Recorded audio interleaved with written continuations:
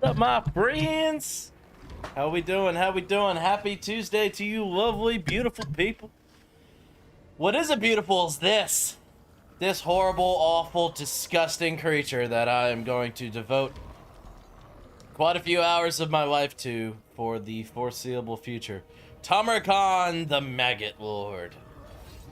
By popular demand, this has been chosen for this run, so we will see how this goes. Any advice, any tips, anything you can do to help me out for this ride, I am here for it. It's going to be one hell of an experience. Because I 100% know what a Nurgle is. This horrible, awful creature is a Nurgle. I hate ads and how it deletes my messages when I'm trying to give you advice. Oh, shit, I'm sorry, Bran. Before you even do the first battle, recruit a beast of Nurgle. Bet, I got you. I got you, my friend. I know. I hate ads, too. Everyone hates ads. I get it. I'm sorry. But I gotta pay my bills. I gotta pay my bills, my friends. I'm sorry. I hate ads, too. I will never... I promise you this. I promise you this. You have a couple different settings you can set for the ads. Like very low, medium, and like very high or whatever. I will never go to very high. I will never spam y'all with ads like if it was Twitch. I assure you of that. That is one thing that I promise. It will only ever be medium or very low. If I could ever get to the point where I have enough people donating on the Patreon or through donations or whatever to the point where like that would help me cover all of the expenses and everything and how far I'm in the negative when it comes to my investment of my PC and everything, then maybe I could get to a point where I'm not running ads. But just throwing that out there. All right, what you mean that thing is beautiful? 100% win rate in the beauty contest. Trust. Facts. I like your abs, Mike. Dang right, Roscon. I don't know who Mike is, but dang right. They have reach in, so if you manual battle, they'll heal even when out of battle. I got an ad in the first 10 seconds of the stream. See, that's bullshit. It should not be spamming ads that early. It's supposed to be like mid-roll whenever there's like breaks and lulls, but it is automated, so that is really, really annoying. From the farthest reaches of the Chaos Wastes, he came. Giggity. Spreading decay in the name of Nurgle. Many heroes fought fiercely to defend their lands, but all fell. Their lifeless corpses, pierced by his razor-barbed teeth. Powerful fighters, made unwilling host to the Maggot Lord.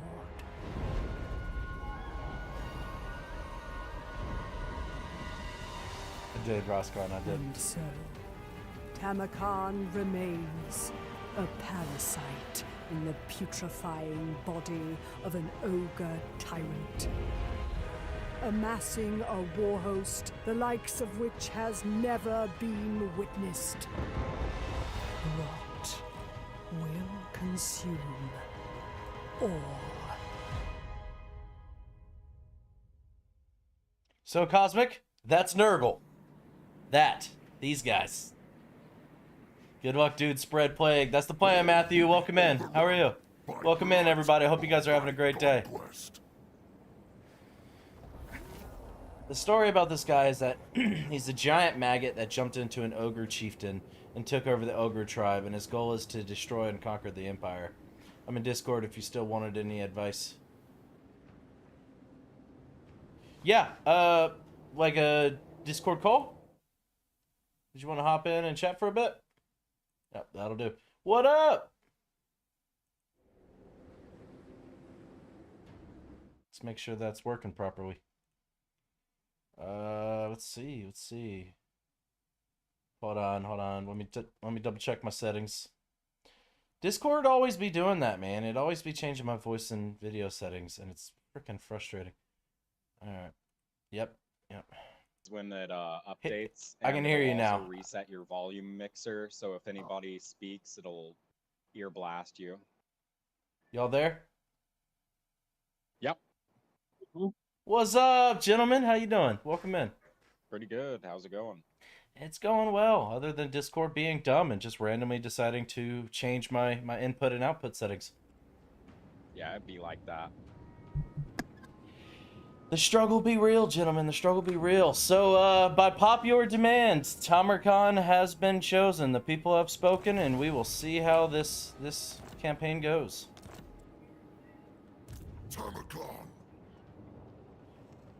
All right, I got to be recruiting people, is what you guys said, right? Yeah, I would start out by recruiting at least the Beast of Nurgle. Okay. Because your starting army is really strong. The Plague Toads and the Nurglings are kind of emergency troops that you keep on the side, but the Plague Bearers and the Beast of Nurgle are ones that you'll want to start out with. Okay, we can But do that. you don't have a ton of money to start out with because Nurgle's economy starts out a little weak. Gotcha. Well, 1,800 per turn ain't bad. I've definitely started campaigns worse than that. A trick that I did once was that I only used the Rot Knights, and even though it took me around 20 minutes per battle, I suffered 0 casualties because of the Rot Knights regen and high damage. When you just hit them once, run back, hit them again, run back, hit them again, run back, their morale is gone, and you're at full HP, so they crumble. So, hear me out. This might be a hot take. I'm not a big fan of cavalry in this game. The amount of micro it takes to have to constantly cycle charge, I'm not a huge fan of it. I don't mind having like 1 or 2, but having like a doom stack of them or like more than a handful, it just becomes to a point where it's more frustrating. It's effective. I'm not saying it's not effective, but that's not really the kind of player I am. You know what I mean?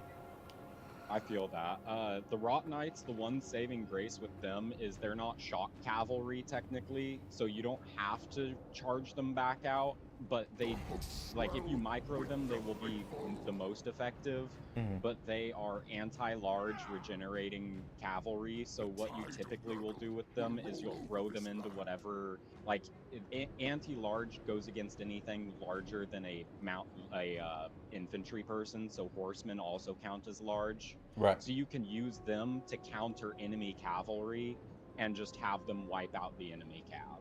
That sounds good to me. By the way, I'm so sorry to hear that, Yellow. How are you feeling? I hope you're doing okay. They're also a strong front line thanks to the regen, so if you do not want to micro, you don't need to really, because they can just stay there for a good bit. Now that I'm cool with. If you micro them. That I'm cool with.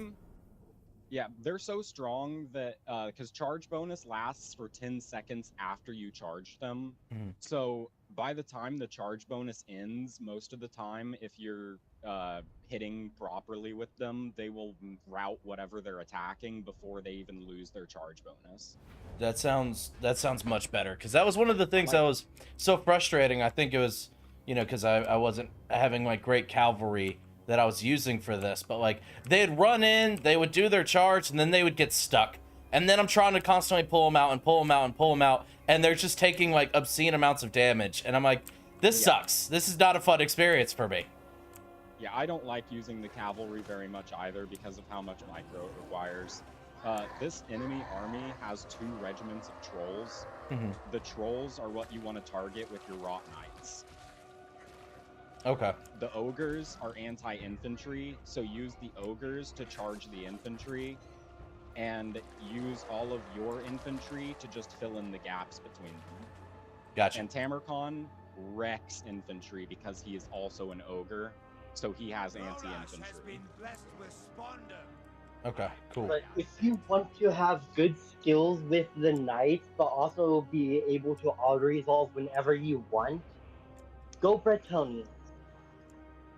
I have a strat as Luin Leonclair, where I can just auto-resolve everything and win, but if I want knight skills, I can just manually play the battle and use only 2 knights. And if they ever get damaged, I use 2 different knights and pull them out of battle. Yeah, And Bretonia just is go on from there and learn that. yeah, Bretonia is Cav City. I have heard great things about Bretonian's Cav. That's basically all they got going for him, TBH. Fair enough. Fair enough. Okay, so let's see. Well, that and an endless army of peasants after having enough Yeah. lands. Yeah, a shit Like ton just of having peasants. 5 armies of 0 upkeep peasants just running in one direction. How very Have to Skaven love of it. them. Yeah, the Skaven, the Chaos Dwarves, and Bretonia love their fodder armies. Heard that. Yeah, just throwing out just it's like, oh no, we lost a battle. If only we had 17 other armies ready to fight after that. Oh no. Darn, we lost all of the filth. The other day, I ended up in a battle with the Chaos Dwarves, where I was playing the Chaos Dwarves, and the enemy army that attacked me was a quality stack, but all I had was like 17 regiments of orc laborers and 2 blunderbusses, and I managed to beat them because all they were doing the entire match was chasing my orcs. Oh. That's nice. Yeah, That'll it's do. really silly. That will do. We'll take that. But yeah, it looks like your setup's pretty good. The Rot Knights, bait the trolls into chasing, and the moment they start chasing into your troops, just run your Rot Knights into them. Okay, cool. Also, try to keep safe distance from their axe throwers. I know they have them. Yeah, They those will guys will harm you a lot. you do have... If you kill all the trolls, you can just use the rot knife to circle around them, and they'll miss all their shots. But that's if you kill the trolls first, and you need to pull them away and all that. Their axe throwers are in the back next to the trolls. Marauder Hunters, got it. Okay. I can deal with them. Yeah, the axe throwers shouldn't get too many volleys off if you just match the pestigores and one of your chaos knights with the front line, and then send one of your other chaos knights after the axe throwers. Or you could send the trolls, not the trolls, the ogres, because the ogres will make short work of them.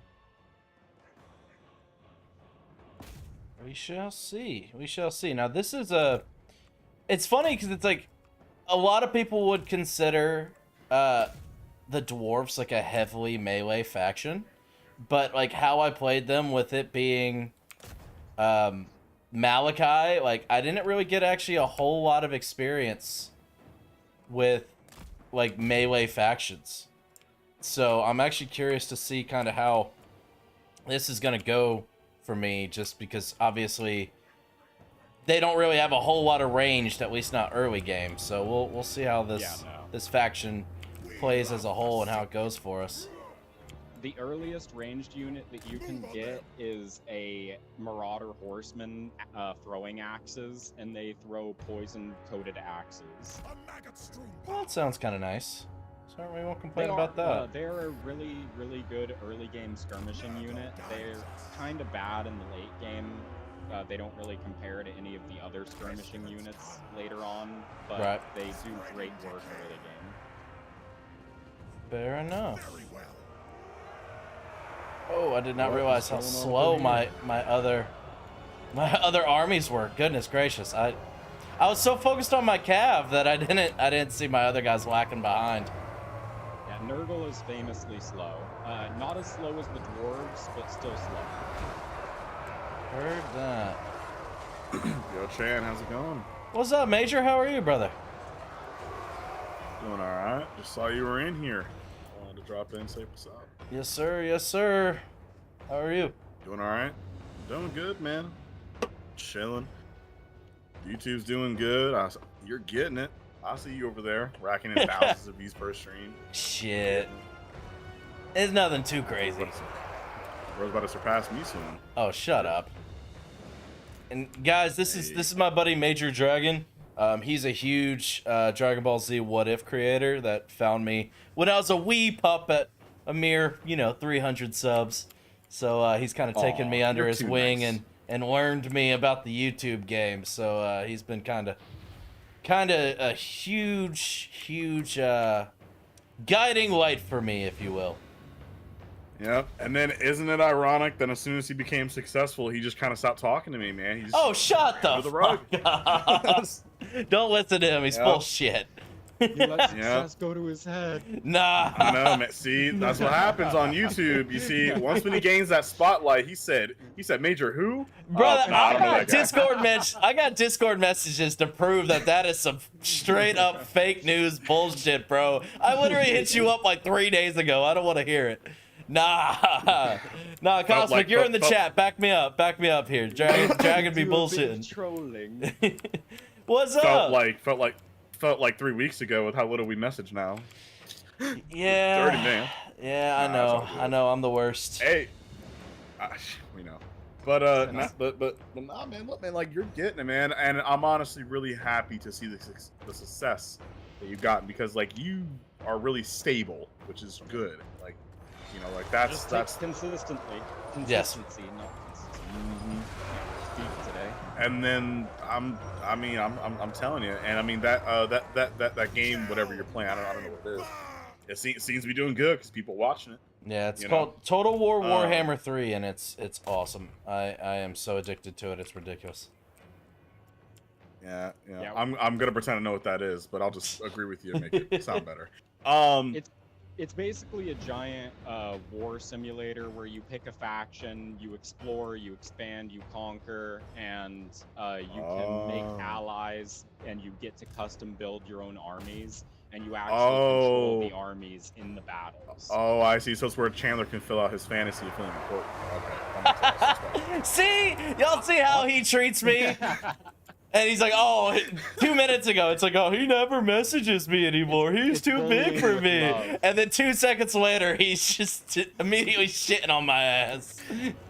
Nah, man. But honestly, Chandler, like I honestly couldn't be more proud. Man. Like you're getting it, and I mean, like like you're gonna hit another wave soon because like you're stable, which is great, and you're gonna hit a wave soon.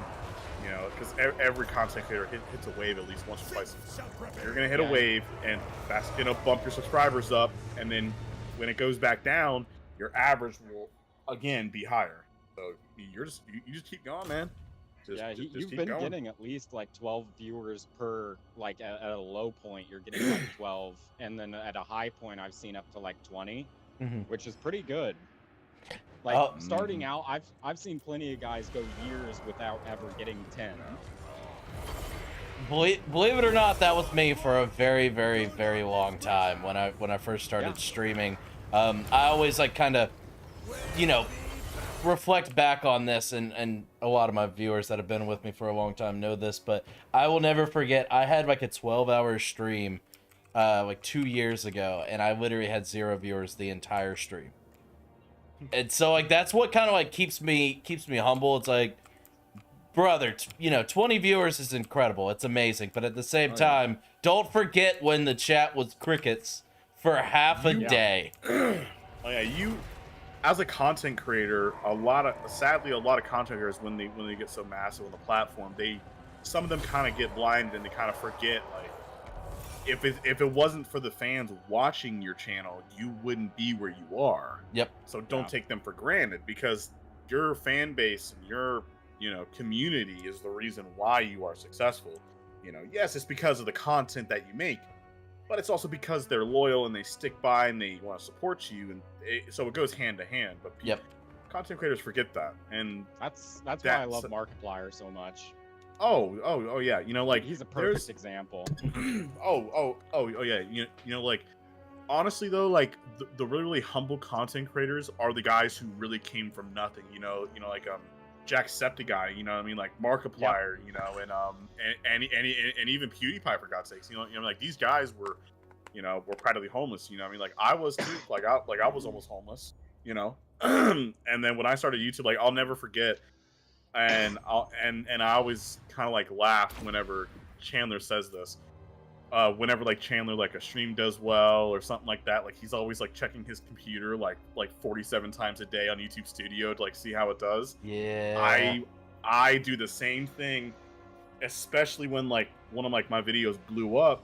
I was checking it every day, and it was like 300 subscribers, 400 subscribers. You know, and I would check every day, reply to every comment that I could.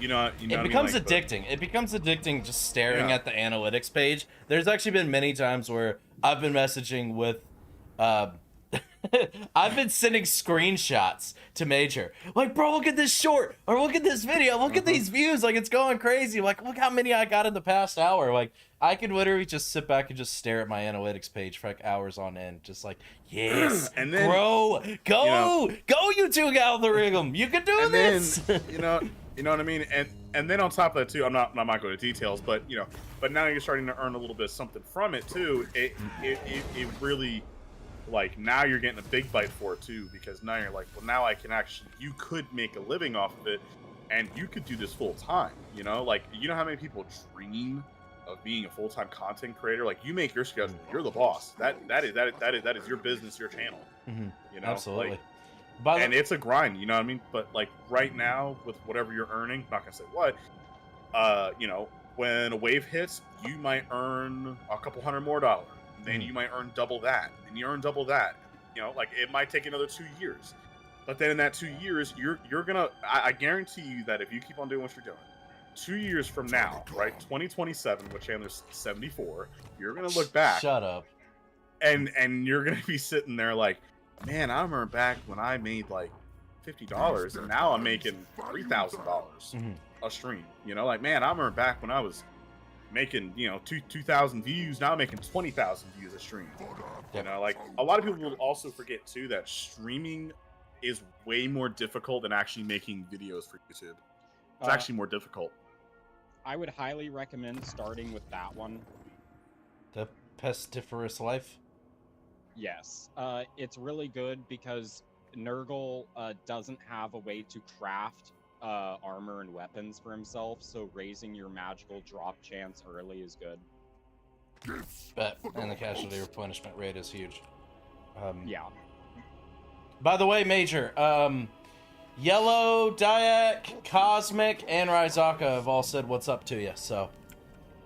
I'm not ignoring the chat. I'm sorry. It's hard. It's hard when you have multiple people you're Chandler talking is with, so and you're also enticed. playing the game, and then you're also trying to catch up with the chat. Chandler is so enticed by my magical voice. Like, I have, like, you know what I'm like? Y'all hear this motherfucker? Come on now.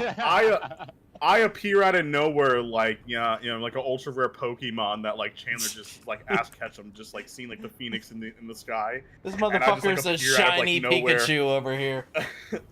Drop some lore, hey.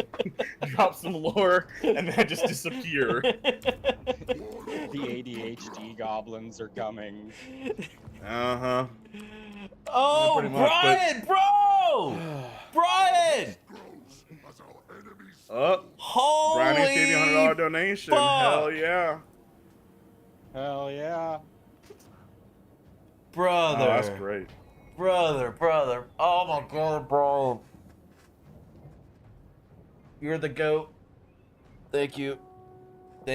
I don't know. I'm not good at accepting gifts. I'm not good at it. Thank you, Brian. Holy shit. The fucking GOAT. Thank you. That dono's huge. I appreciate you.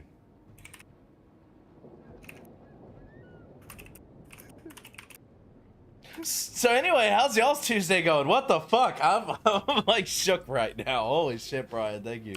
Hold up. TBH, I've been going through it, but we'll get there. Hey, listen. Everybody, this is a message to absolutely everyone. Major, you're ridiculous, brother. I still owe you $10. I still owe you the freaking $10 or $8 or whatever. Listen, hold on. Look, I gotta say this before I forget. Listen, everyone that's watching now, future, present, whatever. Never feel like you have to donate money. Never feel guilty to donate money, okay? The fact that you're here watching the gameplay interacting in the chat and hanging out with us is all you would ever be expected to give, okay? I'm not one of those streamers that demands everyone be constantly giving me money, okay? If you decide you want to, I very, very much appreciate it, and it's incredible. Brian is one of my he blows my mind. He's incredible. Thank you, Brian. But never feel like you have to donate me money. If you ever feel that way, fucking slap me in the face, okay? Just you guys being here is what matters, okay? Man, he lying like hell. He wants your money. Don't listen to him. Shut He's just saying that to up, make you feel Major. better. This dude is poor and he needs some bread on the table. Donate your money, because that's the whole point. He's just saying that to make himself look better. Don't lie. Said, tell your rich friends. I know. He saw that $100 sign and he saw like 5 boxes of pizza and like 12 pack of Bud Light. You know damn well he's happy. No. Pizza sounds good right now. I know. Man, I can't wait until next year. I'm not gonna get into today's stuff, but I can't wait until next year when donations will be changed by YouTube because of laws that are now in place now to where you get full donation tips because their class is a tip for streamers. That is true. Hold on 1 second. I have to adjust the numbers on the stream. Chandler's honestly mad because he's like, damn, I just got called out. God, No, why is people here? I'm not mad. If anything, I'm fucking blown away by the support, Nah, man. man. Like, I'm trying not to go be fucking crying when I just started this freaking new campaign over here. Like, holy exciting. shit, y'all are incredible, man. Like, this is amazing. Yeah. This is what not the donos. Don't get me wrong. I will always appreciate the donos. But this is what I hoped for back when I first started streaming, was like having friends in the Discord call, playing video games, hanging out, having a good time, having an active chat. Like, this is what I hoped for, man. All those months and months of having, oh, I got 3 viewers this stream. This was a great stream. Or I got 1 new subscriber. That was a great stream. Like, it's like, you know, the whole started from the bottom, now we're here kind of thing. It's just, it's incredible. God, Major Dragon's talking to me. Yeah, Success I know. I feels can't believe it. hollow if it's alone. Exactly. Exactly. What did a cosmic? Oh, man. Oh, okay. Thank you all. Major, you should check out my recent thumbnails. I need help, brother. Oh God. Let me go look at this. Unk is living the dream. Unk is peaking. Unk is going all downhill from here. Unk is cooked. Unk had fun while it lasted. Damn. Yep. God damn, Cosmic. Yep. How did I hurt you? This is a Chandler's peak before you see the downfall. Just goes Oh down. my gosh. Oh my gosh. But going back to what we were saying earlier, one of my absolute favorite content creators is Moist Critical, Penguin Zero. I absolutely love him. He is one of the guys that I emulate. Not so much with the monotone, because, you know, obviously I'm way too loud for the monotone voice. Oh hey guys, you know this YouTube thumbnail is not that good. Yeah, but but how humble he is. He's always been the same person. No matter how successful he's gotten, he's never flaunted it in your face. He's never changed. Like, that's the type of person I want to be at. Like, once I, you know, if I eventually get to that level, like, I will not let the money change me. I will not let the success go to my head. I promise you that. Bullshit. Yeah, he sticks by his principles, and I respect that. Even if I don't agree with every last thing that he says, I can respect the person that will actually, like, and he doesn't just form his opinion based off of how he feels about something. He actually looks into it, and that's good. It's good to do your due diligence and to make sure that you're informed, and he always does that. And that's one of the reasons I think he always avoids putting his foot in his mouth, because he doesn't speak on something until he actually knows about it, and I like that. I couldn't have said it better myself.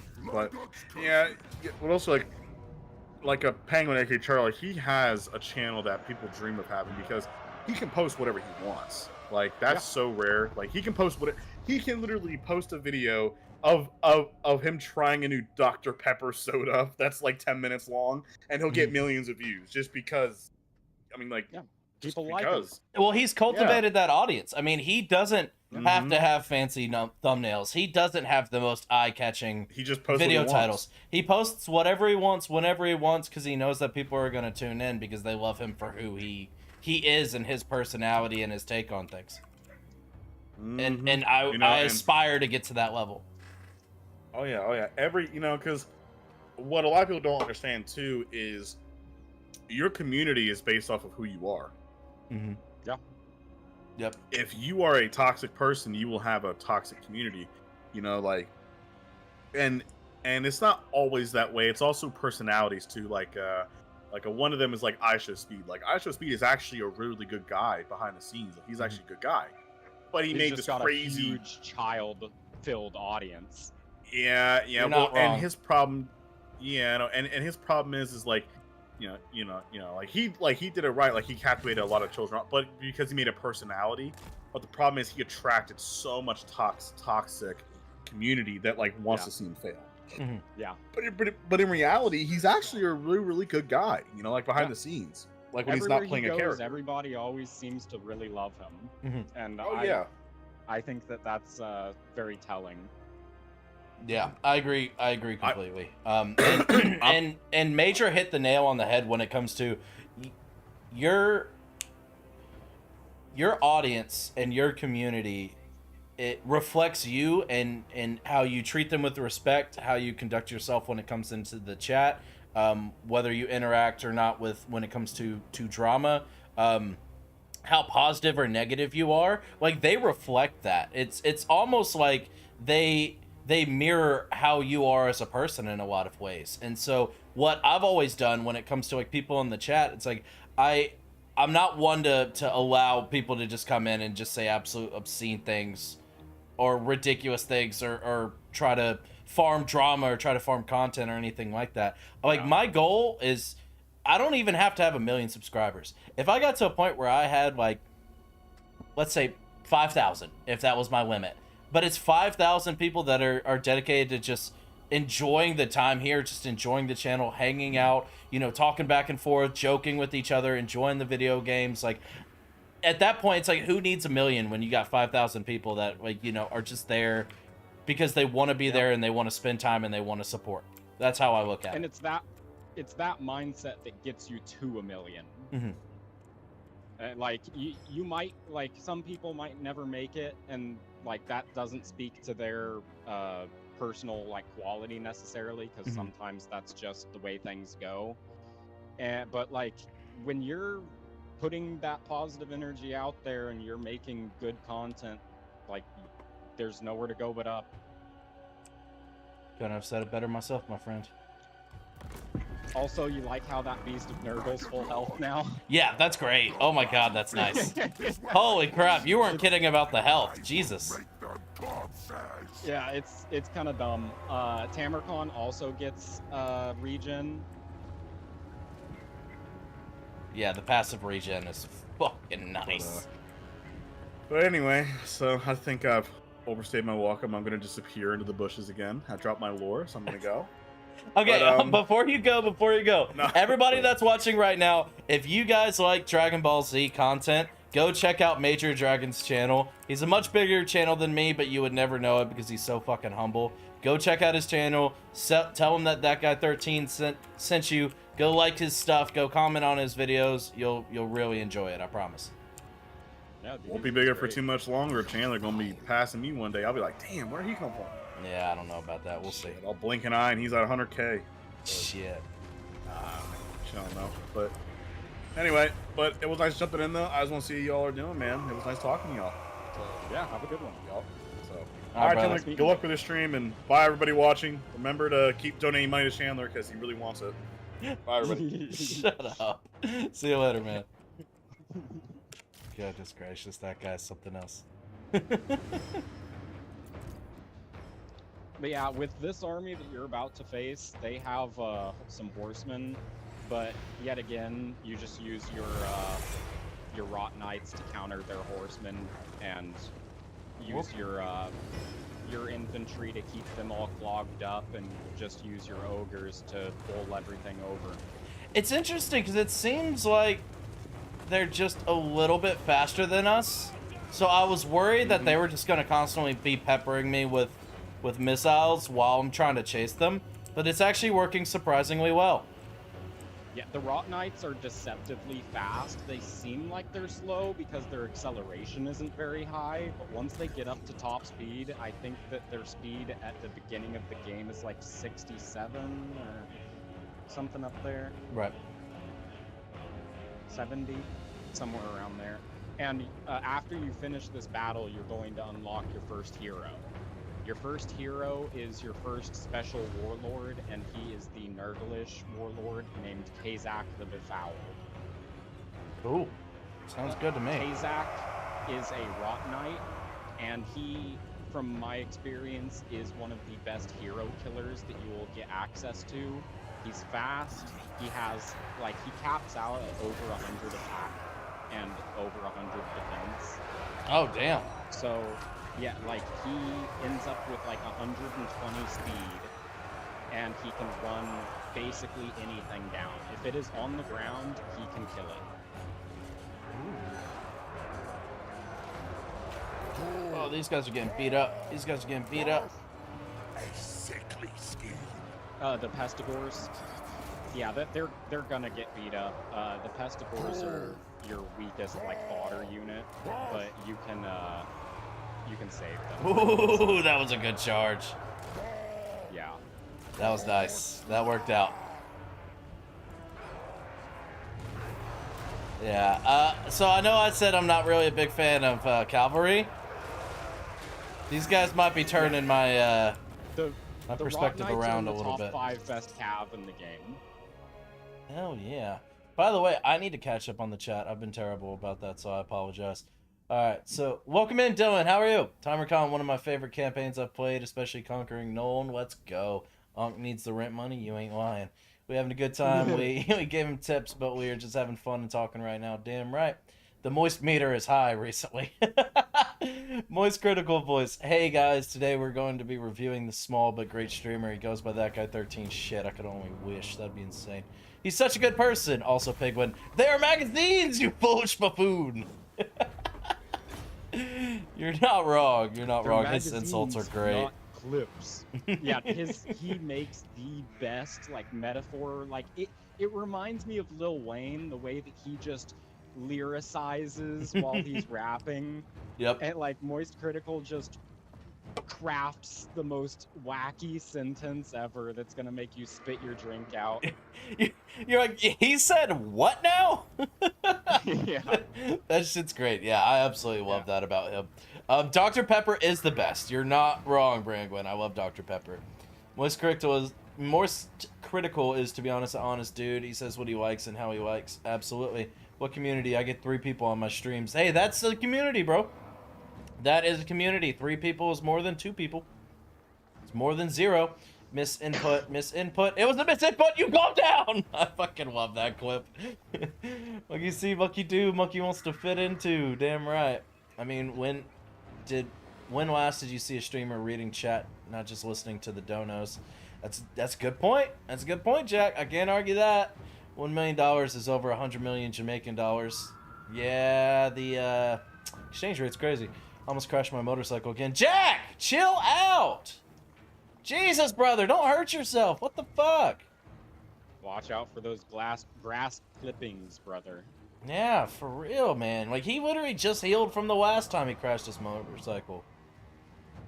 Yeah, Cosmic, don't ever think you'll get banned. You're ridiculous. You will never get banned from my channel. I assure you of that. So, all right, back to the game. I don't really know as far as how it works when it comes to Nurgle itself. I assume we're gonna want to try to occupy everything, right? Yes. But it also seems like their economy is huge on infections. So is there a rule of thumb? Is it something where I should sack and then occupy like most settlements, or like what should I kind of focus on? There are some settlements you might want to sack, but it's typically you sack based off of the money. I don't think you're gonna get that many infections off of looting but like large settlements, like there's one that you'll be fighting in the next like 10 turns that you'll definitely want to sack. Okay. But this one you'll occupy because this is your home province, and you really want to get it set up as quick as possible. Gotcha. Cool. That threw me off with the whole clapping. I'm like, what the hell? Where did that come from? Also, little tip: go to your first settlement, or your settlement that you just conquered when you get the chance, and build a military recruitment building, and then cancel the build. Okay.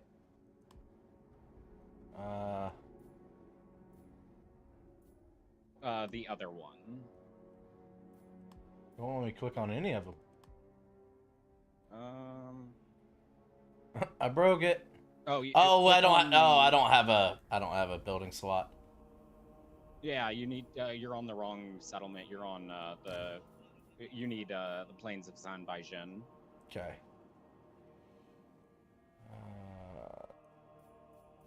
So build that and then cancel it.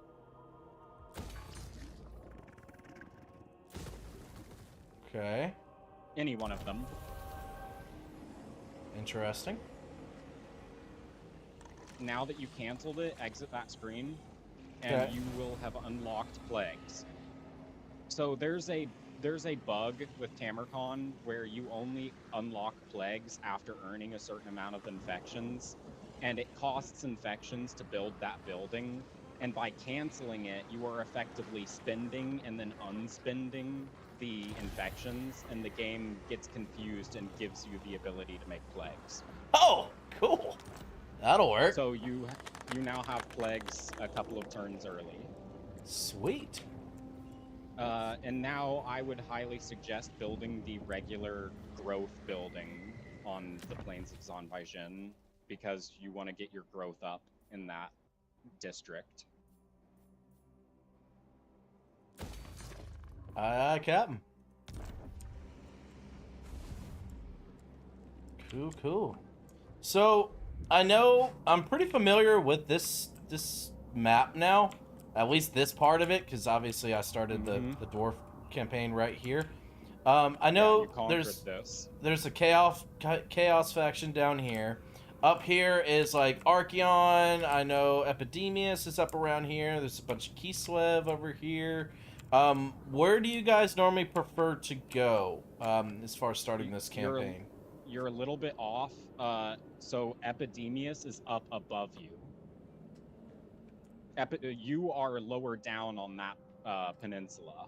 So you are currently south of Archeon. Archeon is directly to the north of you.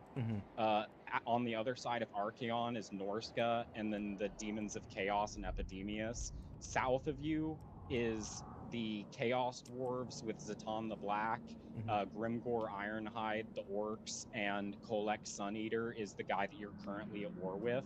Right. So you're going to want to keep going south because you have not wiped out, because that guy that you're currently at war with is Kolek's vassal. Right. So Kolek is going to come up after you if you don't push in on them. I would suggest taking the northern road to that settlement and take out that city as quickly as possible. Cool. I can do that. Because there's a north and a south split down to that southern city, and the north split has an actual road, so you get a little bit better movement. Yeah, the difference in movement from like using a road versus like just walking through like a forest or over some bumpy terrain, it's ridiculous how much it cuts back on your movement. Don't worry, I just took it's slow on a turn. My tire just slipped, but I had control. Good. Go slow on turns, please. Brangwin, but gold for everything else. I do need gold. I want all the gold. I'm okay. My foot hurts a bit. Okay. To unlock the plague things instantly. Smart. Chan, if I put a thumbnail in Discord, can you rate it on a scale of 1 to 10? Also considering the fact that I just threw this together in like 5 minutes. Okay. So here's some advice. Cosmic. If you have that mindset of, oh, I just threw this together in 5 minutes, not good enough. Don't even need to see it. Now, if you said, hey, I spent 20 minutes, 30 minutes on this, I'm really happy with it, I'm really proud of it, this is what I want to do, can you let me know what you think? At that point, that's what you're looking for. That's my mindset. That's how I look at it. I'll still give you feedback, but you gotta change your mindset when it comes to stuff like thumbnails and stuff. It needs to be eye-catching. All right, let's see. Bran, where'd you go? I'm still here, just muted. Gotcha. Let's see. Presence. Truly blessed am I. Truly blessed am I. Now, here's a... Also... Sorry, what? Go ahead and recruit Kazak, so you have a new tree. It's flashing down on your right side. Okay, 1 second. Just kind of getting a... Be told, he will carry you in any manual battle you do. Mm-hmm. He's good against everything. And when I say everything, I mean everything. Yeah, if it, like I told him before, if Kazak, if it's on the ground, Kazak can kill it. Andres, leave me alone. Quit bullying me. The Tamarkon's Chieftains panel allows recruitment of unique heroes, each granting access to unique chieftain abilities and units that would otherwise be unavailable, such as those of other races. Selecting a chieftain's portrait allows you to view their information and recruit them. Okay. Selected chieftains are recruited via this button for the specified dominance. Kazak, the Befouled, is already available to recruit. Bet. Let's go. Give me that. Give me that. Oh, I gotta click the button. Just kidding. Also, you want to recruit the chariot because the cost to recruit it is the same as the amount it gives you, so it's technically a free unit. Which you really need as Nurgle, since you don't get units easily in the game. Which unit? Yeah, the chariot. Okay. Section of Oh, sorry. No, you're fine. I'm just reading. The early game chariots, the early game warlord units in general will carry you because, like you said before yesterday, the Nurgle recruitment is a little rough early on. Right.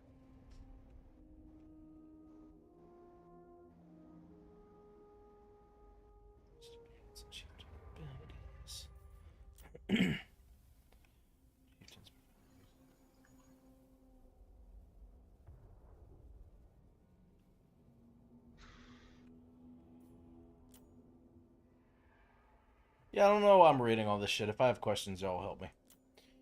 Cool, give me that. Oh, I mean, it's good to read. It is good to read, but I was a C student, bro. That's... Always read. Remember what I told you before in your previous campaign? Yeah, read the things. I know. That's why you built the deeps and got so far. Listen, I built the deeps and got so far because you told me to build the deeps and got so far. So I didn't have to read shit. I got you guys in my corner. To read. I told you to read what the deep said, and you didn't read. I had to manually tell you, bro. I know, I'm the worst. I know.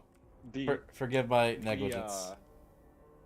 The Tamarkon Chieftains page is comparable to the dwarf Oath Gold page, where you will get all of your strongest stuff from that page. Mm-hmm. Like whenever you get the chance to recruit the Chaos Dwarf Warlord, he gives your army an ability later on that will just straight up full heal your entire army instantly. Oh shit. One of your other warlords has an ability that refreshes your movement. So you can hit a city, take the city, use all your movement, exit the city, and then use that ability, refresh your movement, and go all the way to a new city and take that one as well. How very Scarbrand of them. That sounds awesome. Yeah, it's pretty sick. And that one's Kargan the Crazed. He gives you that one. That sounds beautiful. Go down towards Kolek, push through the ogres, and Connect to Kugath. That's what I do. I'm back. Had to help my dad. Welcome back, Jack. Yeah. And what he said is entirely correct. You want to connect with Kugath as quickly as possible because Kugath has a really rough campaign where he starts right next to the vampire coast or vampire counts, and those vampires really mess him up. Heard. And Cosmic. When you're playing the ogres, they for some reason wipe the vampires instantly Yeah. and then wipe you. Let's see. If you're gonna make a plague, I would highly recommend putting your plague on Tamarcon and just making the starting option that you have right now going down to the one that gives you melee defense, and then going down to the one that gives you Vanguard deployment for all troops, because those two are incredibly powerful early game. Vanguard deployment on your infantry units completely nullifies the fact that they're slow, and you just spawn right in their face. Ooh, that does sound nice. That's interesting about putting the plague on your own people. So is that like one of the best ways to spread it? Like I assume it doesn't hurt us if we have the plague on us. And real quick, Cosmic, I will give you credit for you just throwing that together in just a couple minutes. It looks really good. You did really good with it. So as far as plagues go, what would you guys recommend as far as like what my focus should be on? Should it be on like spread chance? Should it be on like as debilitating as possible for people? Like what should I be like shooting for? Early game, you want it to last as long as it can so that you can have the effect it has on you as long as it can. Yeah, Okay. that is entirely correct. Because you will probably make 2 plagues early game until you leave this like starting war. The first plague is going to go on yourself. The second plague is going to go on Kolek, because Kolek has an incredibly powerful army to start with, and you will need to give him some attrition. The attrition plague, the one that you start with right now, the Skull and Crossbones, that one will give you bonus regen, and it will give enemies attrition. So when you spread that plague to yourself, the next couple of battles that you do, you will heal after them quicker. And there is still a chance for it to jump to someone if they get close to you, but you can also summon a cultist once you've taken the next 2 cities, and send that cultist down to Kolek, give him the magical aids, and then after the magical aids is almost run its course, you go and attack him. Gotcha. Okay, cool. Recommend you to go attrition speed than the health symbol, because that will make your units faster and give them an ability to regen in battle, which will help you a lot. That one is nice. The Vanguard deployment plus the healing cap plus the bound spell Fleshy Abundance is a really nice one. I just like the melee defense because I have been playing around with the different armies for Tamarcon, and Tamarcon as a lord is specialized to use Plague Ogres, but he's also really good at using the basic infantry or the Rot Knights, because Kazak gets Rot Knight specific stuff. So you kind of get to pick between whether you want your army to specialize ogres, big bad infantry, or the Rot Knights. Okay, cool. There's also the giant toads that you can specialize, but that's way later game. Yeah, toad dragons are cool, but they're so expensive, and I feel like there's other monsters. Like, they are really cool. If you wanted to do it, it's not bad. It's just I think that it's not as strong as it could be. Right. Yeah, absolutely. But at the point where you're able to get them, it's like a why not? I'm already Yeah. this far. I'm gonna just Yeah. push forward with these. This will help me enough. Yeah. Also, you can teleport. Later on in the game, you'll get the ability to make plague cultists, and those cultists can create a Nurgle cult, kind of like an undercity. And one of the buildings that you can build in those plague cults will allow you to teleport Tamarcon and his army to that city. So you could send a plague cultist all the way to the other side of the map, teleport Tamarcon over there, and just start taking over both sides of the map at once. That is real nice. You And- can also decide that if you don't want to teleport to that place, you can build different buildings under it to like get more plague stuff, which will help you. It's kind of like the Skaven Undercities, since Yeah. you've played Skaven before. Yep. That was my first campaign. Was Ikit Skaven, and yes, Cosmic. That was a huge W reference. I agree. Nice. I had a glass of rum with Coca-Cola with ice. That sounds delicious. I don't know what's happening, but I'm here to just chat and support a small-time creator. Chan isn't a small-time creator. This guy has more subs than PewDiePie. Andres, stop smoking, bro. It ruins your mind. They say Ozzy Osbourne is dead. Oh shit. Yeah, Ozzy died. What the fuck? It was the first thing I heard this morning. I woke up, checked my phone, and my girlfriend texted me. It was like, Ozzy Osbourne died. Damn. Oh my gosh, that is wild. That man Well, lived he a hell of a got- life. He got his last big concert, and then he said, all right, guys, I'm leaving. Yeah, I'm out. Peace. Let's see. So you said I need to make a plague and then put it on Tamarcon right now? Yeah. Okay, so Skull and Bones, Vanguard deployment. And then the blood droplet is a really good one. Vanguard deployment is that one, and then the blood droplets to the right. Okay. Okay, and then infect. And increase the duration to as max as you can make it.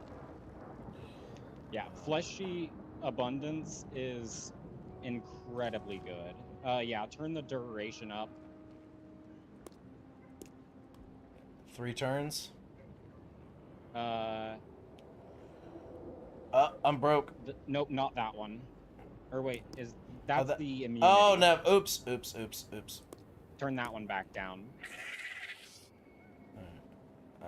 And then the middle one, and then turn that one up. Well, I can only do So it for do it 2 2 of them. turns. That's fine though. But do I really That's need plus that? 2 turns. That's plus 2 turns. How long does it normally last? Like 3. So it's gonna last you like 5 turns. Where? Are you doing this, Andres? Are you doing that on Discord? Is that where all these freaking sounds Yeah, are it's the coming from? soundboard. Oh my Man's got gosh. Discord Nitro. Jesus. Okay, so sorry. How long do they normally last? So 3 turns is base, and every turn that you add is just another bonus turn. Okay, cool. So we will do. And yeah, that's entirely worth it. And after you take this next city, it'll replenish some of your infections. And the city after the one that you're about to take is the one that you're gonna want to sack. Oh shit! I just infected my city. Wasn't I supposed to put that on Tamarcon?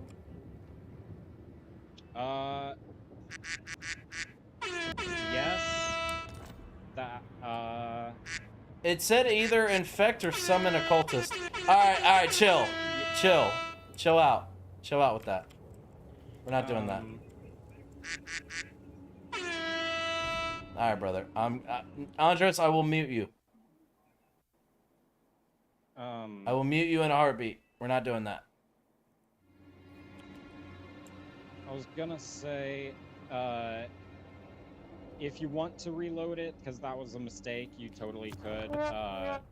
But but it doesn't matter that much because you don't need the plague that bad.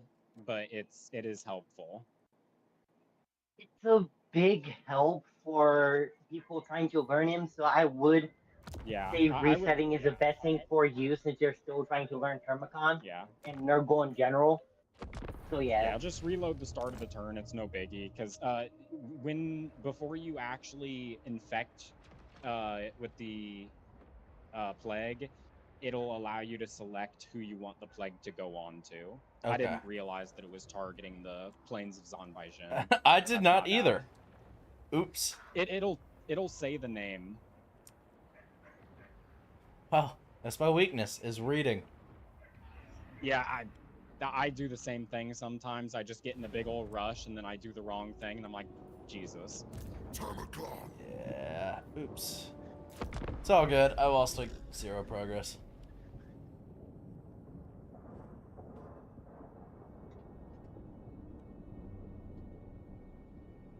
I mean, to be fair, Aussie lived one hell of a life. That man was the definition of a fucking rock star. That is wild. Nurgle's plagues are my heralds. Alright, so I don't have to be, like, in the settlement to, like, infect myself, right? Nope, you can summon a cultist on any army, you can infect any city, or you can summon a cultist on any city. That is quite nice. Okay, so we'll do 1, 2, 3. And that's one of the best ways that Nurgle can protect his settlements late game, is you can insta-summon an army on a city, and also then summon a cultist on the city, and if somebody's about to attack you, you can give them a plague and defend yourself. That does sound really nice. Because that is really frustrating when you have all your armies, like, really far away from your lands, and then all of a sudden, out of nowhere, some random faction declares war on you and just starts taking numerous settlements. Yep. As long as you have extra money and people in the recruitment pool, you can just insta-spawn a 20-stack army. That is quite convenient. I like that a lot.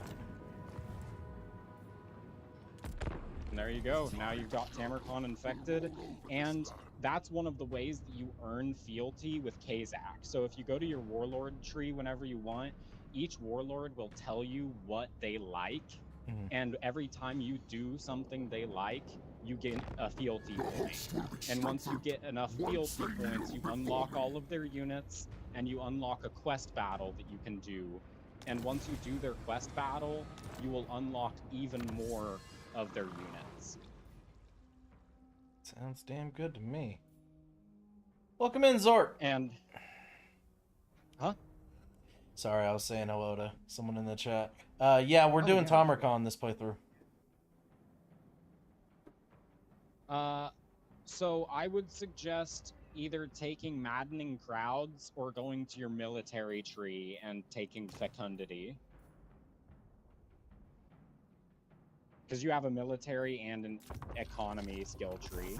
As soon as I see healing, that's all. Fecundity. That's all I need to see. Yeah. Fecundity is the healing spell. It is, you start out with a spell that slows people. It's like your basic army spell, but Fecundity is the second tier army spell. And the third tier army spell is like Rot, Glorious Rot, I think. And that one is like an AoE miasma that just burns people. I like burning people.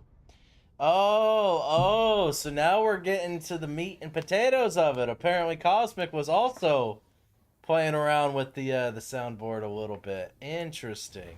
It's funny how we had some people join the chat. They didn't want to actually talk. They just wanted to spam noises. That's interesting how that works out.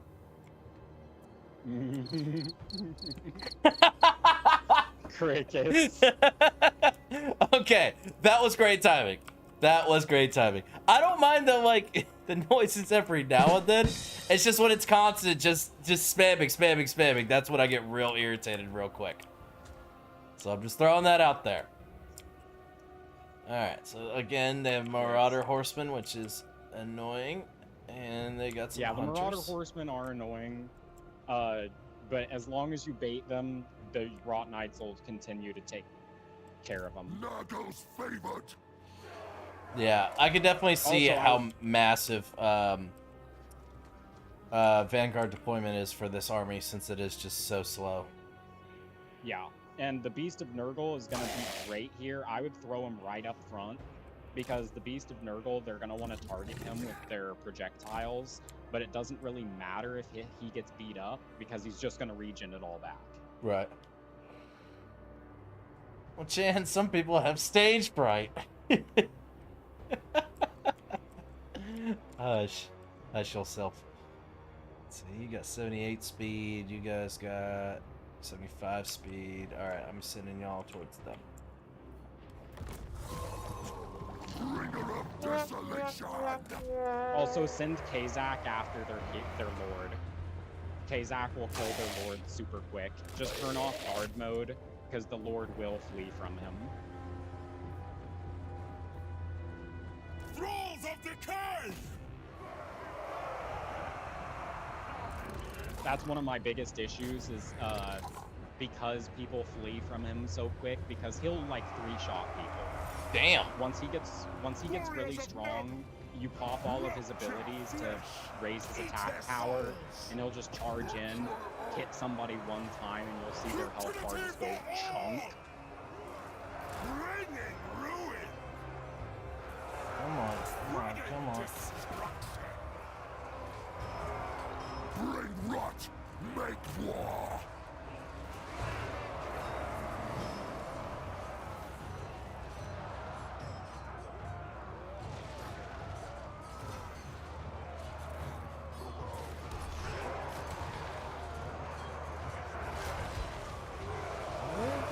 Damn, we are tanky as shit. Holy hell. Best infantry in the game. Well, not the best, but some of the best. The Chosen of Nurgle, especially the Great Shields, are almost impossible to kill. Sounds quite nice. Let's see. Fire is the only real effective way to kill them, and not that many armies get too many good fire units.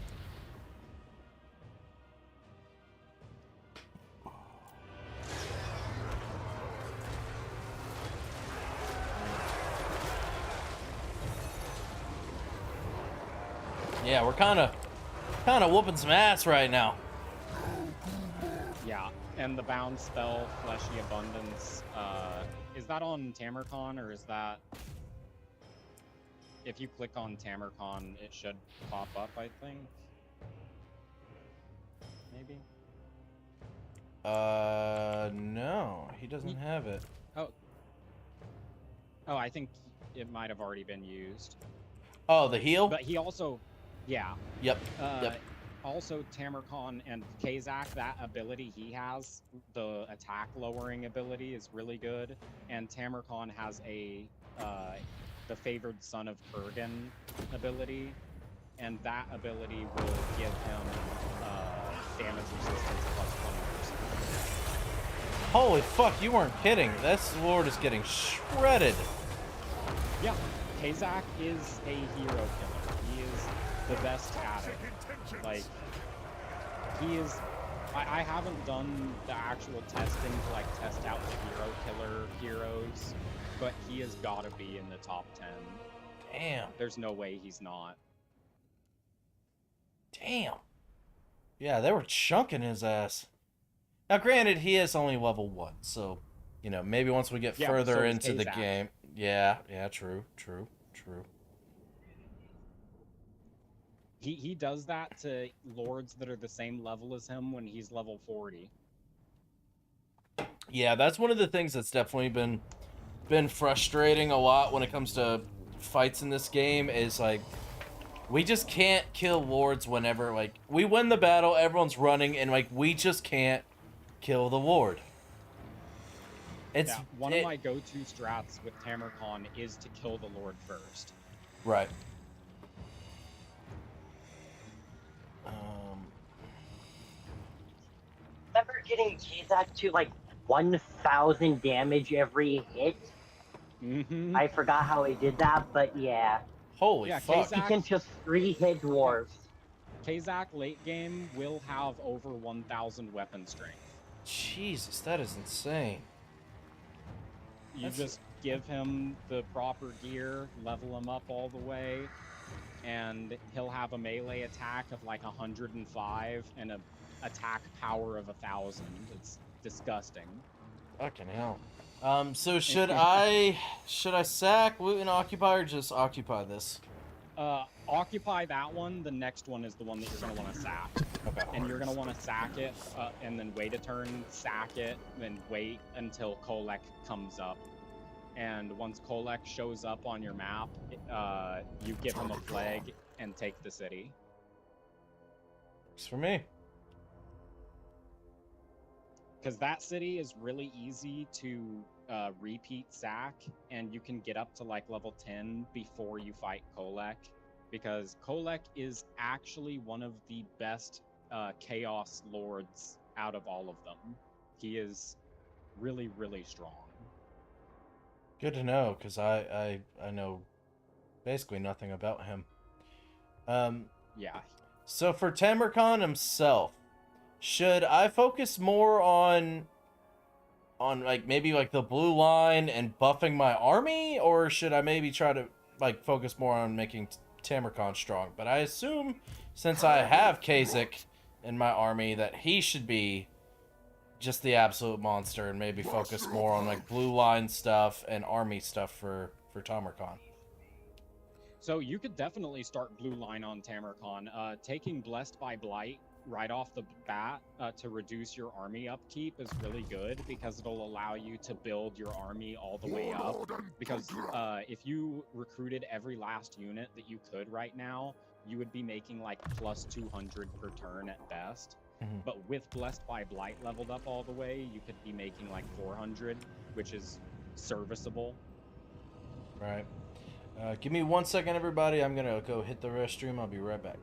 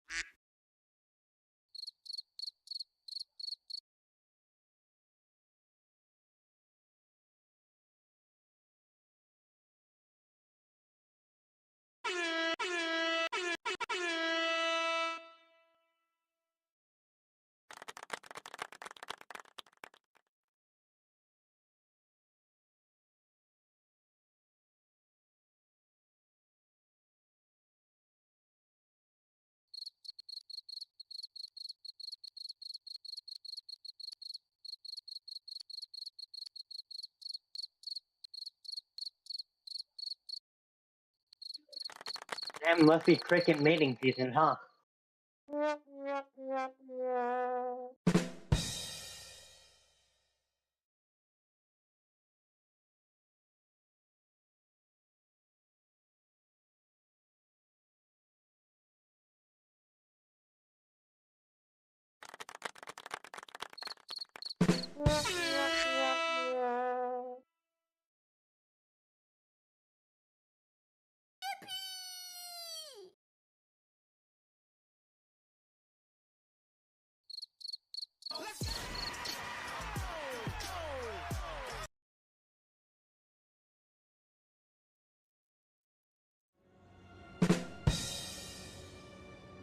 Oh snap, we got a new sub. Thank you for the sub, Maze Gamer. I appreciate you. And Andres, how dare you? You told me I was special. You told me I was the only one for you. How dare you cheat on me with other streamers? Gosh. Unacceptable. That's painful. That hurts. That hurts me deep. To the gallows with you. To the gallows with you. You're gone! Be gone from my sight, peasant! Jesus. Oh man. Okay. Alright, we're back to grinding. Alright. So as far as kind of recruiting, I know that they kind of recruit on cycles, so am I just kind of sort of stuck with 8 out of 20 right now, or should I try to Recruit everything. recruit Go to your everything? recruitment page and recruit everything that you can right now. Okay.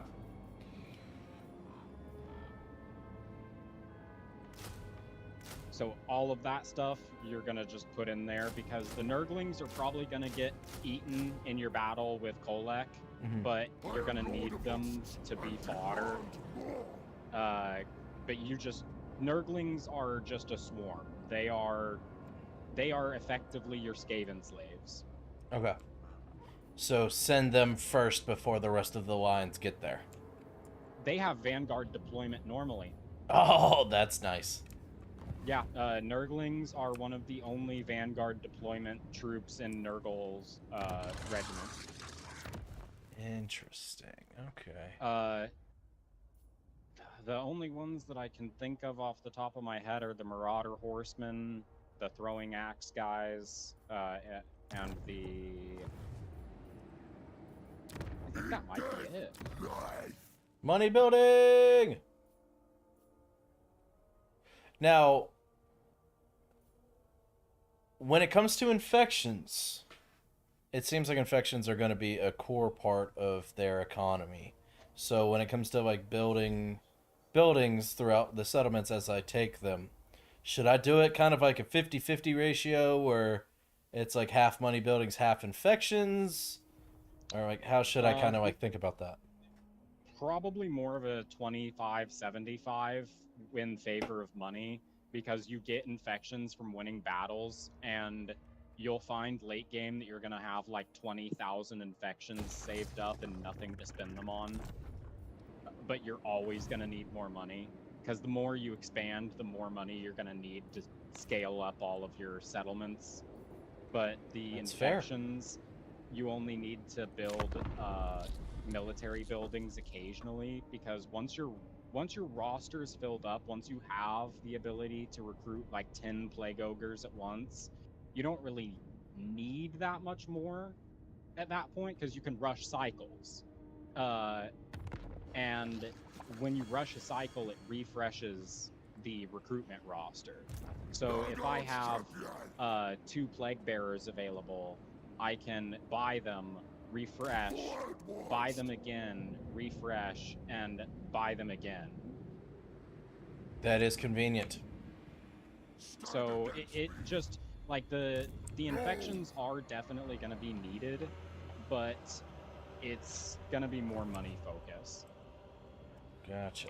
Yeah, and there's Kolak. Now, I know you guys said, you know, like sack, way to turn, but will I have enough infections to make another one to infect him before he comes at me? Yeah. When you sack, you're going to walk back into your territory so that you can heal. Okay. And you don't want to stand too close to him because he will walk up to you. So as long as you sack and then walk away, he won't walk up to you.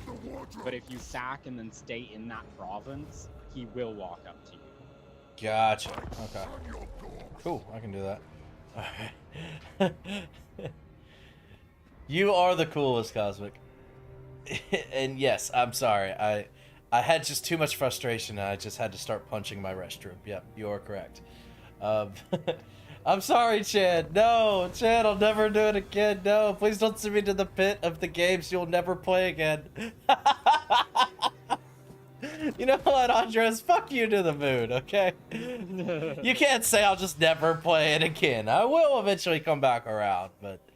One of these days. One of these days, but for now, this game has absolutely just hooked me and will not let me go. Yeah, I was that way with Baldur's Gate 3, with Great Total game. War Warhammer 3, Helldivers. I probably spent about 300 straight hours on that game when it came out. Damn. It's good stuff. Ooh, I definitely want that movement range, so we'll go here to get that movement range.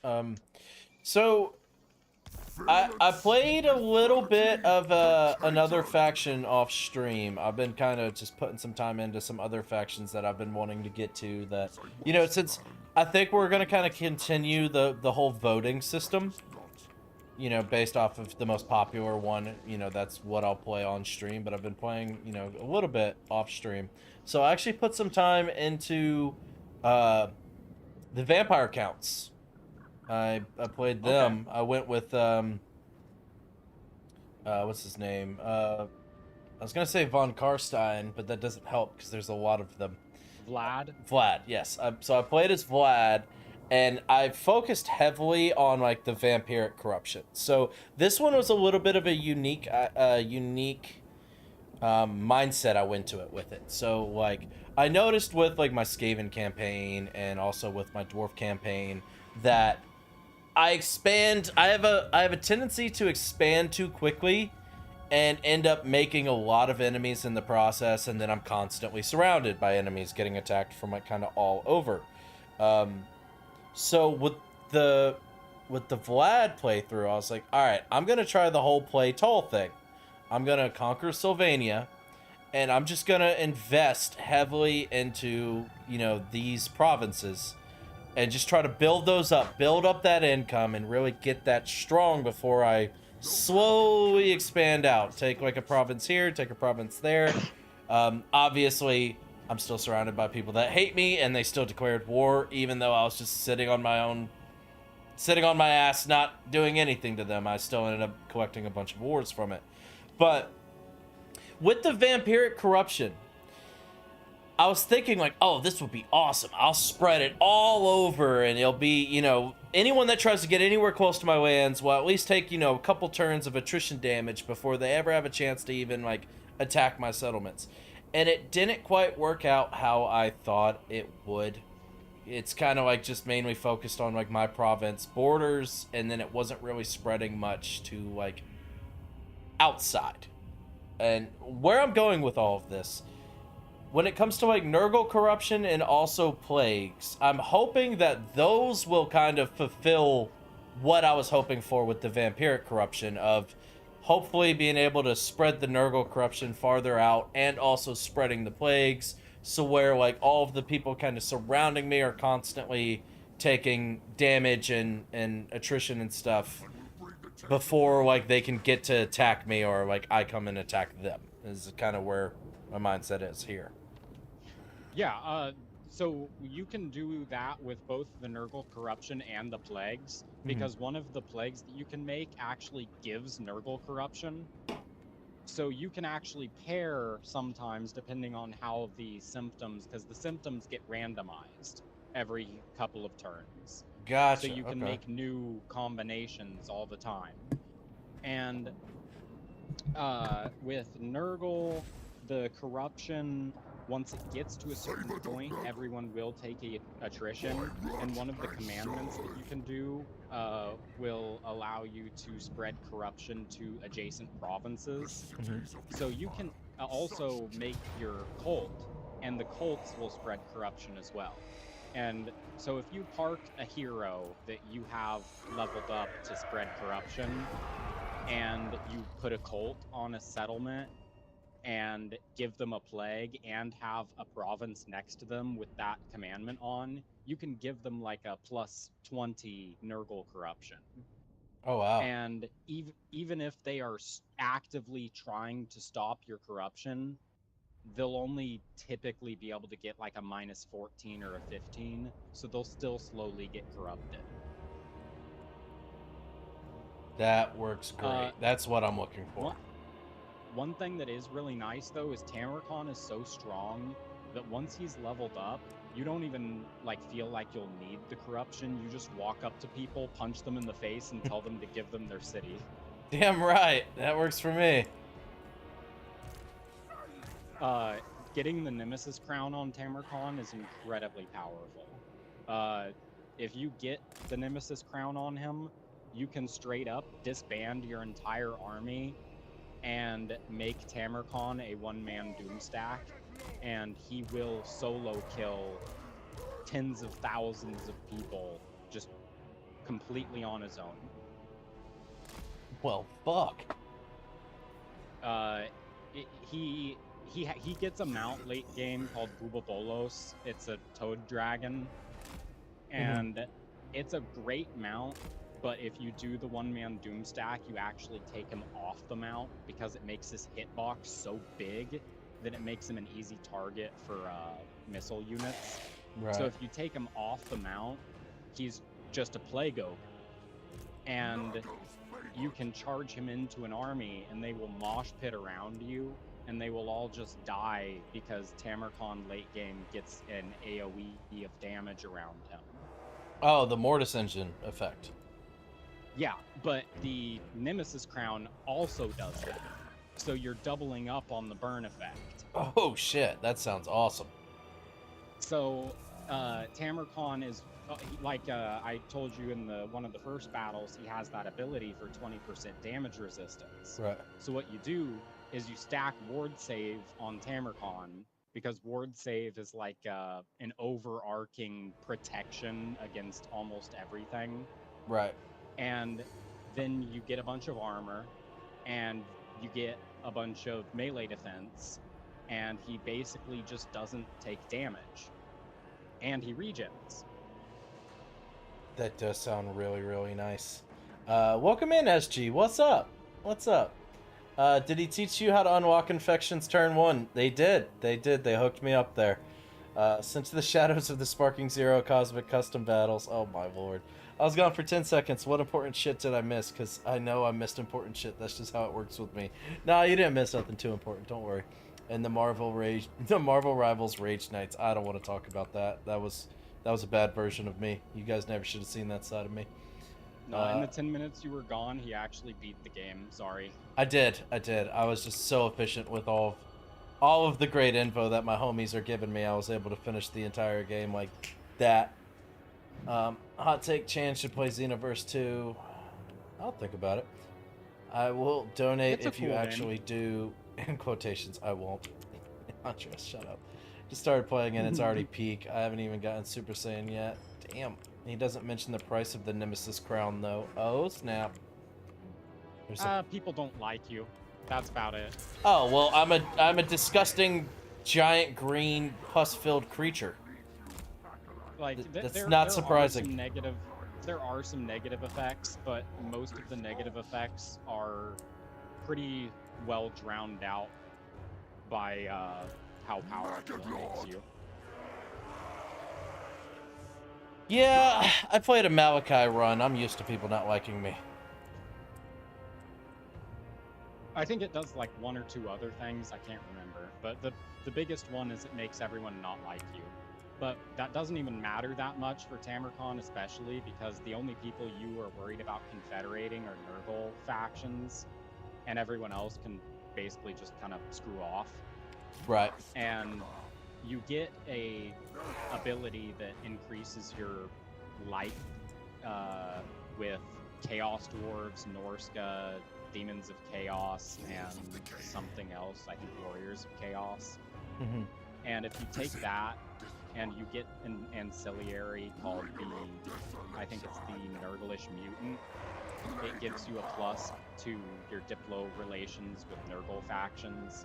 So you can artificially pump up your relations with people to mitigate them not liking you as much. That helps. That certainly helps. I'm tired of people not liking me. Yeah, I would get as many Nurglish mutants as possible. It's not like you really have much of a choice on what you get, but make sure you pay attention to that and equip them when you can, because each one gives a plus 15 to your relationship with Nurgle factions, and confederating Kugath as early as possible is really nice. Oh yeah. You guys weren't kidding. These fucking holy shit, dude. These Rot Knights are insane. Yeah, and Kazak buffs Rot Knights. His red tree is it increases their attack, their charge bonus, their speed. It makes them cause fear and terror, and it also increases their recruitment. Shit. So you will late game, you will recruit a Rot Knight, and they will start at like rank 5 or 6. That is pretty nice. It is. Warriors of Nurgle! Yeah, it's pretty sweet. These Rot Knights are definitely making cavalry grow on me. Yeah, I prefer that kind of cavalry over shock cavalry, because shock cavalry is the one where you have to constantly charge them in, wait 10 seconds, back them out, charge them in, wait 10 seconds, back them out. Yeah, that's what I don't like about cavalry. Yeah, if you're not constantly panning your screen over to look at your cavalry, it's like, oh, well, half of them are dead. Yeah, that's what I absolutely hated about them, for sure. So that's good to know. I was wondering what shock cavalry meant. The Nurgle shock cavalry does exist. They are the Chaos Knights. The Chaos Knights are the ones that you will want to avoid if you do not like that. Good to know. They're not bad units. It's just they fall prey to the issue of dying very quickly if you don't micro them all the time. Right.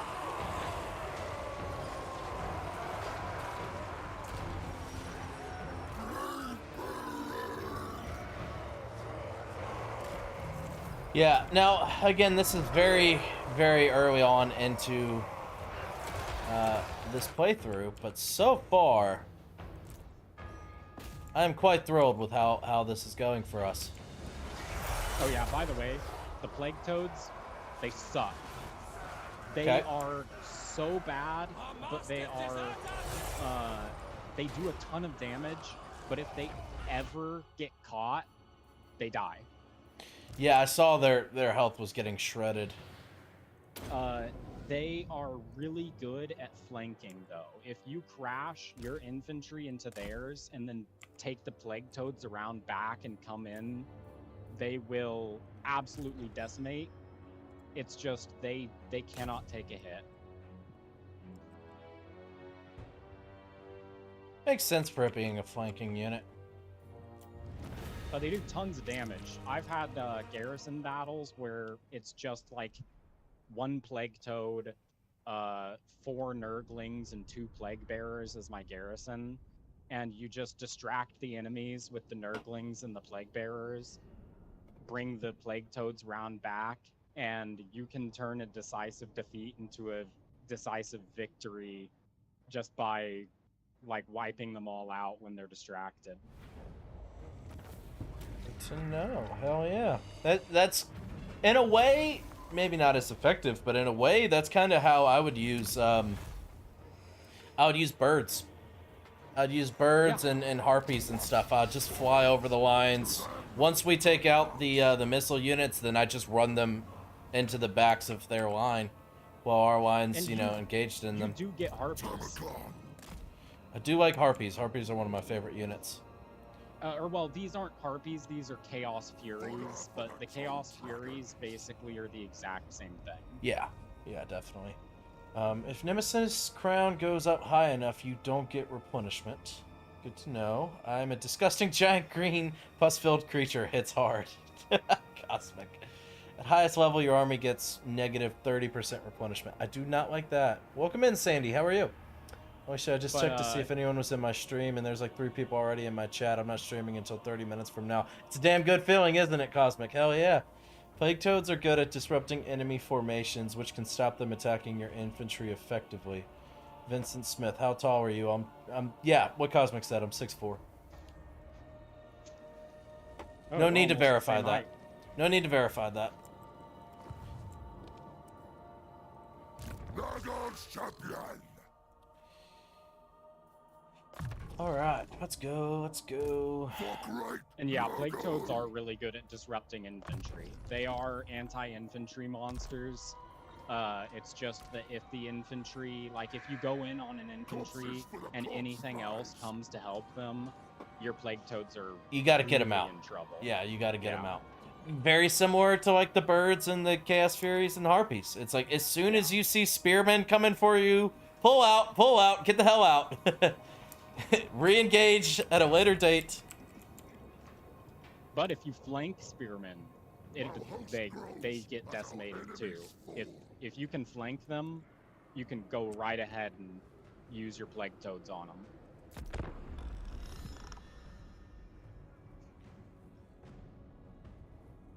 So 6'4" sideways. Oh boy. Man's built like a brick house. Jesus. Let him clap back on the replenishment thing. I want to hear it. And now he's 6'4" vertically. For the replenishment, Nurgle is really, really, really good at replenishing in the first place. You can give yourself a plague to replenish. And one of your war chiefs has the instant replenishment ability. So if you were worried about replenishment, you could always keep him in your army. And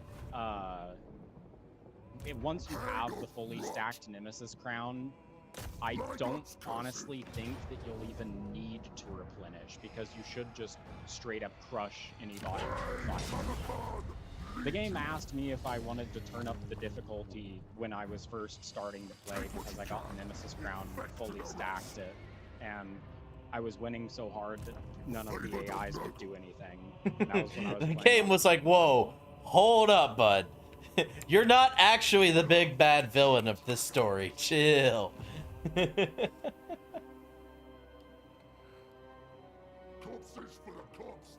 Wait, shit, what did I miss, Cosmic?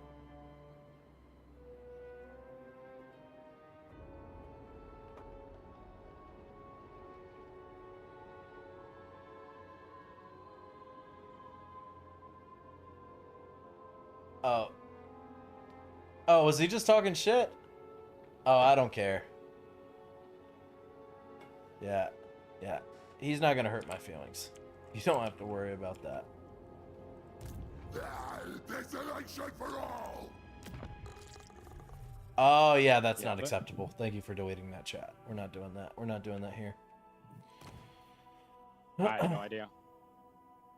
Oh, I just watched a deer run through my yard. Oh, nice. Beautiful. Oh, and there's the other one.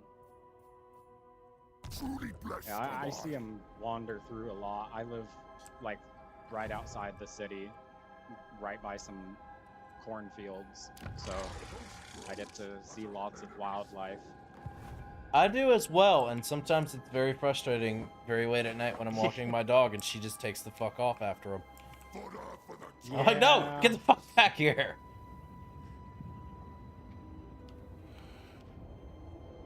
Basically, if you're going to use Nemesis Crown, don't put multi-entity units in that army. Use a Lore of Nurgle caster with whatever else and use magic to heal your army. Okay. Yeah, you should be able to counteract most of the negatives with the Nurgle abilities, because Nurgle is just innately really good at healing. I do like healing. And you know how you were talking about wanting to level up the blue tree Mm-hmm. on Tamarcon? Right. The later stages of the blue tree give you a bunch of casualty replenishment. Corpses for the cops. Renowned and Feared gives you replenishment. There's another one that I'm forgetting what it's called. But you should be able to get at least like a bonus 30% casualty replenishment from Tamarcon. Ooh, a plus 200 infection rate. I was Yeah. worried. I was looking. I was like, I'm not getting enough infections with this sacking. Don't worry. The quests that you complete will give you a ton of infections. The battles that you complete will give you infections, and early game you're probably never gonna have over 1,000 because you're gonna be spending them as you get them. Yeah. So it's gonna feel like you never have enough until you have too many. That's fair. So should I go ahead and drop Plague on Kolek now? Yeah, go ahead and summon the cultist after you take the city. Okay, take the city and then summon. Gotcha. Yep, because you can summon at any time. And it bases the spawn point of the cultist off of like wherever you spawned it from, and once you take that city, the city will be the closest point. Okay, cool. Alright, so for specific plagues to try to be as debilitating as possible on them, what should I go for? I would highly suggest either going for the one that nerfs their speed and giving, of course, the damage per turn, the attrition. You could go attrition minus melee defense minus armor, or you could go attrition minus melee defense minus attack, or you could do attrition, melee defense, and speed. And all of those would be useful combinations against him. Because making his army slower, he does have cavalry in his army, so it'll make his cavalry a lot easier to run down. I do like that. Yeah, because I need our cap to be able to catch up and take him out. And then, I honestly don't think you'll need to turn up the turn duration on it, because he's probably going to attack you soon. If you don't, I wouldn't spend the extra infections just because you might end up wasting them. Okay. And by the time the 3 turns of damage has run its course, he should be weak enough to attack you easily.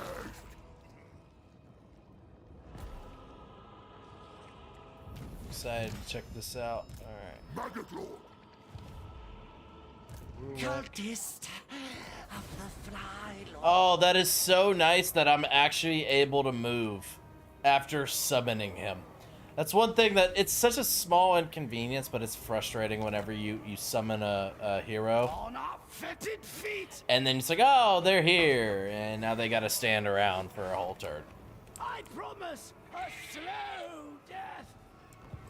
Okay. Oh, he has a little more movement left. I don't know if you It want to use it, brings though, me joy. because Kolek might move. If you get too close to him and he moves away from you, you might not be able to catch him. You are ambulatory decay. That's a good point. That's a good point. I one thing I wish, like, and this might be something that someone's modded in, but one thing I do severely do not like is how passive the AI can be sometimes, and how likely they are to run away. Mm-hmm. Yeah, trust me, it gets even more frustrating when you turn it up in difficulty, because the AI will actually bait the fuck out of you. Yeah, oh, it's happened. It's happened where I'm just constantly chasing them around, and as soon as I get to a point where I'm actually able to attack them, they run me right into 2 other armies, and I'm like, oh no. Oh no, I got baited hard here. I'll liberate you from life. Bad times indeed. Her father has a plan for you. Let's see. Let's catch up on the chat. Oh yeah, War you of can recruit Nurgle your is chariots. it's a strong magic tree. It has everything you'll ever need. You're not going to be able to overcome negative 30% replenishment, most likely, but it doesn't have to be a problem. You can build special buildings like the tree and do research, which will allow infection rate to increase by a lot. Immunity goes down to 0, and duration lasts for 8 turns. That's late game, though. All of that sounds amazing. Is it just me, or is it Yeah, like the 10 times gallows easier tree. to ignore shit talkers online than in real life? Oh, absolutely. Online, you can Oh, you can just completely ignore them. That's no problem. I've never understood that about the whole online bullying thing. It's like fucking turn your computer off. Stop looking at the screen. Block them. You can do untold amounts of things to avoid online bullshit. Yeah. Versus Even in in a game person, as you can't. toxic- You might not be able to outrun a bully in person. You know what I mean? Yeah. Even a game as toxic as League of Legends, you can just mute somebody. Yep. Like that. One top Nurgle tip I have is keep a second lord around and spread a plague to your main army. The next turn exchange units, which will spread the plague. This way you can maintain an infinite plague. Ooh. That is a good tip. Ooh, I like that.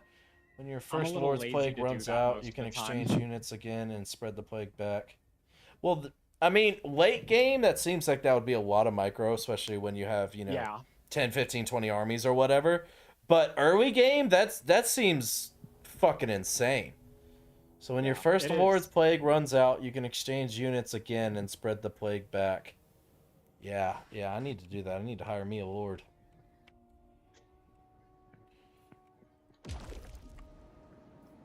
Also, the lore of death is okay, Not a but lord, a the hero. lore of Nurgle is way better. Lord, okay, cool. Yeah, Uh, lore of death is mainly you only keep it You around are because Spirit Leech is a really decay. good spell to stack on top of a lord when you're trying to kill them quick. mhm. By rot and shine. We need a hero building.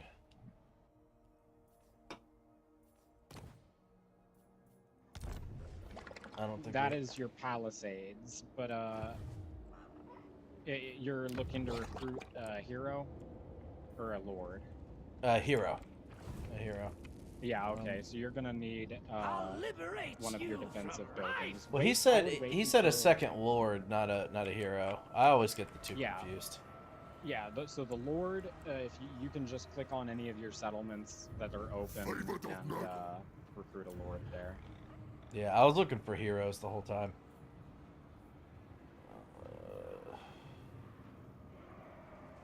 Both of those sound really nice, actually. The Heralds are really good, by the way. Ugh, you are gross. Infection cost to create a plague minus 10%. Own army control minus 5. Local enemy presence or province. Weapon strength plus 10%. Charge bonus plus 8. So, little tip here. Heralds of Nurgle, when they hit level 15, get the chance to evolve into an exalted Great Unclean One. And the Warlords get to turn into Demon Princes when they turn level 15. That So- sounds cool. They get different skill trees, and they get different like basic abilities based off of what they are. And they Mhm. get different stat pools. And the Demon Princes are really good. The Great Unclean Ones are really good, but you don't necessarily always want to evolve them. I promise a slow death. Why not? Basically the skill tree for the let's say the Tallyman. Let's say for example you get a Herald. The Herald gets a flying Once mount my host later on. defeats So if you want may a sample pure your spellcasting lord, you can have a flying spellcaster like just zipping around the battlefield, raining hell down. But if you evolve him into a Great Unclean One, he becomes a big slow unit that is much better in melee combat, but if you wanted a spellcasting lord that's zipping around fast, he no longer does that. Good point. So it's just based off of what you want for each army. But they're very versatile. And you get to choose whether you evolve them. You can tell it to wait 10 turns and ask you again. You can reject it permanently, or you can evolve. Your flesh will Cool. Good to bubble. know. And yeah, Kolek's running. Yep, Like, that's good. Just let him burn under that plague for a turn or two. If I can catch him, he's running away from my plague guy. If he runs away completely, then you just get to take his city. But he's probably gonna park himself in that city. I would not move towards him.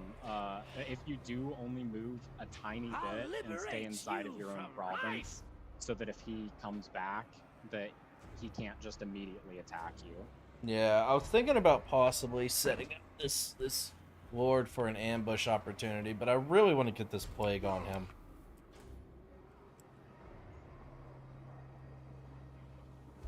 Great and queen ones are better in my opinion.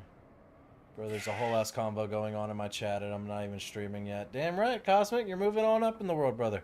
There's an achievement for getting a great unqueen one. I don't really give a shit about achievements. I'm not really much of a trophy The great hunter. unclean ones are incredibly good. He is right. Right. They are very, very strong. I could They just have one of great each. Spells. Oh yeah, you can have as many as you want. There you go. Alright, well, let's see. Technology. Well, can't do As long as you can keep range. buying them, you can keep having them. Lethality, contagion. Weeping fate. Okay. We'll just see what Kolek does.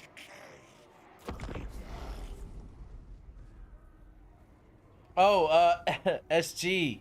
Last night when I was playing, I finished up my dwarf campaign, and the fucking greenskins sent 3 heroes after me and killed 3 of my heroes in my one army. Just back to back to back, all in one turn. I'm like, oh, you sons of bitches! Oh, so annoying. Most of the time, they're just kind of like hovering around you like they're fucking flies. But man, these ones were actually effective, and it was really frustrating. Don't worry. The very next thing you fight after Kolek is the Greenskins. Cool, I need to murder all of them. Yeah, you want Grimgor dead ASAP. He will declare war on you. Well, challenge accepted. Alright, cool. So now, let's see. Alright. Duration 3 turns. Infectivity 25% spread chance. Immunity duration for non-Nurgle forces and settlements 5 turns. Alright, so I think we should just give that a turn or two. See, hopefully it spreads to the garrison and the army in the garrison as well. That'd be nice. Quite helpful. Maggots in. So maybe after this turn, bring them up and maybe try to set an ambush.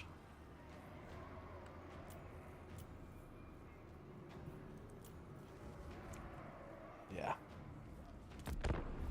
Play it slow because he is a tough SOB. Indeed. Oh, did you end up recruiting those Chaos Chariots? The Chariots of Nurgle? I don't believe so. They recruit at full health, so it's no rush to recruit them. Just make sure that you do before you fight them. Okay. Where did he go? Okay, so he either ran away or he's He in might ambush be stance. ambushing. Yeah. He's probably ambushing.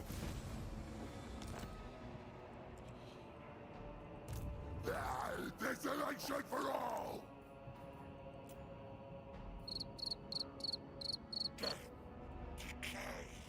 I can't. So, Regiments? Unlock No? them first. You go to your Warlord page. Oops. Just kidding. Oh, there we go. There we go. That makes sense. And then press the plus button, and now you can recruit them. So you have to spend dominance to unlock them, and you get dominance by winning battles. Armored anti-infantry, poison attacks, 110 armor. That's nothing to scoff at. Decent And you just speed. got 4 more dominance because you recruited them. That's nice. I like free things. Free things are the best. Greenskin hero action success chance is no joke. Top tip number 2: when you upgrade to a greater demon, that character loses half their level, so don't upgrade your ward to a greater demon until rank 40. This way they stay immortal. Good to know. Yes, absolutely. Yeah, that is fair. Cool, it did spread. It spread to the city. Hell yeah. Let's go. 25% for the win. I'll take that.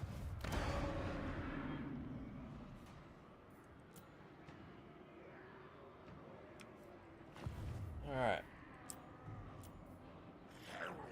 I think next turn is the last turn for Kolek's Plague, so I would attack his city either this turn or next. Nurgle's champion. Either one should be fine. He's probably taken a good bit of damage already. Hand of rot. Give it one more turn. As long as I can reach that. Yeah, as long as I can reach that from here. Yep. Golden. If you're confident that the ward won't die because it's a doom step, you can level it up early so it can level up faster. I'm not confident anything won't die yet. Until I get them strong. Oh, also, before you attack, if you have enough infections, you could always give yourself another plague to make yourself stronger. I only have 146 infections. Oh, okay. Yeah, that's no biggie. I always run a mod for Nurgle because the amount of infections that you get post-battle is a little frustrating. There's a cap on it, so that you can only earn, I think, like 250 or something like that. Right. Yeah, just a quality of life kind of thing. Yeah.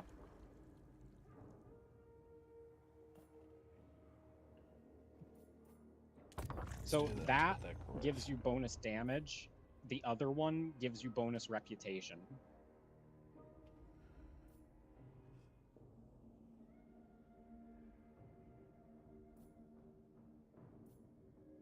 Okay, cool.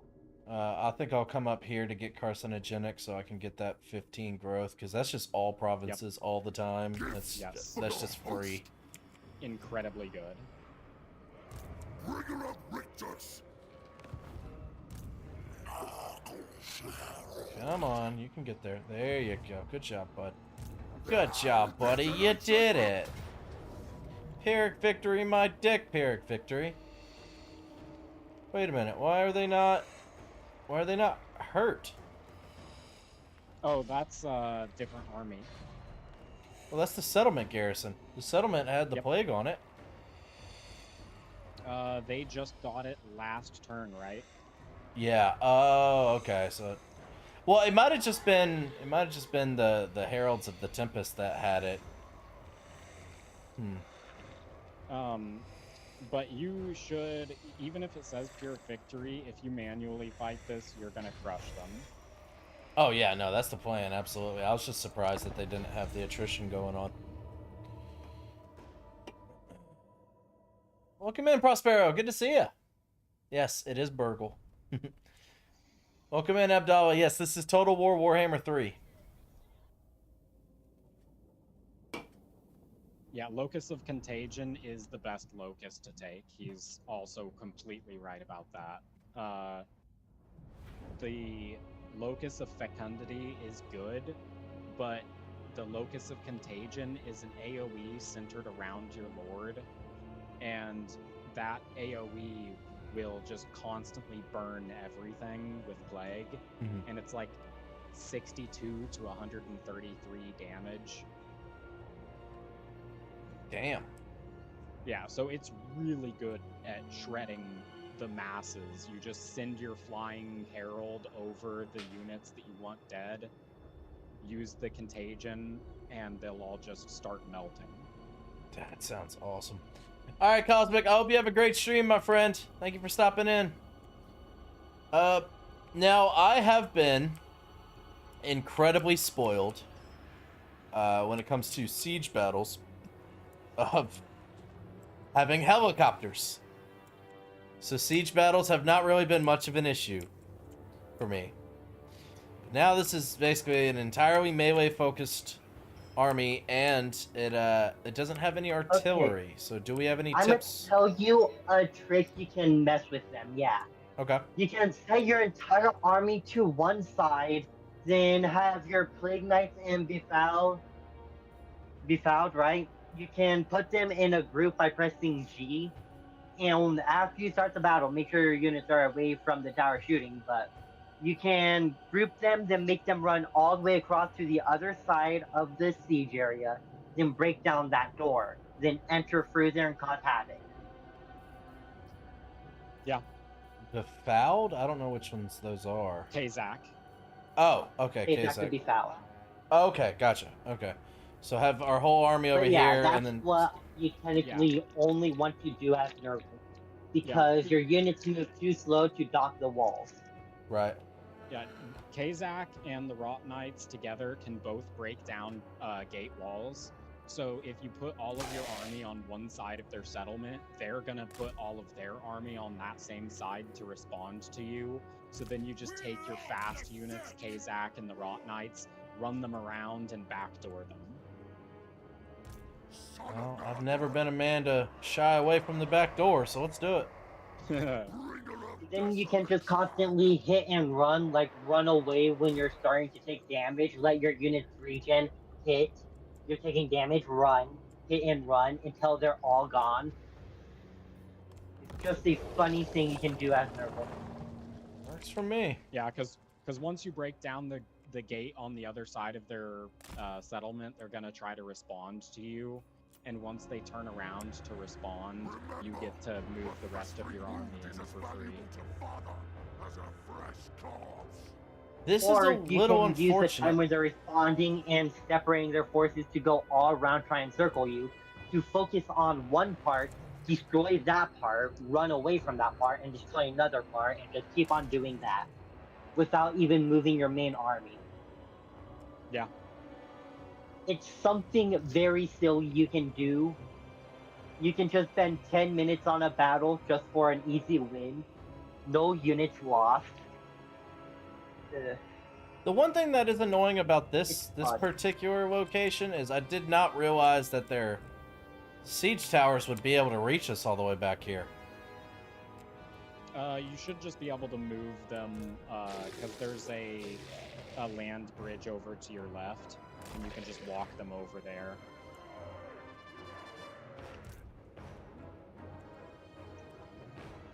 They might take a couple of shots as they walk, but it's not going to be too much damage at all, especially for anything that regions. True. Yeah, that regen is something that is definitely fucking huge for us that I have to keep in mind.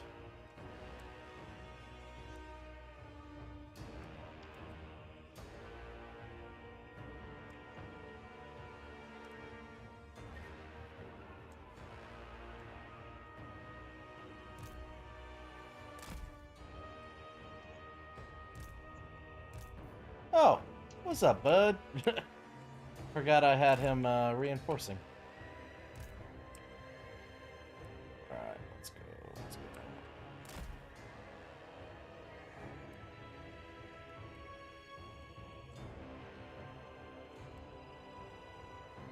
This is definitely an interesting tactic. Just target that gate right there. Works for me.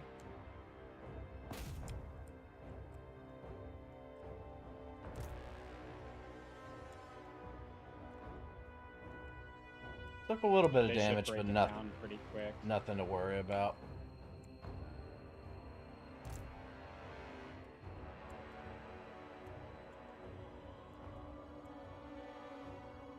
Yeah, the Plague Bearers taking a couple of losses is really not a big deal. The Plague Bearers are deceptively strong, though. They don't seem like they're that special, Right. but they are very sturdy melee units.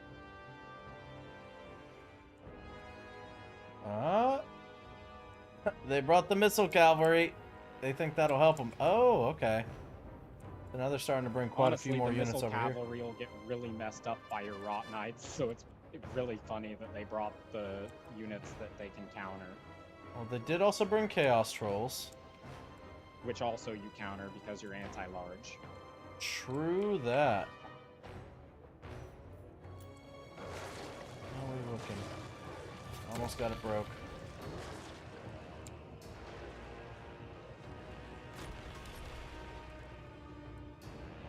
Alright, so should I just still keep my army kind of back here while I'm kind of like causing chaos with these two guys up here? Or should I start trying to send them forward as well? You can send them forward now if you want, but you could also wait until after you've killed the trolls and the missile cav. But if Okay. you move them in right now, they might get confused and try to run back. It's kind of up in the air on what the AI will actually do, because it can be a little silly when you start flanking them. They freak out. Right. And boy, do I just not enjoy siege battles. I'm really excited to see what they do with this siege rework. I hope it makes it a lot more Yeah, entertaining and not janky. yeah. I will say I have had some really fun sieges with Nurgle, just because some of the late game armies, like, you can just kind of ignore the basic mechanic of like, oh, I have to be scared of their walls. You literally just walk right up to their walls and say, I don't care. Right.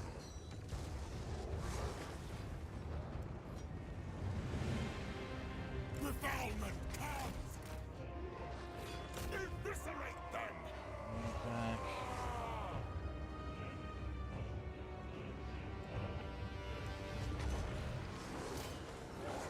Come help him deal with that, because he's getting kind of overrun right now. And they got a tower up there, which is annoying. Yeah, the towers are one of the annoying things, but once you take their section, the tower will resolve.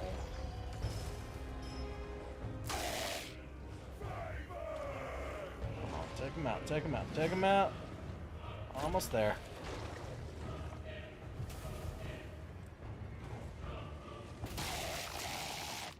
Missile cav is about to shoot at you.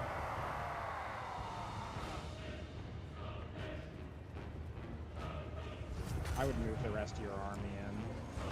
They're starting to respond to you. Okay.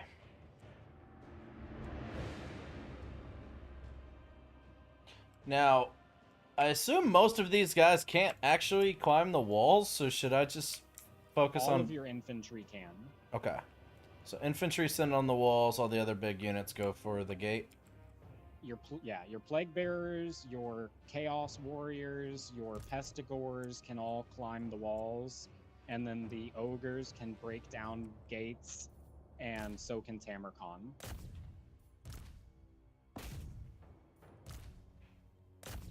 Cool. Oh, you could also go and send your chariot around with the Rot Knights to assist. True. I forgot about your chariot. And I will say, chariots are one of the worst anti-infantries in the game. But if you use them, you just kind of expect them to die if you don't micro them, because they're just like shock cav. Yeah. Yeah, But not a big fan of chariots, to be honest. Yeah, they will work for what they're needed for here, because they are just going to be a distraction to stop your Rot Knights from taking damage. True. They've taken a Yeah. little bit of damage, but nothing insane. And Stream of Corruption, if your Herald joins up at the gate, once they blob up, Stream of Corruption is an incredibly good spell to use on blobbed up enemies. This dude's got a shitload of spells for being a level 3 Lord. What the fuck? How many Winds of Magic did you have? What the fuck? That's the Purple Sun of Syrinxis.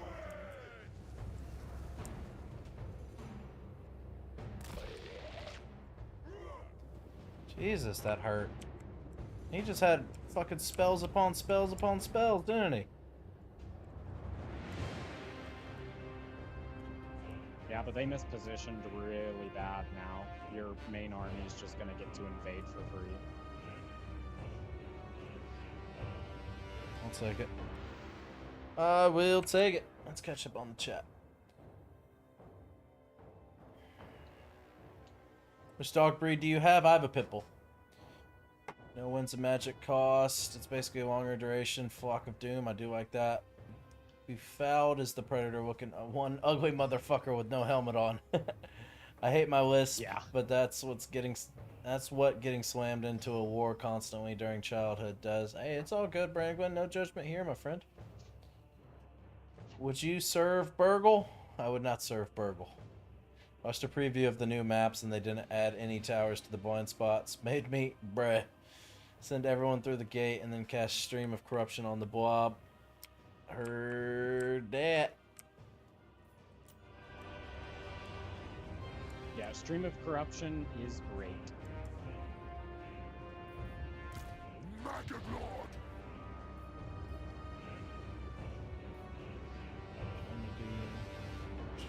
Corruption. I always just call it Cone of Shit. Because that's basically what the spell is. It's like, it is literally a cone, and it just blasts a like wave of vomit on them. Jesus, he's still hitting us with that fucking Spirit Leech bullshit. Yeah, if he overcasts it, it doubles the range. Surely they can't have much more now, right?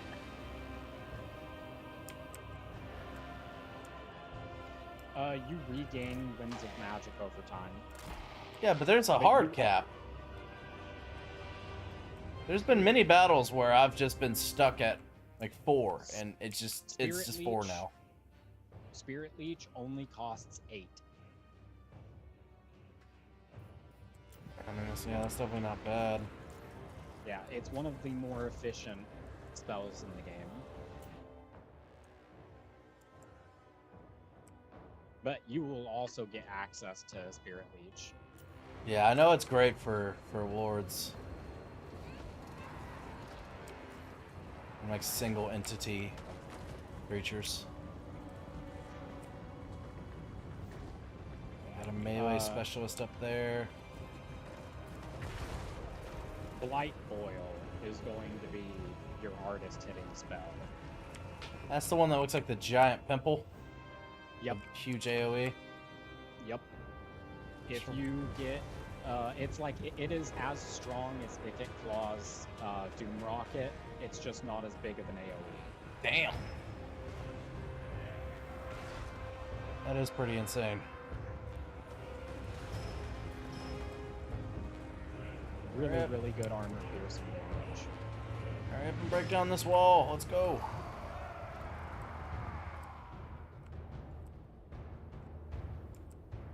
Yeah, a lot of them are still focused over here. And their ward is messed up right now. Mm-hmm. Yeah, they don't know what to do. They're so scattered. Yeah, they are confused. And late game, you will still get artillery in the form of the Soul Grinder. And Oh, the that's Soul like the Grinder- corn version, but Nurgle. Yeah, yeah. You get a Soul Grinder of Nurgle. You can get there's one of Korn and one of Tzeentch and Slanesh, and you will also get a Chaos Dwarf artillery. You get the Dreadquake mortar. That does sound nice. So Does you sound still really have nice. access to artillery for Tamarcon. Ooh.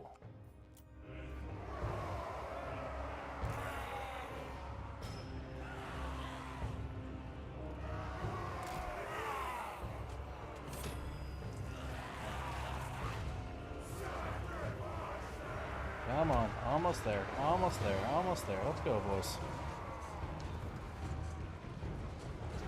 Awesome, gates destroyed. Let's go, let's go, let's go. Now just have your ogres charge down their infantry with your plague toads. And yeah, the Beast of Nurgle is gonna be so good here. Kill everything that away. Yeah. They cannot shift us.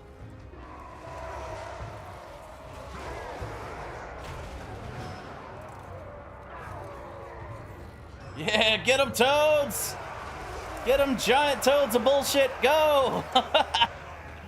Oh, that's ridiculous. That's ridiculous how goofy but effective that is. Yeah, the late game version of them are called the Fox Riders, and they're literally just Tallymen riding on a plague toad. Hell yeah.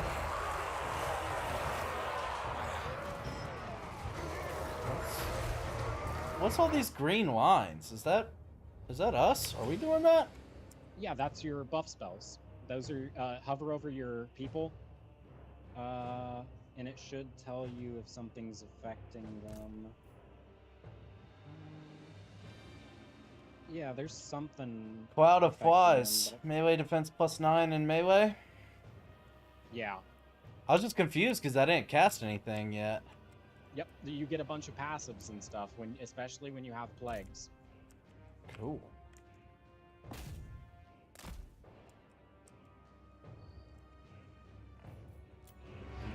Yeah, the strength of the plague is definitely not to be underestimated. I'm right.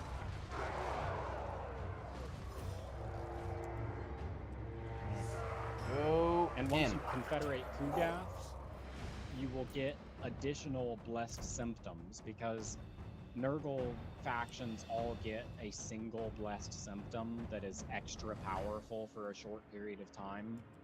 And Kugath, because his whole thing is he's the alchemist, he's the guy who loves brewing plagues. He came into being because he was a Nurgling and he was sitting on Nurgle's lap watching him make plagues in his cauldron, and he fell in. Whoa. And he drank up Nurgle's plague, and this was Nurgle's most special plague that he had ever made. And instead of being angry, Nurgle was actually super proud of his son for being able to withstand such a powerful plague, and he had swelled up into a great unclean one by consuming the plague. So Kugath ascended by consuming his grandfather's special soup, and That sounds so gross.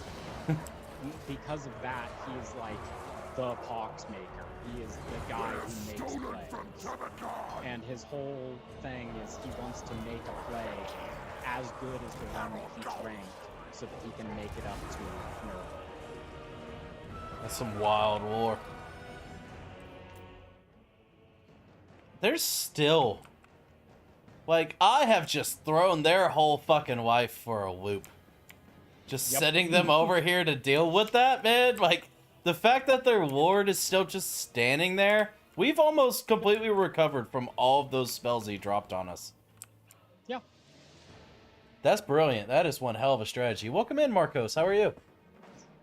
Welcome to Overcast. He gets 300-meter you've range built up enough Overcast. magic.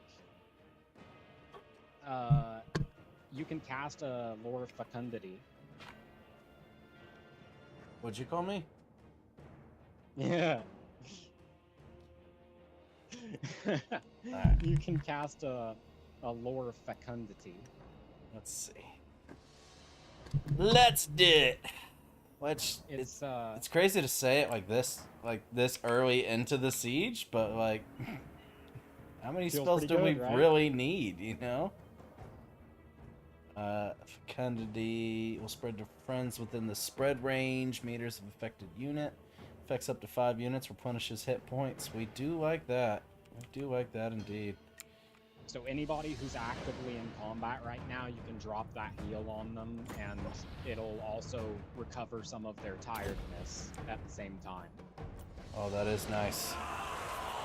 The vigor per second is never to be underestimated because you can take an exhausted unit and bring them back up to tired, and if you can do that, then they will fight so much better. Fuck yeah.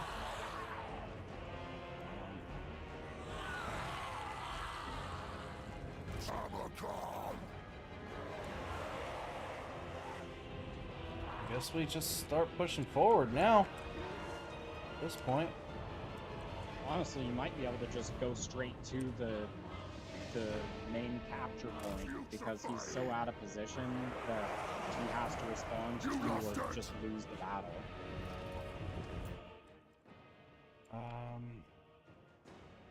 These Marauder And if you horsemen are capture the main obnoxious. capture point, then it'll dissolve all of the towers in the radius.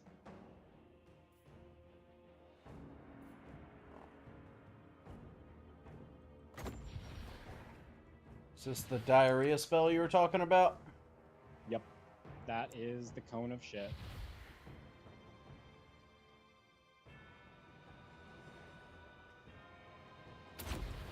I just want to see it in action. Yeah. You weren't kidding. That was disgusting. But effective. But very effective. Yeah, it poisons them too. It poisons them and it does armor-piercing damage. If they're gonna run away from me, then yeah, I think we should just keep pushing to the center at this point. Yeah. You can always chase people down that run away with your plague toads because they're faster. But other than that, just keep pushing forward. I was thinking about the plague toads for these marauders, but the marauders are too fast. Yeah, Which the makes horsemen. sense. I mean, we're talking about frogs versus fucking horse. You do have the slowing spell, so it's not available right now because you used more fecundity, but the Nurgle's slowing favorite. ability will allow you to chase down Crush them units that you underfoot. normally wouldn't be able to. True. It's like a minus 45% slow. Damn. Yeah, it's pretty debilitating. It's actually, yeah, that's nuts. Also, poison slows people by 15%. I'll take that. Yeah, you wanted to drop spells on people, huh? You're gonna be regretting that decision shortly.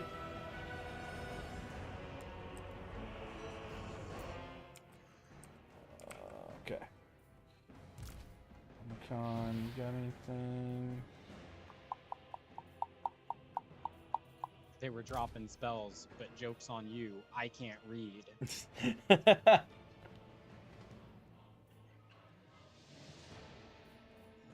Let's do it again.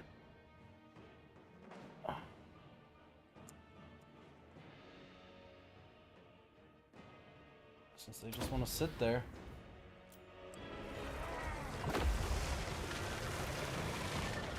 Good damage, good damage. We'll take that. Alright, and we'll grab a couple toads. Go after them.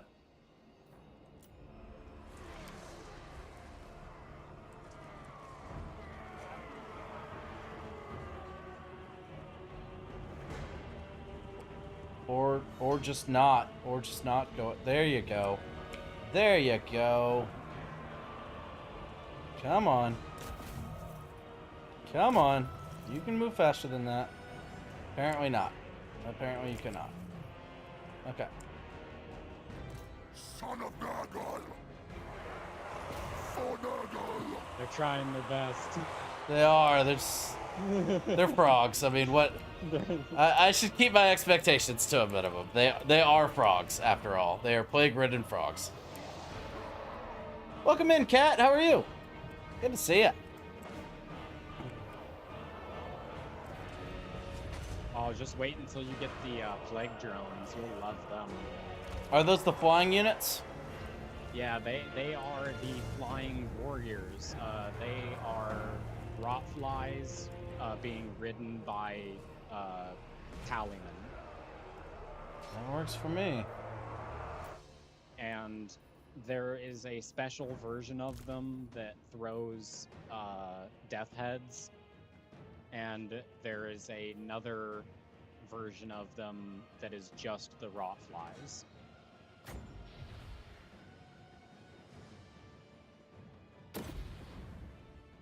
Since we don't have anything that can catch them right now, I just have to keep dropping this spell on them to try to get them to fuck off.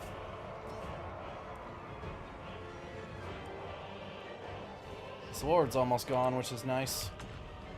What are y'all doing? Come on. Come on. Come Honestly, on. you could just have your Beast of Nurgle chase after them, and they'll just keep running and shooting at it, and it basically will never die. Because they don't have fire, so they won't be able to stop it from regening. Good idea. Works for me. Because they're just gonna run forever from them, because they're scared of them. Bringer of desolation! Obey!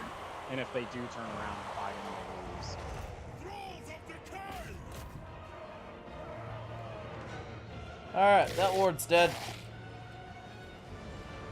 They should give up soon.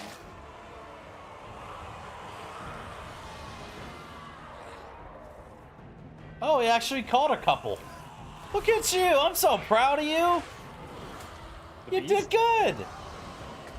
This slow, disgusting creature actually caught some people on horses. Look at you go! That's awesome. You would love the Beast of Nurgle. The Beast of Nurgle is unironically a nice creature. They are, when they kill people, they don't think they're hurting people. They are very stupid. They think they're playing. Really? Yeah, they have the mind of a puppy and the body of a monstrosity.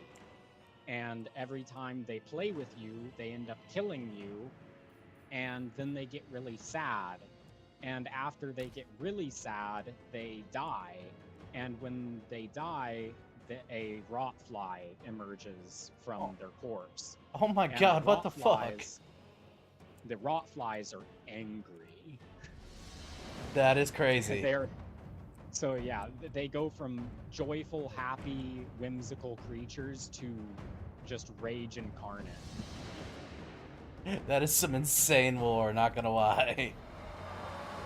It's almost funny that they're not somewhat associated with Thorn because of how angry they are.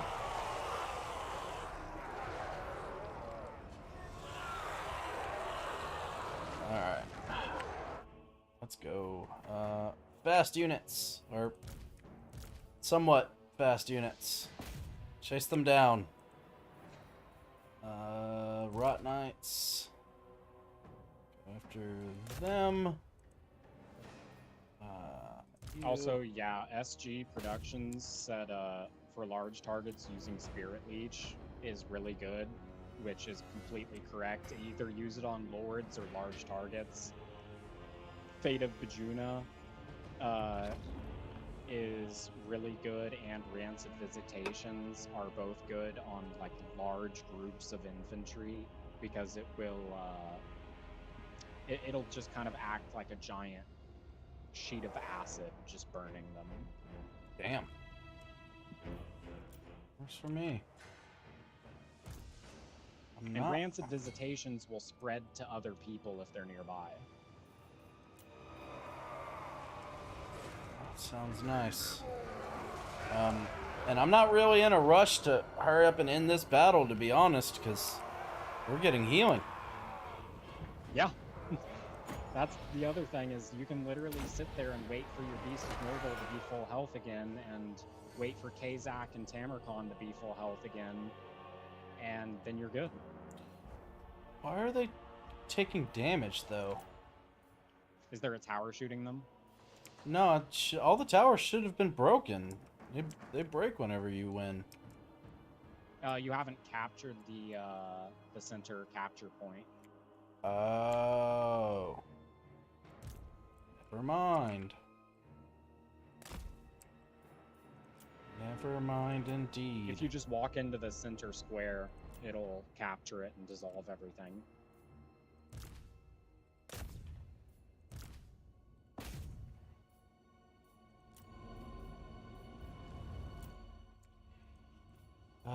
Rot Knights. If you can make it to them, take them out.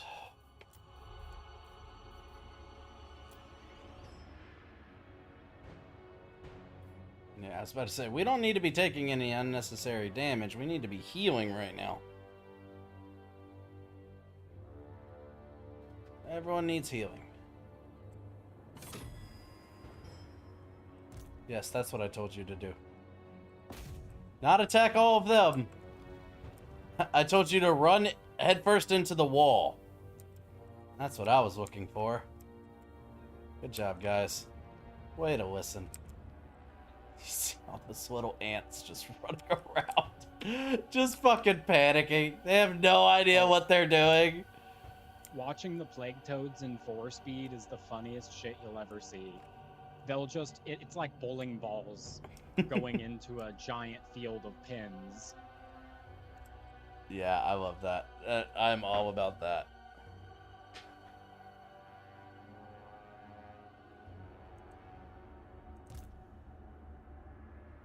Oh, so these guys don't have regen. Nope. Nurglings don't. If you use Lore of Fecundity on them, you can. And there's a Chaos War Shrine that you can get that gives them healing as a passive.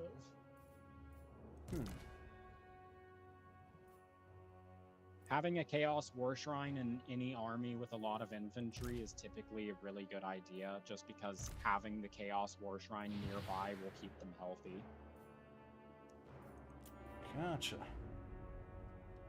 It is good to know. Yeah, I think all the ones that could have healed up have healed up. Everyone else is just... Yeah, they're good. Okay, cool. Booyah! First siege of the campaign done. Let's go. Let's go. Fate of Bajuna, what happens when they get married? Jesus. When they really, really need a shit. I mean, that is literally what Rancid Visitations looks like. That is hilarious. Oh my gosh, that's it's like a fart ridiculous. cloud just descending on them.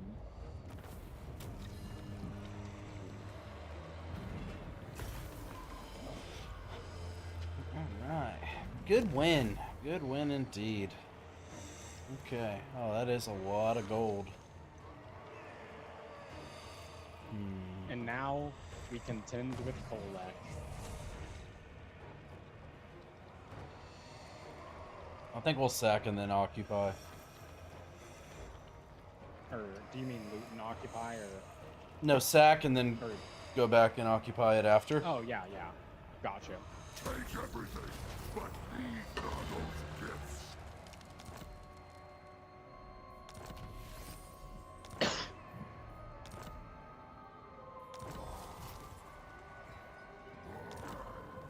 You have chieftains available. Nice. Fealty increased. Kazak the Befouled has increased to a line, granting access to new units and chieftain abilities. Dope.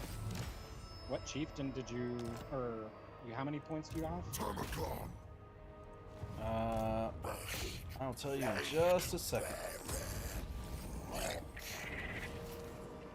I have 9 dominance.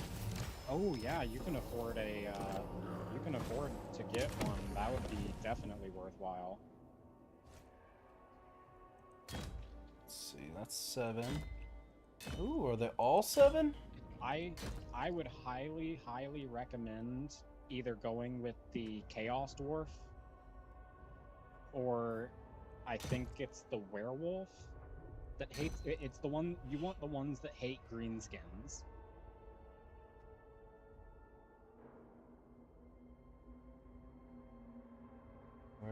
I find out if they hate greenskins? Chieftain fealty. Underneath that, it tells you who they hate. For him, it's ogres, beastmen, and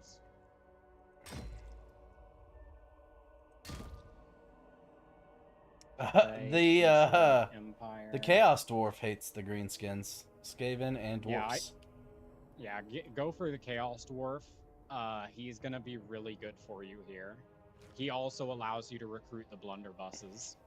Ooh. And we got some Dreadquake mortars. Let's do it. Yeah. Put him in your main army right away, and he'll help you a lot versus Kolek. Dope. Because you can immediately get Chaos Dwarf blunderbuss and recruit him. Izar Doombolt joins your cause. With ambitions forged in the raging industrial furnaces of the Dark Lands, Izar Doombolt is as determined and cruel as any Chaos Dwarf, willing to do anything to improve his standing among his peers. Driven by an unending greed, he forges a path built upon the backs of withered slaves and bloody corpses. Though selfishness and disloyalty mark him as a most unreliable follower, he is not without reason. Promises of war spoils and captives he can send back to Tsar Nagrun to increase his own prestige are more than enough to secure his assistance, if only temporarily. Chieftains are Tamarkan's warlords and advisors who provide powerful rewards as he increases their fealty. Let's do it. Hells yeah. Make sure you buy and recruit his blunderbusses.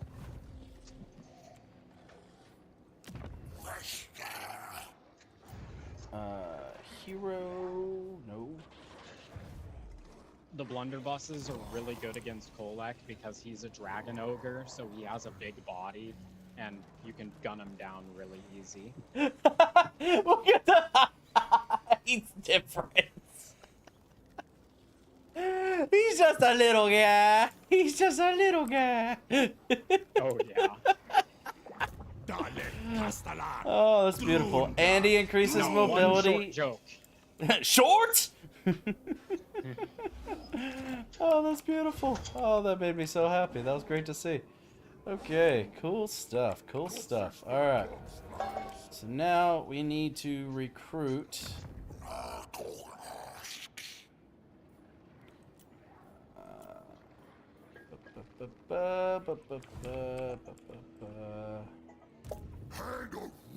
Chieftain units. Oh, you gotta go to the chieftain page first and unlock them.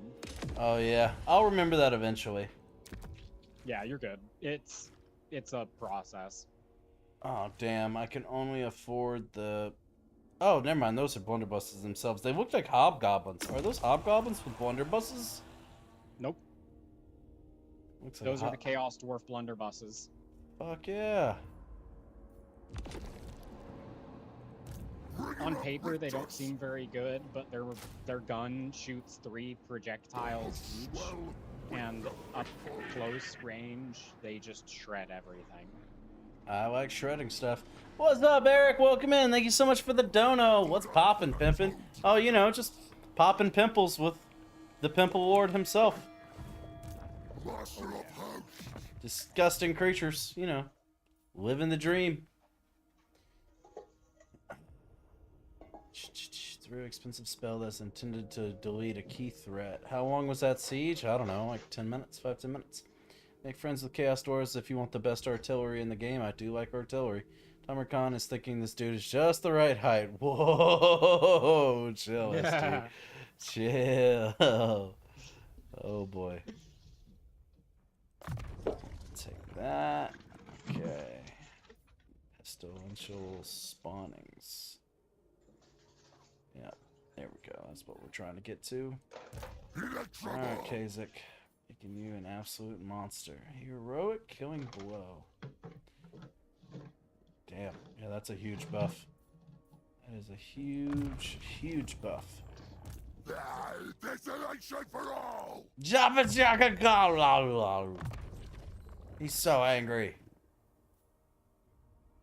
Okay.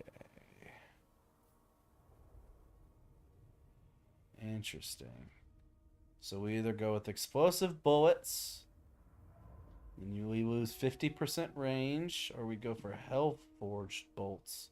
It's magical attacks, and we get 15% more range. I personally like the reduction in range. I've tried both of them, and on paper, the one with more range seems like it'd be insane, but it doesn't feel like it actually does very much. Well, the thing that's probably gonna end up being a struggle. That dude's a dwarf, right? Yep. Most of the things in my army are substantially taller than him. So on Yeah. top of SG having incredibly disgusting jokes, practicality standpoint, how many people is he actively going to be able to shoot over to be able to hit the enemy? You would typically keep him with his Chaos Dwarf gunners off to the side, and you protect him with like a single regiment of either cavalry or faster infantry. Mhm. And they just kind of pick off targets as they approach. They're not the main feature of the army. They're just a really nice auxiliary gunner. Mhm. Yeah, I'm down for some explosive bullets. That sounds pretty dope. And when you reduce his range, he still gets other abilities that increase his range. Oh, wow. He will still have more range than a Chaos Dwarf blunderbuss. So you can keep them right next to each other, and they will basically have almost the same range. Yeah. Speaking of that, dig in. Yeah, 40% range. So literally, Yeah. I lost 10% there. That's nothing. Yeah, literally. It's not that big of a deal at the end of the day. No, it's really not. The extra range tree is supposed to turn him into a hero killer, but honestly, I don't find it very necessary considering how many hero killers this army already I was has. about to say, I have Kasich. I'm golden. Yeah, you have Kasich, you will get Kargan, you'll get Mournhowl. Mournhowl is the werewolf guy, and he is also incredibly good at running down heroes. Our host grows as our enemies. Yeah, that attrition is messing his shit up. Yup. Corpses for the corpse fly. This vessel must rest. Okay, well. Next turn, let's wreck his shit. He does have hell cannons. Bunch Yeah, of the hell trolls. The hell cannons are really, really annoying. But I would just suggest using I would even sacrifice my plague toads to kill his hell As cannons our enemies fall. if it comes to that. True. You right, SG. My apologies. I was mistaken. I didn't know what I was talking about. But do I have... Is 200 enough? Yes, 200 is is enough enough. for a base plague.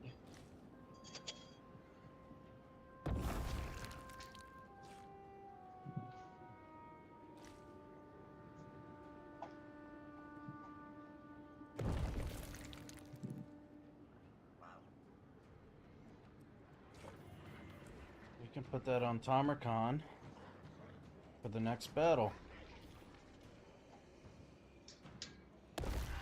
Also, one of the plague symptoms you can give yourself gives you additional campaign movement speed.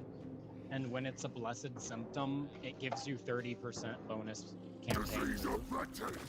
Damn! Yeah. That's huge. 30%? Yep. And late game, like when I mentioned how Kargan the Crazed can replenish your campaign movement speed, you can give yourself that plague, give yourself the 30% extra move speed, move, sack settlements as you're moving. The Nemesis Crown will replenish some of your move speed when you sack. So you can basically cross an entire continent in one turn by sacking every city as you go. Oh, that sounds fucking lovely. That sounds like a wonderful time. That is Scarbrandt right there. That is great. Yeah, it's really cool. I really like it. It allows you to do things mobility-wise that you wouldn't normally be able to do. It kind of makes you feel like you're truly the, like, unstoppable tide of plague. Fuck yeah. I'm all about that. The DLC that released when TamerCon was released was really, really well received. I think it was one of the most well received DLCs that Creative Assembly has made.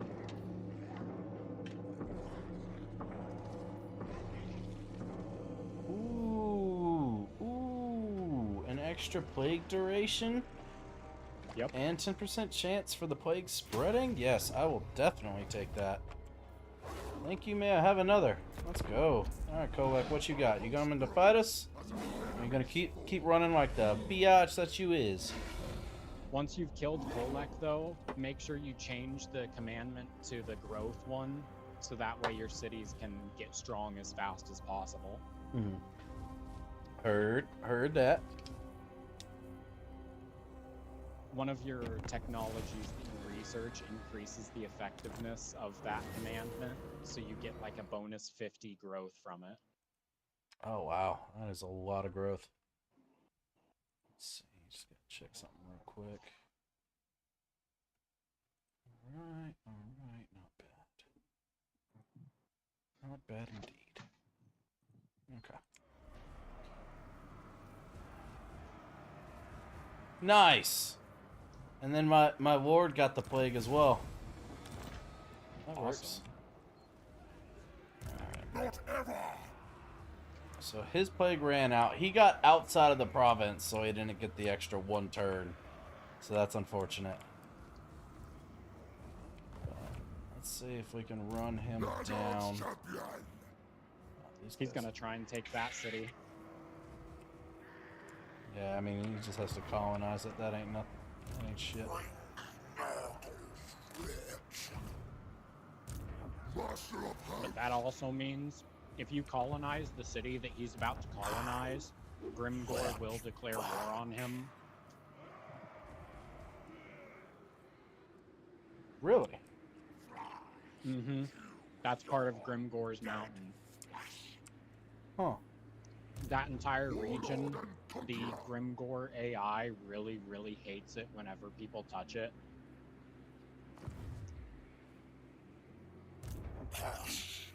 Well, he's not gonna like me. I've tested it out before, where I'll start a game and I'll never go down there, and Grimgor will leave me alone for like an extra 20 turns. But if I go down there, he'll declare war on me within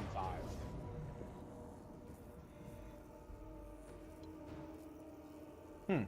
I could auto-resolve it and only lose 1 Pestigore unit. The Pestigores aren't that important, but they are a Vanguard unit. You could definitely auto-resolve it. They're not that important. How the hell did they get all their life back? It's like half their army took the plague damage. But did he just... They might have recruited new units. Yeah. Interesting. That's wild. He's got that whole electrical aura all on him. Yeah. Yeah. Yeah, you should try playing as him sometime. I haven't done it yet, but well, from what I've heard, he's really cool. I've never heard of him until this playthrough. He's not really popular, but he is strong. He's just not like a very important character, I guess. Right.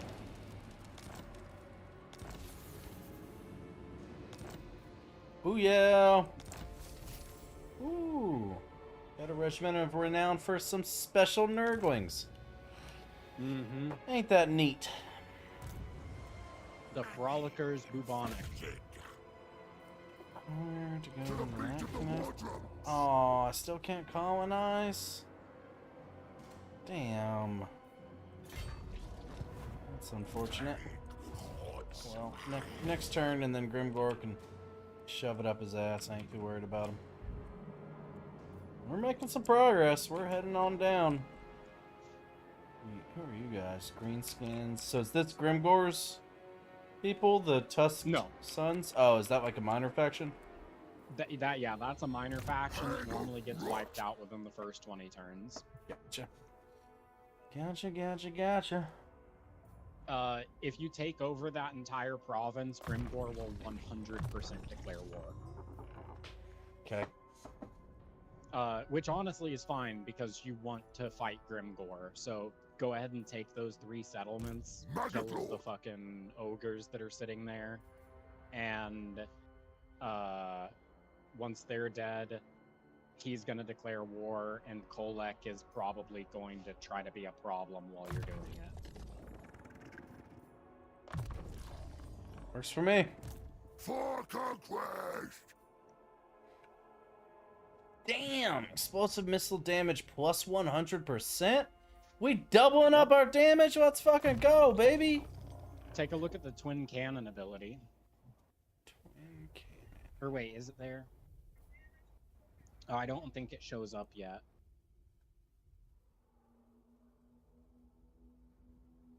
Unless I'm blind, I'm not seeing twin cannon. Yeah, no, I think it's either. I think it might have been from a mod that I ran at one point. I might be smoking crack. Well, as long as it's clean crack, I guess.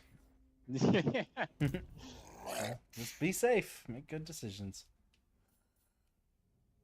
Never for real.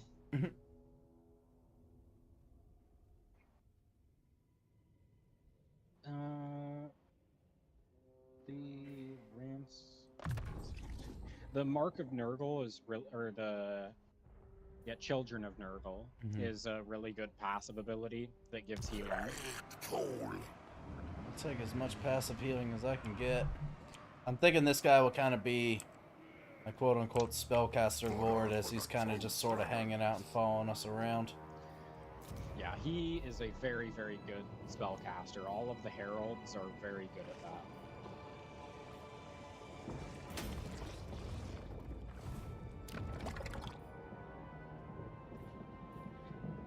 Okay, so that's got growth, that's got growth. This one down here. Oh yeah, all of your buildings receive greater efficiency when your growth is above 200. Good to know. That's one of the reasons why I was stressing the importance of growth. Yeah. If your growth is higher, your buildings like double their output. Hello? Hello! Hello. You live streaming right now? I am live streaming right now. Very nice. Cool. Yes, sir. Yes, sir. How are you? Yeah. I'm good, man. I'm good. Hell yeah. Happy to hear I'm it. that. I'm that cow guy. You know, the one that donated like $2. Yep. Thank you, Cow. I appreciate your donation as well. How are you? Yeah, I'm good, man. Just drinking and having fun. Hell yeah. Same here. Very nice. What are you drinking? Budweiser. That's what the Americans drink, right? Miller Lite. But yeah, Budweiser ain't bad either.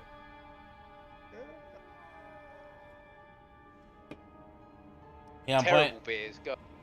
You guys make terrible beers. I Yeah. don't really like beer very much. We typically just conquer nations that make better beer for us. I mean, you conquered Germany, but you didn't even take their beer, though. Like, Well, And we have stouts. technically we have some we stouts. don't take their beer, but I mean, We have Guinness. we buy their beer from them and then we charge them crazy Yeah. tariffs, so that counts, right? yeah, it's Yeah. like Iraqi oil. You get them to produce it, and then you just Yeah. like sell it. Pretty much the American way. I like it. Yes, sir. Yeah, we're playing Tamarcon for this run, and I got some people helping me out, kind of guiding me through the game. So you're all playing it? Just No, me, I'm just just watching. me and Brand's watching and guiding me through it. And no one else has told you to get Radius yet? Nope, it's just been you. It's just been you, my friend. Bruh, that's wild. Yeah, I know, I'm the worst. What about you, Mr. Hatman? Oh, you right played- now I'm just watching. Yeah, but have you played the Radius mod? I don't think so. No one's played Radius. What? Are you guys into it like a lot? Have you been playing like previous games or? Oh yeah, I've been playing for a I little just bit enjoy now, Marvel. but I've just had it for the last like year. Yeah. But you've played like, you know, like Rome Total War 2 and like No. Medieval 2. Oh, okay. Before that, I was mostly played playing games Shogun. like Stellaris. Oh. I played Total War Shogun, Total War Shogun 2. Yeah, did you Good use game. Radius when you were playing that? No, I play mods. Crazy. What does Radius do? Adds like 400 unit types to each faction and it's all balanced out and everything like that. I play it as base game now. Oh. It had a I'll have to lot try of it at some point. crazy added stuff to it. He sent a picture of all of the stuff it does in the Discord, in the general chat. It sounded interesting. It definitely sounded like it was a solid option. I put a thing to the link. I put a thing to the link there.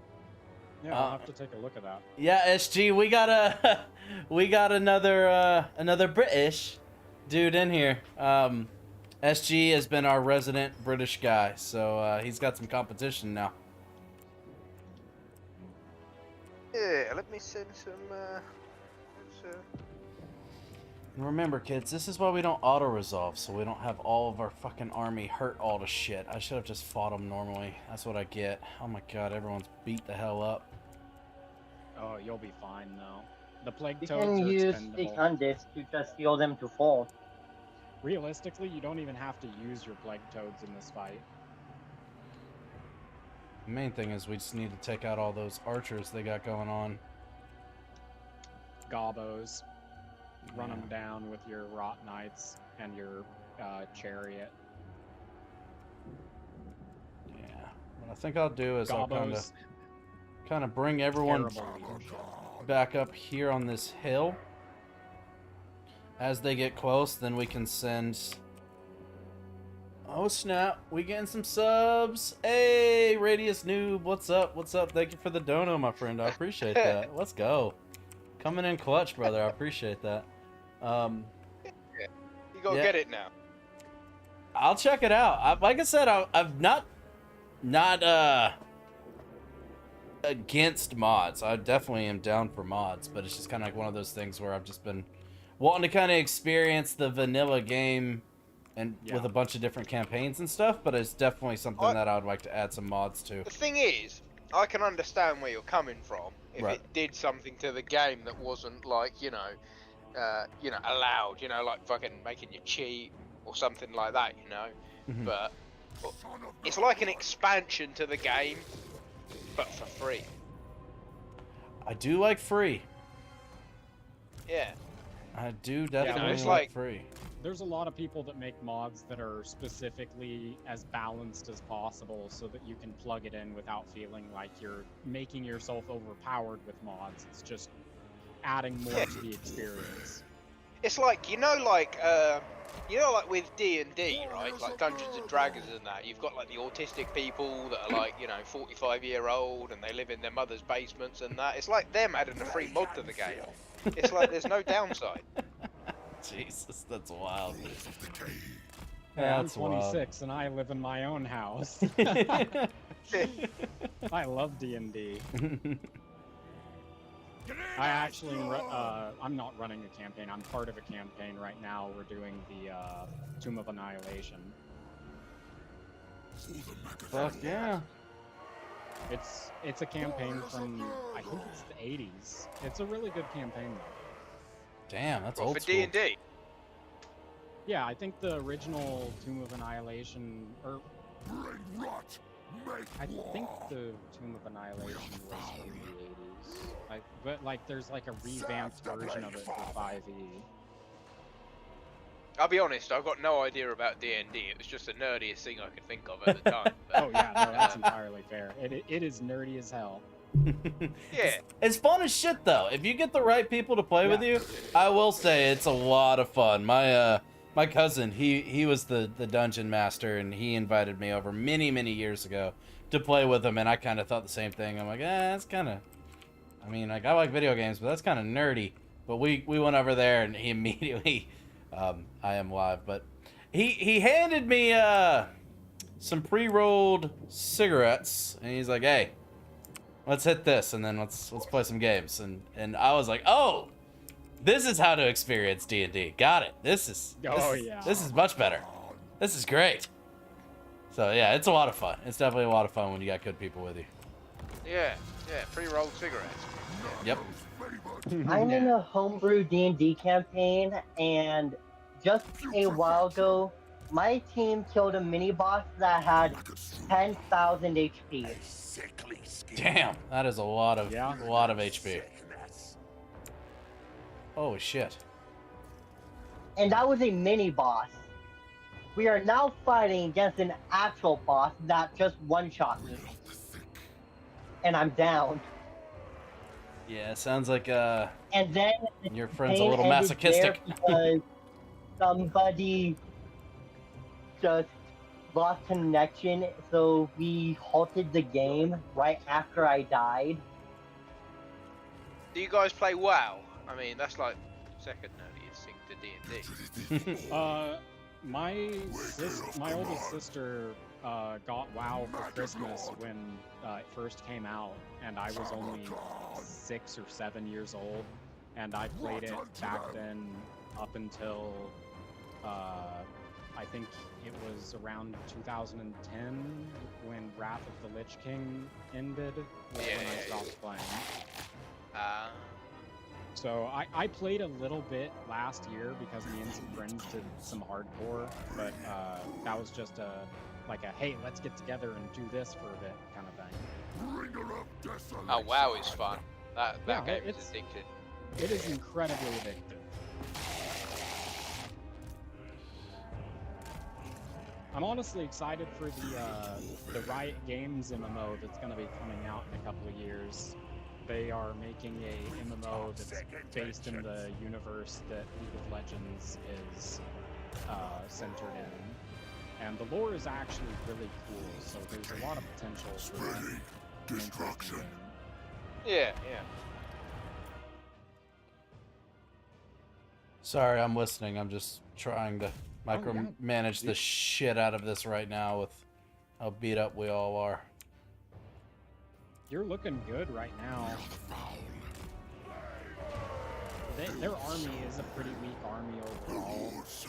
So once you manage to get on them with Kazak, their lord's gonna die and they're gonna flee. Hey, they can't hear us on the stream. No, they totally can. Yes. Oh, they can. Yes. Oh, okay, right. Yeah. That's why it shows that cigarette term. Oh, I thought they could hear you, but I didn't think they could hear us. No, they can totally hear you. I have a couple of friends that stream on Twitch, so I'm typically pretty good about them and their words. Yeah, I probably should have told you that in advance, so that's my bad. Yeah. I was just gonna say that you know I was thinking about changing to like the American servers on WoW, just because the EU servers are full of communists. But I think that's okay to say. It's not gonna hurt my feelings. Yeah. The main thing to just be wary of is just like obscene amounts of cussing, which I can't really judge anyone. I got a pretty bad mouth. But like saying some like off the wall horrendous shit that could possibly be clipped that I'd rather not be clipped. Yeah. Have I said anything like that so far? Nope, you're good. You're golden. I do need to catch up on the chat though, so give me 1 second. Apparently, I do occasionally say some wild stuff. Well, People just are like, "Damn." try to keep it to a minimum if you can. I do my best. I do my best. Roscon, I'd love to show you my dog, but she is currently on my bed laying down, and I'm not going to disturb her, because as soon as I disturb her, she will come up here and be begging for attention What constantly. dog you got? I actually remember clipping him a time where he tried to say corn, but he forgot to add the K Yeah, to corn. yeah. He said "ord." Porn is what it sounded like. Oh, Yeah, not my greatest of moments. Welcome in, Grandma. How are you? Damn, that's the most British bloke talking in the background that I've heard in a while. He is unapologetically And British, somebody's that's for going to sure. ask you for some crumpets and tea, yes, crumpets. and call you scallywag and empty your pantalones. Jesus Christ. I actually have a buddy that lives in Ireland, and his accent's so thick. It's great. Welcome in, give Cypher. him How are the- you? I'm doing Hello, well. Thank you man. for asking. We hear you yapping. Well, SG, I'm surprised you're not in the chat as well. You're normally in the chat with me all the time. Come join. Yeah, very nice. We'll have two British people with us. Be rot as rain. The War of the Brits. Now, the people that you've really got to watch out for are the Serbians and the Romanians. Those people are wild. They're good guys. I like them, but they are wild. I don't know enough about them.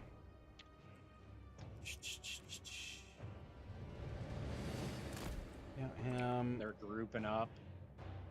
Where is Activate your damage resistance K6 right and there? activate your healing because you have Lore of Fecundity. True that. Strength of the Earth Father! I sometimes forget about abilities. I'm not great about that. Oh, that one was an instant cast, but you're gonna have to recast Lore of Fecundity. Blessings of decay! See, It here's cancels it if you activate the other ability second. here's the problem with the chariots is just the insane amount of micro I gotta do so they don't die. Yeah, I just mostly let the chariots die.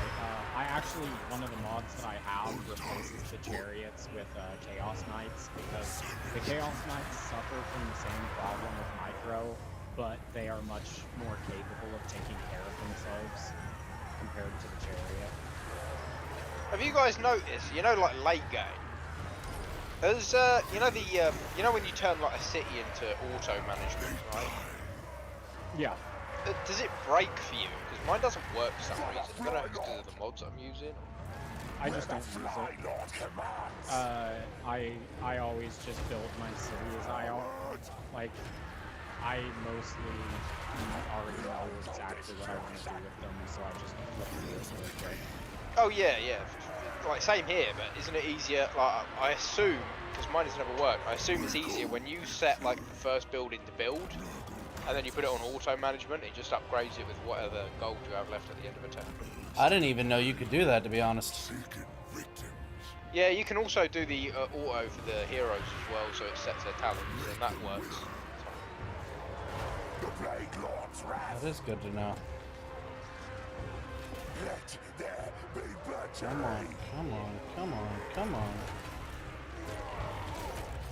Do you guys watch Asmongold? You're all Americans, so I think you do. No. It's a hell of an assumption.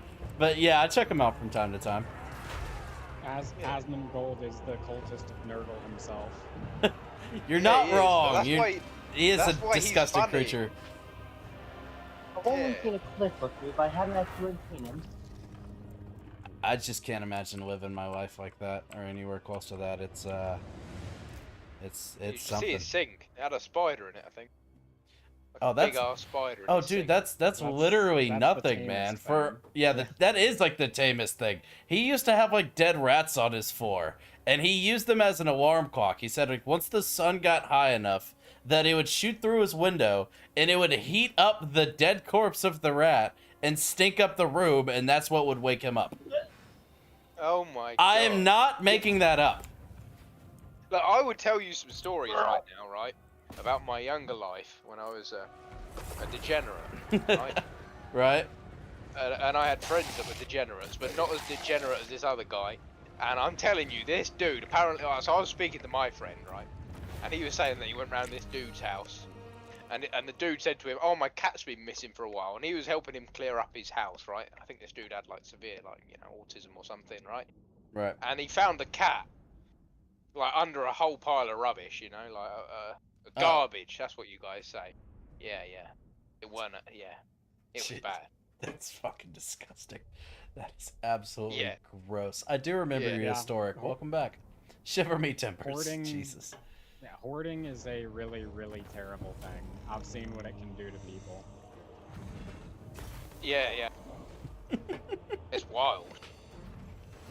Like, I've never been that sort of degenerate, when I say I was a degenerate, I mean I was smoking the what did you call those things earlier? The Cigarettes. rolled up, cigarette. Yeah. Yeah, them things. Yeah. Some hippie lettuce. Stuff like that. Yeah. Exactly. Yeah, hippie lettuce. Yeah. But this guy was full on fucking, Damn. Damn indeed. The chat is loving your freaking accent, bro. That is the most British tea drinking bloke I've ever heard. I'm British myself. It's awesome. It's a cool Cut some accent. Highlands grass. It's definitely a cool accent. I can dig it. Law's decree. I appreciate that. Grimgore has a full 20 stack. Not a fan of that. Yeah, he has multiple. I guarantee you he has another one. Oh, fuck. Well. Oh. Oh, shit. Yeah, he's the biggest problem early game. Yeah, what the But fuck? I promise you'll just spawn a plague and give it to Grimgore, and you should be able to have him weak enough by the time he tries to fight you that he won't be nearly as scary. Problem is, I don't have the infestations for that. By the time you clear out the ogres, you should. Very well. Hopefully. We'll find out. We shall find out. Asmongold is a great unclean one. I saw a cockroach on him once. I don't doubt that. I don't doubt that at all. I'm not like the deacon of cleanliness myself. Like, my house will get unorganized and messy from time to time. But once it gets to a certain level, I'm like, all right, that's it. Everything else doesn't matter. I'm spending the entire day and I'm cleaning everything head to toe spotless. Like, I can't imagine living my life like that. It's just ugh. I mean, so that gross. and, like, half of his presence online anymore is him drama farming. So it's like, I don't really... I like to consume content that makes me feel good, and the constant, like, back and forth between whoever and whatever, it's like... If it's not, like, actually important, it just feels annoying. Sweeter still the blessings of Yeah, I don't blame you. I try to avoid drama and news and all that bullshit. I go with the head in the sand approach, because they say ignorance is a blessing. Ignorance is bliss, so I stick to that.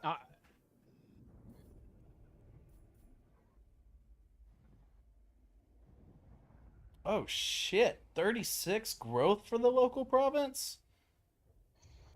So you sold any houses recently? I sold a townhome about a week and a half ago. Nice, cool. Yep, yeah.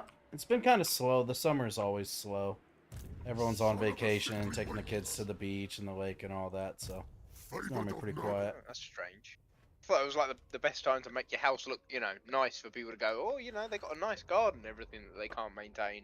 And they sort of buy it. You're not wrong. You're definitely not wrong, but it's not really so much for the buyers as, they're just like, oh, honey, I mean, I'd love to, we'd love to buy a new house right now, but, there's the kids' Swimming soccer camp, and then we got the trip to the mountains, and don't forget, we got to visit your in-laws, up down at the Swimming beach. pools. What do you think on swimming pools? Should you have one or should you not? Because I got one in the back garden, and I'm getting rid of it currently. but I don't know whether to keep it or. Well, I have a swimming pool and I love mine, but are you talking about for resale value? Yeah, yeah. Because I suppose a lot of people go, "Oh, that's a lot of hassle having to deal with that." I mean, it could be a huge selling point for the right buyers. It could be, It also depends on what kind of pool it is. Is it above ground or is it like a in ground? It's like in ground, but it's like slightly like above it at the top. Is it a Okay. concrete floor? With concrete floor, like a wood finish on the outside. No, yeah, just leave that shit, dude. Absolutely leave that shit, because it won't provide a substantial amount of value when it comes to a resale, but it could be the difference between someone buying the house or moving on and not buying it. Yeah. And the people that look at that and say, oh, that's a headache, well, they probably weren't going to buy your house anyway, you know? That's how I look at it. Anyway, Yeah. Do I know? I mean, it is England, you know. You got to remember that we're in England here. Yeah, isn't it? So, Isn't it like pretty fucking chilly there most of the year? Well, yeah. Well, sometimes Yeah. it's not. But if it gets above 70 degrees Fahrenheit, they melt. Oh yeah, English heat is different than American heat. that's They for sure. say that, yeah.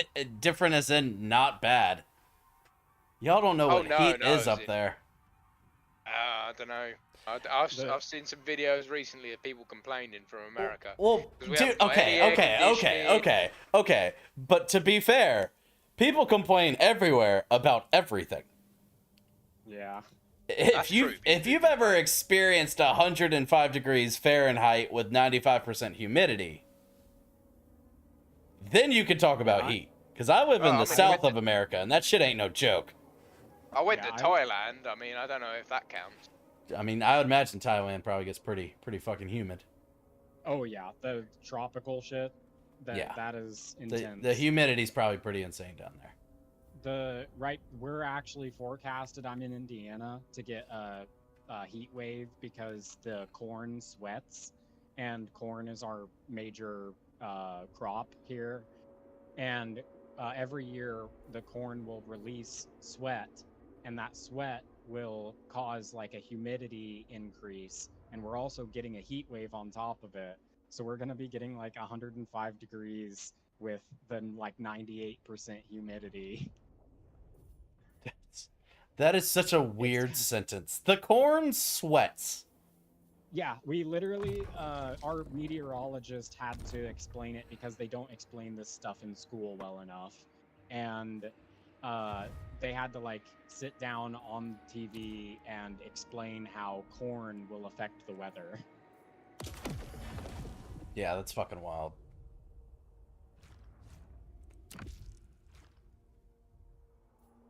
Hell, corn is what caused the Dust Bowl. I thought dust caused the Dust Bowl. Yeah, but bad crop management made the dust increase because it made the arable soil non-arable anymore, and that soil then got picked up by windstorms and turned into the Dust Bowl.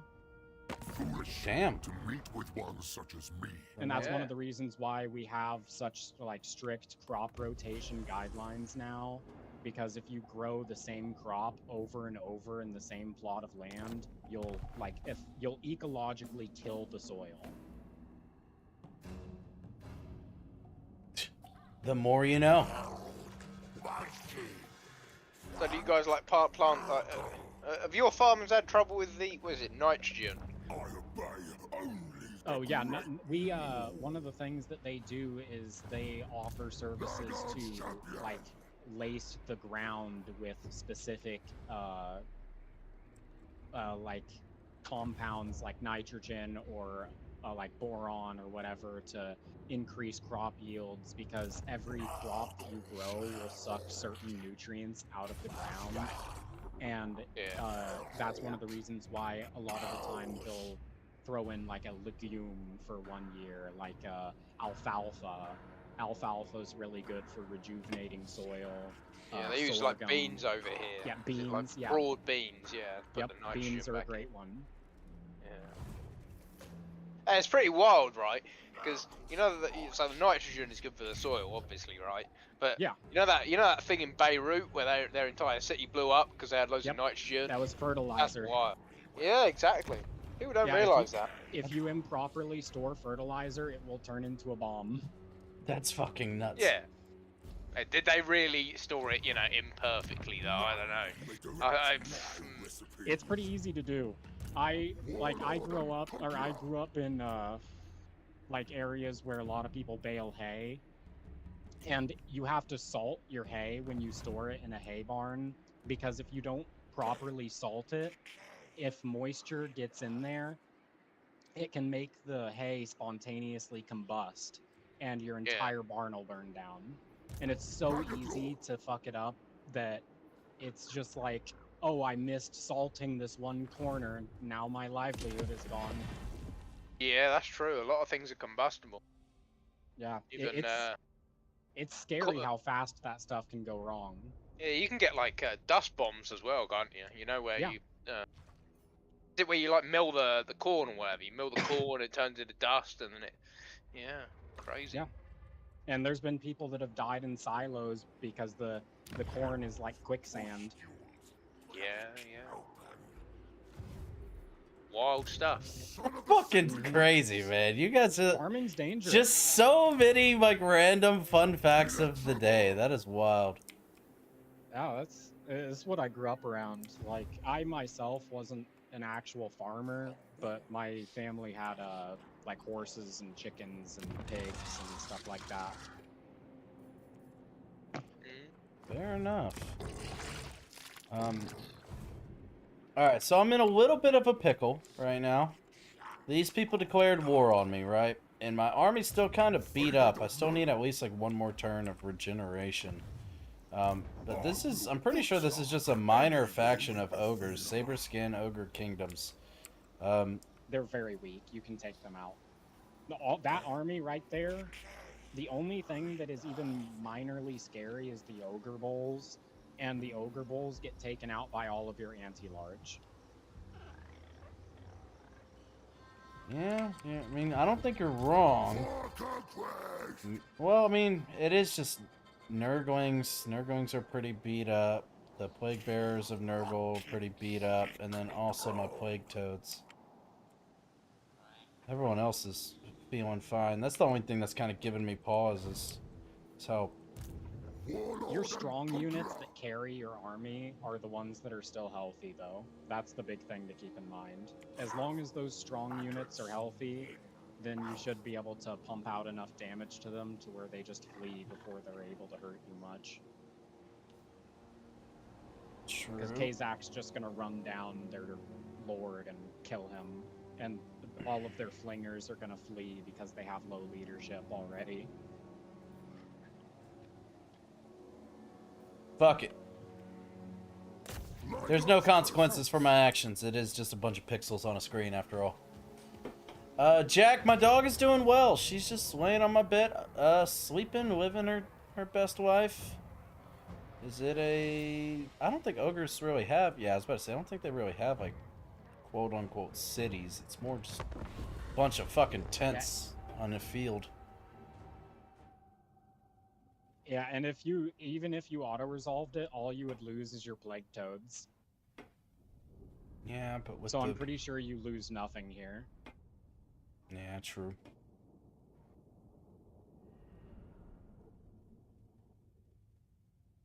And after this battle's done, you should be able to recruit another chieftain unit.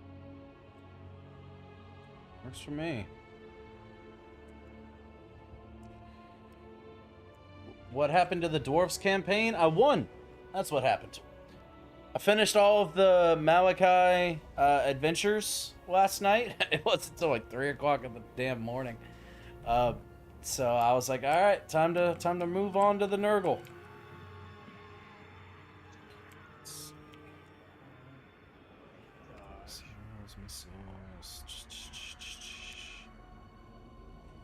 All right, let's figure this out.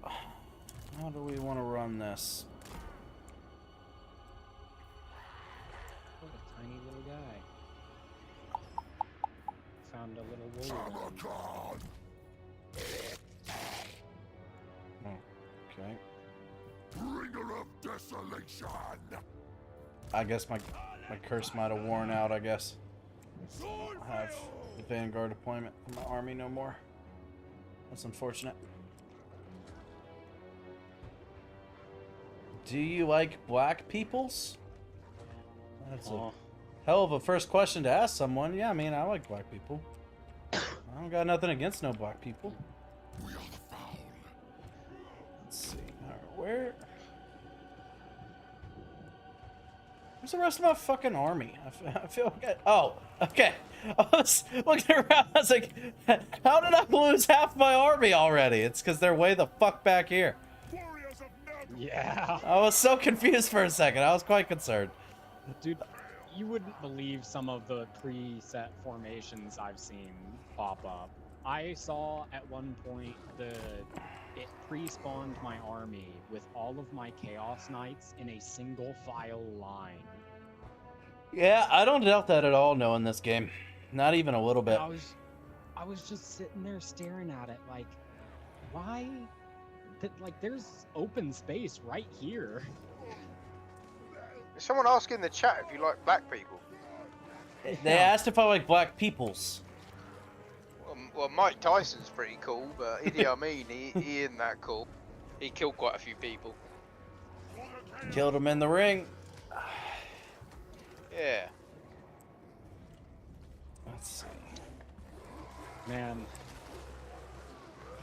I don't Mike think I Tyson- really want to go up there and meet them running up the hill. I'd much rather have them come to me down yeah, you here want them coming to you.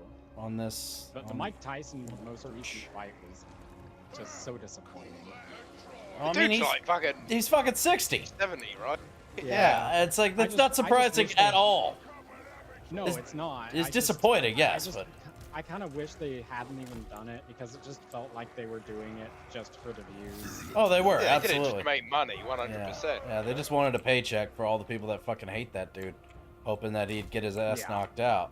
Which, Honestly, Yeah. and that's the other thing is like I wish that we could actually see him face people who are actually capable of putting up a proper fight because well, he did. The Hey. one that he fought that was an actual boxer, he lost.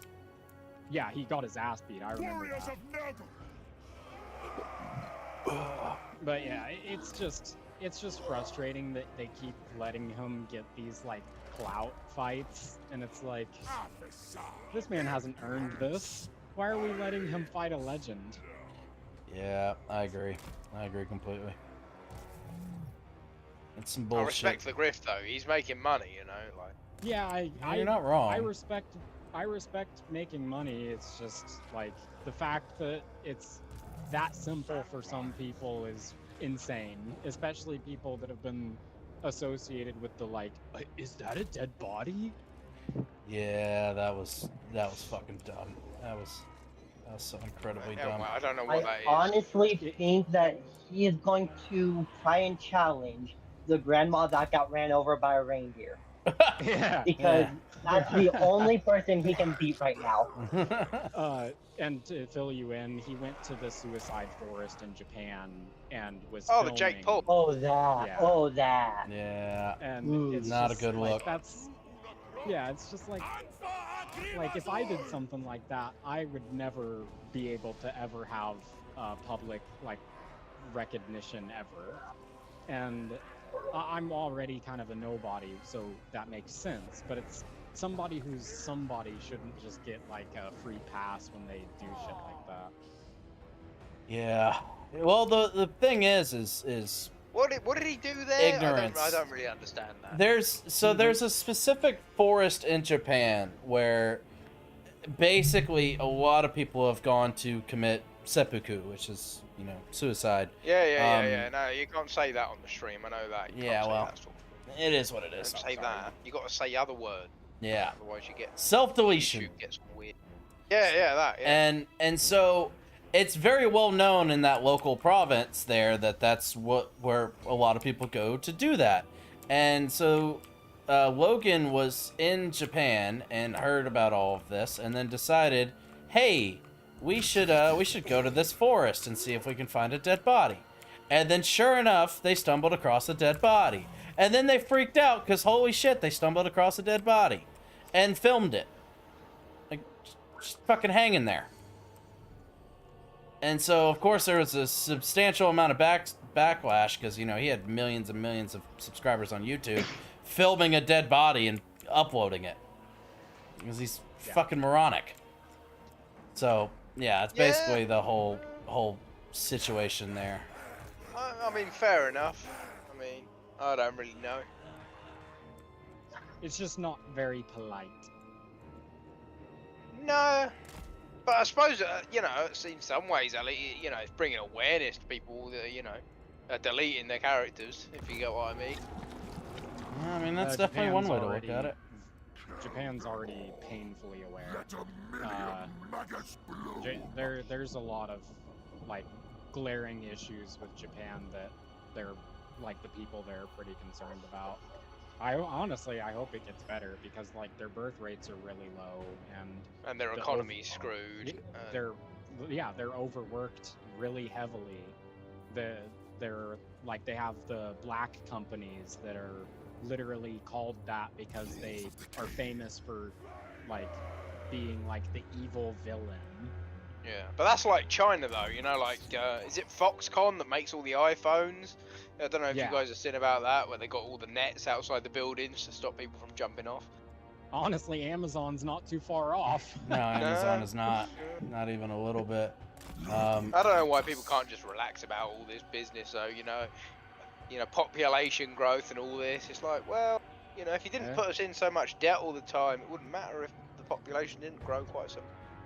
Because they want their money. Yeah. Man, don't get me started on that whole fucking Yeah. diatribe. It's just too much bullshit and almighty negativity, dollar. and there's nothing I can do about it. So I just try not to think about it, to be honest with you. I feel that. But moving on, this battle honestly should go in your favor pretty heavily. Yeah, it's just a matter of, you know, they're giant, disgusting ogres. And they're hiding on the top of a hill. So, that's something. It's a little obnoxious, if I'm being honest. Just send your beast of Nurgle in and they'll all start to group up around them. I'm gonna see if I can piss them off with my cavalry real quick. Destruction.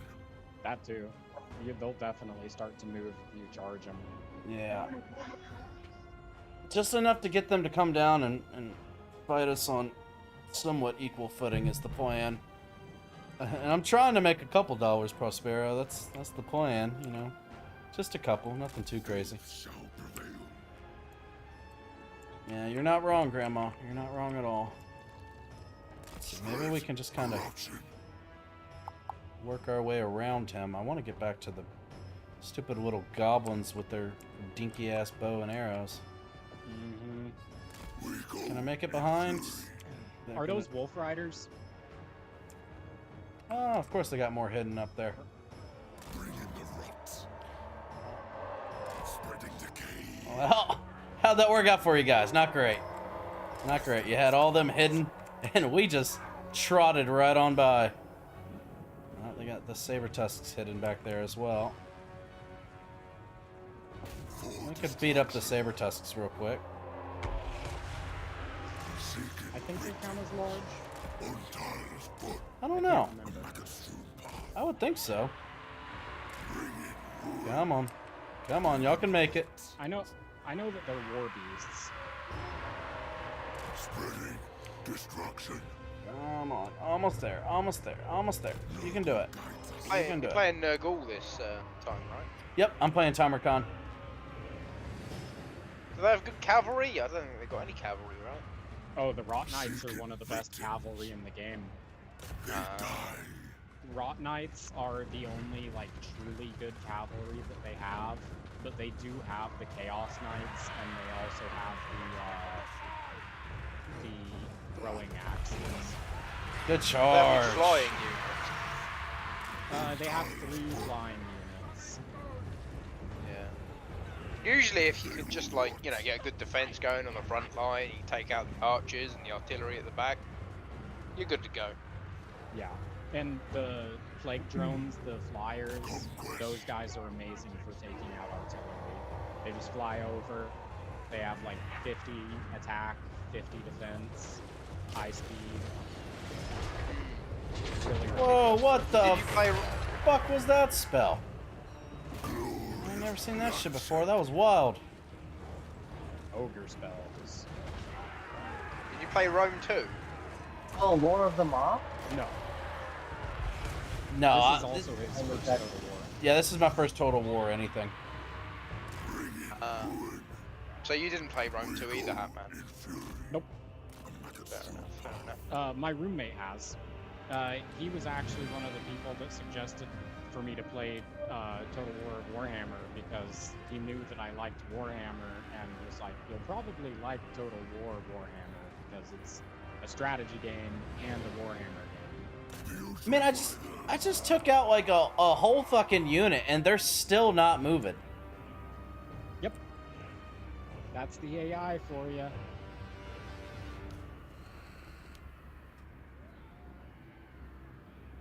Visit. The AI, you can take out like 7 units before they actually start moving. Make claim. Wow. Yeah, if you move your Beast of Nurgle into them, they'll start to move, but that's just because if you send them straight into the center of them, they'll all be like, "Oh, an easy target."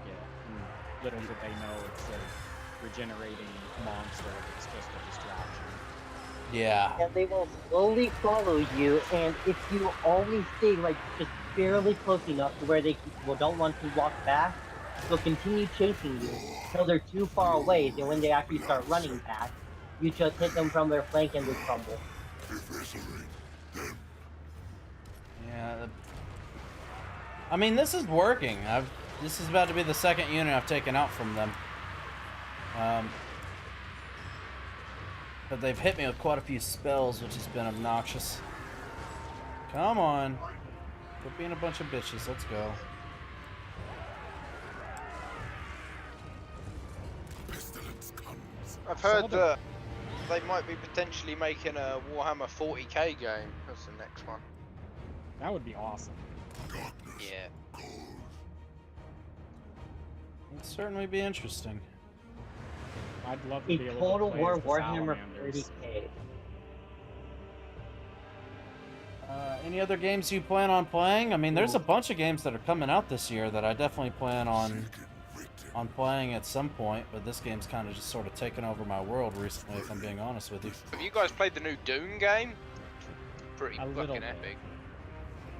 I've heard good things about it. I've never really been a huge Doom guy.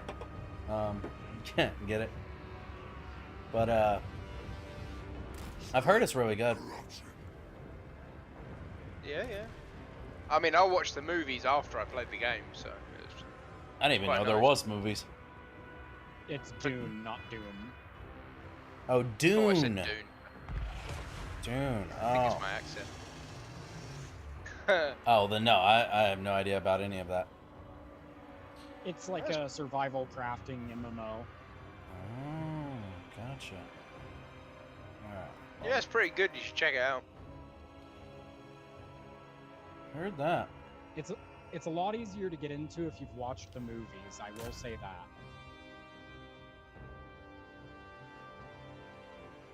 Fuck 'em up! But don't get fucked up! Run! That's a little bit of a dangerous charge! My balls are bigger than my They're brain! Fine. They're fine. I would definitely just charge them now, though, because their army's taken some losses already. True. The ogres are a lot better in the first 10 seconds of battle because ogres get a special charge. And that's what exactly why I don't want to charge up there, because then they'll have that hill bonus as well. Yeah. I'd rather not deal with that. That's why I'm trying to kind of provoke the AI to bring their happy ass why- down to me. If you use your Beast of Nurgle to get them to charge it, then they waste their charge.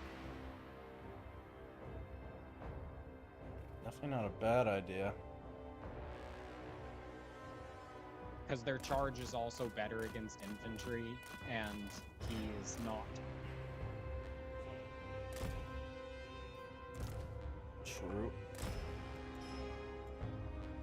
Well, it's been surprising how well this has worked. I've been able to, you know, get a lot of shit going with literally just one unit. Oh, they got a heal. Oh, you sons of bitches. I'm the healer fucking faction here. You bastards. Nope. Nope, nope, nope, nope, nope, nope, nope, nope, nope.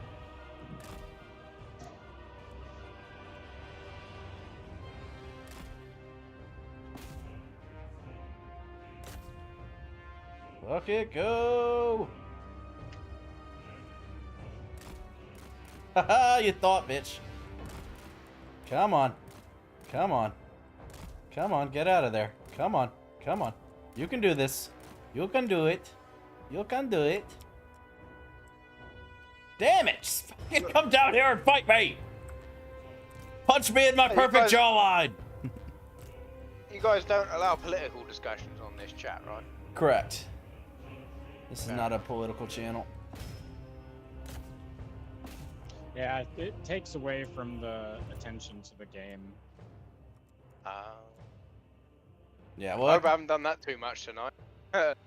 no, you're fine. No worries. My thought process as far as that is concerned, it's like you could go to plenty of other channels to get any sort of political talk you want. Like I'm just a Oh yeah. I'm just a dude playing video games, you know? Like that's what I want to keep it around. It's good to Sure, keep for sure. stick to what you're passionate about. Makes it feel less like a job. I was just wondering because you guys are American. And I don't know any about stuff, but I heard that Obama might be getting arrested or something today. I was like, I don't know. Yeah, I didn't even hear about any of that. I have no idea. If it happens, I'm sure I'll hear about it shortly. But there's a lot of people that bluster about arresting people a lot, and a lot of the time nothing ever comes of it, because if you ever do actually make a move on somebody with like Yeah, it's a past lot of- president, Yeah, then it's a lot of backlash.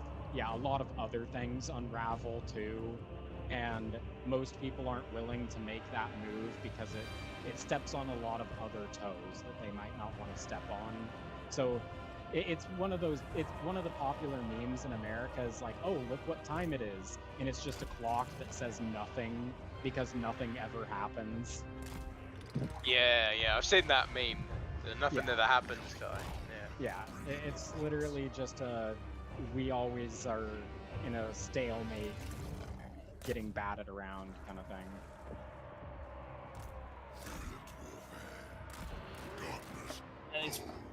These fuckers are getting annoying, bro. Just come fucking fight me, dude. Jesus Christ. Okay, alright, whatever. We're doing it. Well, I'm probably gonna head off anyway. I'm gonna go to bed, so have a good Yeah, night. man, And it's probably pretty late for you. yeah, it's nearly 1 a.m. So Alright, brother, well, I But, hope you have a great night. It's a pleasure talking with you, and I hope you sleep well. yeah, nice chatting. Hopefully you Yeah. get Radius for the next campaign. Yes, sir, Bye. yes, sir. Have a good one. See ya. Okay, so these cav have gotten so much value. Just this one cavalry unit. Rot Knights are amazing, and they will only get better. Ah, fucking for real. By the late game, once you get Kazak upgraded with the traits in his red tree, they will have like a bonus, I think 12 attack, 12% attack power. They get, I think, a bonus to their speed. And then they also get the causes terror ability. So they make the enemy's leadership drop faster.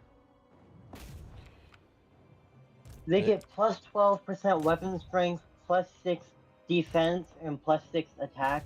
Then they get a minus 10 recruitment cost and plus 2 rank. then they do get the cause terror. Yeah. Damn. So yeah. Yeah, that's pretty fucking insane. Well, we were able to draw their ward down here, so he won't last long. Hell yeah. He's fucked. And if you go down the Rot Eaters path on the Lord skill tree, it'll just make them ungodly. Yeah. I think that's the one that gives them the speed bonus, isn't it? It's the one that gives them the +9 charge bonus. I thought there was something else that it added once you took the later Faster and tiers. harder is for all units, not just cavalry. Okay. Gotcha. Damn, that's fucking Yeah, awesome. faster and harder is an amazing trait. Hell yeah. They also have a trait that gives like minus 15% vigor loss reduction to the army. I think that's on Tamarcon. Interesting question, Prospero. It might be Which on- Chaos God would you serve? I don't even know all of the options. So that's something I'll probably have to do some research on and get back with you. But So- I would be curious to know which one I serve, actually. Nurgle, Tzeentch, Khorne, Slaanesh. Those are the 4 Chaos Gods. Well, they're technically more like the Great Horned Rat and Hashut. But I don't think they count as like Chaos Gods technically. Or like, are they actually part of the Pantheon officially? I don't know. Yes, they are. They're considered minor chaos gods. Okay. They're not like the big 4 though. Probably Khorne or Slaanesh. Khorne, because it would just be fun to just randomly scream blood for the blood god, skulls for the skull throne on a very regular basis. And then Slaanesh, Yeah. just because it would be so interesting to see how those freaky things get down. Just out of a pure said, curiosity. He said, I need to know. You need to lay down the law? It's your channel? What do you mean lay down the law? I don't...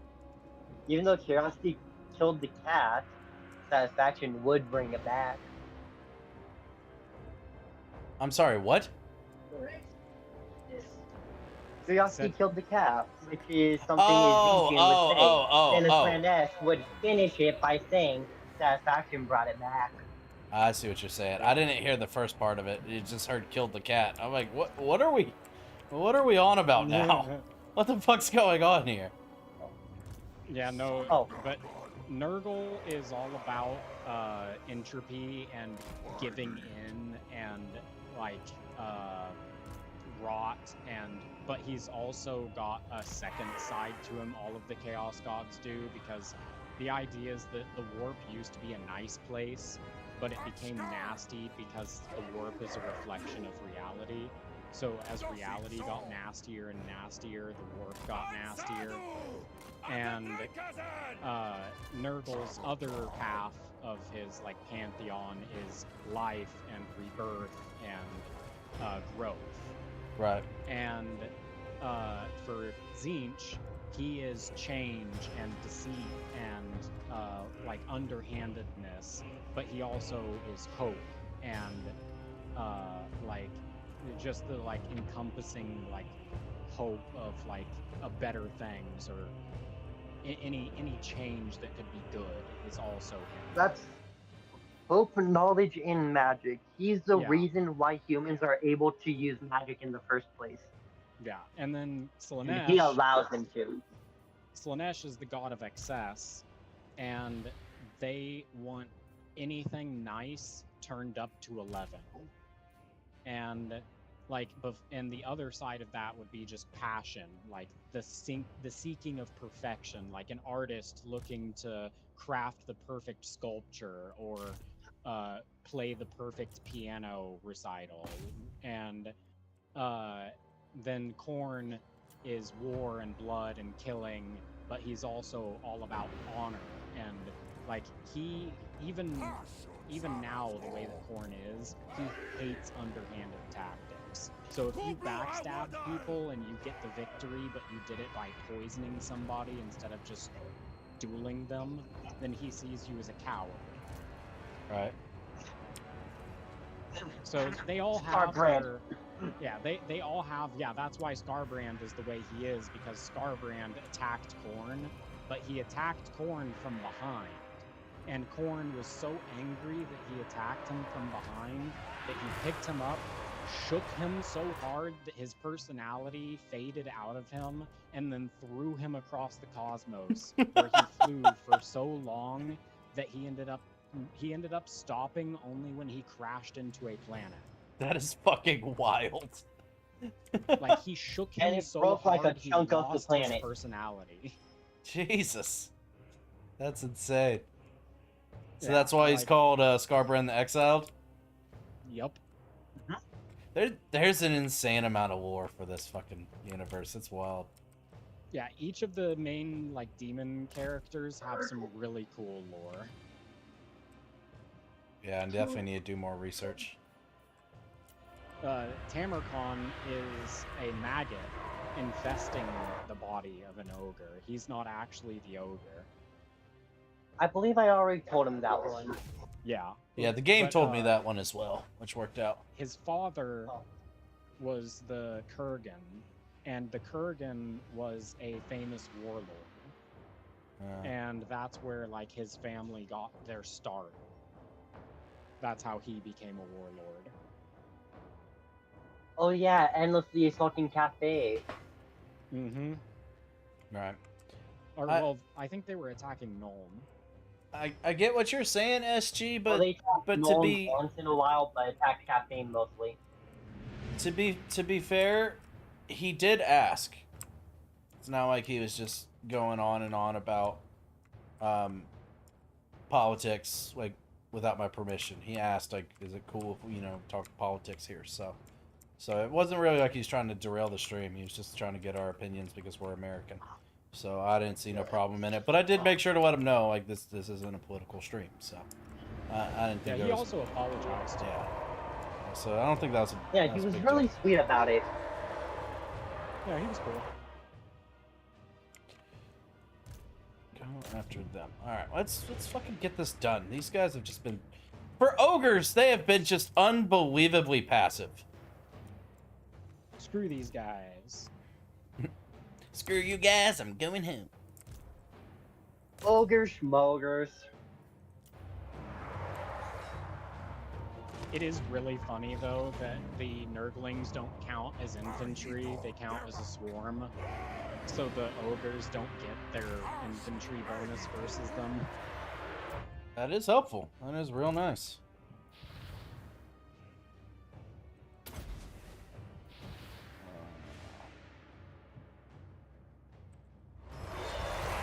Desolation through Nurgle. Maggot Lord.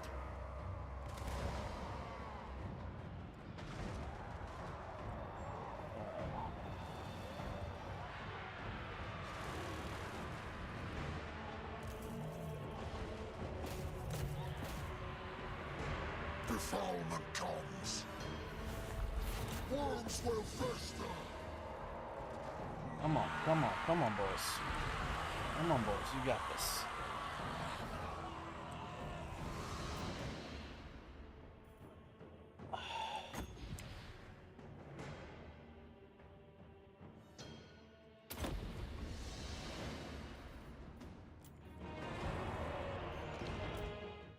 And you... I'll drop a smoke bomb. Oh, they're all too far away. Darn it, there goes that idea. He can move closer. Yeah, but I kind of like this angle he's got right there.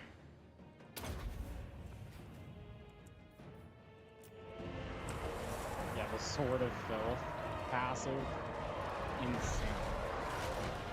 The fact that you start the game with an epic weapon on him is crazy. Yeah, that's fucking awesome. All of your war chiefs start with an epic. Pretty fucking broken, if you ask me. Yeah, the Tamarcon is the strongest Nurgle Lord for a reason. He just gets handed a bunch of really powerful stuff. Those ogres tried rushing and immediately got fucking shredded. That was beautiful.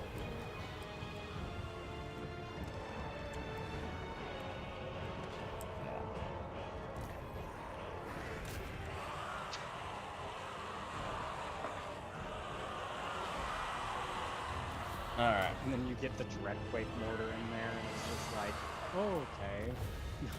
The Dreadquake mortar would be really, really nice. So then, like, if I didn't want to run the entire map to them getting shot constantly because we're all so slow, I could just hit them with the Dreadquake, eventually do enough damage, and then they have to come back to me. That would be nice. Yeah. And you can have the Chaos Dwarf blunderbusses in a position to where if they charge you, they also get gunned down on their way. Yep.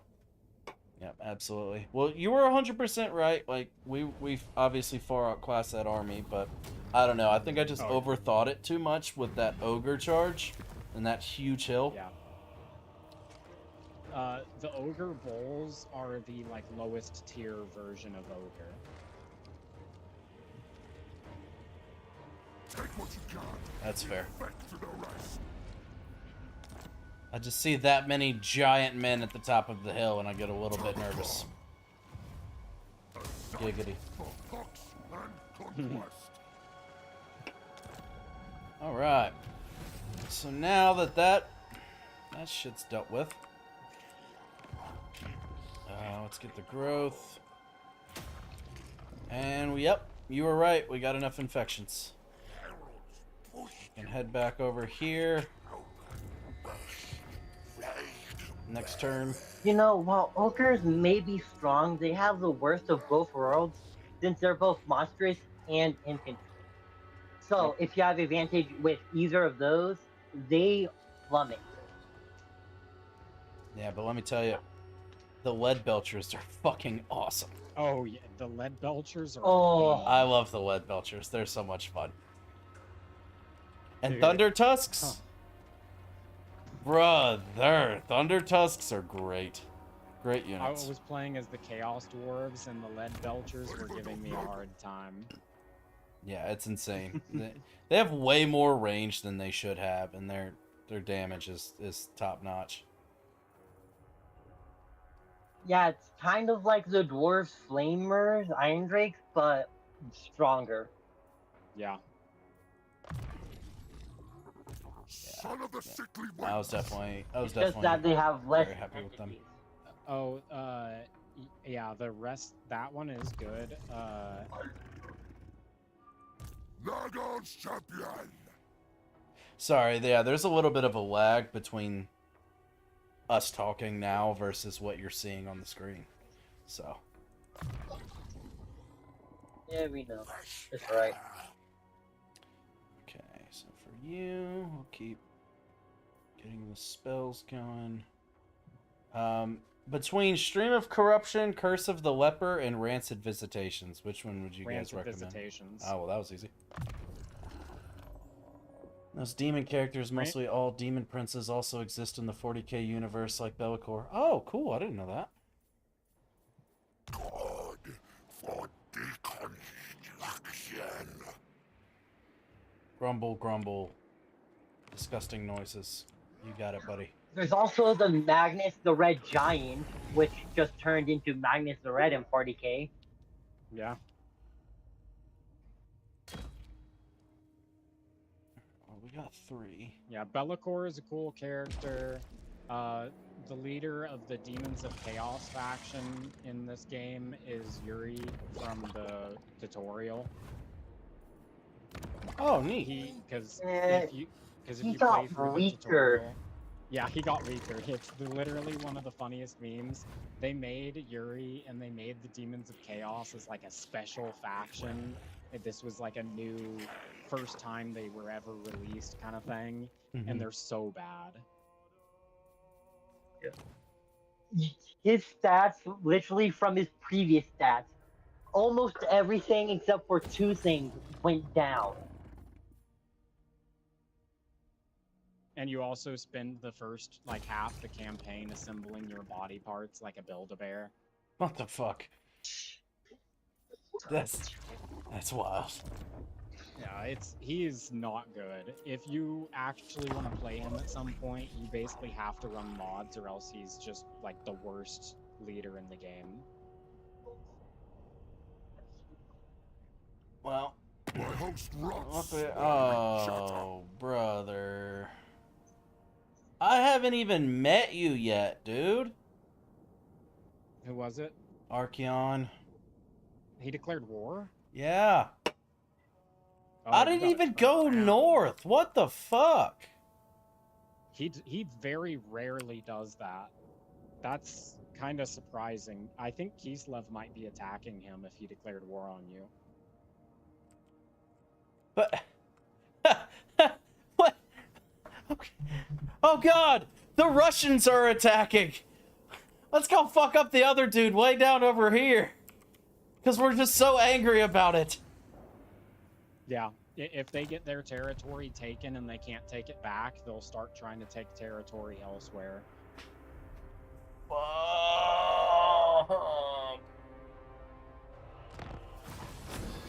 If you Dude. force march up there, you should be able to meet him, or you could potentially spawn an army up there. Brother, it's turn 15 and I literally never moved north. Fuck off, dude.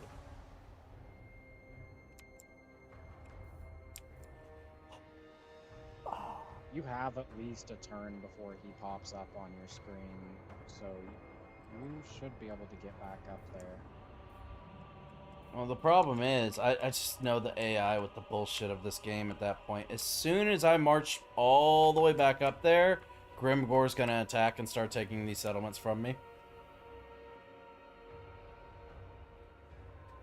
Congratulations on trying to fight Archeon's Doomstack. Thank you, Prospero. I appreciate that. They have top tier units and regiments of renown. It's turn 15. What the fuck?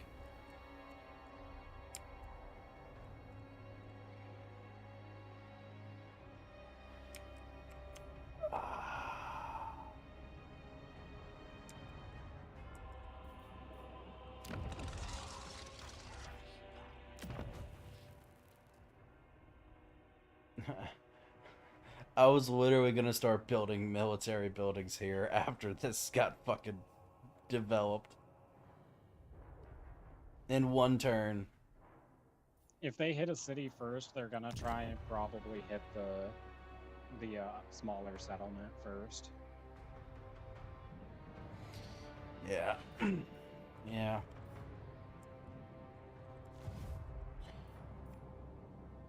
What do we do, gentlemen? Do we try to force march all the way back up there? I mean, How big is your army with your herald? I have 18 here, and this is just a ward. But like, I don't even know what I can get. I have 219 infections, and this capital doesn't even have military buildings yet. So I don't even know like what I can do. I look away for one moment and you're at war with Archeon. What the hell? I know. Archeon Fucking tell me declared about war. it. I literally what never did you moved. do to make him declare war on you? I didn't do What did you- anything. I did not do anything. I literally started the game here. I took this, and I've been moving south since. I don't even know how he knew me. Oh, that's because he starts off right next to your spawning point, right? In the His Blood vassal can Marshes, see you. right next to your Gallus Tree. In the Bleeding Fire, you can interact with your vassal, and since you can interact with their vassal, you can interact with them. That's the problem, is this vassal right here. So right now, he likes me. I'm not sure why he declared war on you. I'm on turn 22. What? Yeah, he rarely will declare war on you. I'm honestly surprised that he did it. It might be that Kislev is encroaching on his territory, but it also might be Arbal.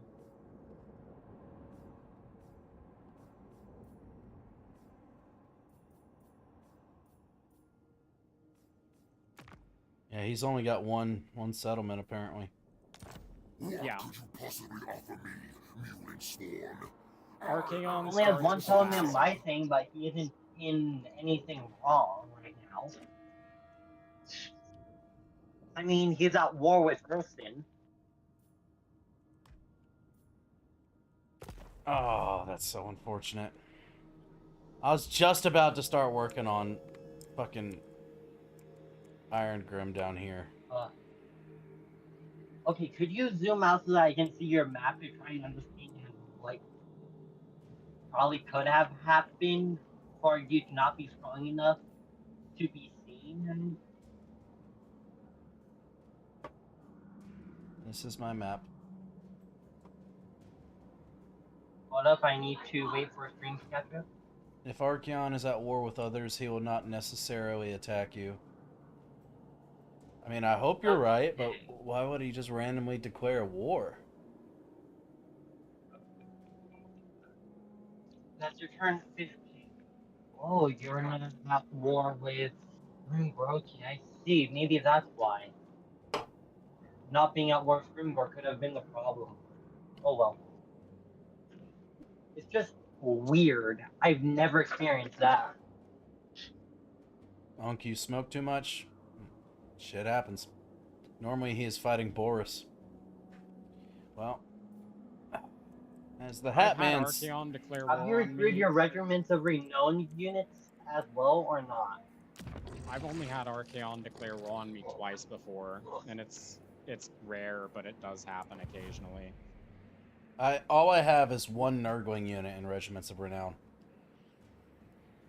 Bad influence on the kids? Well, kids shouldn't be in this stream anyway. This is a 18 and up stream.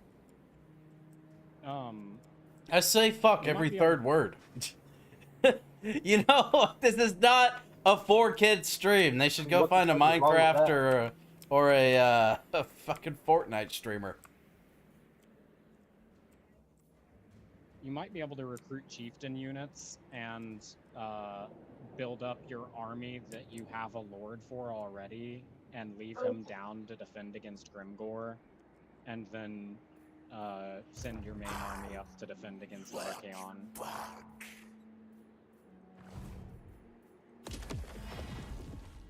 Okay, I can get one chariot. One chariot. And that's it.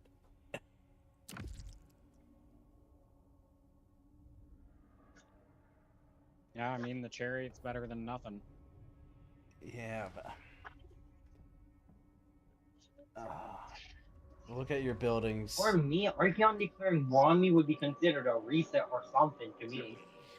For I mean, hell you could reload to the turn that he declared war on you, and he might just not declare war on you if you declare war on Grimgor. Because he will you could also give him money. You could also give Archaon like a small gift. Yeah, and it'll make him less hostile towards you. Yeah, so but you could potentially make it to where he doesn't declare war on you. Okay, SG. I will show you. Alright, Prospero, sleep well, my friend. Alright. That's just an option. SG said, look at your buildings, I have an idea. Cancel construction. I wouldn't recommend going back. He'll likely do the same thing. Possibly. Welcome in, Shadow. How are you? The problem is this is like a 4 or 5 turn frickin' construction, though. Like, it was literally next turn. I was gonna open up some building slots and I was gonna start building military buildings here. I'm really not keen on stopping this construction after it's spent the past 4 turns frickin' building. Well, if you stop it now, you won't get a refund.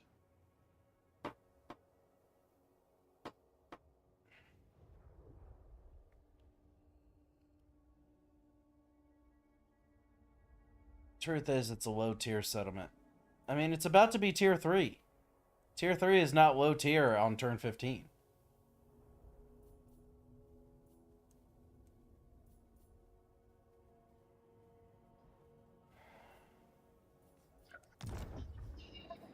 Let's see. After all, having all your settlements tier 3 on turn 22 is a strong yeah. goal. It means you have a very strong start. That's Yeah, what and I'm doing. you have 30k right now, so if you did load back to the previous turn and give Archaon a gift, he almost definitely would not attack you. Because you have more than enough money to give him a gift. SG. SG said tier 3 is not great if Archaon owns it. I mean, he is right.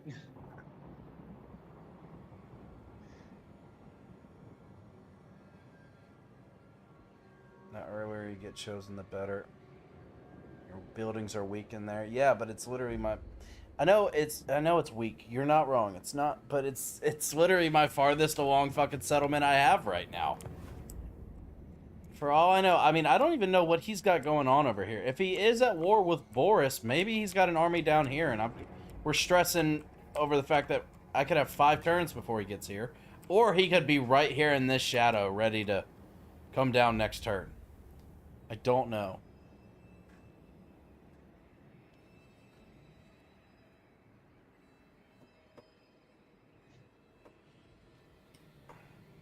Your buildings are weak in there. I think you should abandon it. Sell your buildings. What's the garrison in that city? Got Plague Toad,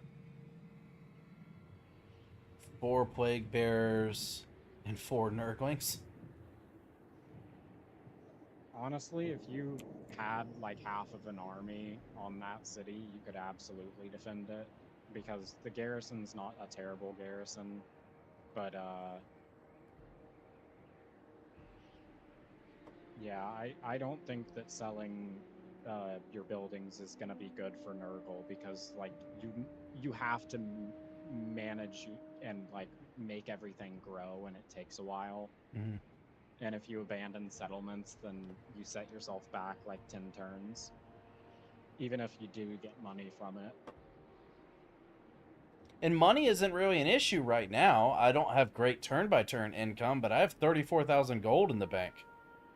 It's actually a pretty substantial amount of gold this early on. Yeah, that's why the bottleneck for early game is infections. Right.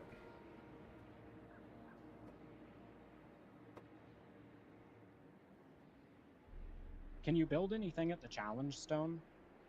The city you took from Kolek?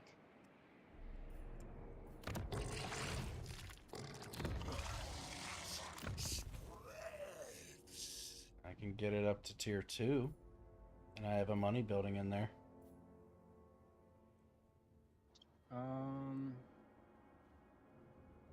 Yeah, you could put your recruitment stuff in the Challenge Stone.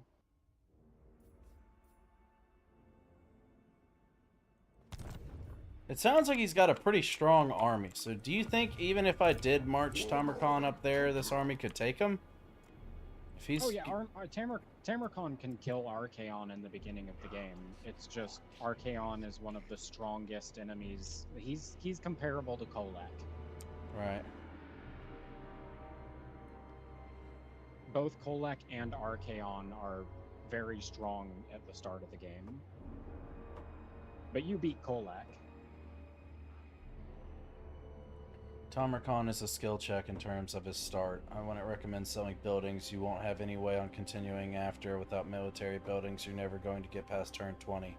You can come back here, destroy the corruption building in your main settlement, and place a military building in its place. Infections are always your main thing. That's why you can afford to not defend it. You can't afford it because of no military buildings, and you can't continue. You can't make an army fast enough to defend it anyway. Continue killing Grimgore.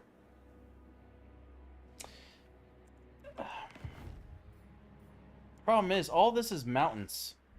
So that's gonna like destroy my movement. This is uninhabitable land for me. So like, if I lose this settlement, that is a massive step back. And even if I do come down here and take all of Grimgore stuff, I'm losing like 4 turns of progress because of losing this one. And what's to stop him from continuing coming That's- south without having anything to stop him? He probably will. That's why we should just probably recommend loading back before Archeon declared war on you, because yeah, you If just you do stop- not have the resources. to Yeah, fight. if you stop the war before it happens, that would probably be the best thing. But if you don't want to do that, then I think that losing your starting settlements is incredibly damaging for Nurgle specifically, because him as a faction needs that like steady growth. Mm-hmm. And if it gets damaged early game, then it takes him like an extra 20 turns to actually get strong. Oh, fuck that. All right. Let's save. Let's save right here. I'm normally not a fan of save scumming, but this, I feel like I got really fucked right here. For I like, don't know why that happened. for no good reason. You know, like, I get it if I were to have come up here and have taken out his, you know, his vassal. That That happens rarely. that makes sense, but like, I continued to go south because I didn't want to fuck with Archeon at this point, and he still declared war. So I think we'll load. I think you're right. I think we'll load back to turn 14. Just throw him some cash, and hopefully just delay that, and maybe he won't come after me, and I can continue coming down and dealing with Grimgore. Because once this gets up to tier 3, like you said, if I could start getting chosen, I could recruit a ward, get some chosen, and hopefully be ready if Archeon does decide he wants to fuck with us a few turns from now. Yeah, you'll start out with Chaos Warriors, but eventually you'll unlock Chosen. Right. The Chaos Warriors, though, are amazing too, and they're a lot cheaper to upkeep. Yeah. It's not being sentimental. It's the progress. It's the fact that this will be a tier 3 unit and a tier 3 settlement in one turn. Yeah, Nurgle's mechanics require you to hold on to settlements. If you lose the settlements that you're putting money into, then it puts you back really hard. I worry about losing progress, but when the Yeah, AI takes everything it, costs an arm and a leg, and has like 100 of plagues of infections you need to spend, just so that you can get tier 4, tier 5 units. Yeah. Yeah. All right. Let's try it. And that's if you like wait 30 turns and you don't want to speed it up using the infections. Most of the time when I play Tamarcon, I rely on the chieftain units for the early game, and just I wage enough battles to earn dominance so that I can recruit all of the chieftains before turn 40. Mm-hmm. And if you get all of the chieftains recruited and start just pumping out all of their units, then you kind of get to bypass the recruitment pool issue. Right. Which once I I mean, start right building now, up I'm my not even infections. trying to- Once I start I'm building up playing my a infection. campaign- Jesus Christ. Hold on one second. Once I start building up my infections per turn, then at that point the recruitment won't be nearly as big of a deal because I can fast forward it if I need to. But right now I'm literally earning 10 infections per turn. And that's where I'm struggling because I have plenty of gold in my treasury. That's not a big deal. But the recruitment of Nurgle as a faction is so unique and different that it's hard to deal with it. Shirian has already told me your offer. Yep, but that's I will hear it from your lips more the same. Nurgle for ya.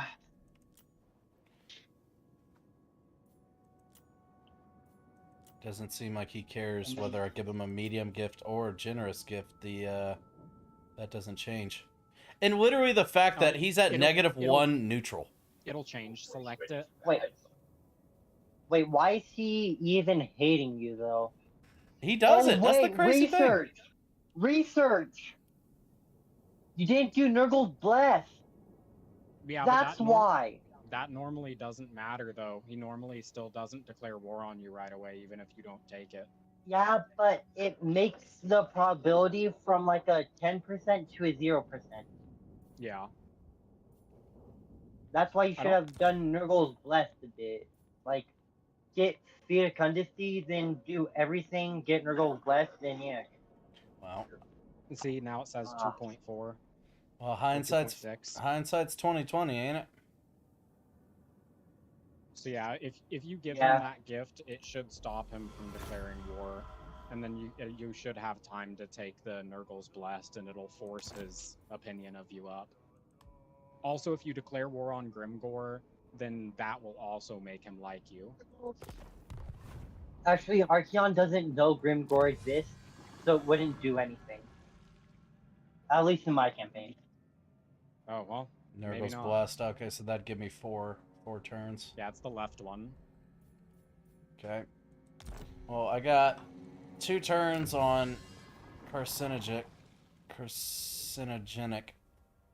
and then we can do Nurgle's blessed next. But hopefully, just throwing him that cash, that'll just save us some time because we really just need some time. We got 2 turns. That gets to tier 3, and we're in a much better situation.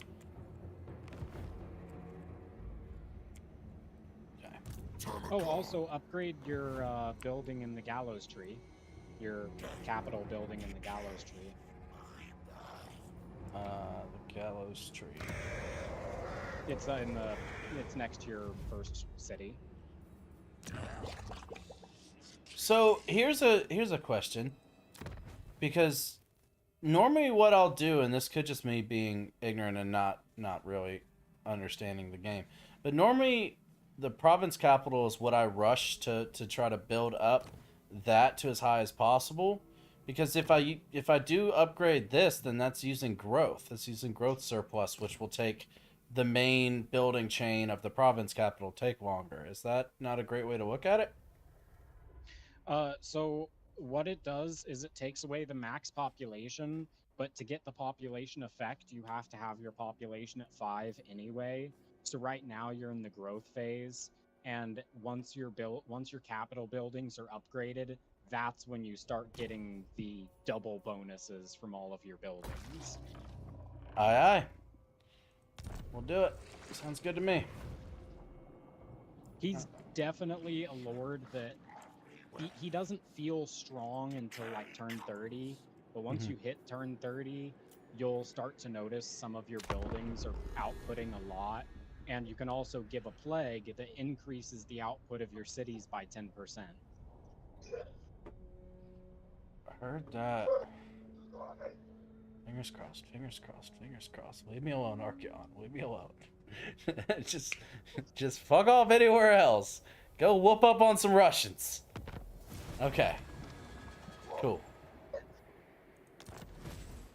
No war. We dodged a bullet. Hand of rot. No respite. Keep moving. Pound with box and blade.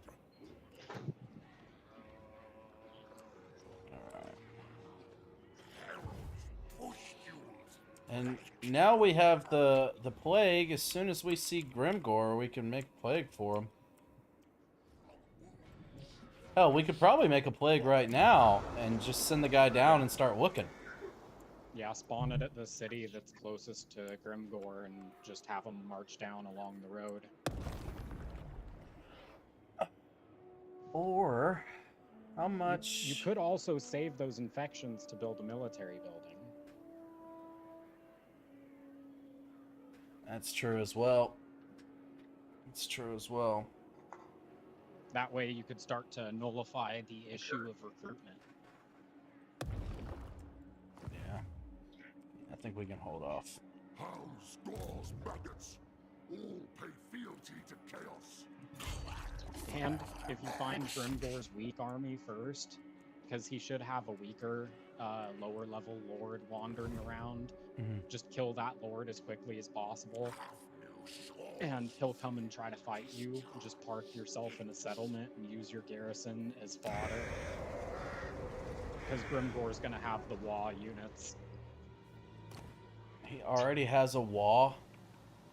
Probably. Fuck. Noma Turkan.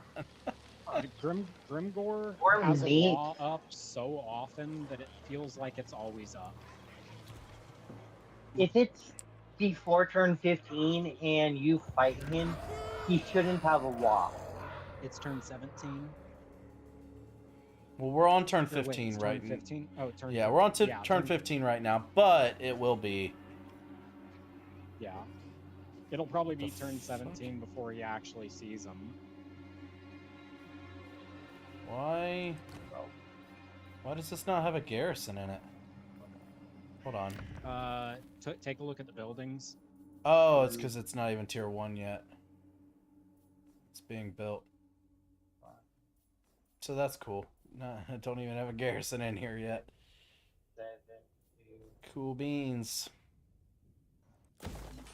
Yeah, Kolek's an ass. He always raises settlements. Yeah, that's cool. It's all good. We'll figure it out.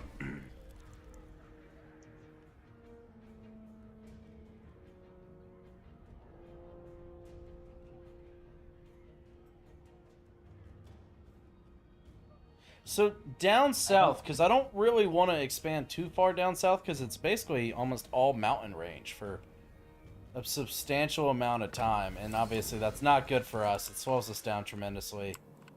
I know that it's technically bad, but Kugath is at the bottom of that mountain range. You mean way the fuck down here? Keep going south. Even farther? Down here? All the way to the archipelago.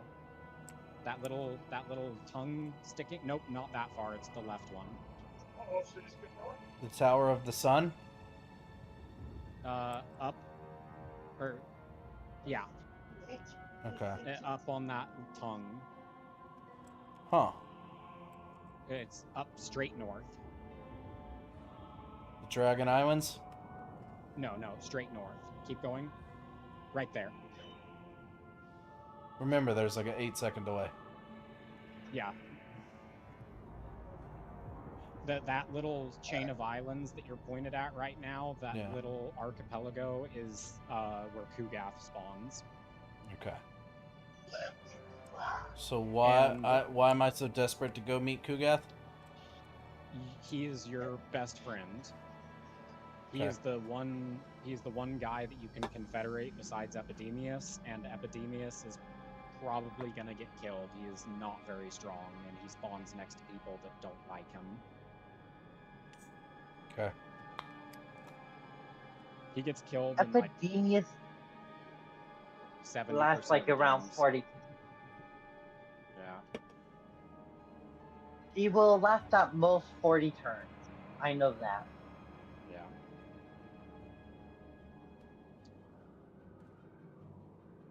But it ain't even worth going after him over Kugath. But the bright side, the saving grace of having to go through the mountains, is the area immediately to the east is Grand Cathay. And Grand Cathay has a lot of lush region that is perfect for Nurgle. And a lot of those cities have ports on them. And the ports give extra gold and growth. So They'll it's also like make it's like a Carden. double whammy. Yeah, that area, that's Grand Cathay. And That so will once you also make a chieftain called Kargan the Great. It'll make him very happy if you attack it, and he will give you the campaign refillment, which will allow you to snowball faster if you attack Cathay with him. Okay. yeah, Cool. Kargan likes it when you attack Cathay, and he's the guy that refills your campaign movement. The host. Works for me. And also I haven't actually really been in Cathay, so that's a region I want to check You'll out. like it. Yeah, I mean, I Cathay's pretty. technically I'm lying. When I did the Dark Elf campaign, I did sail around it, so I got to see a good bit of it, and it looked absolutely gorgeous down there. It looked like a really, really cool region, but I haven't really gotten to explore it. Also, Zatan, the Chaos Dwarf next to you, is gonna really like it when you fight Grimgor, so he's gonna ask to be your friend when you start fighting him. Cool. I don't know where Grimgor is. Honestly, you could just take his settlement. I'm half tempted to just start fucking, Right, and then I started blasting. Yeah, I mean, you really could. Like, I would potentially go and grab the one that's down further south first, and move closer and do it next turn. Or you could declare war now and take that settlement, but that one down, yeah, that one is kind of out of the way. So if you have to turn back to take that settlement after, then it kind of puts you at a positioning disadvantage. True. This allows you to go down the chain and just take a city, take a city, take a city, take a city. Molded in the Father's image.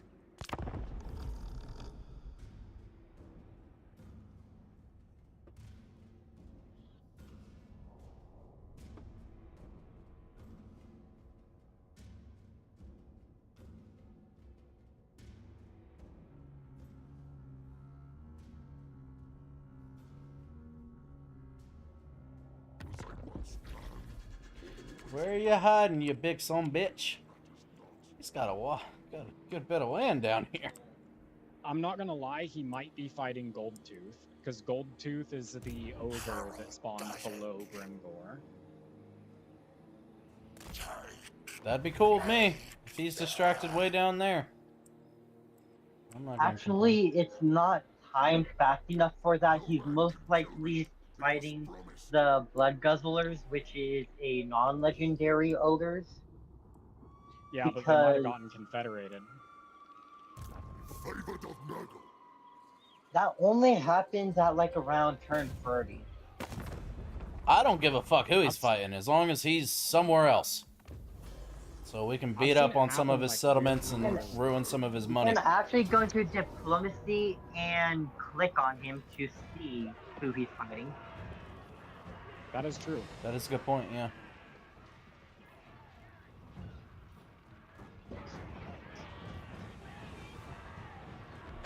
That's gonna be an easy stomp. It will be, but I don't really want to auto-resolve it and lose a lot of health.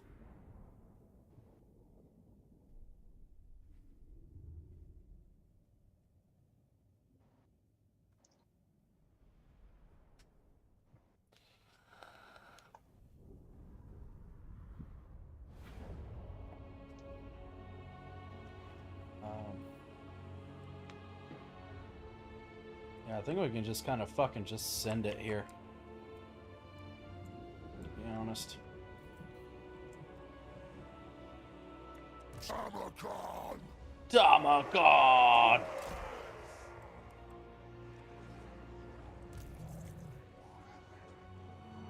We are the plague! We are the plague. Bringer of desolation! Rot Knights. Group you Share up. your infections! Nurgle's favored!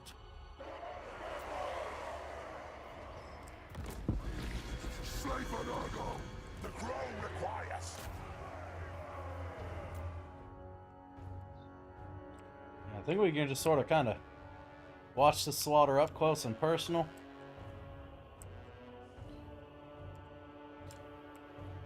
I don't think that'll really be much of a hassle. Ha! Yes, run from me. Look how tiny they are. That's adorable.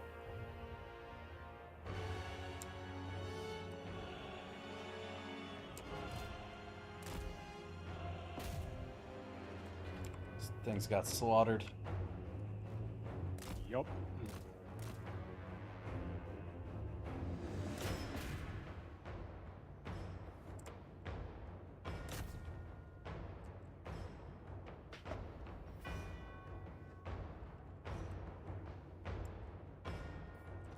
They are taking a whole lot of damage here for not really a good reason. Come on. Beat him up! Go, bowling balls, go!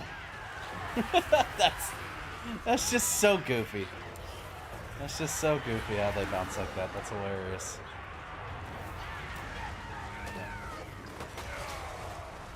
All I can imagine is facing giant frogs on a battlefield would be absolutely fucking terrifying. Getting jumped on and then like tongue grabbed. Yeah. Oh my god. I don't think it'd be great. It would not be a great time.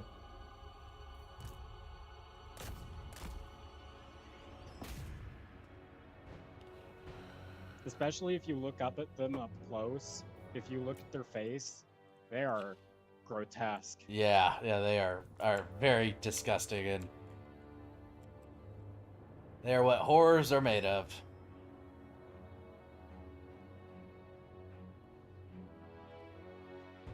Cool. That'll do.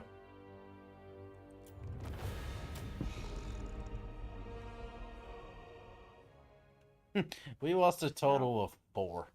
They lost 828. God damn. Any losses that you suffered will heal, and then some. Let's go.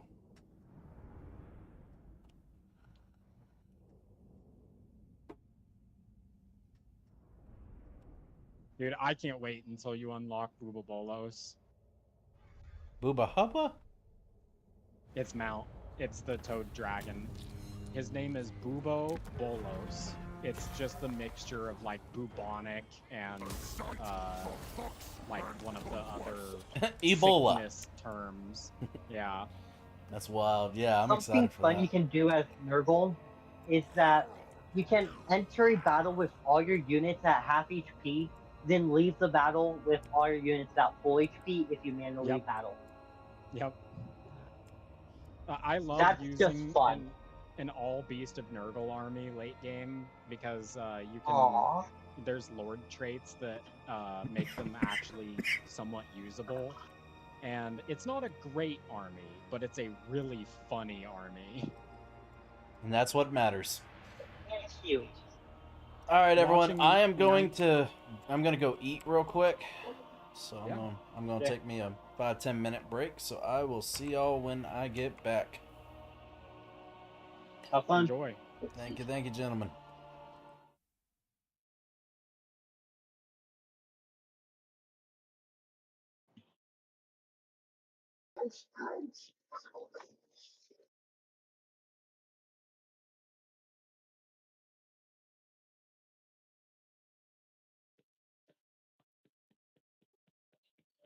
Oh yeah, he only gets to 1.2 with Deadly Onslaught active. Yeah, but that's still amazing. 1.2. I mean, 1.2 thousand damage for 30 seconds. Who is going to survive? He probably Not even gets Kugath.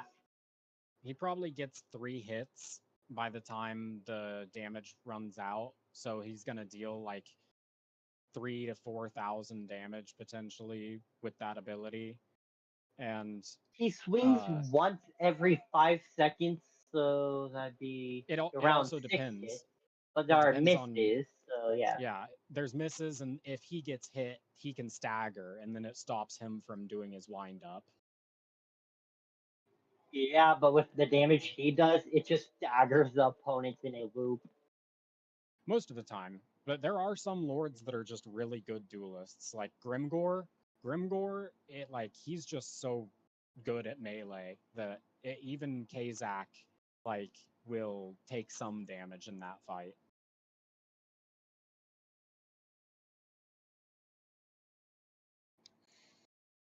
Yeah, the same goes with Scarbrand or any Exalted Bloodthirster, really, even Arbol.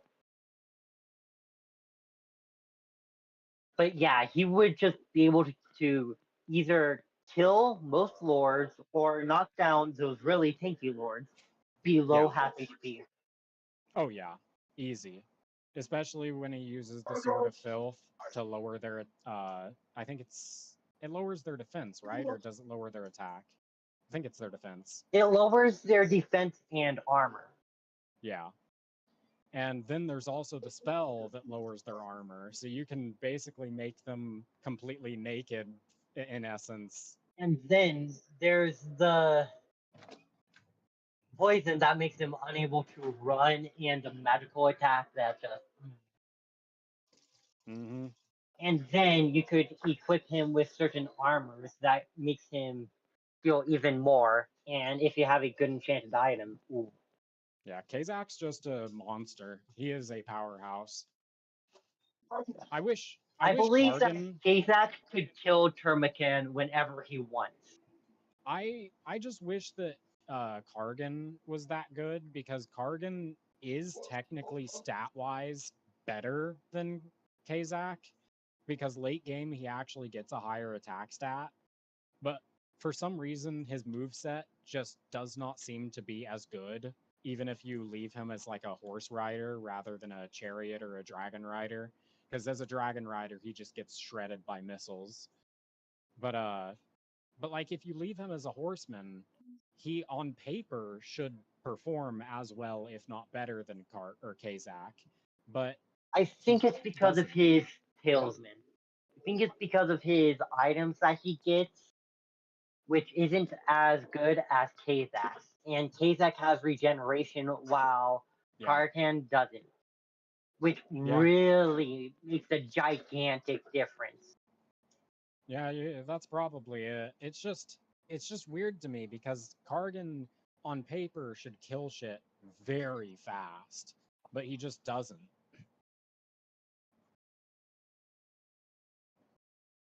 Yeah, it is a bit disappointing when I got him to that point and I was like, okay, why isn't he doing good? Oh wait, I can recruit him. But the hell cannons are amazing, so realistically, like, no love lost. Oh, yeah.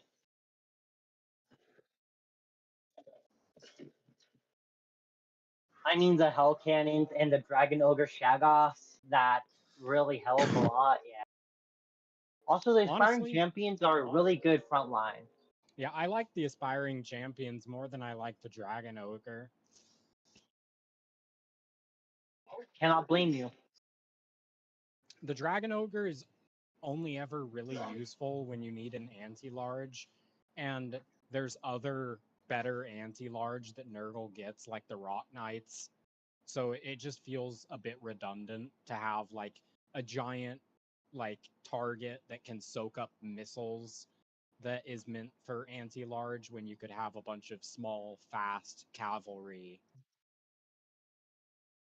Yeah, but at least it can destroy the walls of a settlement, the Dragon Ogre can, so So can the at Rot least Knights. there's that. Yeah, the Rot Knights Wait, can the Rod destroy Knights can gates. just attack the wall, not Yep. gates, the walls Oh, themselves, if I remember correctly.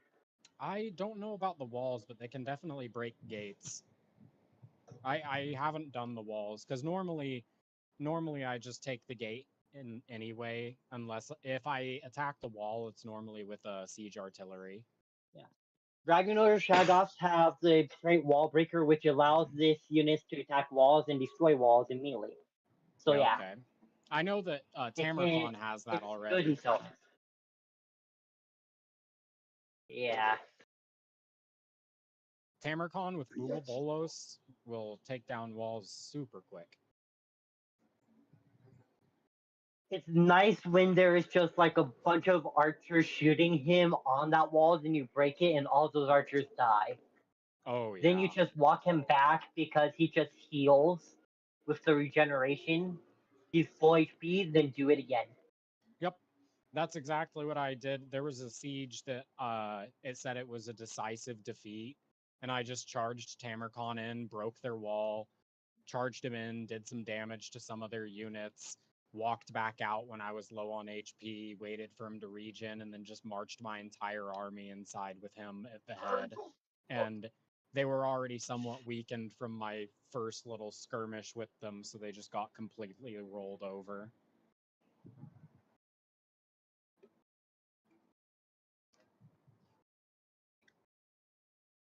Yeah. Kind of scary how strong these units are in manual battles. Which ones? Like how Kazak and Termacan, both of them alone, just either of them could win a single battle against 1,000 people. Oh yeah, I mean, Kazak is a little bit harder to do against armies Because he because doesn't have splash damage. yeah, he doesn't have the big splash. But Tamarcon, Like- easy. Yeah. Kazak could kill an entire stack of like 20 heroes or 19 heroes in one lord. Termacan could destroy an entire Doomstack army as well. Yeah. Now, if you got an item that could put like a burn effect on Kazak, an AoE burn, that would probably solve most of his problems with killing hordes of enemies. Or have him have something that gives him some similar stuff to Aura of Madness. Because I if think he has that, he could just run around units and just survive. Because I don't think he does have that. I have a mod that adds a couple of traits to each of the war chiefs, and one of them for Kazak is called Carbuncle Burst, and it's a passive that can proc like once every minute, and it procs whenever he charges. And what it does is it causes a small version of Blight Boil to go off, and it's really, really good. And it's one of the traits that you have to be like level 28 to take. So it's not something that you can abuse early game, and it allows him to have some AoE so that he can charge into a group, explode, and then walk away. That's actually pretty nice. Yeah, it doesn't feel broken, it just feels strong. But Kazak already felt strong, so it's like, oh no, the guy who is already strong is strong.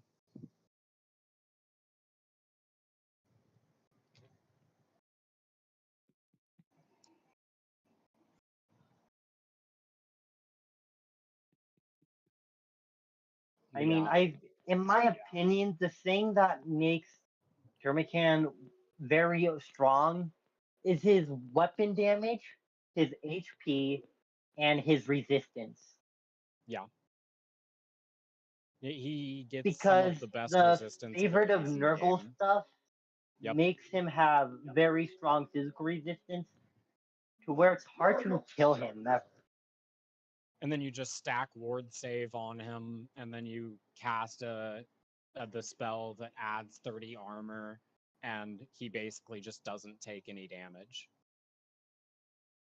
And then you just have Pestilent Decay and have him in the middle of an entire army swarming him. Yep.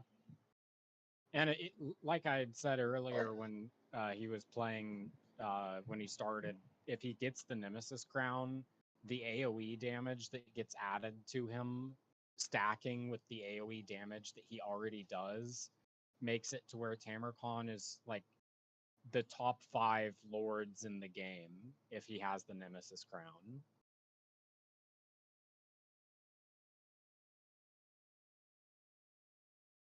He just uses it really, really well. I'm trying to think of a lord that uses the Nemesis Crown better. I think Scarbrand or Kolek. Arbol probably uses it better. Kolek, Kolek is really good with it. Arbol is really good with it. Skull Taker is the best one. Obviously, Skulltaker is just broken with his entire cloak. Yeah, Skull Taker is the most broken lord in the game, and it's disgusting the type of abilities that they gave him. And you just slap the Nemesis Crown on him, and it's like, oh wow, the best duelist in the game suddenly became the bestest duelist in the game. I mean, I think Korn is just banned in multiplayer, like how what is the other thing that's banned in multiplayer? Probably fucking. I know that there's Shape Changer or the Deceiver, whatever his name is. I believe I heard somebody say that they banned ogres in multiplayer as well for some reason. That's Don't kind of know why. surprising. Yeah, ogres don't feel like overwhelmingly strong. They're strong. I'm going to give them that, but not overwhelming. Hell, I'm surprised Chaos Dwarves aren't banned if that's what they're worried about. Because Chaos Dwarves, if you don't kill them early, they are just monstrous.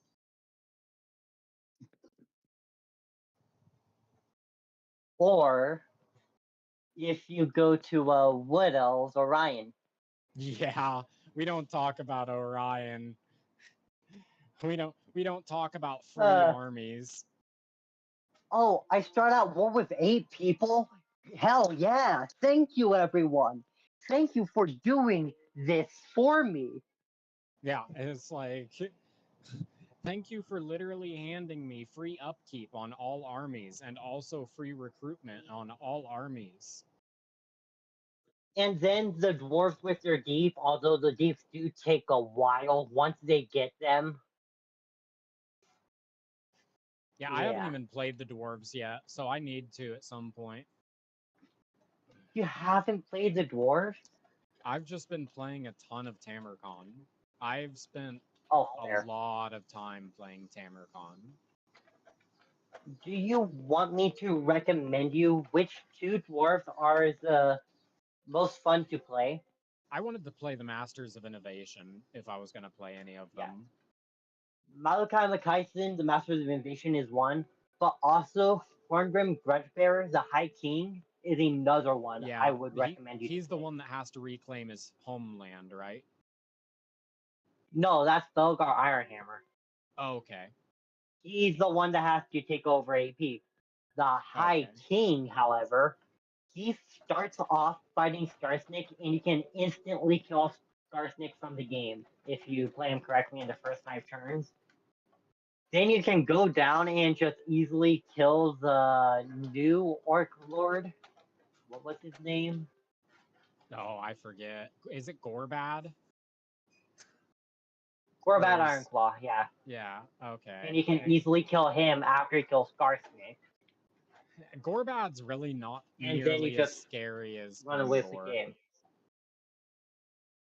Oh, Grimgor. He is the only orc I actually ever play. I played Starsnake 1 or twice. I played Grimgor like 10 times. Grimgor looks like I just he's loved fun. him. He is, but the rework on the tech tree made him less fun. I would probably end up running a mod anyway. I think a lot of the base game tech trees are a little boring. The old tech tree was boring but fun. This tech tree that they added is just boring. It's like eating a bagel with salt on it or just eating a bagel. Yeah. The salt adds like some flavor. You might not like it. You might. Who knows? But at least It there was adds like something. a tiny bit of flavor. Yeah. Now there's nothing. Yeah, I've been enjoying Tamarcon a lot. I recently played Zaton and Astrogoth, and I've played Ikit Claw, and I've played. I played as the one high elf lady. I forget what her name is. It's the life, the life lady.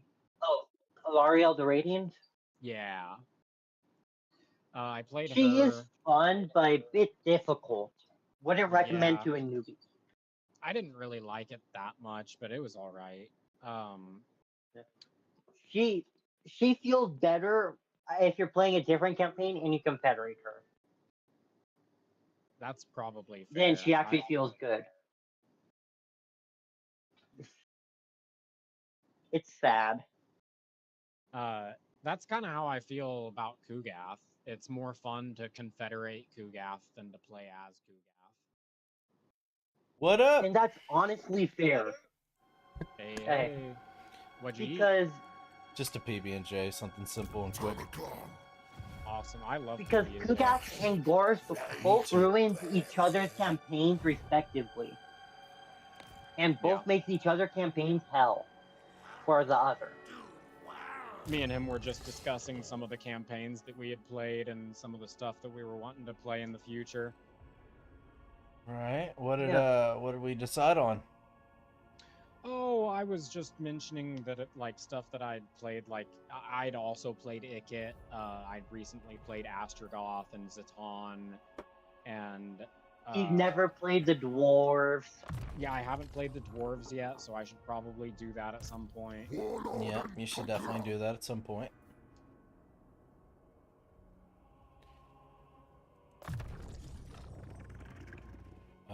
But yeah, I think I also want to try Cathay at some point, but their armies are a little weird. Yeah, the yin and yang thing is kind of weird to me a little bit. Actually, you don't have to worry about that. The yin and yang thing only gives buffs if they're near each other. And yin and yang is melee units, archery units. Your melee units are defending the archery units, both of them gets buffs. They aren't, who cares? That's all it is. That's a fair point. Yeah, I know that the paper lanterns are useful and the dragon forms are useful. Are you wondering what to build here? Yes. If you're looking to start recruiting, you could always, I know that this is a capital building, and typically you want to build the major recruitment stuff there, but you can also build one of the small recruitment buildings so that you can get some of the basic warriors out earlier. The one that I suggest is the one in the middle. For the basic military? Oh, the one in the middle of the basic. So that's Forsaken of Nurgle. Forsaken of Nurgle again. Interesting. Pestigors. Forsaken of Nurgle again. What the fuck? Is there just multiple different Forsaken of Nurgles there? I also melee infantry. Are these are my choices per... Yeah. No, that's how many units they give you once it gets to that way. Yeah. You see, once you build it, it takes turns to get to a point. Then it'll reset if it is either blocked by a level restriction of your main building, or if it just goes fully around. Huh. Yeah, the Chosen of Nurgle are your ultimate infantry. The Chaos Warriors are your standard, they're kind of like the Space Marines. They're the basic standard issue soldier, but they're really good. And your Rot Knights are your ultimate cavalry, and your ultimate monsters are the Toad Dragons and the Great Unclean Ones. I'd actually recommend going Garden of Blight first so that you can get the Soul Grinder. Because the Soul Grinders are amazing. Because they're not blocked like the Rot Knights are. So just getting the Soul Grinders first and some Plague Ogres will help a lot. But he can't afford it yet. He would have to wait. That's why I was saying if he wanted to build one now, I would suggest building the one that gives him the Forsaken, because the Chaos Warriors that you get later on are really useful. And the Forsaken aren't amazing, but they have Frenzy. And Frenzy is a thing where when you first charge them into a fight, while they're high HP, they fight twice as hard, and they get bonuses to their attacks. So, they are really, really good, shock infantry. Okay, so we should basically be focusing on some of the lower tier guys, so we'd be able to kind of pump them out, being able to actually afford them. So the Forsaken of Nurgle is a good option. Yeah. The Forsaken are ones that you won't really build later in the game, but early in the game they're good. Okay.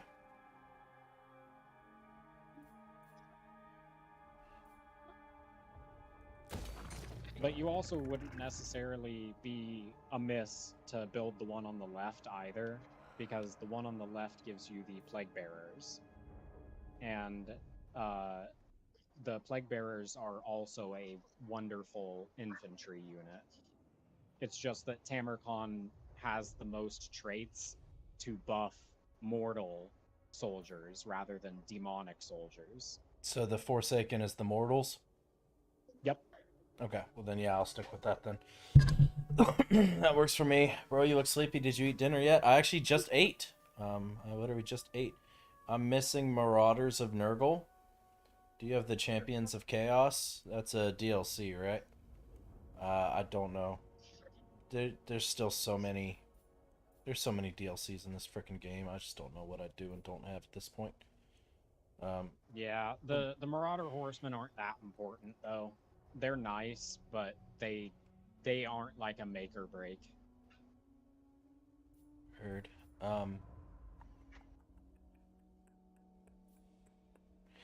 So then I've also upgraded the income building and the growth building here, along with the military building. So we should be doing all right. Yeah, looks good. There. I am curious. Kind of just see what the temperament is of this guy. Oh, we're moving on. Okay, Yeah, cool. He likes you. Yeah, yeah. Yeah, see, I told you it's weird that he just suddenly had such a negative attitude towards you, because normally he wouldn't be getting a negative at all. Right, right. And I was just like, dude, I haven't even talked to you or fucked with you or anything. You boys still going? I Damn think right, it's bro. I'm grinding. because he grew too strong too fast, and that's Yeah. what pissed him off. Yeah, it made him scared. I think you can get the DLC mod on Steam And that Workshop. gave Not a sure, -5 to a base 0, which he didn't like. But now it's a +15 to a -5, which is a +10. So who cares? Right, and then in 3 turns, I'll have that technology of the Nurgle's Blessed, so we shouldn't have to worry about that dude for a while. We should be alright now. And he's most likely going to die before he can declare war on you, let's be honest. Hope so. Realistically, he'll probably ask you for non-aggression and ally with you. Heard that. Oh no, in turn 26, he is on the brink of death on turn 26. It depends on if he loses. I've seen him win. You've seen him win? Yeah, I've seen him win against Kislev. I've seen, and it wasn't. Maybe in older updates. Yeah, it wasn't him. No, like recently. I was playing like 2 weeks ago, and it wasn't him that spread out. He only captured 2 settlements, but his vassal, the Norska person that spawns below him, took over the Kislev guy that was attacking them. I forget his name. Well, his vassal is dead in my campaign, so oh well. Yeah, it's really weird how it happened. I also saw a campaign recently where that same Kislev faction won against Arbal and Archaon, and then backdoored me at the Plains of Zonbaijin. No one likes being backdoored. Yeah, no, it was genuinely shocking. I'd never seen. I'm something moving like my that second happen. army to go back to the Plains of Zabajin, just because of how much of a threat he is becoming. After almost killing Archaon. Archaon is 1 settlement left with his main army. I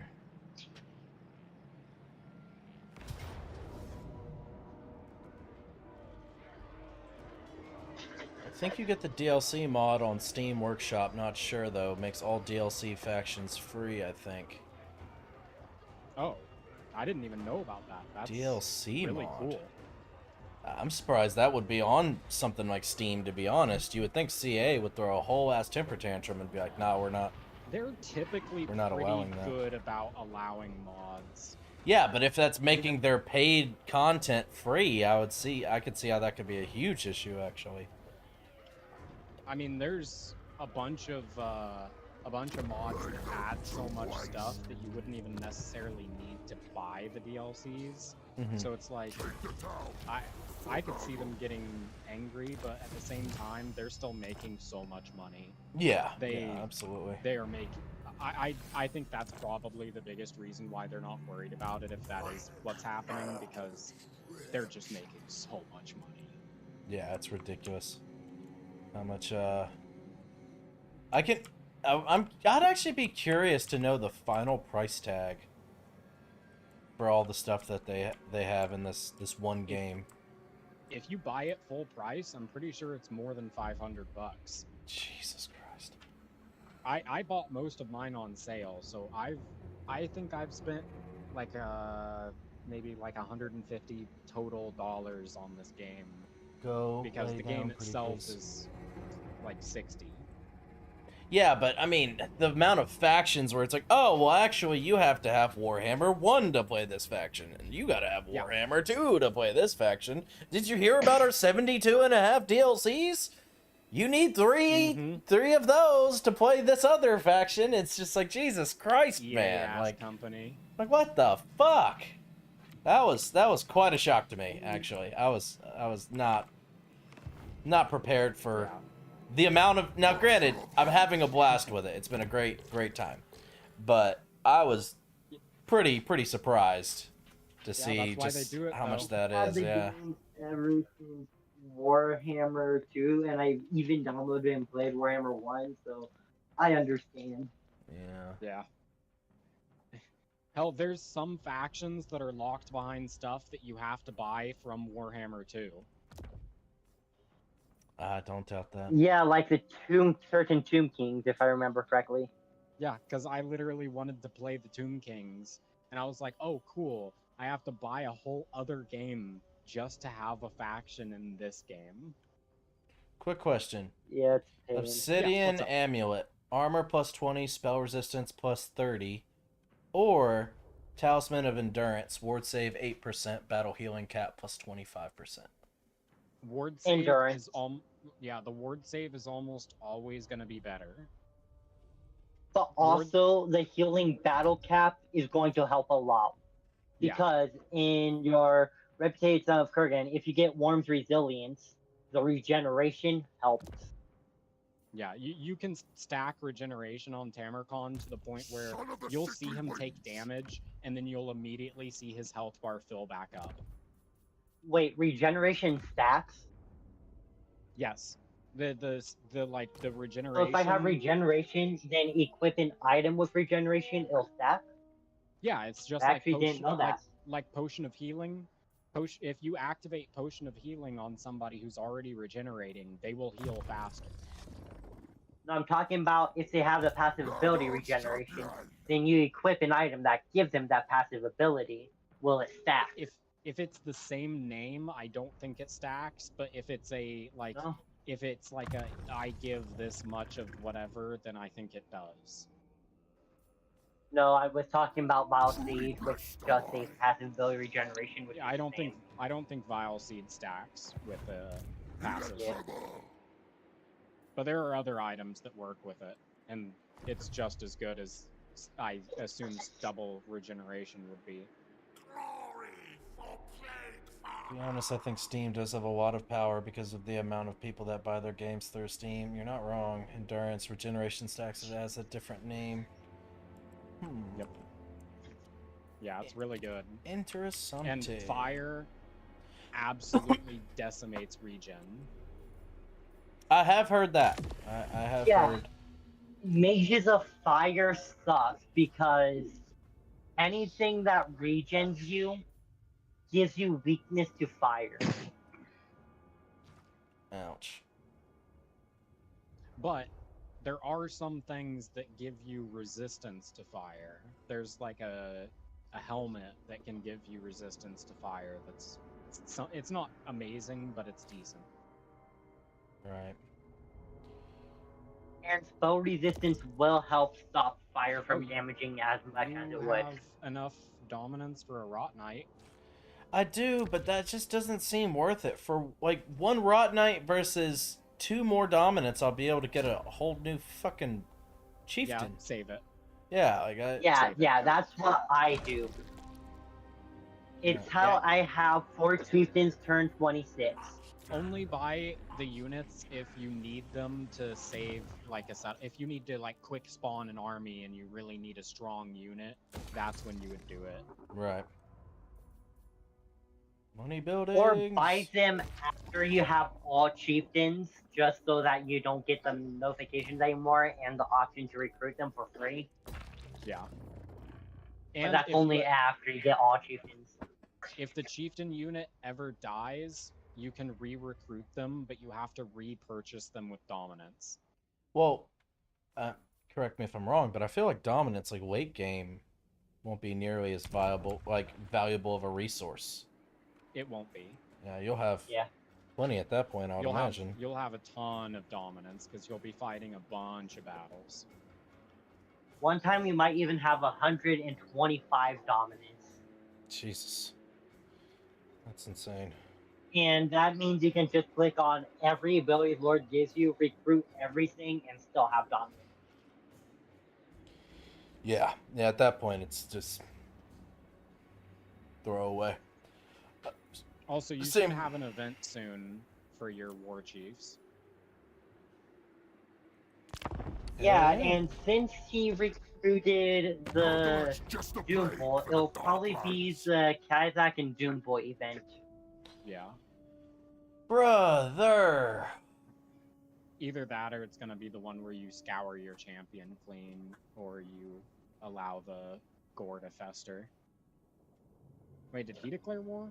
Or did he demand payments? No, demand payment or declare war. Oh, just give it to him. Who? Once, he's gonna be your friend later. He's gonna be somebody that allies with you. Fucking bitch. He's just being a prick. Yeah. Oh, him.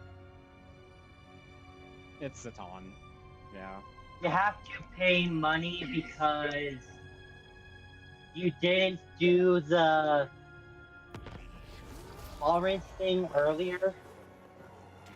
Yeah, he would like you more if you had the thing that gave the plus 15 earlier, but it's not a big deal. Yes. Because after you do that tolerance thing, you declare war on Grimgor, you kill Grimgor, he'll be happy. Then you go down, declare war on the ogres, and he'll be happy. Boom, non-aggression, and then he's happy with you. He fucking better be, or I'll blow him up.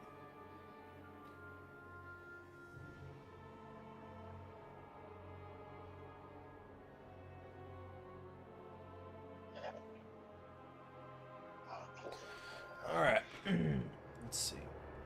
I just got taken out back and shaken down. I did get taken out back and shaken down. Why is it every time I start a new campaign, things start to go pretty well for the first 10-15 turns, and then it's just like everyone hates you. No matter what faction I choose. You're pretty rich. I'm doing very well money-wise right now. Oh, don't worry, that money will disappear. Thanks, Oh, Bran. it will. Oh, Thanks it for that. definitely will, because you're gonna have to upgrade so much.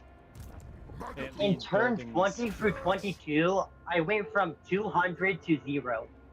Yeah, the buildings are so expensive. Oh boys, big orc biggins. Got some trolls, some orc error boys, Wait, I'm a mute. and goblin archers. It's a settlement battle. I'm gonna go with nah. Great pestilence! Taking a lot more damage than I have any right to, but I just hate settlement battles. Maybe one day they'll be good. There he is! Been wondering where you were at. And that looks like that's the second army right there. Holy fuck! Yep, he's got the wall. No way! He's got the wall. They both got the wall. Some bitch. Okay. Glory for Plague Father! Shit, if I would have known he was right there, I would have sacked it and gotten the fucking money out of it.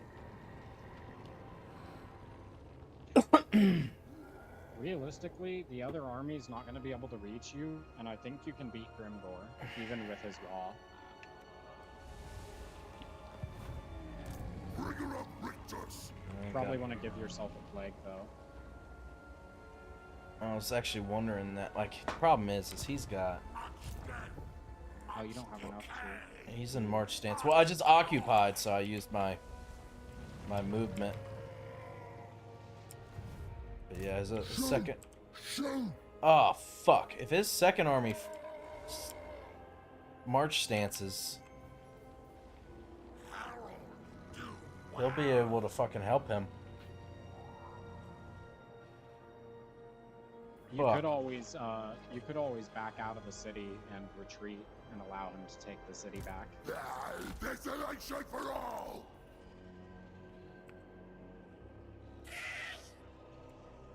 I'm gonna have to. And I was thinking about that. If I did, very next turn, I'll have enough infestations. I could, if I can get the fuck away from him, I can back out, drop a plague on his ass, give him a couple turns, and then come back in. And that'll also give me time to get some regeneration going as well. Exactly. Also, you're almost level 15, and you're gonna have your mount soon, and that's gonna make you very, very scared. Sounds good to me. What difficulty are you playing on? I'm just on normal. Wall can be avoided in 3 ways: underway, interception, lightning strike, and ambushing. Huh. Ambush is an option.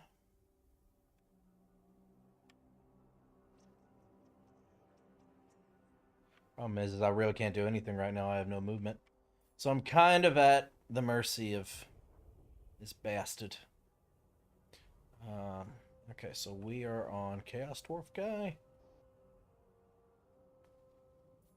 Loot is labor is a really good one for making money. I like money. So now, well, it's not yet, but in a few turns, I'll have my military building. Now, does Nurgle have global recruitment? Yeah. Okay. Cool. Good. It gets a little more expensive when you're further away, if I'm not mistaken. But Yeah, and it takes longer, but... Oh, it doesn't take longer. It's instant. Oh. Oh, that's very nice. That's true, and they just are injured. Yeah. It's always instant. Oh, fucking beautiful. That'll do. That's one of the late game with high level lord with all of those casualty regeneration traits. You recruit them, and then the next turn they're full health.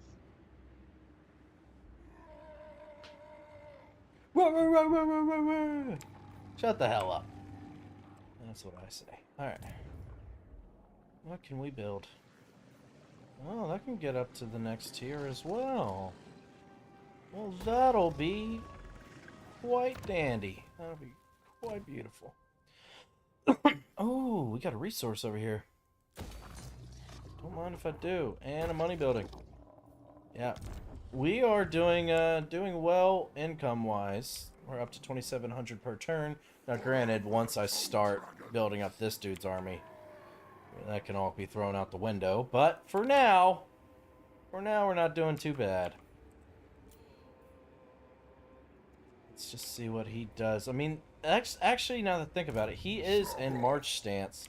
So yeah, that's his movement when he's marching. So he actually won't be able to attack us. So I'm stressing over nothing. He might be able to reach it. Because there is a road. Oh, god damn it. Why do I need to cancel the resource building? SG! Damn it, SG! Why do you always tell me these things? It's always money building and resource, money building and resource. And now it's don't do the resource. I mean, the resource buildings, upgrading them early on Nurgle, like, Nurgle is a scaling lord. If you don't upgrade all of those buildings now, then you're not going to scale economically. You gotta build somewhere. Ooh. And his capital region is his safest. Interesting. I'm surprised Grimgor didn't come after us. Now, he was right here, so he used a lot of movement to get down there. I might be able to take him out. You could kill that small army and go back into the city now. Well, it's not small. I mean, that's 14 and 13. It's not that bad. Because they have mostly squigs. Armor piercing damage dealer. Startling pump wagons. It's just the sheer numbers of it is intimidating. Their actual army only has like 200 guys.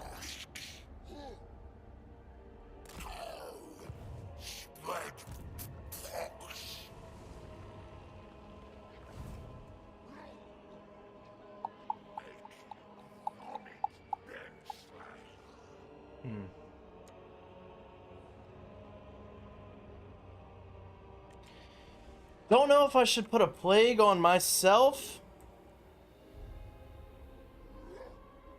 or take this dude out, get back in the settlement, and then make a plague to send at Grimgor.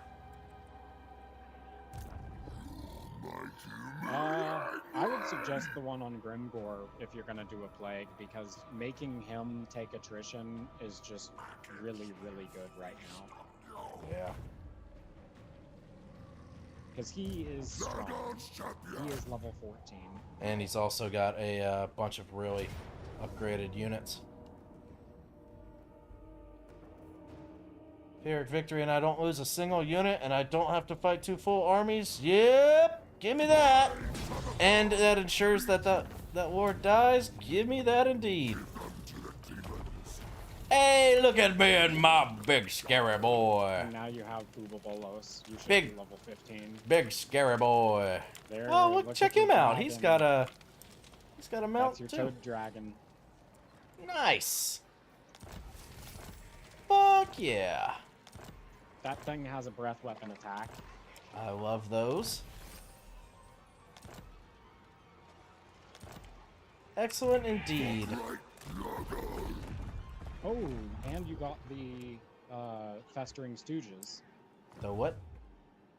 The Regiment of Renown. It's the Festering Stooges. Cool. Make sure you summon your plague before you walk away. Yeah. Oh. Well, no, I could do it from the settlement. That'll be fine. Yeah, not a big deal. He'll still be, because the road will make the pathway pretty quick. Oh, wrong. Setting. Okay. Attrition. Care about expansion -5.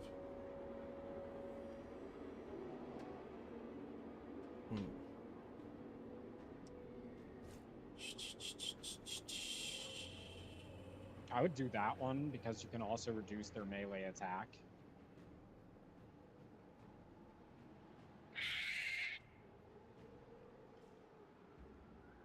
Reducing their campaign movement speed is also decent because that way if they do try to run at you, they take longer.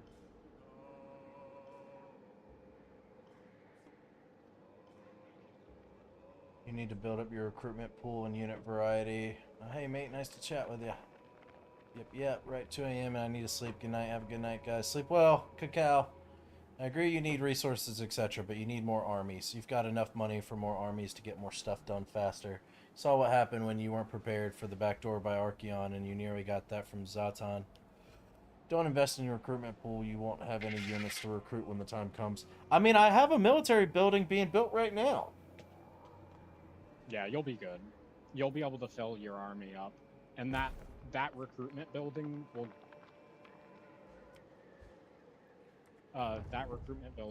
give you more recruitment every time it cycles. So I get the unit variety. I mean, I won't have many options here, but these are all like the human units, well, except like pestigores, which I buff, and I got that huge casualty replenishment rate for human units versus demonic. You need more, at least one of each type, ideally. Okay, I got you. I'm working on it, man. I'm working on it. Yeah. Just In the first 30 turns, it's hard to get that going. Yeah. Mobility options are important. Yeah.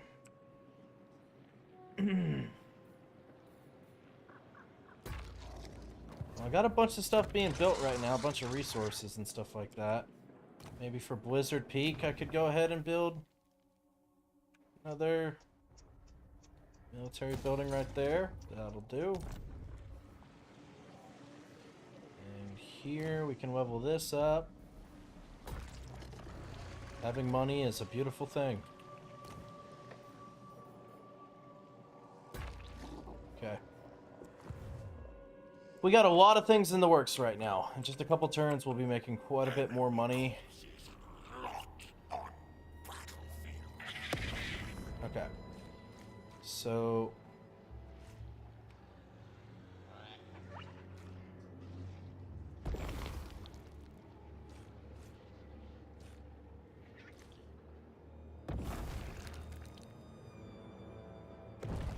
Alright, so we got attrition, campaign movement range, and melee attack all fucking him up.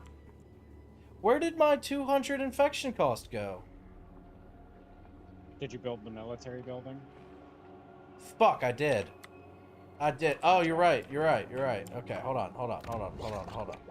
We're holding off on that. You're right. I don't know why I thought that cost gold. I'm losing my mind. Okay. Just build the growth building there instead.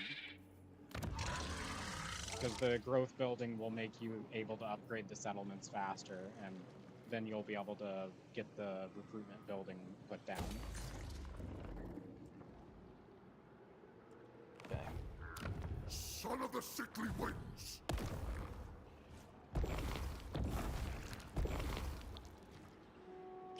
Yeah, and plague drones are incredibly useful. SG is right. Fuck, I can't afford to make it last any more turns. But that's fine.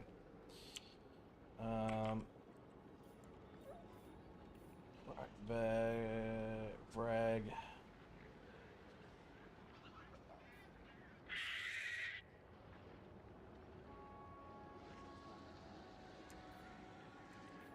Hold on. Which icon? It doesn't matter, you just have to summon cultist. One of them is spawning on your army, and one of them is spawning on your settlement. But if you summon a cultist, it'll summon the cultist regardless. Okay. I was so confused. I was like, I'm not used to seeing two icons here. Yeah, it's weird at first when you're in a settlement, because it puts them right next to each other. Yeah. Everything rots. He might have more movement. It's kind of deceptive. Yeah, he has more movement. Father's love.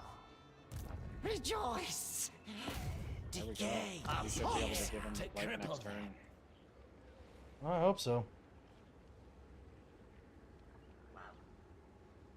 The Furies, building Furies are a really useful unit. Plague drones, etc. Very useful. Should try to make more infections per turn from buildings as well, and be able to rush the cycles on them. SG, you're asking for so much right now. I know, I'm working on it. Yeah, we're at turn 20, man. I'm planning on it. I want to get way more military buildings. I want to get more infections. I want to get resources. I got you. I promise. Yeah. I'm heading in the right Nurgle's a direction. slow It's just burn. taking a minute.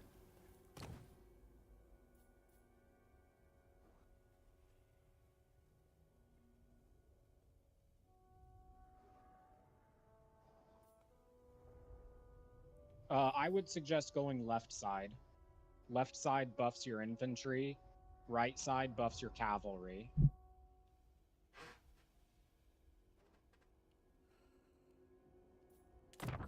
Aye, aye, Captain. Gifts for the host. Also, that ability, the one that costs 600 infections on the left side, is really, really good. It gives a army ability to all of your armies, and it allows you to summon plague bearers, kind of like the ability to summon Skaven slaves for the Skaven. Oh, that's nice. But the plague bearers are actually good melee infantry units. So when you summon them, if you put them in a good spot, they can just take out an entire infantry regiment on their own. Okay.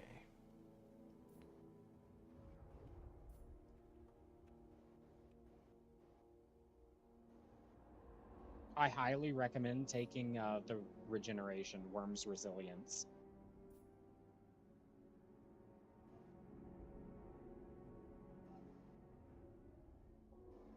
I thought he already had that.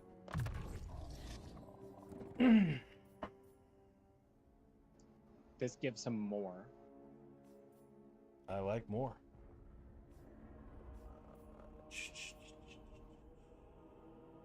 Ferocious Maggot is also really good, and so is the Vigor Loss production or reduction.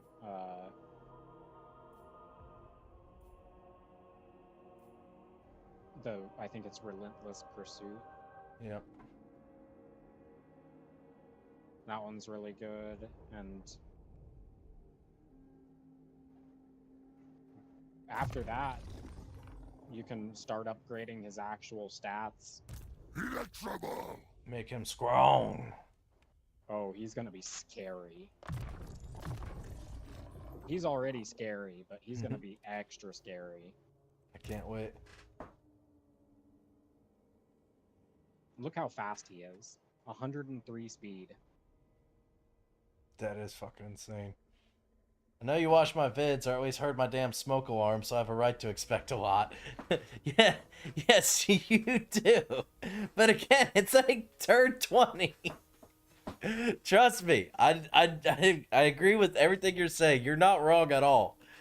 It's just there's only so much I could do this early into the game. I'm working on it. Just be happy I'm not waiting till turn 95 to start making money buildings. They are the parent that is waiting on you to become a doctor. Why you no graduate high school yet? Mom, I'm 8. Okay.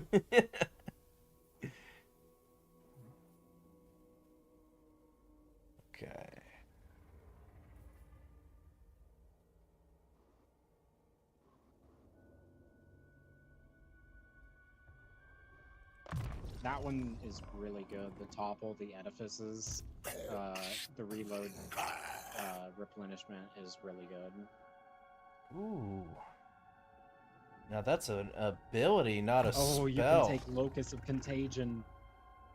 But Locus of Contagion. oh, that was what ST was talking about earlier. Yeah, go back. Yeah, take Locus of Contagion. That thing is so good. It's so good. It's literally an ability that you can spam for free over and over and over again. More, better, faster. Contagion! Okay, I got you, brother. Don't worry. Don't worry. I got this. It's so good.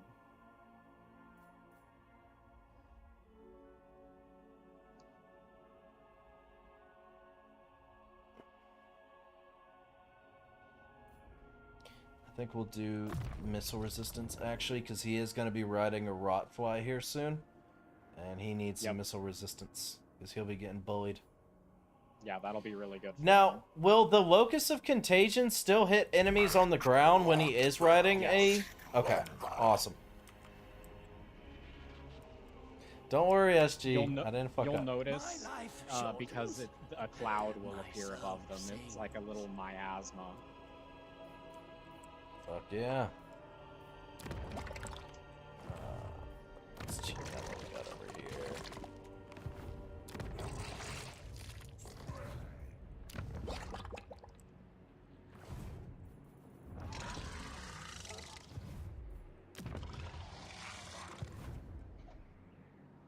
Alright, just in a couple short turns, we'll have some open building slots, and then we can start getting some shit done.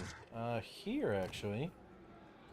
Alright. Yeah, you're about to get really strong in the next 15 turns. Like, you are set up right now to take out Grimgore. You've already taken almost half of his settlements. He is about to hit the point where he cannot economically support as many armies, and he's going to just get easier and easier to kill after this. The wall units, do those cost money per turn? I don't know, honestly. I haven't played as Grimgore, but I do know that he has to buy his actual armies, and once he can't afford to field a second army, he's not going to be able to do anything to you.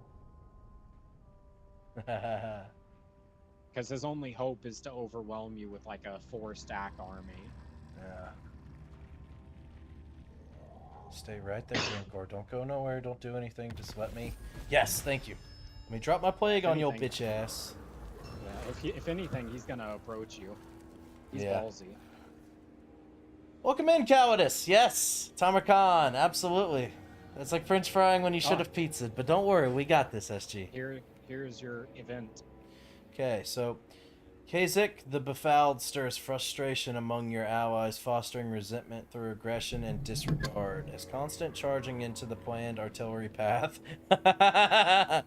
not to mention his disparaging of Hashut as no true Chaos God, as enraged Izar Doombolt. As the two allies stand close to come into blows, the furious Chaos Dwarf demands satisfaction.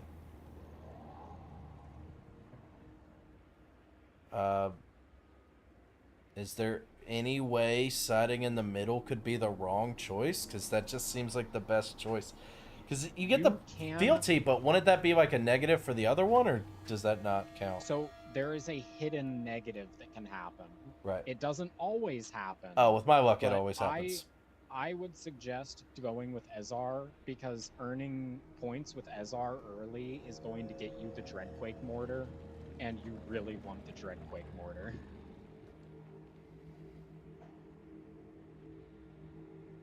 Captain. You get fealty with Kazak every time you spread a plague. So that's easy. Yeah. Yeah. I told you! I told you! If it's a chance of negative things happening, it's gonna happen to me. What do you know? Fucking -7 growth for fine. 10 turns. Yeah, it's fine, but it's also just fucking annoying. Follower of best. Yeah, there's a negative that can happen with all of them. And soft. If you take the middle course, you can lose dominance. Oh, yeah, that would have been annoying. Speaking of dominance, guess what I have? I have 7!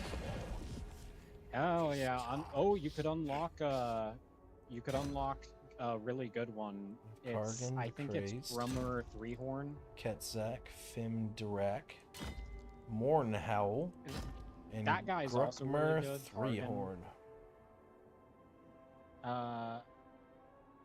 But Grimker Threehorn allows you to steal technology, and stealing technology is just really good. It allows you to research faster. I don't ever do that. I don't think I've ever once stolen technology, ever. You literally just have him go from city to city stealing technology, and it just passively increases your research. So you don't actually keep him in your army? You can, if you want, but also you get XP every time you steal technology. Mm-hmm. So you could spend like 20 turns leveling him up by stealing technology, and then put him in an army when he's like level 20. I mean, it's definitely unique. It's definitely something I've never done before. Yeah, you could definitely stuff him in an army. He is a good unit. It's just his ability to steal tech. Nurgle does not research very fast. There is nothing that you can do to increase its speed besides him. Income from raiding plus 5% faction-wide. Raiding stance cost is 2 Nurgle corruption. Talisman, Reeking Talisman, spell resistance 10%, all units in the army, bounce spell, Savage Dominion. Okay. My dog's here, by the way. I don't know if you can see her with the camera or not. She's right here. Can't see her with the camera. You can see her little tail wagging in the back. Yeah, I thought I saw a bit of a tail. Come over here. Oh goodness! Don't fall! Don't fall! Don't fall! Hey! Yeah, Can you see her now? wagon. Come here. Check out right here. Right here. Right here. Yeah, I see the nose. There she is. There's my sweet babies. Here's my sweet babies.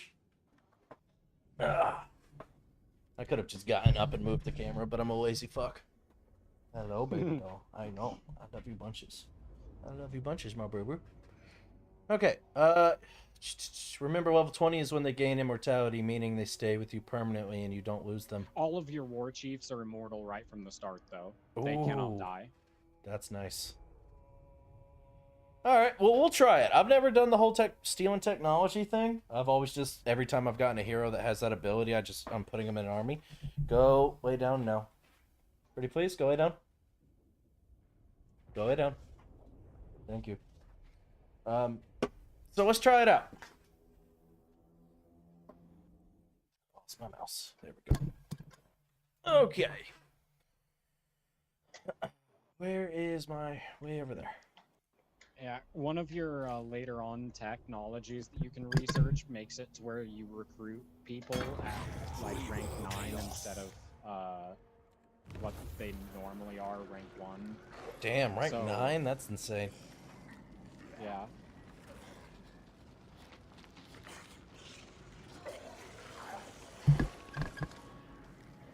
In my Chaos Dwarf campaign, it was really funny. I don't know if it was a mod, but I had there's a building that increases the recruit rank, and I was recruiting people at like rank 40. But that was like really late game. That was right before I won. Right. Gruckmer Threehorn joins your cause. Old and beaten down by time, Gruckmer is a brave shaman, born of the most wild and terrible magic. Countless scars have made a tarnished canvas of his skin, marking him as a surviving veteran of more battles than he ever hoped to be a part of. Such endless tribulations have left him drained by fear, the weariness of ages. Yet Gruckmer once again finds himself dragged into combat by the braying of his kin. They march to war on the sweet promise of slaughter and meat, and if Gruckmer hopes to avoid the ire of his betters, he has no choice but to rush into battle beside them. Let's go. Alright, Gruckmer. We're sending you off, buddy.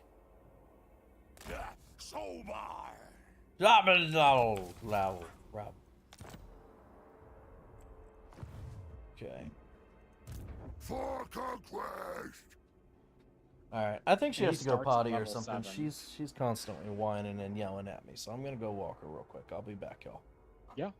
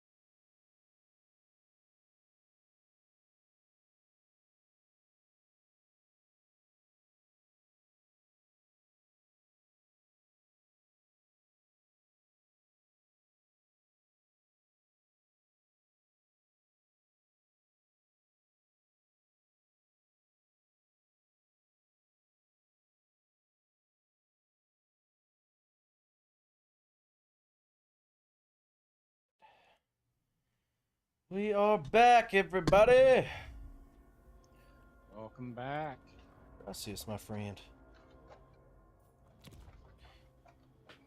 Okay.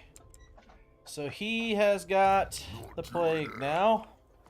So it's basically just a waiting game. We have 3 turns for him to deal with some pain and suffering. And we also need to get some healing going. Let's level up. Okay, so we need to upgrade this then.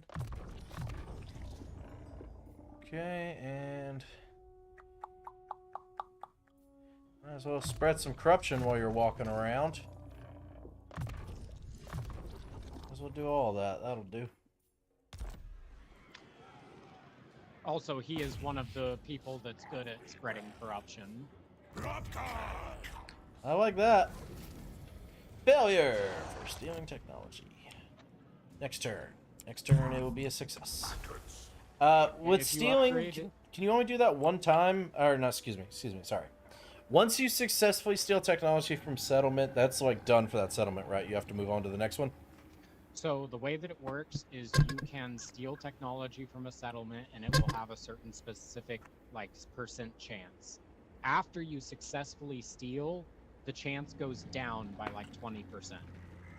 Oh, so it's not optimal to just turn after So what you turn want to after do turn. is go between 2 settlements that are within reach of each other, and it'll reset every time.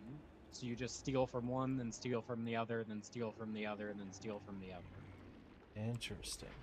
Also, if you successfully steal from them, does that like, I assume that would piss that faction off. Would that like cause them to like go to war with you? You typically want to do it to people that you already don't give a shit about. Gotcha. Okay. That works for me. Okay, we basically just need to chill this turn. Actually, how are we looking up here? Okay, cool, it's done. So now we can kind of build this army up a little bit.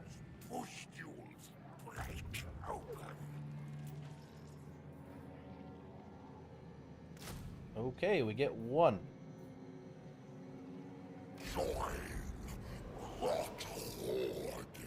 Why? Is he not? The first cycle only gives you 1. The second cycle gives you 2. The third cycle gives you 2 more, and then 1 of something else.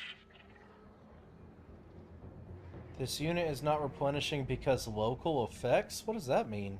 Oh, are they not in the city? No, they're not in the city, but this is my Go territory. Into the province. Go into the province to the north. I think Grimgore casted a spell. Grimgore has certain abilities that can mess with stuff. Interesting. Okay, cool. It's like, that's really gonna kind of fuck me up. Yeah, now he's healing. Okay. Yeah, you actually are gonna unlock an ability for Kazak later on that makes any army that starts in the same province as you take attrition. Oh, that's nice. That's real nice. He's literally just that stinky. That's stinky. Gonna Alright. He is Dirty Dan. I'm Dirty Dan.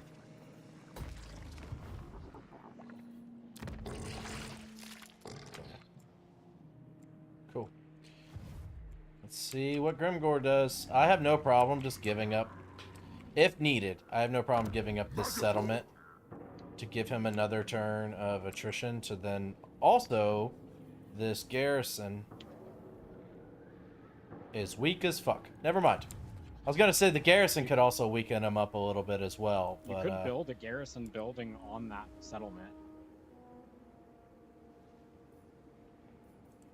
bring her up, Rictus.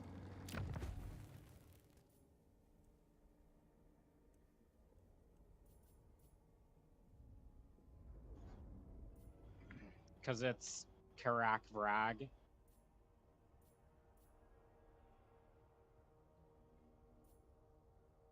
The one on the left. Plague Bears of Nurgle and Plague Toads of Nurgle. That would take 4 turns, though. Yeah, you definitely don't need to, but it also allows you to get hero recruitment. A Cultist of Nurgle, that's true. And the Cultist of Nurgle is what allows you to spawn the Plague Cults. That'll allow you to teleport. How much did that cost? 4K. 2,600. Oh, was it 26? I don't know if it's worth building it right now if he does come down Oh, and try next to attack me, because I need turns to heal. He needs turns to die. Yeah, you don't need to build it right now. Yeah, I It's want to just deal with something him useful first, to but build. that is something I will be building. Yeah, Just it's save just the money useful right because now. the cultists. Yeah.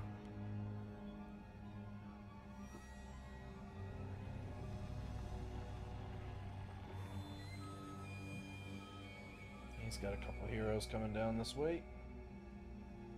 And now he's got another army over And yeah, there.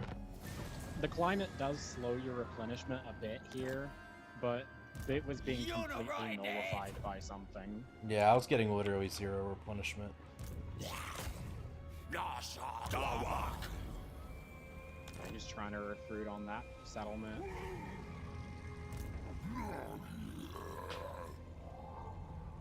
He does get XP from failures, just not as much. Boy, that attrition isn't as much damage as I was hoping it would be.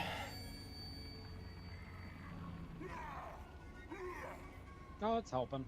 It's helping, yeah, but it's... Even if it only takes out like 8 or 9 units from each regiment, that's like 120 losses across his entire army. That's true. Favored of Nurgle. Damn, they are regenerating slowly. Real slowly. Because some of his units are monster units, so they don't die as quick, but they lose HP. Okay, so I recruited a unit last turn. Is it like in its cycle? Check the Yeah, so... settlement. See the button on the right side of the actual building? Go down. Yeah, rush cycle. Yeah, there you go. Yeah, that rush cycle is gonna allow you to immediately skip the step, because some cycles take multiple turns. Yeah, this would take two turns, I guess. Mm-hmm. Oof. Whereas this is 1 Pestigore and 2 Chaos Warriors. It's pretty nice. That is pretty nice, but that's also 100 frickin' infestations right now. Yep. Wait till you see the plague attrition the AI takes on legendary difficulty. Nothing. 1 turn of attrition, I saw them take less than 15 casualties on a full stack army. Damn, that is brutal. What's the even... Well, there's no point in that at that point, you know? Might as well just do plagues to buff yourself. Well, late game you still do both, because even though it's weak, you can, once you can afford it, you might as well. Yeah.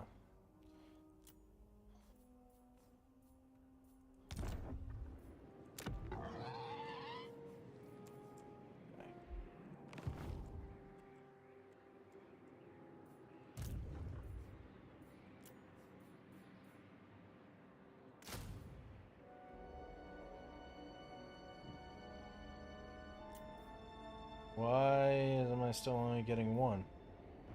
Well, because you just went to stage 2. Stage 2 just gives you another Forsaken. Next, you'll be on stage 3, and then you'll get the Chaos Warriors and the Forsaken.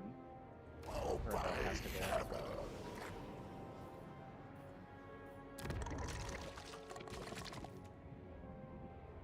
But that's worth doing. You'll get a ton of infections from killing Grimgore here in a second.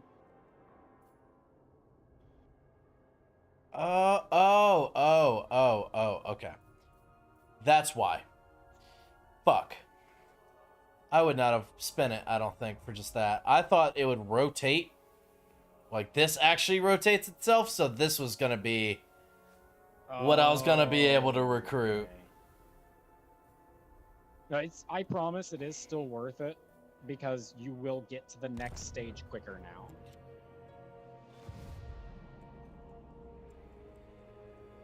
Because your settlement is high enough level for you to rotate all the way through. Fair. I mean, good news is we're making good money per turn. We're kind of locked in a Mexican standoff right now. Half tempted to come down and take that out, but I really can't afford to lose any more health on this army. That would hurt his you income. should be able to fight Grimgore. Yeah. If we can take him. Oh, you definitely can. Kazak can absolutely kill Grimgore.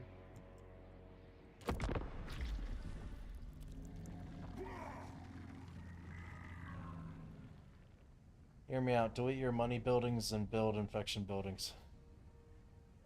In every single settlement? Like, delete all my money buildings? Or just like a couple? No, you would go negative and lose all your armies. If you deleted all of them, then you would die.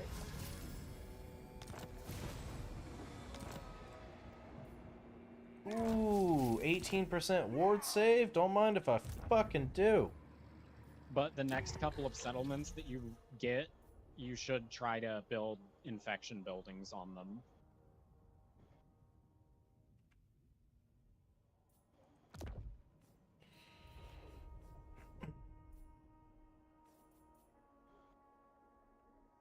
I get 10% more ward save, but I'm losing my 25% battle healing cap. The ward save is better. You not taking damage in the first place is the goal, and ward save is like all-encompassing damage reduction. Warlord and Conqueror. Okay. Oh, re-equip his epic. You accidentally changed as our Doombolt's Son of a epic sickly wings. talisman. Oh, shit. Oops. You.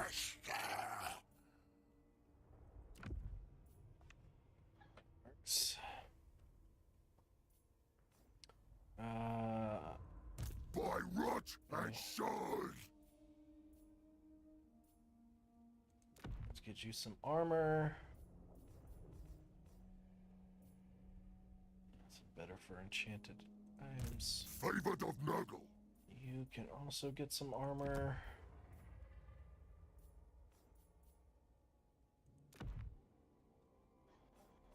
And a sword.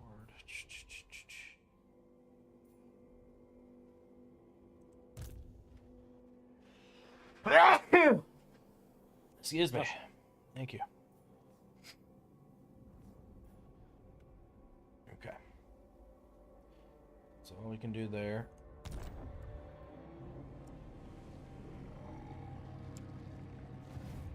No happening. It's starting to add up. I can see a pretty clear difference now.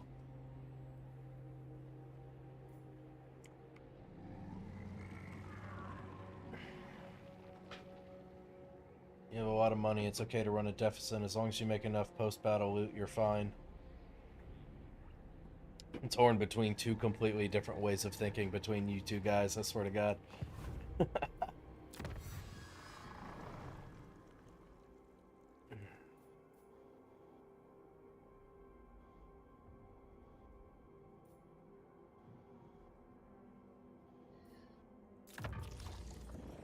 But you could definitely the ride the high blessings of Nurgle. post-battle loot and demolish most of your money buildings. The issue would be that, like, eventually you would want the money buildings because at some point you're going to want to field like 7 armies, and it's going to be so expensive that it's almost impossible to maintain it off of just post-battle.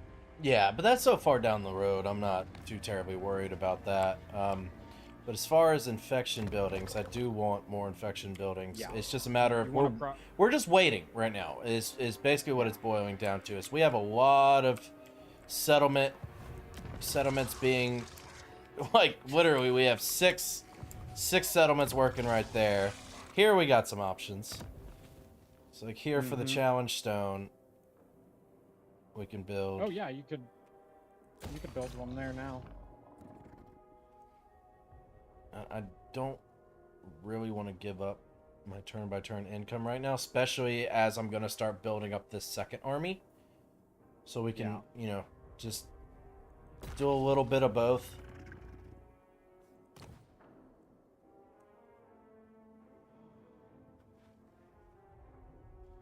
No, I will not take that from USG. I will not fucking listen to the, oh, you have too many money buildings now. No, we're not doing that. We're not doing that. Mr. Money Building himself. Mr. So disappointed in me himself. Oh, you didn't build any money buildings? You never build money buildings? No, not doing it. Not doing it. I want to be rich. I will get infection buildings as these open up, as these build up. I will get infection buildings. I promise you. Yeah, you'll scale.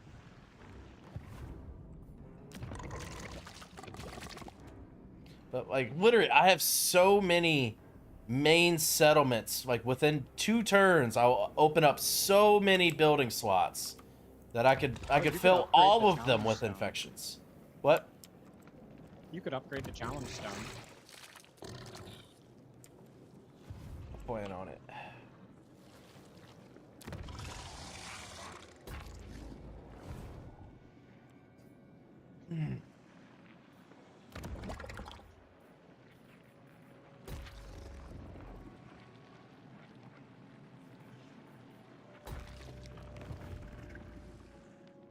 Once you get challenge stone to tier 3, you could put one of your upgraded military buildings on that. And then you'll be able to start recruiting some of your actual elite units. This is a different race. That is true. Damn you, that is a damn good point. But still.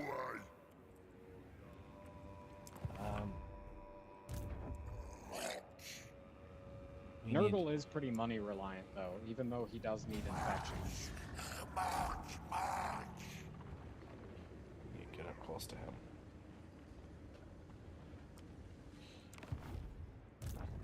I hope his wall armies are also taking this attrition damage as well. I don't think they do.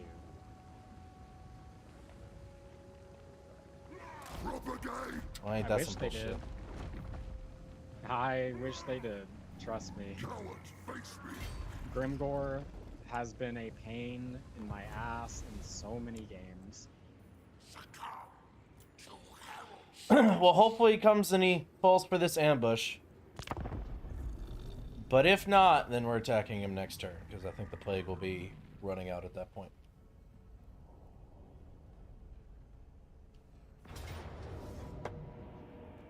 Oh, army was discovered. You still Where- get a Pyrrhic victory. Where's even if his you- wall army? I think he lost the wall. Oh, So now he's screwed.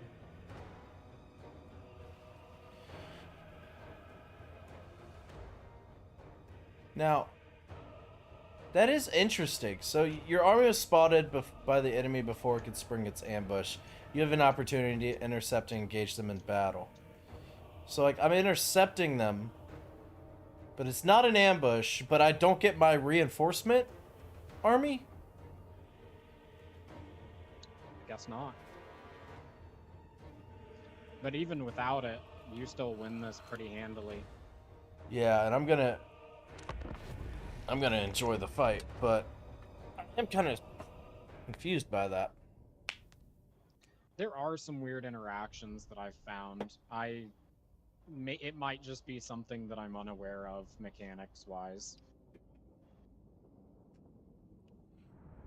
The Nurgle money building is the best in the game, which is why you don't need them as much. Well, this habit was given to me by you. So yes, I go money building 9 times out of 10. But I promise you, once a lot of these settlements, in like 2 turns, these settlements will upgrade, and then I will build plenty of infection buildings. Take it, auto? Oh, well, that was way too late. Too late now. Again, they're on the top of a hill. Why do we always get stuck on the bottom of the hill as like the slowest army in the game? Kind of fucking annoying, if I do say so myself. Half of his army's Honestly, right here. they'll probably chase you down the hill. You could just let them come down.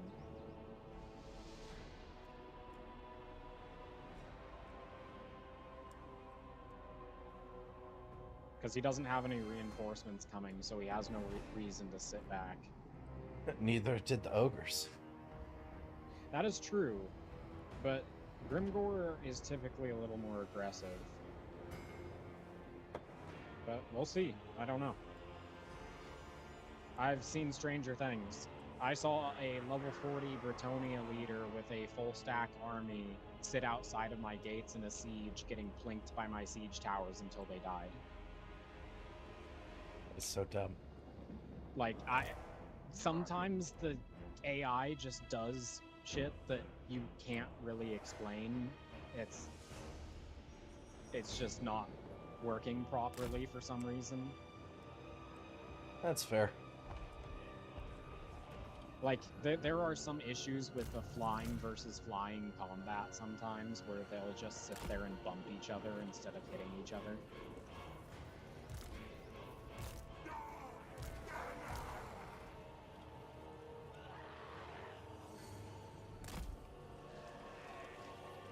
If they don't see us, this could be a mean fucking flank.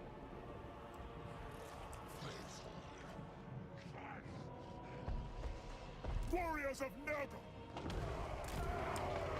Yeah, Brengwin said, truth be told, even though Nurgle has a lot of money buildings and a strong one, he needs it with how expensive things are, which is true. Your late game quality armies cost like 6k to upkeep. Yeah, yeah! Damn.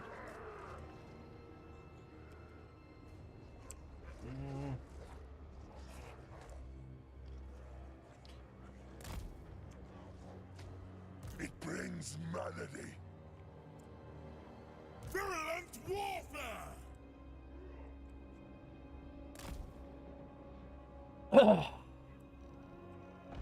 For the Maggot Lord!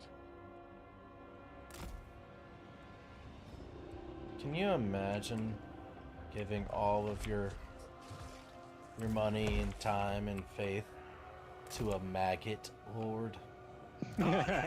You know what I mean? Like that just sounds fucking terrible. Well, to be fair, in To a be fair. world full of pain and suffering, what one thing do most people want when they're suffering? Maggots. Well, they want relief. Right. And Nurgle offers relief. Like, when you accept Nurgle, you stop feeling pain. Oh. That's one of the things, that's one of the reasons why they're so tanky in the lore, is they straight up do not feel it when you hit them. That's pretty fucking wild. That's why, like, those gigantic, nasty gashes that they have all over them, they don't feel that. That's fucking wild. But if they ever stop accepting Nurgle's love, then they will feel it. And they'll be, like, in excruciating, mind-breaking pain. Sounds fucking awful. So you're kind of bound to his service for eternity.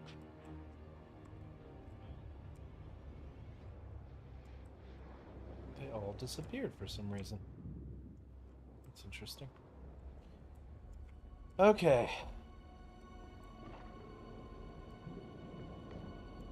I think actually I might pull them back just a little bit.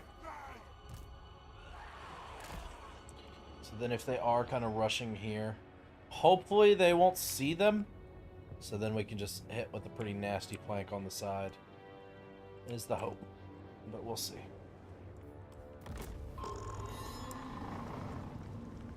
Well, there's movement. The battlefield is where I grow stronger. I will make the corpses.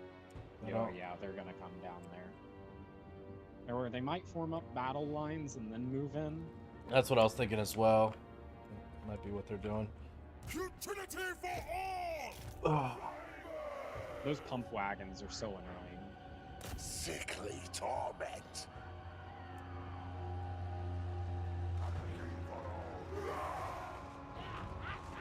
Let's see if we can...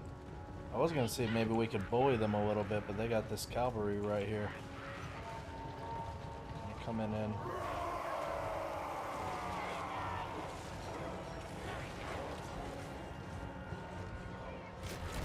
Let there be butchery with Oh, they got artillery and missiles and all that good stuff. Let's pull the fuck back a little bit.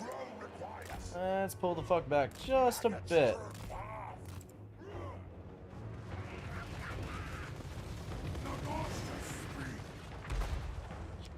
Do not like that. I didn't know they even had artillery. Keep in mind you have your Beast of Nurgle that you can use as bait. True.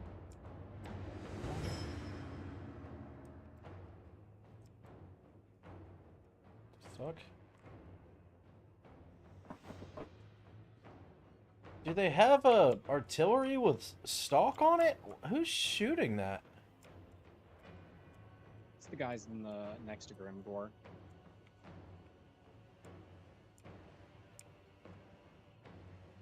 But they're aiming that way.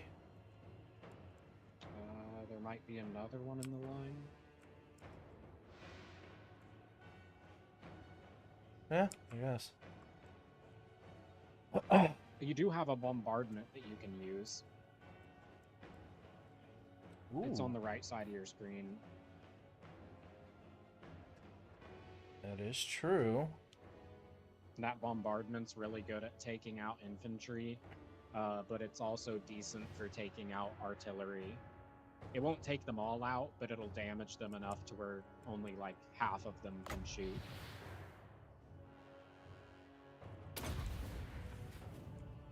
That works. So artillery is not fun for us. And artillery won't be able to really run away in time versus they a lot of times when it yeah. drops spells. Yeah, they You can't know. respond. Yeah. Wow, that was a lot of damage on them. Yeah, it does pretty good. Luckily, we didn't take a whole lot of damage there. We could have taken a lot more. Make Alright, fuck it. That's a beauty. We'll be in, well, at least be in the woods, so if he is chucking, he'll most likely miss or hit the trees. But if we can at least get some damage on these guys, take out some of their faster units, that'd be pretty nice. Since apparently The they, trees will give you some cover. yeah. Oh, are they coming now, finally? We're cluster breaking them. Come on, just come on, a little bit faster, a little bit faster, a little bit faster. Come on, come on, come on, come on, come on. Luckily, we're not really taking a whole lot of damage.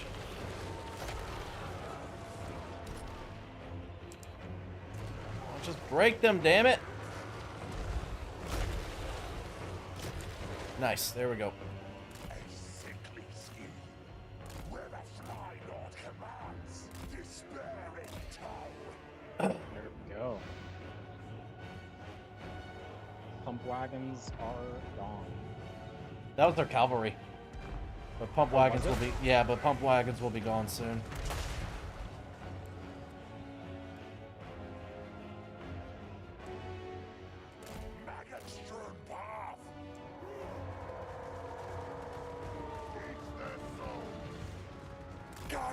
Actually, we have a gap. Go, go, go. Turn around, and charge, charge, charge, charge, charge. We had a nice little gap right there.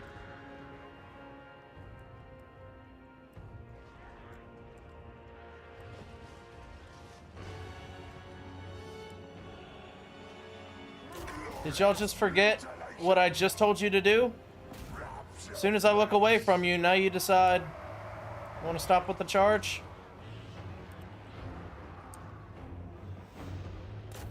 Come on, come on, come on.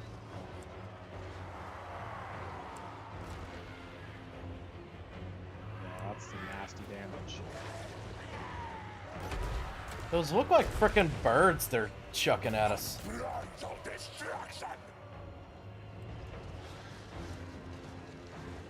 I think it's actually Noblars that they're flinging at you. That's And hilarious. the Noblars have, like, wings so that they can fly better. That is fucking hilarious. Okay. Doing good work up there. If we had one more cavalry instead of that chariot, that'd be nice. I would very much like that. Yeah. That's why I always mod it to replace the chariot. I just hate using the chariots. Yeah, I don't blame you. We're just gonna kind of hold here. But you do have a breath attack, right? Yep. He Yeah. can't use it in melee combat, but it's really good against large groups of infantry. It's on the left side. Yeah.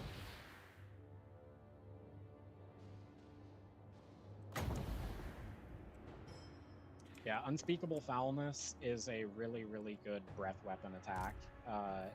It can miss sometimes if you're on a bad incline, but it does a lot of damage.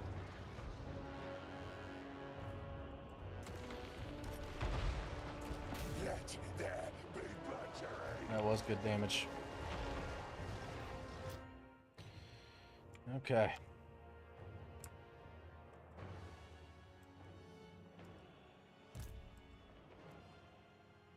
Need to angle you a little bit. Main forces are coming from there. Alright, he's got a shot already. What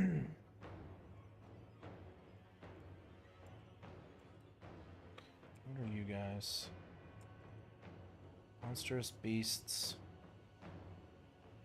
Armor piercing damage dealer. Armor piercing anti-infantry expendable. Or no, those are... Oh, those are the squigs. Mangler squigs are really good against infantry, so send a war beast after them. Okay.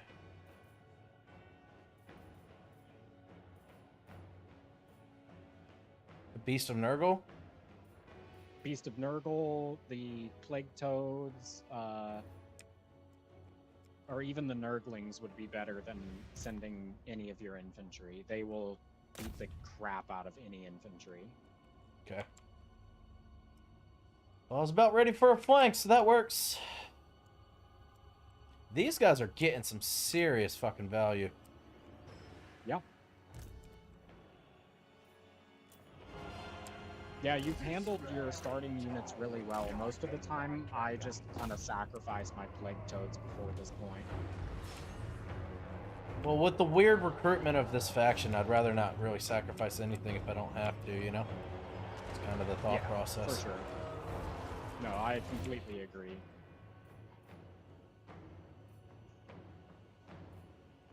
I've just played it enough to where if I feel like I can afford to lose them, I just don't even bother fighting the battle. Yeah, I get it.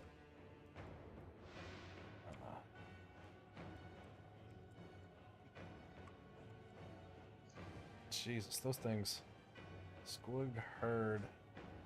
Anti-infantry. Oh, of course they are. Fuck, that's my Chaos Warriors. Yeah, they're not as bad as the Mangler squigs, though.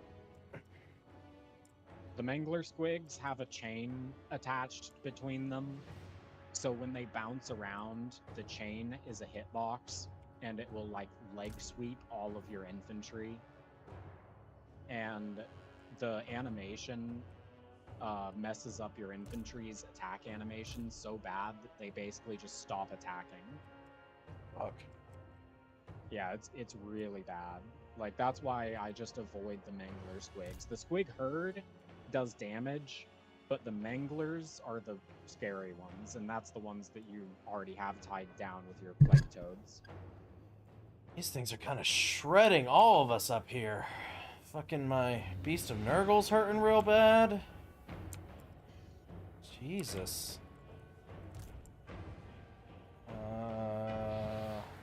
Oh, that sucks. The fucking... So my other army, that lord, he has the fecundity or whatever. Or no, I went... Never mind, I went with the contagion. But we need... Just pop all of your abilities on Tamercon. He's in the middle of the fray right now, so popping all of your abilities is gonna Cycle help. continues! Need some heals right there is what I need.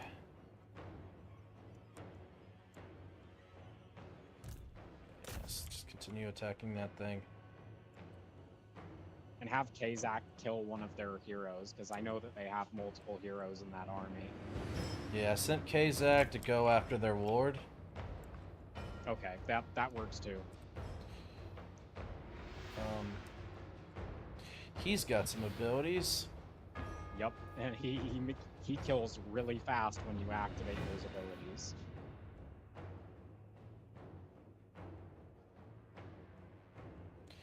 I need him to get a little closer. A little closer. He's stuck on the fucking squigs.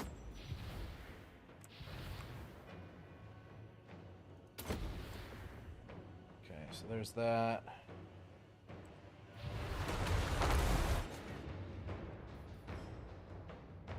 I mean, Tamercon's already really close to him. You could just have Tamercon fight him and have Kazak help with the Manglers.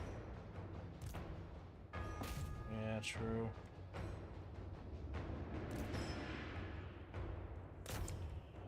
So they are fucking our front line up pretty bad. Or you could charge Tamercon into the squigs, disrupt them, and break Kazak free.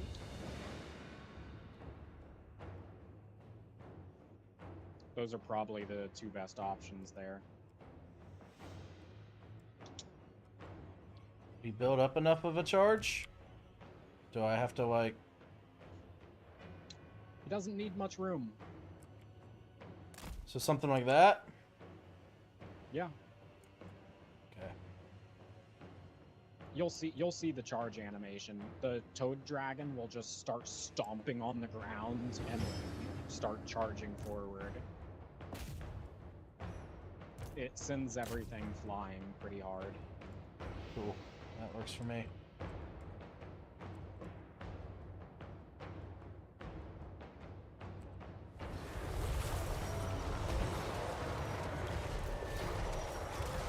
Full Edge host, this way!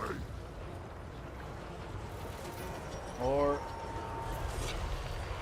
he's just gonna... He needs to attack. He needs to attack. You have to select to attack him. Well, fuck.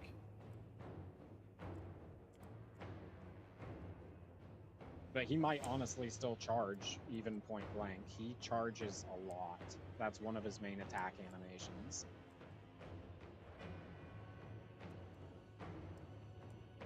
And also, Grimgor followed you, so now he's right next to Kazak.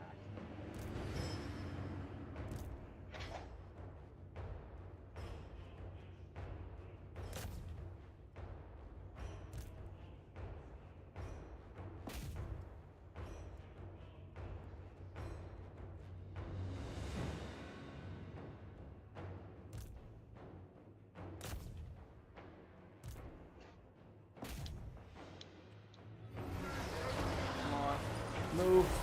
Move, do something. Did he get hit by like a slow spell?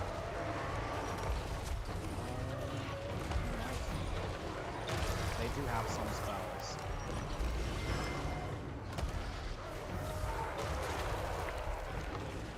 Well, now he's starting to put in some work. Yeah, he's doing his stomps. Wow, yeah. Yeah, that just kind of obliterated all of them, so that works. Yeah. That works he really does well. a lot of big AoEs.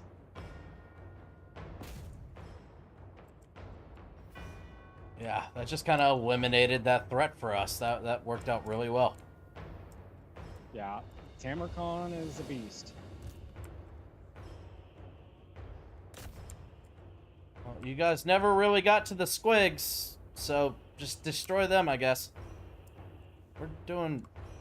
we are doing so well up here. There has been so much value between these two guys. Holy shit.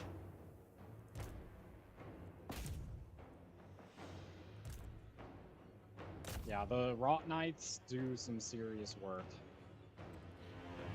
Yeah, you're not kidding.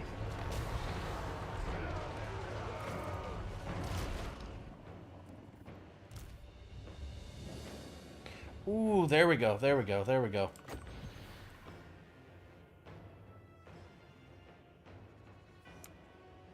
This is...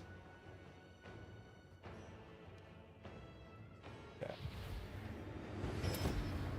Right there, get some healing.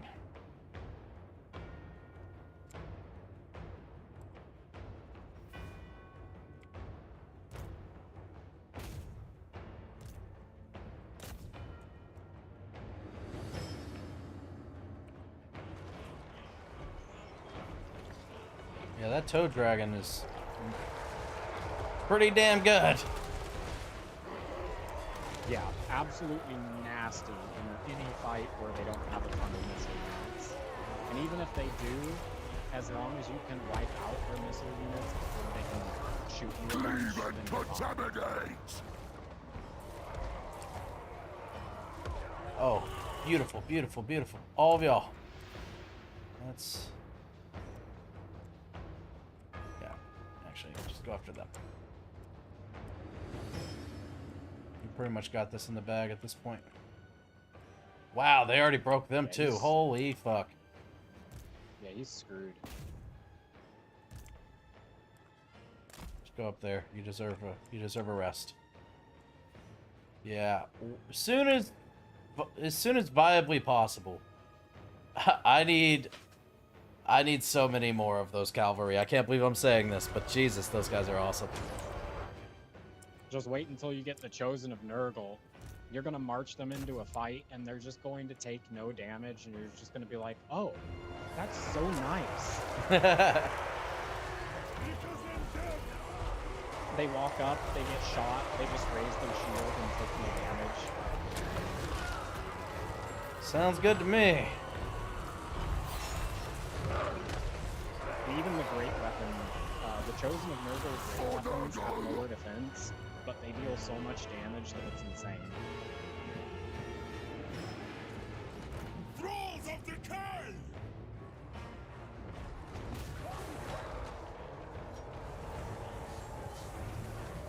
Yes, give me that defense. Give me that defense.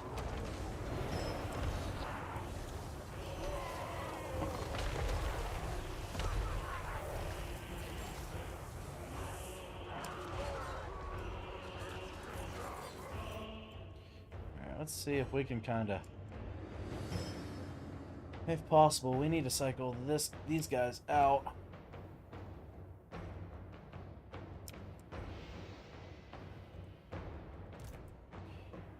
I need you to go over there. I need you guys to come over here as well. And I need you guys to pull the fuck back.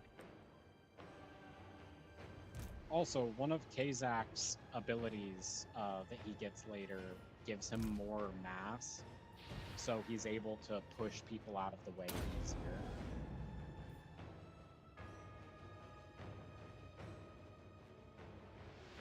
That's helpful. That is definitely very helpful.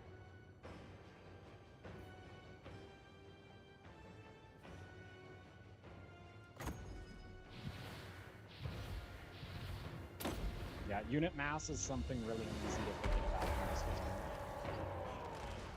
For the Maggot Lord! A maggot-strewn path! Move on them! Nice. Guided by chaos. Got it. Let's go. Good fight. Good fight.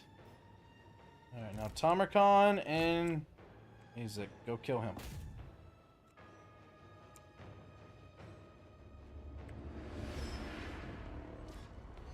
As long as we kill him.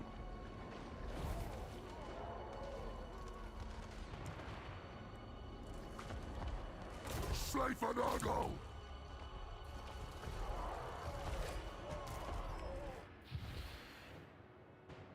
Kazak might have his abilities back. Yep.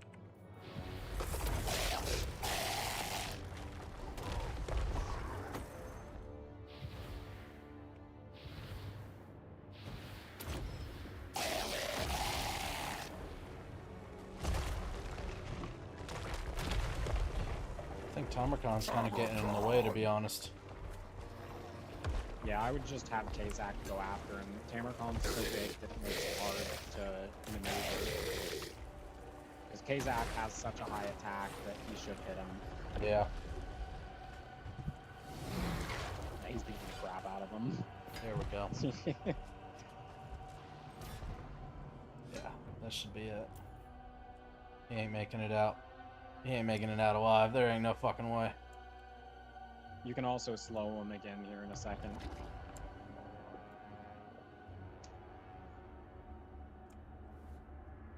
Doesn't matter. We took him out! Let's go! That was an ass whooping.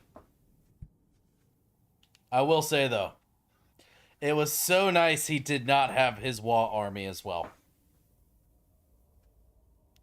We might have gotten overrun.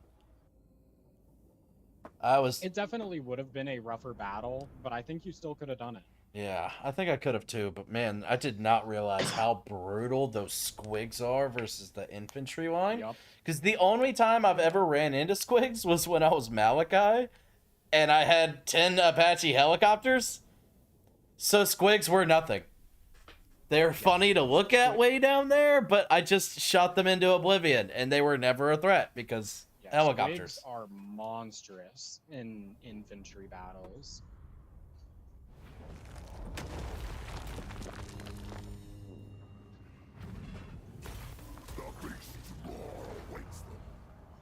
Where the fuck did you come from? Suspug Pig Kisser. That's a hell of a name there, Buckaroo. That's what he does in his free time. I really don't want to know. Oh, there's that quest you were talking about. Yep. The Black Cleaver. Nurgle Corruption +6 for local province. Fucking nice. 20 melee attack. Armor piercing weapon damage +40. Ability the weapon. Ooh, magical attacks. Base weapon damage 25%. Armor piercing 25%. Melee attack 24. Affects all allies in range. Oh, that's nice. Oh, that's real nice. Yeah, once we heal up, I definitely want to do that quest battle. Absolutely, that's fucking beautiful. I will warn you, that is a tough battle that you will want more than one Rot Knight for. Okay. Heard that. Once Tamarcon is like level 25, he can do it pretty well because he's so strong that he can charge in without really being scared. But the army that it shows you facing is not the actual army that you face. There's more troops that enter the battlefield. Yeah, that sounds like a quest battle to me. Every quest battle's been that, actually. Yeah, and it's like 2 armies worth. So, this would literally be jack shit if it wasn't for the fact that they had a wall unit as well. Yeah. It's fucking annoying.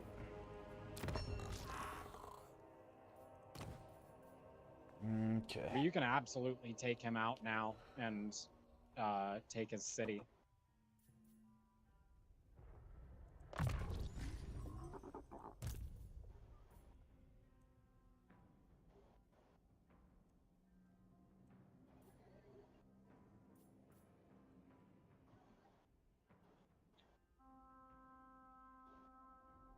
I would highly suggest faster and harder.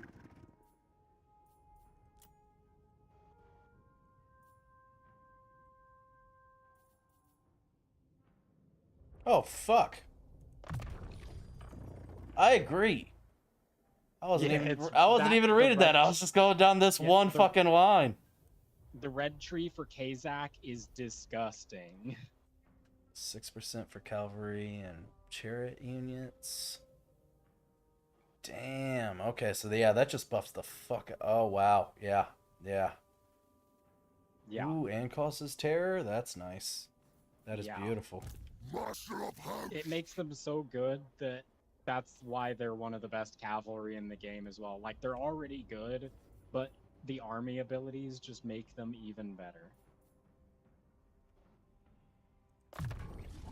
Fuck yeah.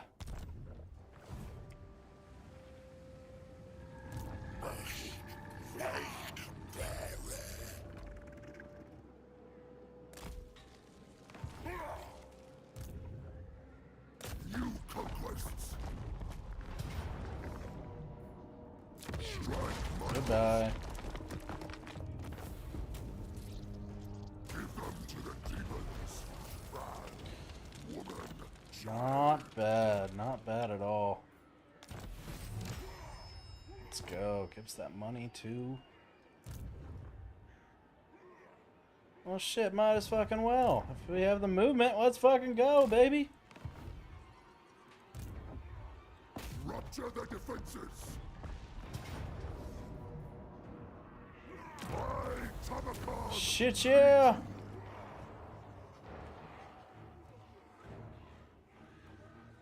Yeah, Grimgor is screwed. Yeah, he is. Fox and conquest.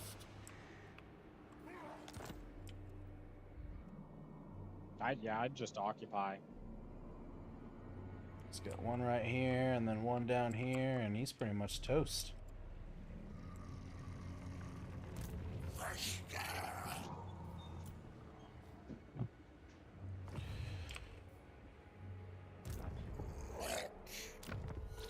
Not bad indeed. Nurgle's champion.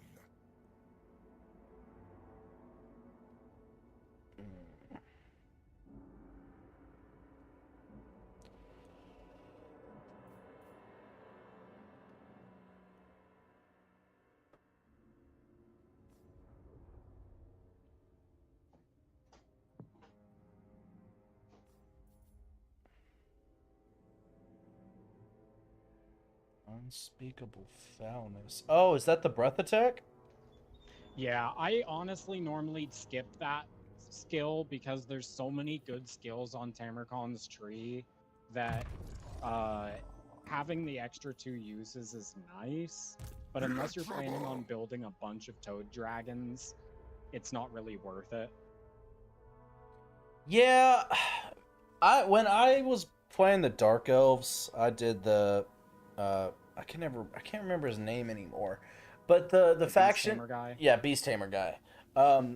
When I got to the point, I had that many dragons with all those breath attacks. I was actually really disappointed with the damage from them. It was pretty lackluster for the breath attacks in general. Yeah, I think the toad dragons are better, but it's still an extremely expensive army.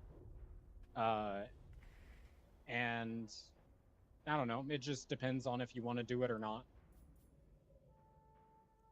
Yeah. It's not really bad, it's just not really amazing. Favored of Nurgle. True. True.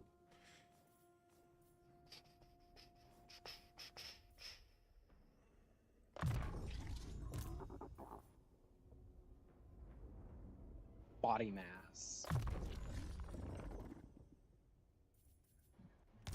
You're a body mass. Ooh, got him.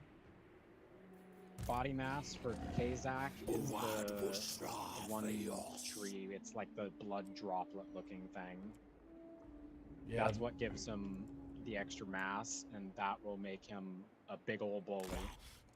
Get him out of those blobs and shit. Mm-hmm.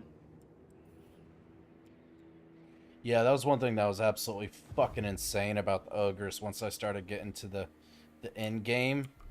There was one particular building in the building tree for the camps where it gave 2% extra mass faction wide. Bro, Jesus. I ended up having like 12 of them bitches. Yeah, why wouldn't you? Brother, dude, we were just a fucking wrecking crew. Just run. There was not a line that I found that could stop our charge. There really wasn't. It just could not do anything to us. Yeah, I mean, ogre charges in the first place are kind of goated. So you add the extra body mass on top of that, and it's like, oh, okay, so I'm gonna die now. Barons of the Bog, Pox Riders of Nurgle. Nurglings. Yeah, those guys are really good. I like that. I highly recommend recruiting them. Say less. What about the Exalted Plague Bearers of Nurgle? You could take them too. I would put them in your auxiliary army. So many true Verdant followers. True. That way your second army has a really solid unit. Spread pox together. Okay. Eventually you'll unlock the Rotting Riders, and the Rotting Riders are the Rot Knights, and they are amazing. They're just a tier 9 Rot Knight regiment. I love the sound of that.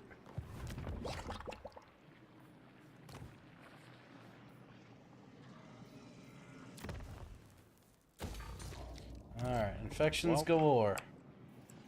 SG, if you're still here, you should be happy with me now.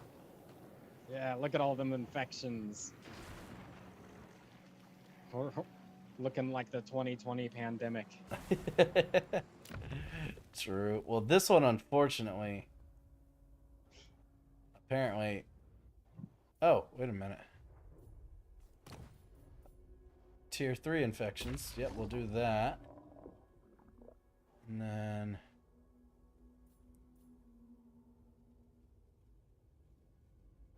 No, that's not really going to help me. Resource... Ooh, what's this? Plague immunity duration, -1 turns for all future plagues, faction-wide. Wait, That's what? the Gallows Tree. That's the special building that we told you about that's really, really good. So, you have more of a chance to spread. Yep. But you lose a turn for the plague staying on someone? Plague immunity duration? What does that mean? That means that, so every time somebody gets better from a plague, they have an immunity period. This reduces the immunity period. Oh.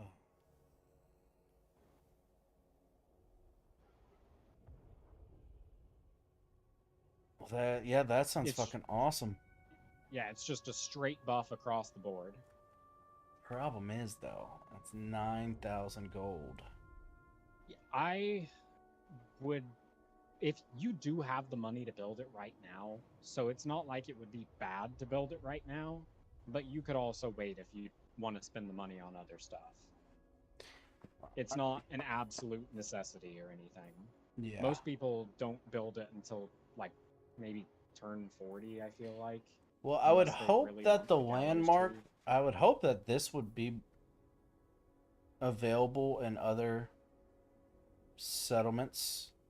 Because that's like a specialty building, so it won't be there everywhere. Yeah, it's so only that one. I will be building that, so I'll save this last building slot in the Gallows Tree for that specifically. Since this place is special that can actually build it. Yeah. It's just then I'll only have 5 grand chilling. And our turn income took a hit when we got those regiment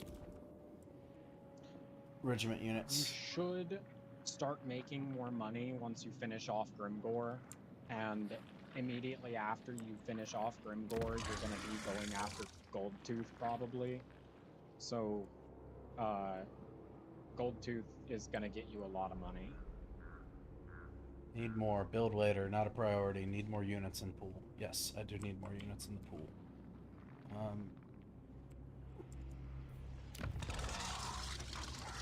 The Regiments of Renown should be able to carry you, mixed with the War Chief units.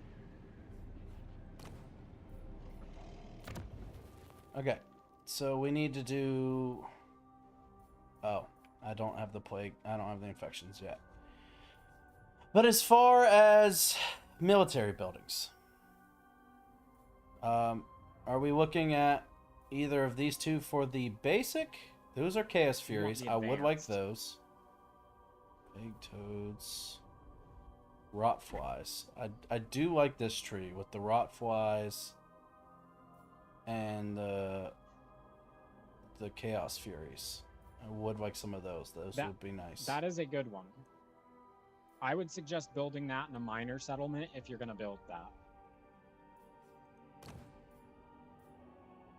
Well, I don't have the You want to build infections the build right advanced buildings mainly for the capital settlements. now. Okay. And the advanced military building is what gets you the Rot Knights. Okay. Best units you can build in major settlement. Okay. So next turn, we should have enough infections to be able to build that basic military building, and then in Karak Frag we can build the advanced military buildings for us. This can go up to Yes, tier sir. 3, which is beautiful. 8 turns. Son of a bitch. Yeah, the growth, really. We need to speed that up. Yeah, that's why I mainly spam the growth building first on every single settlement, because growing as Nurgle takes like 10 turns if you don't do it.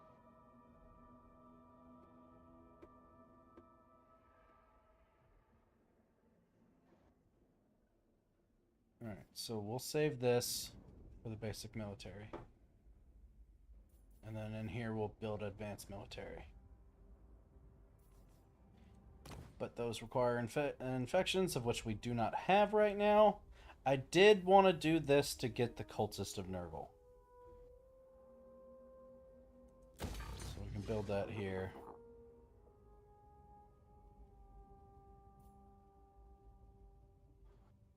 I would like also this at some point too. To be able to get some wizards. Yeah. Luckily we got options.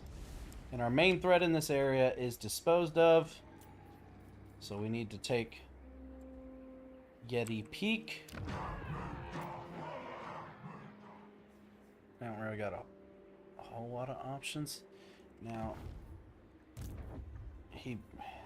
Does he have anything south of Yeti Peak? Hold on. Damn. None of them can siege settlements. No, it looks like just this and this, and he's done. Yeah, so yeah, just take out Yeti Peak and then turn right around and take him out. Yep. Yeah, he's done. He didn't perform very well this game because most of the time Grimgore owns a couple of the settlements to the south because he'll do war with the ogres, but he doesn't seem like he did much this game. Well, that works, because I'm glad we were able to avoid that war with Archeon, because that would have taken multiple turns to get up there to Archeon, and then the fight, and then have to come all the way back down here. He very well could have taken all of this by the time we got back down. You will be fuel for the rot. Yeah, Archeon is bad news bears that early in the game. Yeah. I have, just out of curiosity, at one point, I pieced out my war with Kolek early game one time and went to war with Archeon instead. Mhm. And Archeon's a toughie. Well, Oh, there's the Nemesis crown. We spread like pox. Come on. Weeping. You need Furies, Warhounds, Plague Ogres. Furies and Hounds give you ability to shut down missile infantry and chase routing units, which your infantries are terrible at. Forsaken accepted. Plague Ogres, Tamarcon buffs.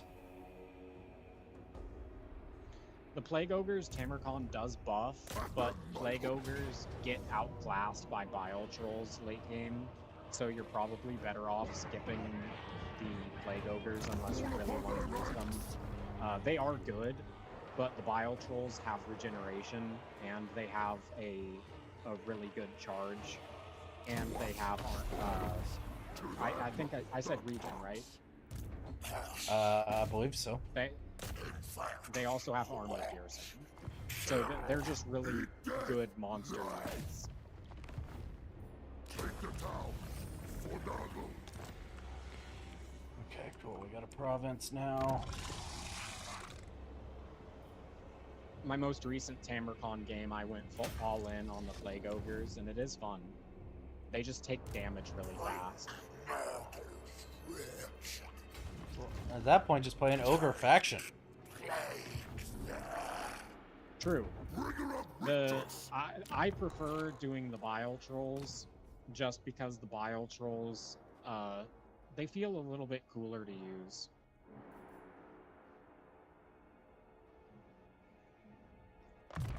Yes, please. Save me all of that money. Truly blessed am I. Fuck yeah.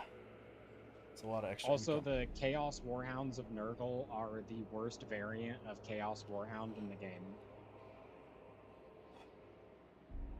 They don't have armor piercing, and they do have poison attacks, but you can really only use them against low armor infantry. Because they get wrecked by cavalry, they get wrecked by infantry with high armor. But wouldn't they get wrecked by missiles. I mean, they get wrecked by missiles, but wouldn't you mainly be using them to take out squishy missile troops anyway? You normally, yeah, you would want to, but they get caught. If they get caught at all, they just die really fast. Like, I feel like the Plague Drones do the job of the Chaos Warhounds way better. And the Plague Drones are a little bit harder to get, but I typically just kind of skip the Warhounds in general. Because you have to invest a bunch of resources early game to get them in the first place. Which are resources that you could invest into getting Plague Drones earlier. Yeah, that's fair. Son of the sickly But I do like Chaos Furies a lot. They're one of my favorite units. Yeah, the Chaos Furies are good. They die really fast, but they do get outclassed by the Plague Drones. But the Chaos Furies are insanely fast, and the fact that they're flying just makes them so much more maneuverable. Yeah, I've taken advantage of some sort of flying unit in almost every campaign I've gone with, except for obviously Skaven.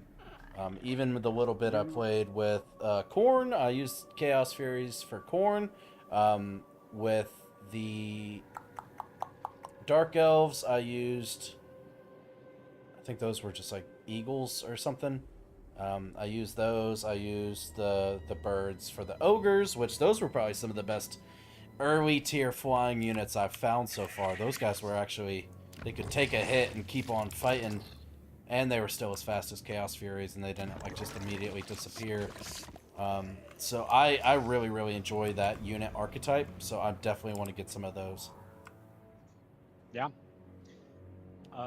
You're probably gonna really like the Death Heads Plague Drones as well, because they are a flying missile unit, and they don't have very much ammo, but their missile does a lot of damage. That works for me. Oh, that is so tempting to get another Rot Knight because they perform so fucking well, but I'd rather get the Chieftains. Once I get the Chieftains, then I can invest more into that. Because these guys are great. I have been thoroughly impressed with these guys. They've done really, really well for me. Ooh, we have the infections now. Alright. I'll build that. Now we just gotta check out our other buildings. Any upgrades around? That will be good in just a minute.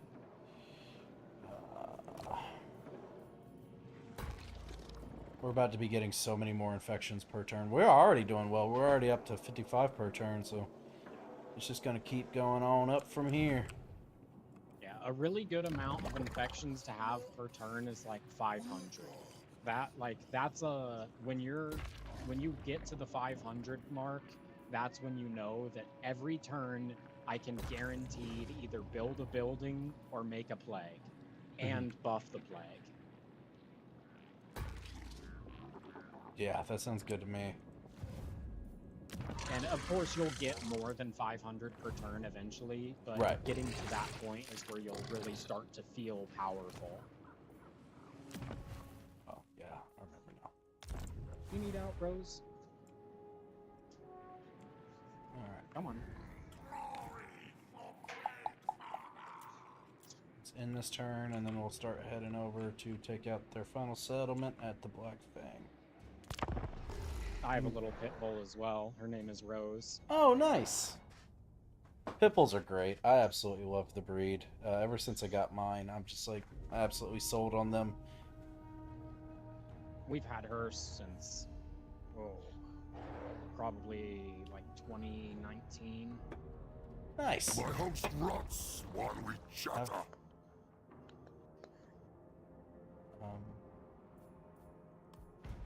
I don't remember exactly when I got mine. It was quite a few years ago. She was a rescue. I think about 7-8 years ago, give or take, around there. So I've had her for quite a while. Oh yeah. She's been a blessing. One of the best dogs I've ever had. Other than the fact that she loves destroying my furniture, I've had to get fucking basically hand-me-down couches and chairs and shit for basically the entire time I've had her, because I absolutely refuse to. I'm not gonna buy any new furniture when she destroys my shit. You know, just not doing it. Yeah. I'd rather eat a squeak. Yeah, Rose is uncharacteristically quiet when she's inside, but when she goes outside, she turns into a monster. That's fair.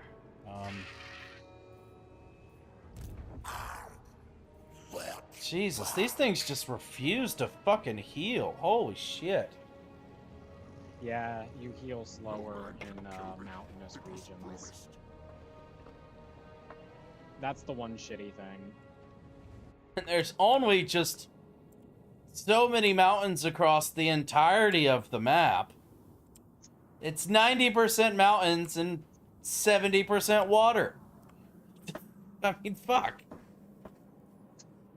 Yeah, the mountainous regions are a bit tough, but they're not as bad as desert. The desert will actively hurt you. Sounds miserable.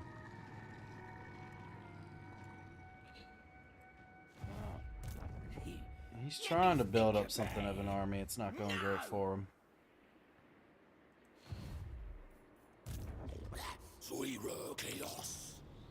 So are we going to be taking out these, whatchamacallits next? These ogres? Yeah.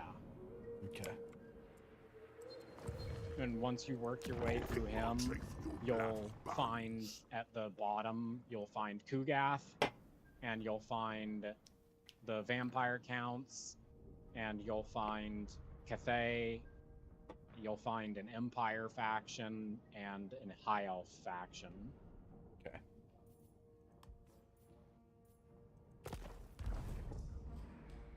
Plague Riddens give you up to 17% replenishment. That sounds fucking beautiful. Plague Riddens they're really are which one again? The Herald, the green guys with all the mouths on them. Oh, so they're not these guys? They're Okay. the Lord or a hero. The wizards. Okay. There are Lord versions of them called Heralds, and then there's the hero versions of them. And both of them give you replenishment, and it stacks.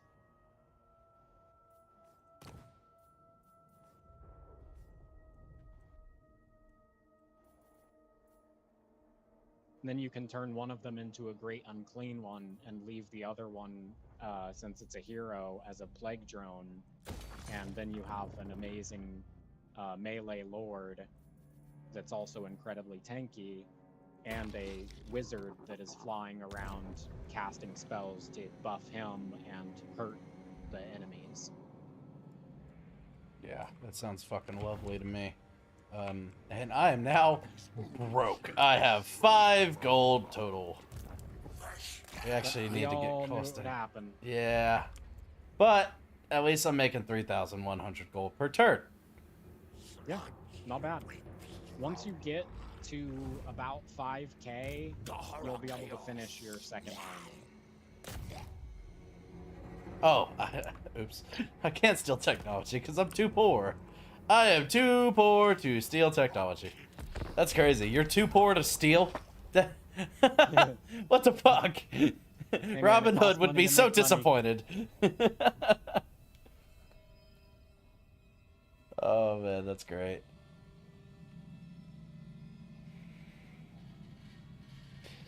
They are definitely super unique, and it's a hell of a learning curve, but with all of you guys helping me out, I gotta say, man, I'm actually having a really good time with this faction so far. Nurgle's champion. He life, death. Yeah, I'm glad you're liking it. I probably wouldn't be liking it nearly as much if I didn't have all of y'all's help. I'd be just so confused and annoyed, Yeah, probably. It took me a lot of practicing, like that starting scenario against Kolek.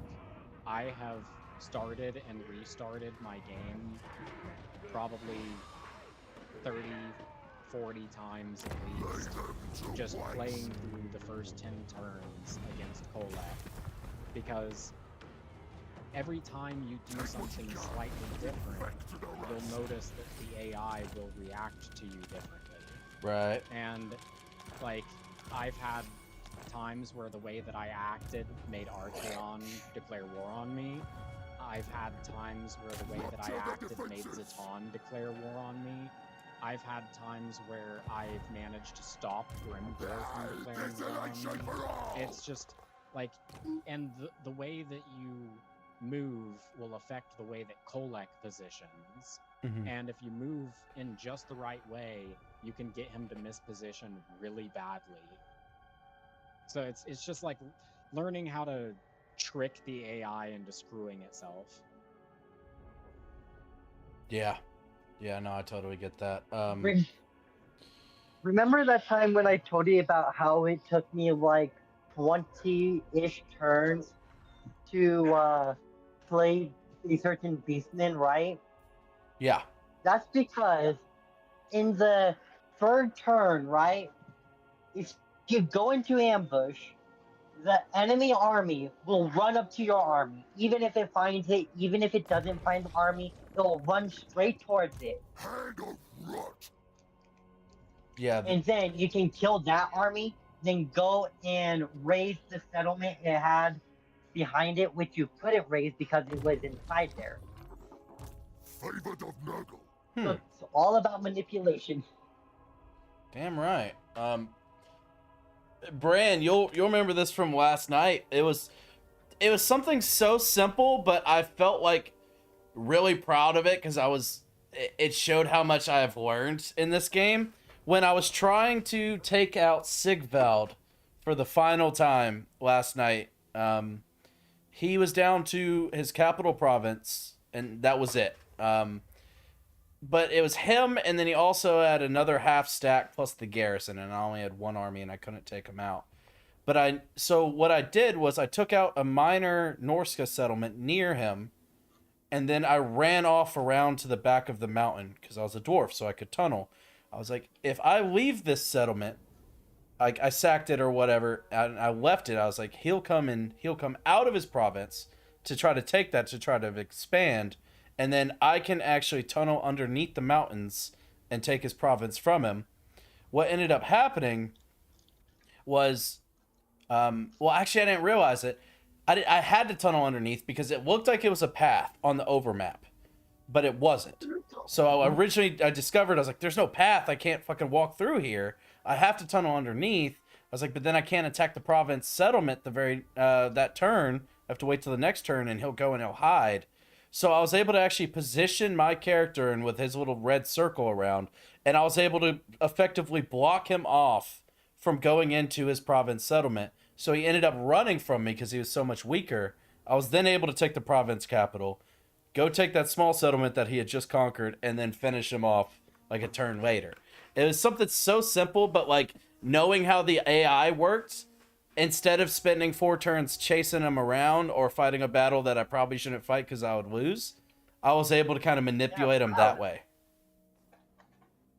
I'm proud. You did good doing that. Thank you.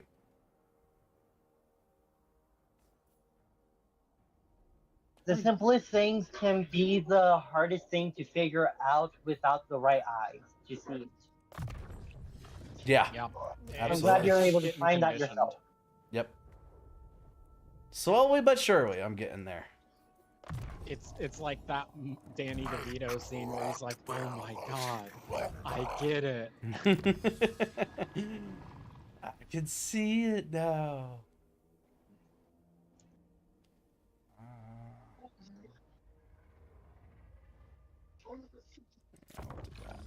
Sweeter still the blessings of Nurgle.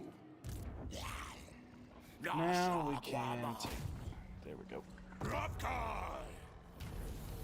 Woohoo! But yeah, you say it was something simple because you saw it and you did it yourself. But Yep. to somebody else, it has been the most complex thing ever for them. Yep, absolutely. Yeah, they definitely like, and most people would think, okay, well, I need to go kill this guy. I'm gonna go like lay siege. That's what you're supposed to do, right? It's Warhammer, and it's like, well, you could lay siege if you're strong enough, but if you're not strong enough, you just trick them. It's literally just Sun Tzu. Yeah, that was the hard lesson I had to learn as well, is that I thought it was to the point where the AI would always do it, where as soon as you lay siege, the very next turn they sally out and attack you. And so I just assumed that was the case. So I was just like, why the hell should I be laying siege? You know, like this doesn't make sense. But then I think it was actually either SG or Brand told me that it's like, well, if the AI sees that it's stronger than you, it will come out and attack you, and they actually won't attack you if they're weaker, and then they'll just slowly, die that way. Yeah, I think I was the one who told you that. But if you turn up the difficulty, the AI will attack you regardless sometimes, just to try to weaken you, especially if they have another army nearby, because they'll try to do the maximum damage they can to you while they can, and then the second army will come up and siege you after you take the city. So you're just playing a whole new game, like, damn. Yeah, they start playing 4D chess on you, and it's really annoying. I've been fighting the Empire, and the Empire has brought in all of his buddies to fight me as well, and every time I take a city, I get sieged by like 3 armies. Mm-hmm.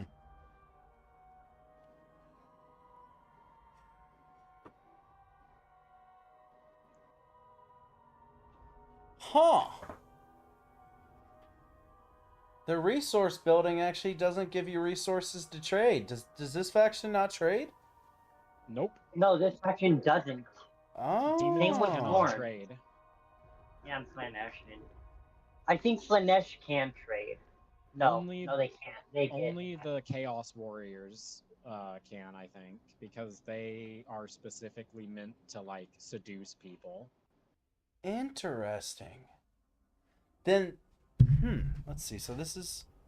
I was just automatically just going up the tree. I wasn't even reading it because it's a resource building. I was like, I'm getting wood and logs. I'm getting timber. Huh. Okay. So this actually... Cycle time -1 for basic and advance in the local region, which actually works because this one does have a military building By in the it. way, you can actually get tradable resources as the Demons of Chaos. If you take over the Book of Ages, you'll still get the wood resource. That's hilarious. Oh yeah, I think you do for anyone. You do for anyone, but it shouldn't be allowed for the demons, but it is. Yeah. It doesn't do anything though. Doesn't do anything but funny as Cornite to have a tradable resource. Yeah. That is It's like, interesting. hey guys, I got this lumber. Who wants this lumber? Nobody? Screw you, I'm going to kill you for not wanting my lumber. What do you mean you cannot trade for me? I'm going to kill you for not wanting my lumber. Corn in a nutshell.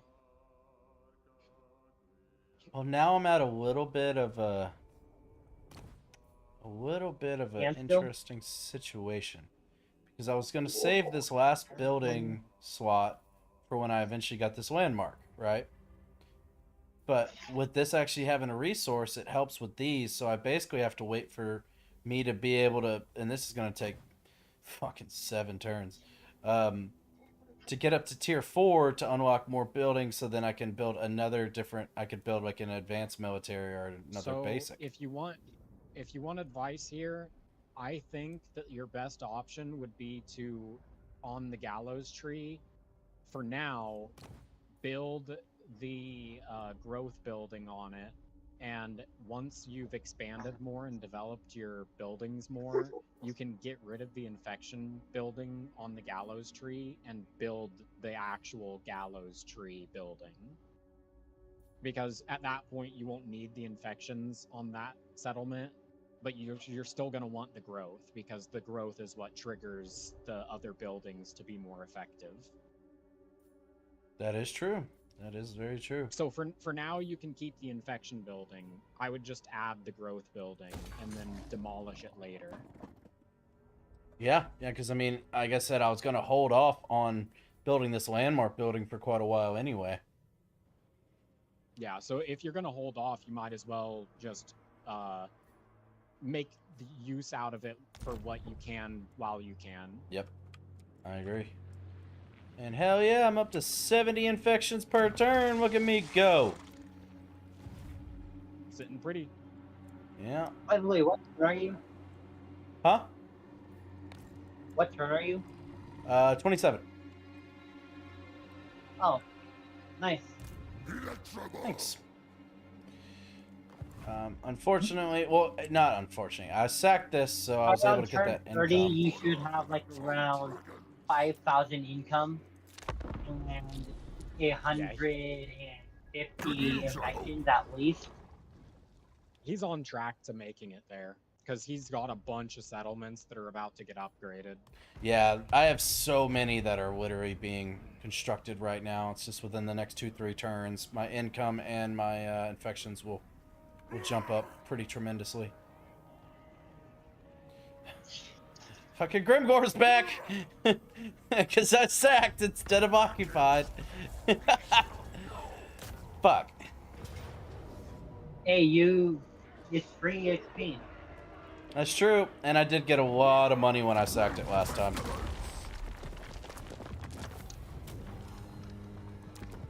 Now you can kill Grimgore again.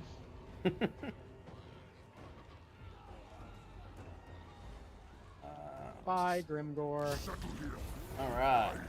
The Fly Lord. Nurgle corruption +2 all provinces. Very nice. Very nice indeed. I'm ahead of it. Let's go. Another night. Just another lemon tree. Your singing is beautiful.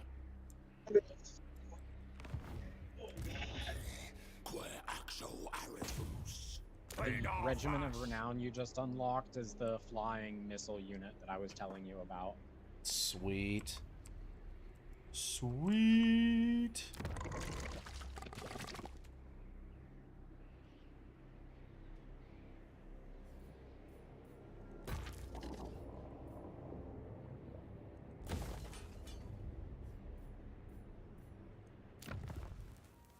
And we have enough.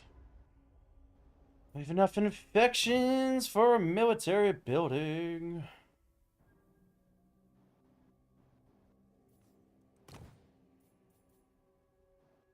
What? What? The fuck are you talking about? I got a slot right there.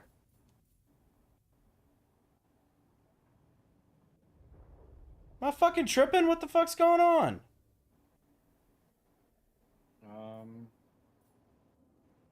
What's the red text? It says you cannot construct this building here as there are no slots available. That looks like a fucking slot to me. Exit the building builder menu and try to just build the building on the settlement. No dice. That's...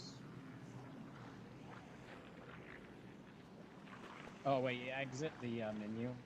Yeah, and now try see if it'll pop up on one of the flags. See if it'll what? Oh yeah, okay. Sorry, the stream was catching up.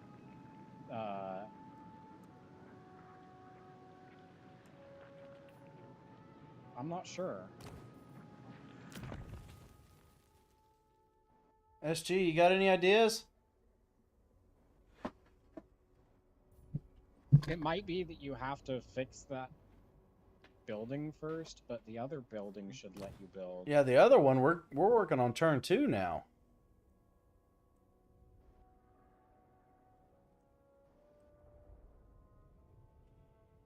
The military buildings don't require 2 slots, right? No. That's odd. Because it's letting you build other stuff, right? Yeah. Yeah. I mean, I guess for now, just build the growth building, and it should allow you to after. I don't know why it would stop you from doing it now.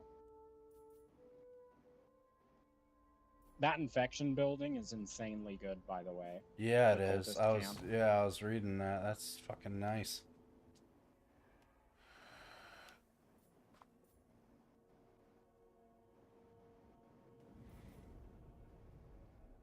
That's a lot of infections. Yeah, the 20 per turn is really, really good. And there's a couple of settlements that you can get pretty early on that give you the cultist camp.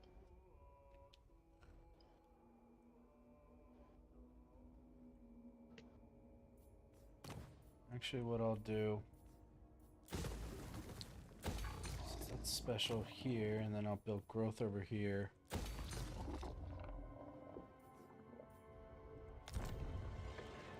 Well, ain't that some baby back bullshit? What was that all about? I've never seen that before.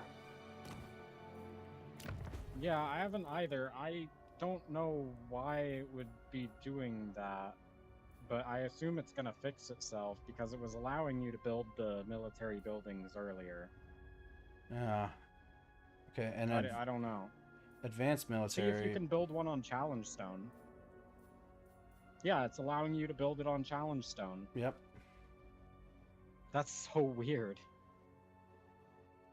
You just don't have enough yet for the advanced building. Yeah, which is what I was wanting. You could just save up more. It's worth it. Yeah, I agree. I agree.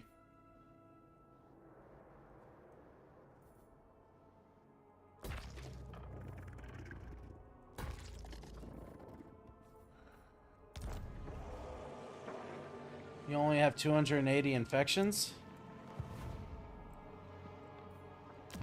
Yeah, I couldn't do it for the advanced. But it was telling me I didn't have enough. I didn't have the building slot. for whatever reason. Fuck right, Nurgle. If I take that off, that requires 200, so I got plenty. I got enough infections. I got 211 infections, but it's saying that you cannot construct this building here as there are no slots available. I've never seen that message before.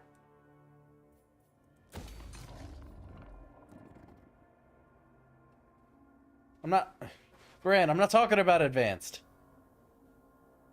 No, no. We're on a different... We're in a different province right now. I'm looking at basic military, right? I'm in Black Fang.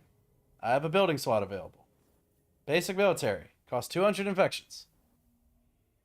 I have 211. But it's saying you cannot construct this building here as there are no slots available. Send you the save? How do I do that? How do I send a save?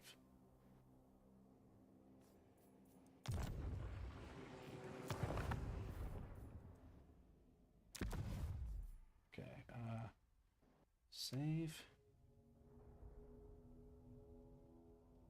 I'll send your save to CA. Okay.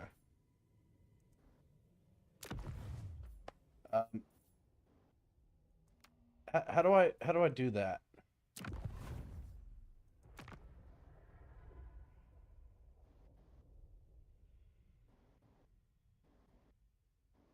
I did. I saved it.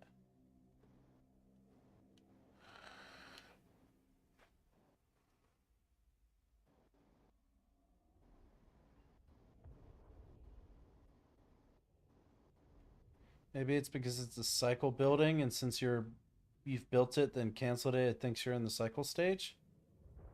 It wouldn't let me build it the first time. I'll find out the directory. I don't know what that means. I don't know what you're meaning.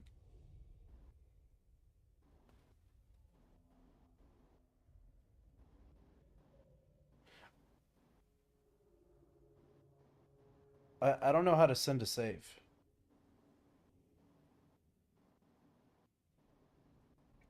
I haven't done it before. I can look it up though. That'd be cool.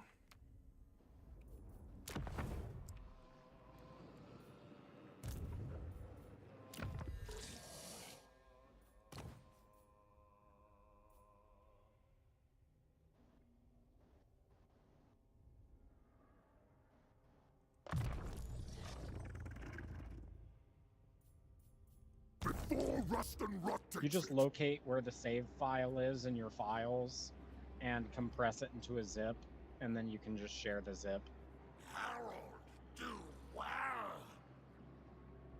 Luckily, I know how to do that. Do percentage. I think it's not save. It's local. Pretty sure. App data.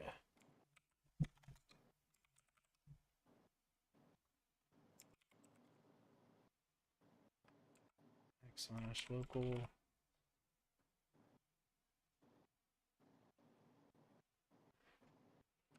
/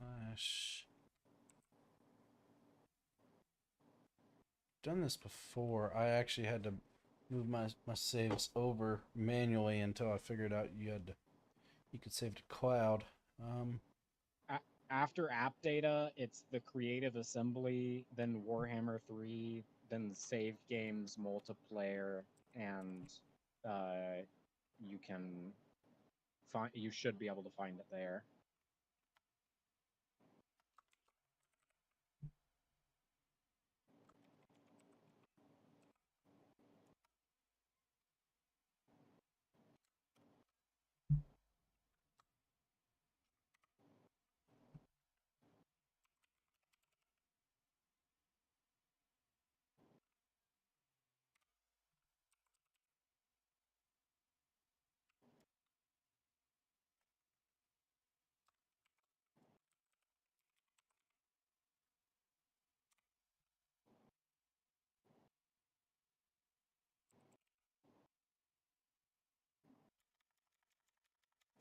The fuck is it not showing up?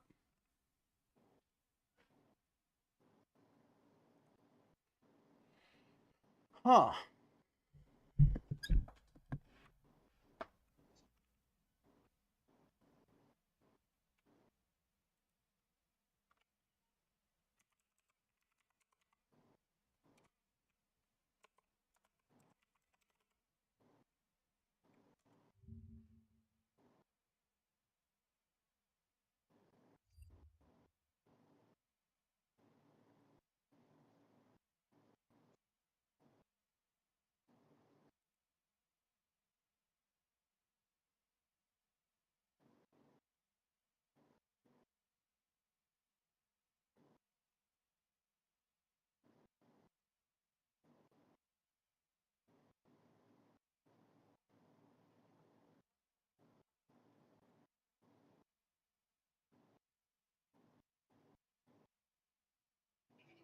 Can't find it.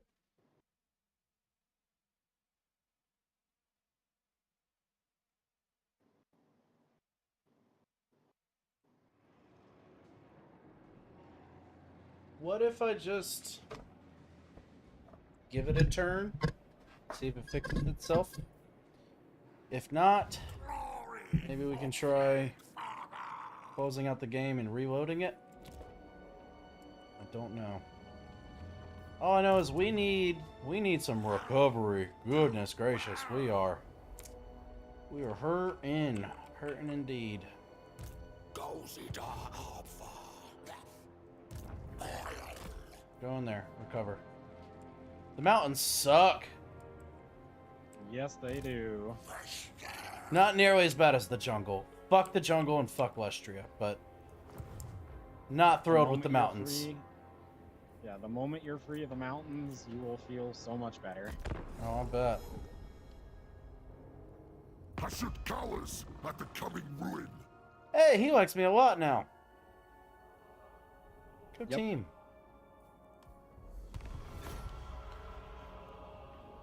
He'll probably accept a non-aggression pact with you if you offer it.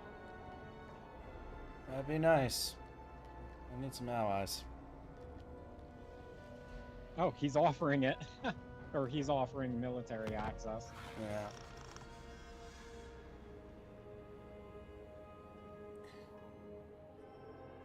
What's the embed option for the Beastman hero? I don't know what that means. Also, did you send the file yet? No, I couldn't find the file. I wanted to give it a turn to see if it fixed itself. Wasn't in here. It's down here. Indeed.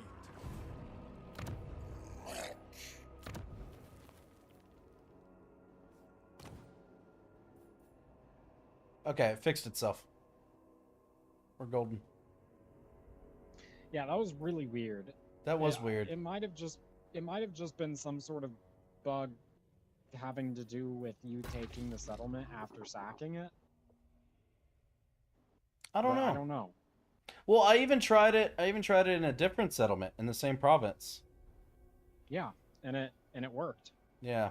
Or well, it didn't. It worked in a different province, but not that one. Yeah, I don't know. That was weird.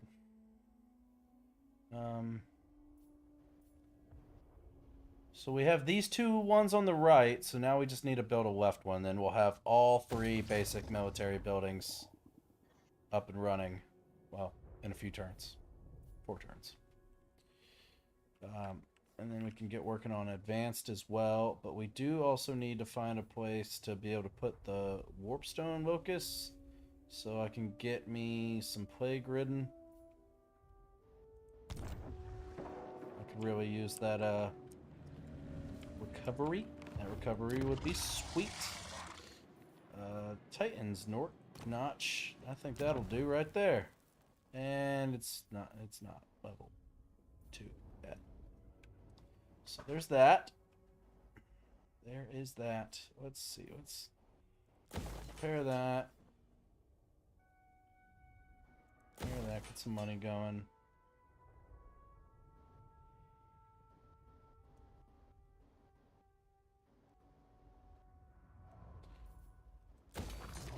growth.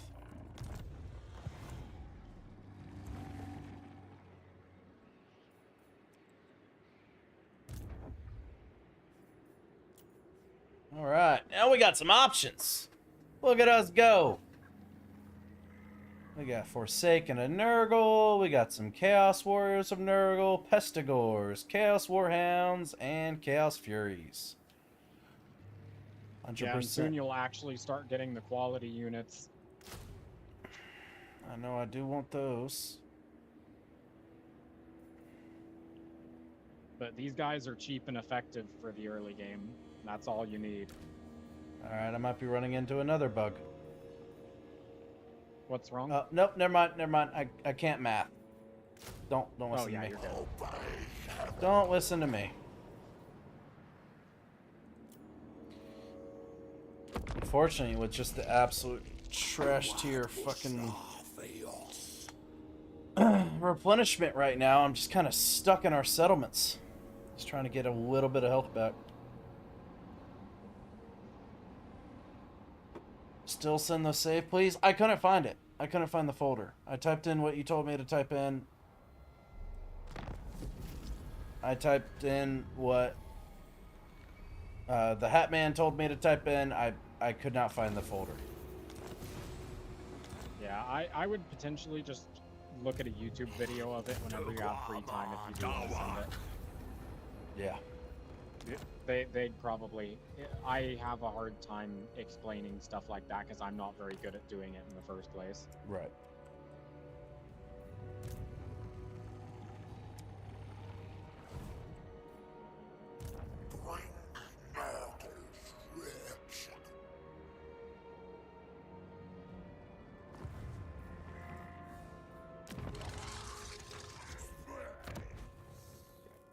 A lot. Just getting these back and that. Yeah, that was nice.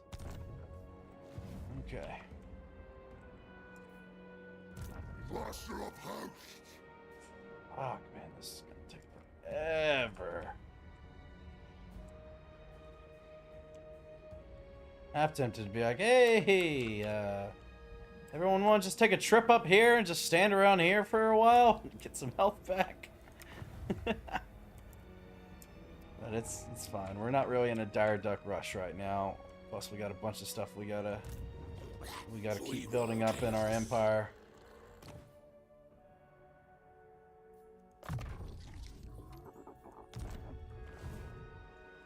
Honestly, your main army is pretty much good to go because the Nurglings, if they die, you can just immediately replace them with better units now that you have the option. Well, the problem is the Beast of Nurgle is severely hurt. If somebody attacks you, you just leave him in the back to regen like normal. He heals so fast. It's crazy how he heals faster in a battle than he does by sitting in your settlement for 2 turns. Yeah, his passive regen is insane. And the Bile Trolls have the exact same regen, it's just they have less total HP. Because there's more units. That makes sense.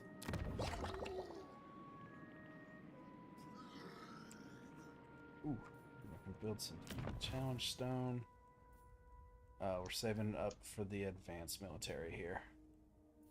We need that there. But I do have a cultist of Nurgle now. Holding off here. How many turns until this gets up to tier 4? 3 turns. Okay, so we're moving right along there. Extra growth building helped. Okay. Moving on there. Whole world's gonna get eaten. You're in trouble. Okay. It's actually kind of beneficial. Oh. Sorry. Yeah, It's go ahead, actually kind of beneficial for us to just chill right now. Yeah. Get a little bit of that health back. We have so many buildings under construction all around. And we're healing. And we're not in an active war right now. So I'm not really in a rush. Plus, we're making 3,300 gold per turn, Once I start building up this army, obviously that's going to cut into our turn income significantly. So I wouldn't mind actually building up a little bit of income at the moment. So I'm just kind of cool chilling, hitting that in turn button.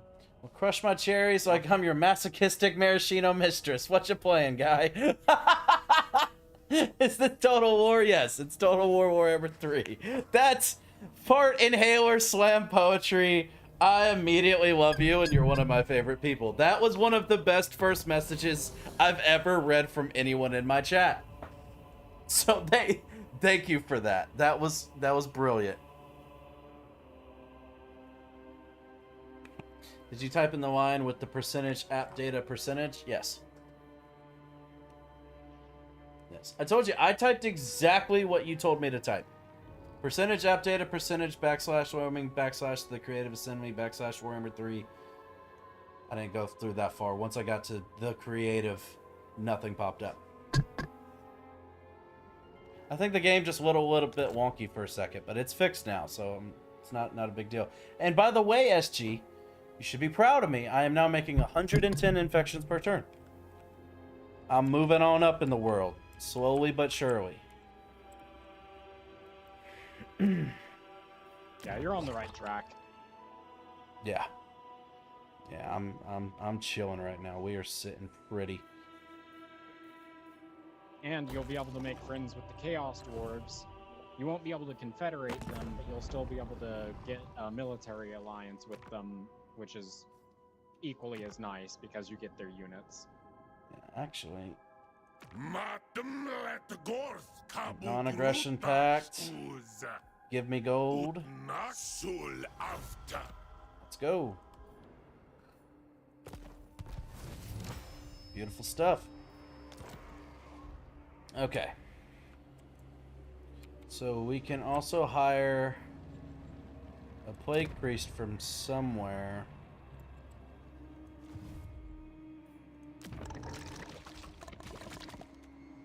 Should be where that defensive building is in Karak Brag.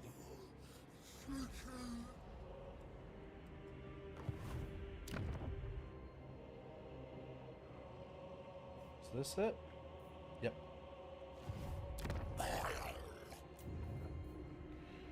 Okay. Ooh, they're expensive! Yes, sir. The cultists are the ones that spawn the plague cults, and then the other two are just heroes that you embed in your army. The cultist you can embed as well, and they are useful, but they are not really meant to be powerful melee fighters. They're more like spellcaster supports. Yeah. Now, I know... So talk me through this.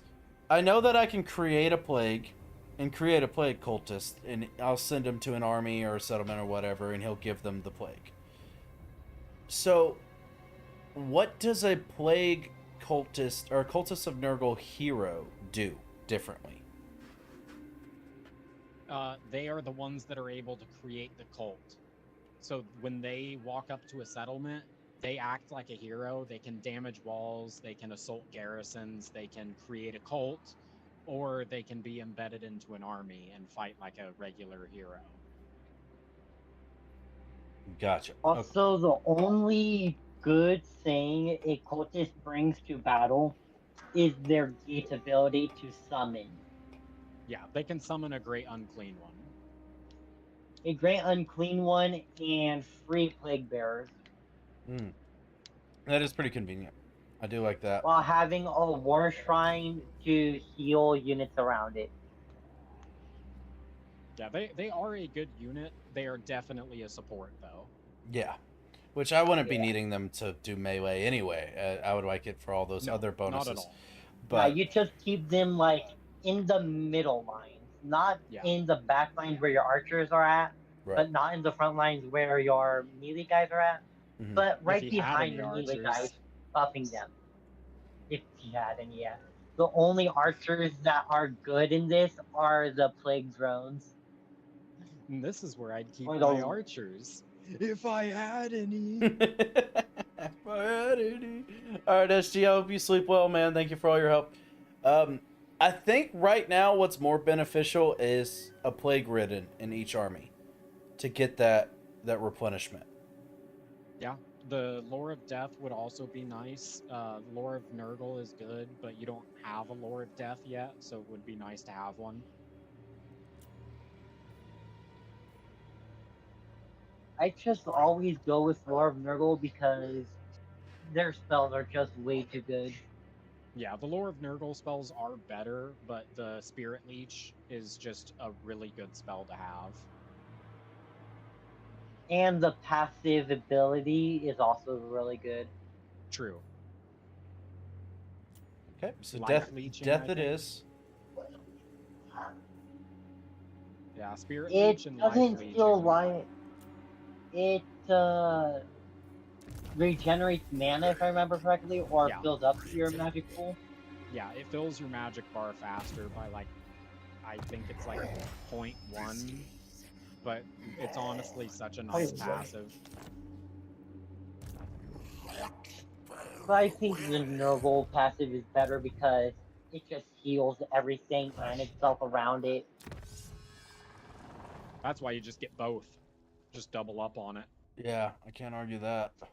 That's if Just you get- can. Oh, you always can. You could just make your Lord a Lord of Nurgle and make your hero a Lord of Death. And Oh yeah, that. That'll then work. you can add in a cultist, or you can just leave the army as it is.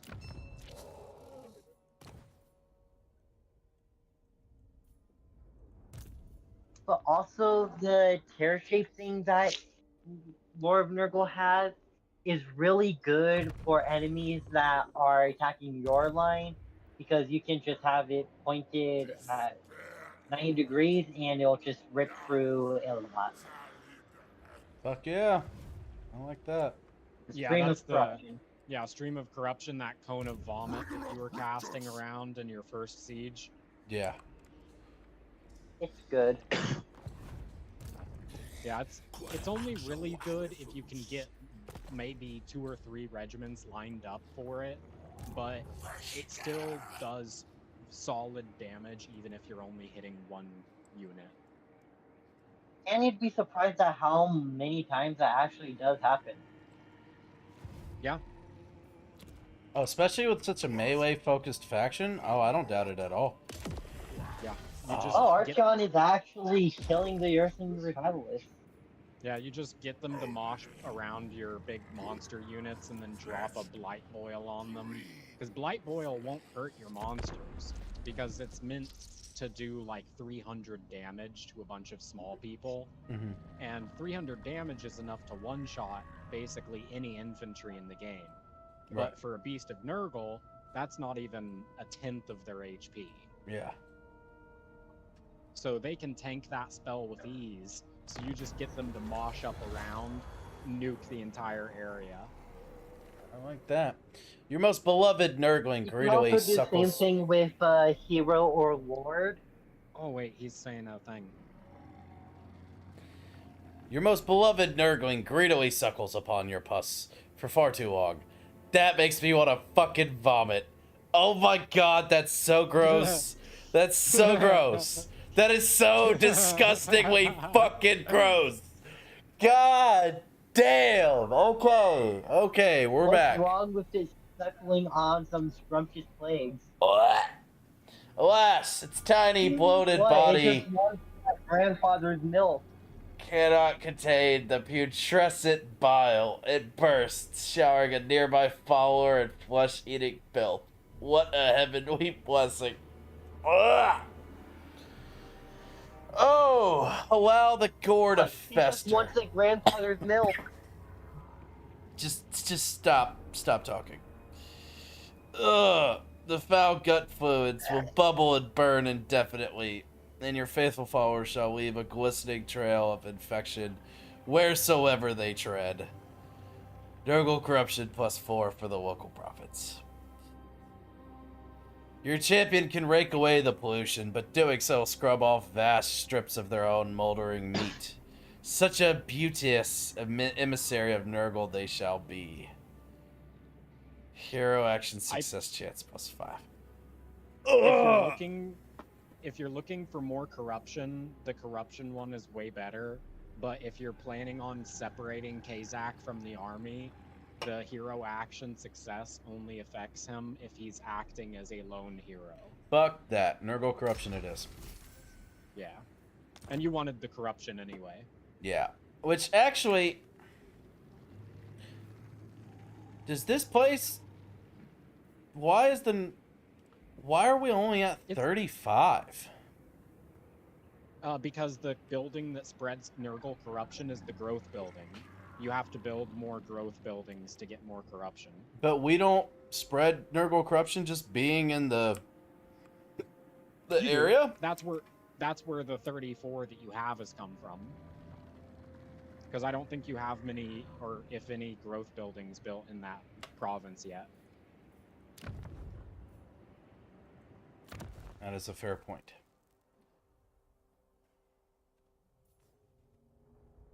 Yeah, it's money building, recruitment building, and infection building. The growth buildings will give you a bunch of Nurgle corruption. Oh. That's another reason why I spam them. Because anybody who enters your domain immediately starts burning. I agree completely. That is a great fucking building right there. Getting extra Yeah, the hero diamonds. capacity for Plague Ridden, Chaos Sorcerers, Exalted Heroes of Nurgle, and Cultists. Damn, that's nice. I wish I would have known that before I went and built that fucking hero building over here. Oh no, the diamonds is worth it. Like, both of them are worth doing. Well, this was a waste of Because they're- fucking time. Kids think of every hero, don't they? Yeah. Every hero. I wish I would have read that. Bran, again, I'm just not reading.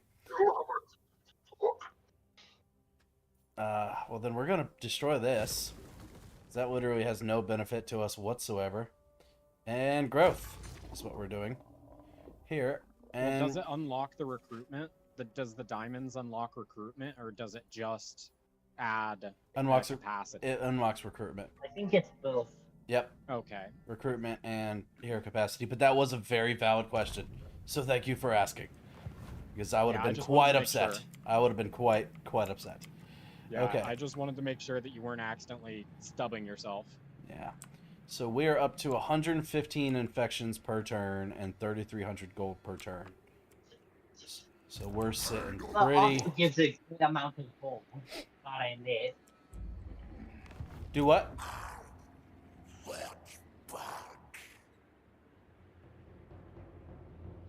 I think you're healthy enough to go ahead and move in on. I think so as well. Gold Tooth. Master of Hosts.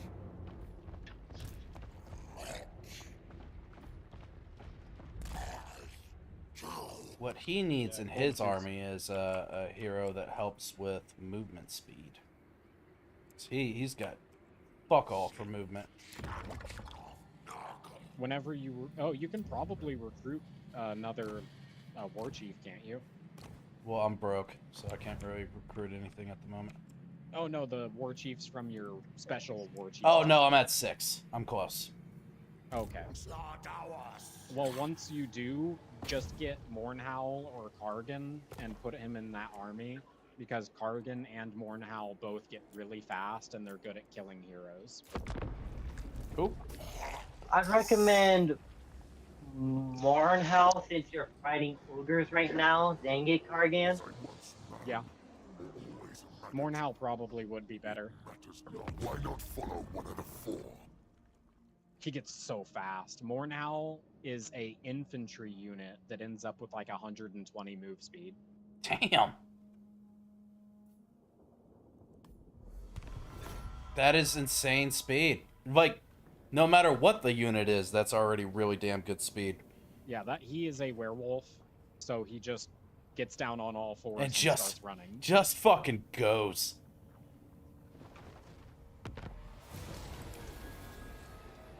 Oh, cool. That helps. I was just talking about him needing more movement range, and then he got more movement range for being in march stance.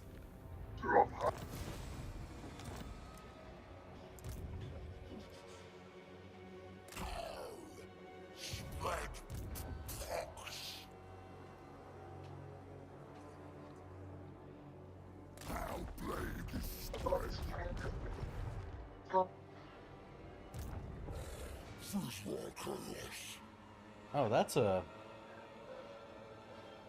That's just a random beast, man. They wander around. You can kill him or you can just leave him be. It doesn't matter. He might try to declare war on you at some point, so it can be good to just kill them. Yeah, he's gonna run.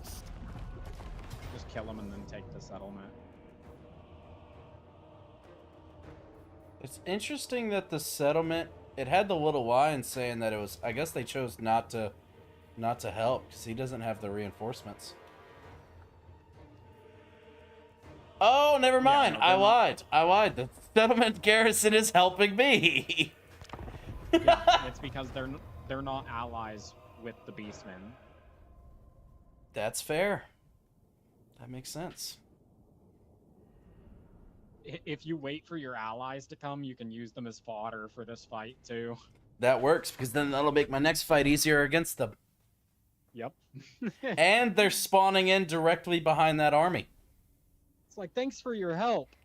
Now meet your new boss.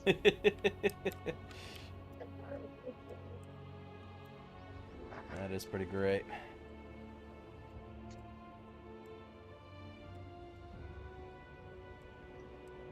I do have a bunch of fast boys right there. Where? Oh, never mind. They're spawning in behind me. The map lied to me.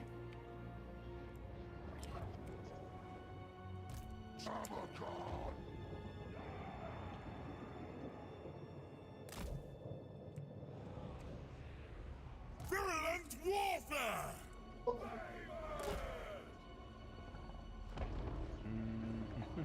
Warriors of Nurgle!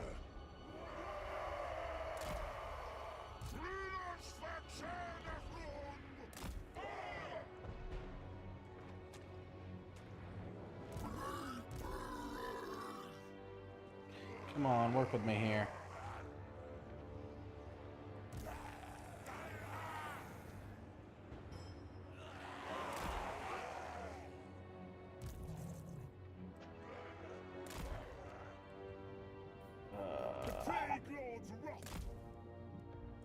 And while I'm waiting, I hope he doesn't charge us.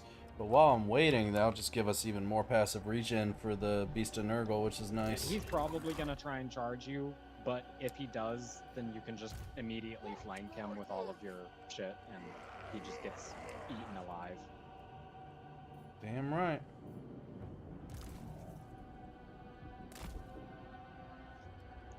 Yeah, because those frolic or the fox riders that you have there, those guys are gonna make short work of any infantry they get a hold of.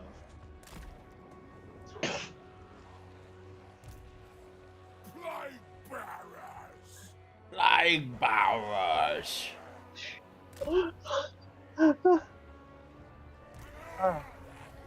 You alright? I just found a funny line. Arbol said, "Never has an eyesore been so literal."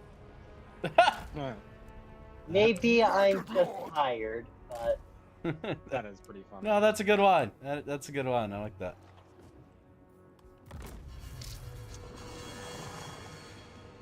It'd be especially funny if he was talking to somebody who was a Nurgle follower.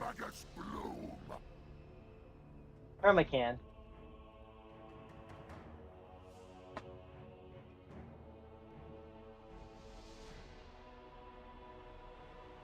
Yeah, they're just gonna wait. Hell yeah. Works for me. Look at that health just flying on up.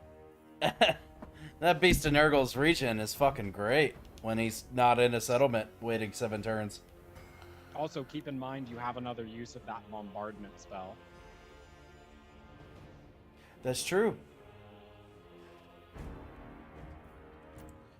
Not that you'll really need it. I but I it just definitely makes wouldn't need even it, shorter no. work. But I'm gonna let all of these guys push on through. I'll let them do the honors. Go AI, go. Do your best. I got full faith Are they in you. moving? Oh yeah, they're moving.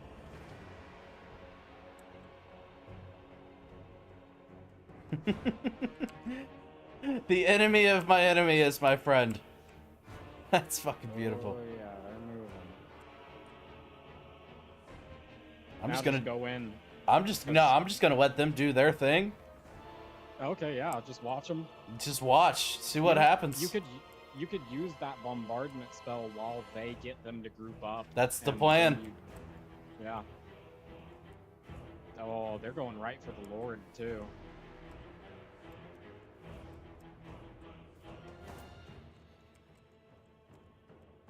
That looks like a good little spot right there, I think.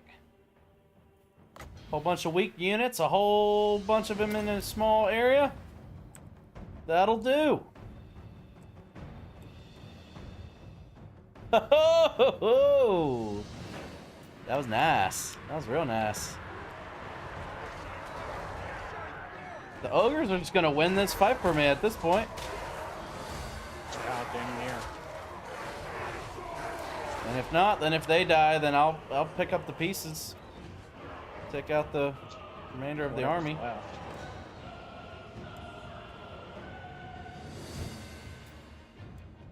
And look at that, your Beast of Nurgle is at full HP. That is awesome.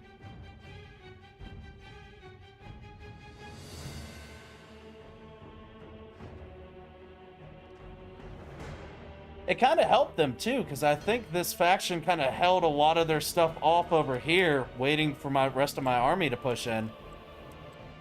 Well, it kind of was a benefit to them, but looks like they're actually kind of getting their ass kicked now. Yeah, the ogre charge is where they're strongest, and the 10 seconds after their charge bonus ends, that's when they kind of start getting beaten up. Yeah. Yep. What's up, Alan? Welcome in. How are you? What would be good against this many war beasts? Because that is a shitload of war beasts. Honestly, basically everyone in your army can handle them for the most part, except for your gunners. Like, you obviously don't want your gunners jumped on, but basically none of their units are very scary to you, except maybe your Nurglings, but the Nurglings are fodder. That's true. Your army's pretty strong right now. None of your units have died, so all of your units have gained rank. And like your Chaos Warriors, I'm pretty sure are rank 5 now. They're pretty strong. Yeah, I think I've done a good job just preserving them, keeping them alive. Hey, what's up, Whitty? Good to see you. How you been? How's life treating you?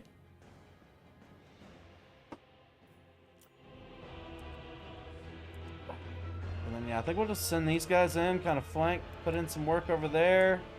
Just wait for these guys to run headfirst into my lines and get absolutely demolished.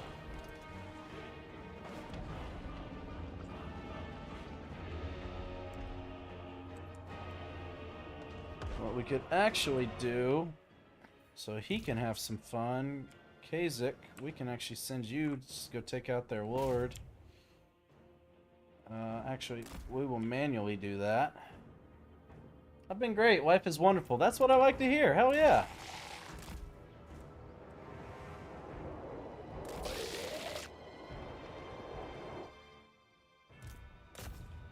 Take him out, please. Alright, now that you're in the open, go take out their lord over there.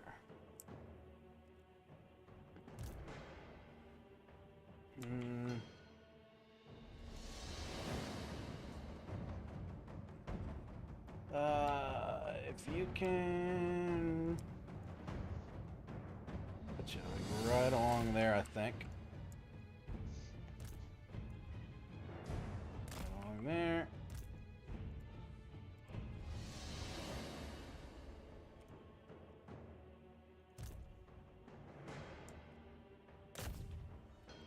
Okay. I think that'll kind of handle that side. No problem. Let's see how we're doing over here. Pretty well, it looks like. Pretty well.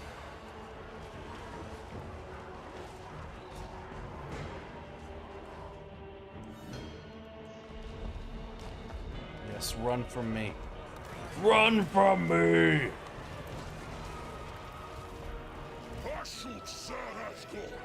That's unfortunate.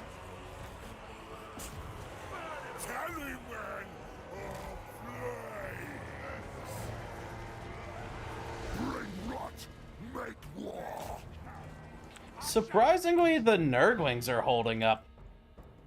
I'm kind of proud of them.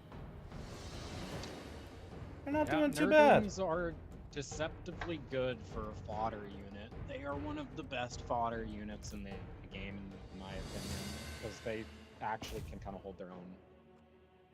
Yeah. And also for the beautiful fact of them being a pretty high rank at this point. Yeah.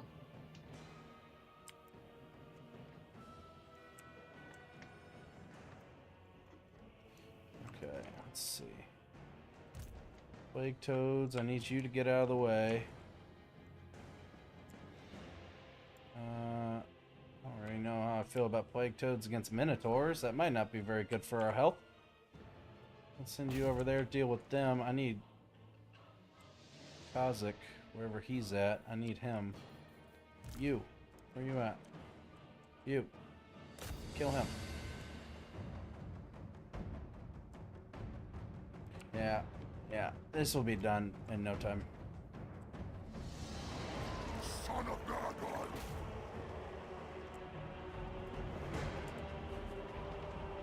The heat of the monk! It too does! Oh! Nurgle's favorite! Pierce flesh!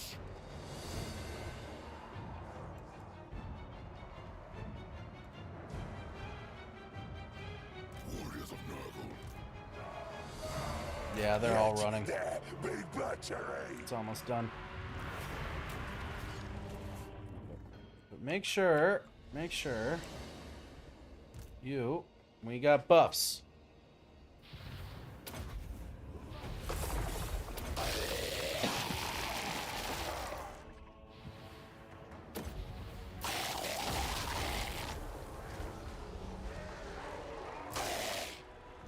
Everyone that's not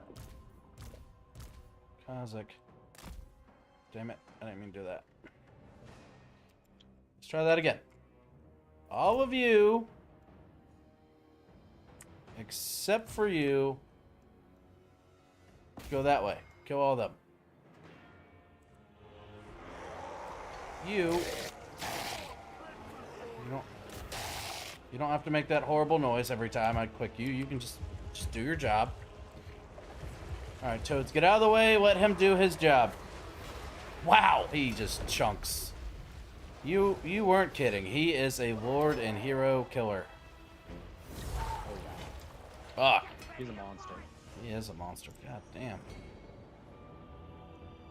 That worked out great. That wiped out a shitload of the ogre forces. And we didn't lose hardly anything. Hardly took any damage anywhere. Come on, you can take him out. I promise. You're so close.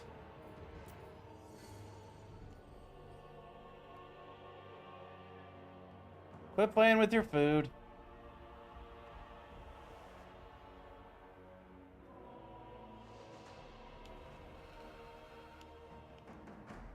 It's always when they get down to the last, like, 50 HP, I swear, it just lasts forever. They could have 15,000 health. You got them down to 50 HP. And somehow that last 50 HP, it's just like, yeah, no, I'm going to survive for another 5 minutes. Even if I'm surrounded by, like, 152 people. Sometimes when they're surrounded extra heavily, it stops your people from doing their attack animations because they're bumping each other. Yeah, I've noticed that. Yeah, a lot of times, especially when I was on way more of a heavy missile infantry or missile faction, I would just pull all my melee troops out of the way. Just all of y'all get out of the way. Missiles, a million Yeah, and I've one done that arrows before. into that guy's back, and that will shred him much faster than whatever you guys are attempting. I did actually use it to my advantage when I was playing with Vlad von Karstein. I had a giant bubble, just a million and one units, just circling their lord. No one's doing any damage to him. But I had a necromancer in the middle of that bubble, and he does an active heal circle, just passively. So I just set it on 4 times speed. Their lord couldn't move and get out of the thing, so I was able to heal up so many units. I just sat around and played on my phone for a couple minutes and just let them slowly over time replenish. Yeah, that's one of the beautiful things about Legion is sometimes you can just cheese the enemy and be like, okay, I'm gonna get full health now. Yep.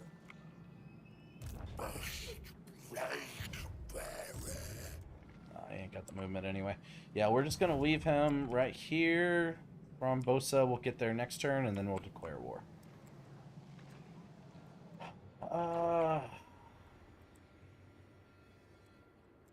Is that another one? Yep, that's a... Oh, you just got one. You ain't shit. You ain't shit, brother. You're making your way down there. You'll get there soon. 2 turns. That'll be ready to go. It's crazy. Like, I'm making so much money per turn, but I'm spending it. But it's gonna be so worth it. Just in a handful of turns. Just...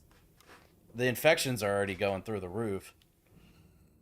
That's what it's gonna feel like for the next like 30 turns, where you're just like making a ton of money and spending it all every turn because you are investing so much in your buildings. Mm-hmm. And then once you stop doing that for like 2 turns, you make so much money that you can just spawn multiple armies. Yeah, that sounds beautiful to me. Plague drones, pox riders. Plague drones and pox riders. I also have, ooh, rot knights in here. Yeah, I'll do that. 520. So next turn we'll start this construction building. Gorger rock. Money building. Always money building. Always and forever money building. Do growth over there.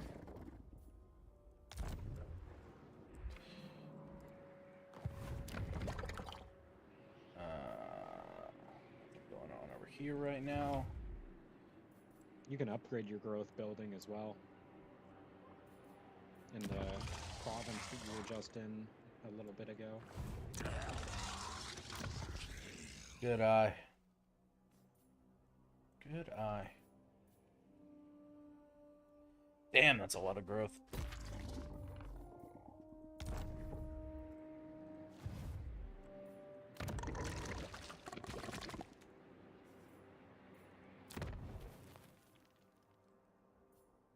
Yeah, it's really worth upping that growth early because, like, I've tried a different variety of buildings and trying to recruit early. And maxing out your recruitment early is nice because, oh, now I can recruit. Mm-hmm. But your economy crashes if you actually recruit. Yeah, that makes sense. Then it's like, okay, well, now I have to spend multiple turns getting my economy set up so that I can actually recruit anything. Mm-hmm. And it just, I think that going the growth route allows you to hyperscale better than anything else. Tamacon. Yeah, I agree. Especially with just how slow it is. Like, it is definitely what everyone says there. It is a slow burn. But once you get to that point and you kind of crest that hill, I can see how the snowball would go absolutely fucking insane. Yeah, it's just, once you get to a certain point, it's like, oh, somebody's actually taking some of my settlements. Insta spawn an army, it's full health. I also have a rank 9 leader leading it already, and now I also just gave you a play. Now, how... Obviously, I understand the instant summon army thing. But how do you summon them full health? Is that like something in the technology tree?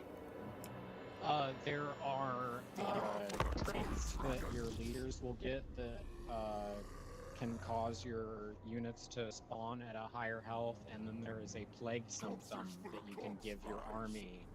So, like, you recruit a leader, and then you give him the plague, and then you recruit the army, because the symptom makes your army recruitment health go up. Oh, that's cool. And I'm pretty sure there is a technology that increases their base health when they're recruited as well. Right. There's a building that you can build that does it too. It's the building that looks like a big mouth. Dope. Good to know.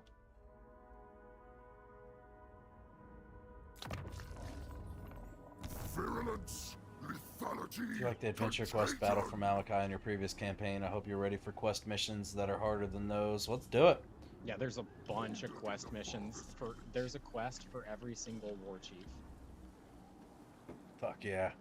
What's up, next bot? Welcome in. See that later you're going to be played Nurgle. I'm playing them right now. Having a blast, actually.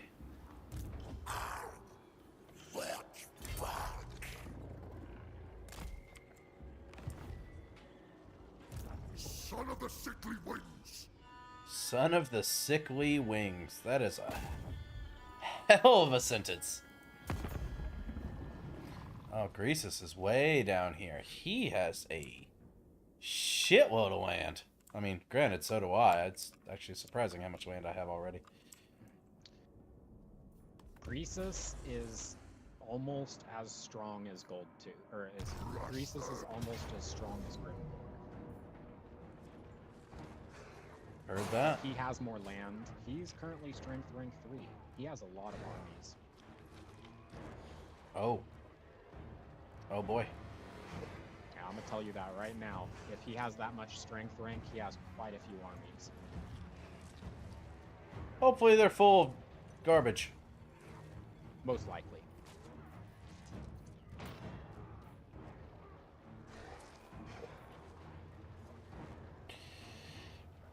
The thing is, it's like, we can auto-resolve this, no fucking problem, but I don't want to take the damage if I don't have to.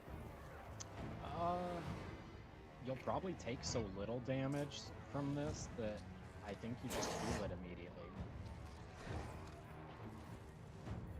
We'll see. Strike my host. Oh, yeah. Yeah, you're right. That works. I was worried about that auto-resolve. I was. Yeah, you have a... So Nurgle armies actually have a pretty good auto-resolve. Nice. I like to hear that. Especially once you lose the Nurglings, you'll have That's a even... whole meat. Yeah, I know those Nurglings are definitely pulling me down for sure. Hey, he got his mount. Go you. Yeah, Go you. now he's scary. I haven't actually got to see him yet. He's basically every battle he's helped Tamarcon with, he's been Yes. it's been auto resolved. So I do want to see him in action, especially once he actually gets some decent units on him. He'll fly the coop eventually. Tamakon, lead you. I see what you did there. Just occupy that. Fight for Pox Okay. and conquest. Good turn, good turn. Took 2 out. Alright, then you got one right here, one right there. One way over here. It would be nice to be over here just so we're not in mountain terrain, to be honest. Yeah, Goldtooth's already over there too. He's being really aggressive. He is. You're gonna have to watch out for him flanking you through that path. Yeah, especially if he's able to tunnel. Just make sure you keep your secondary army ready, because this could actually be a perfect opportunity for them to go and do their thing. Right.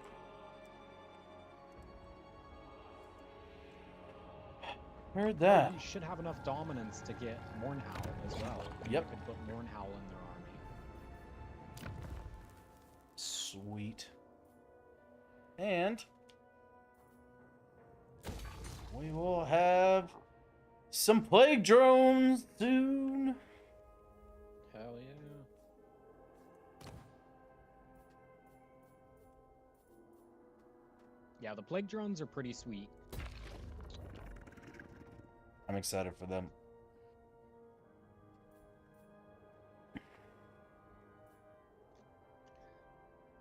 Funny enough, I normally don't use them very often because you don't need them, but they are useful. I just like doing my thematic armies where I'll build like only like rot knights or only infantry. Mm-hmm. Pour myself a drink. That is 30 per turn. Okay. Yeah, that's a really, really good resource building.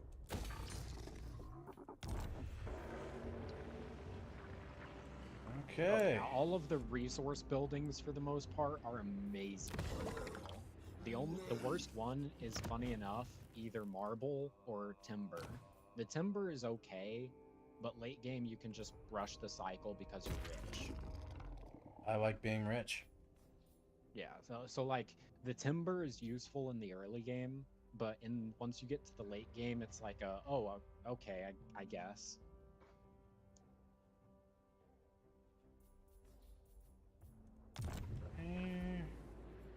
That was here in crack. Now, where was the diamond? Crack.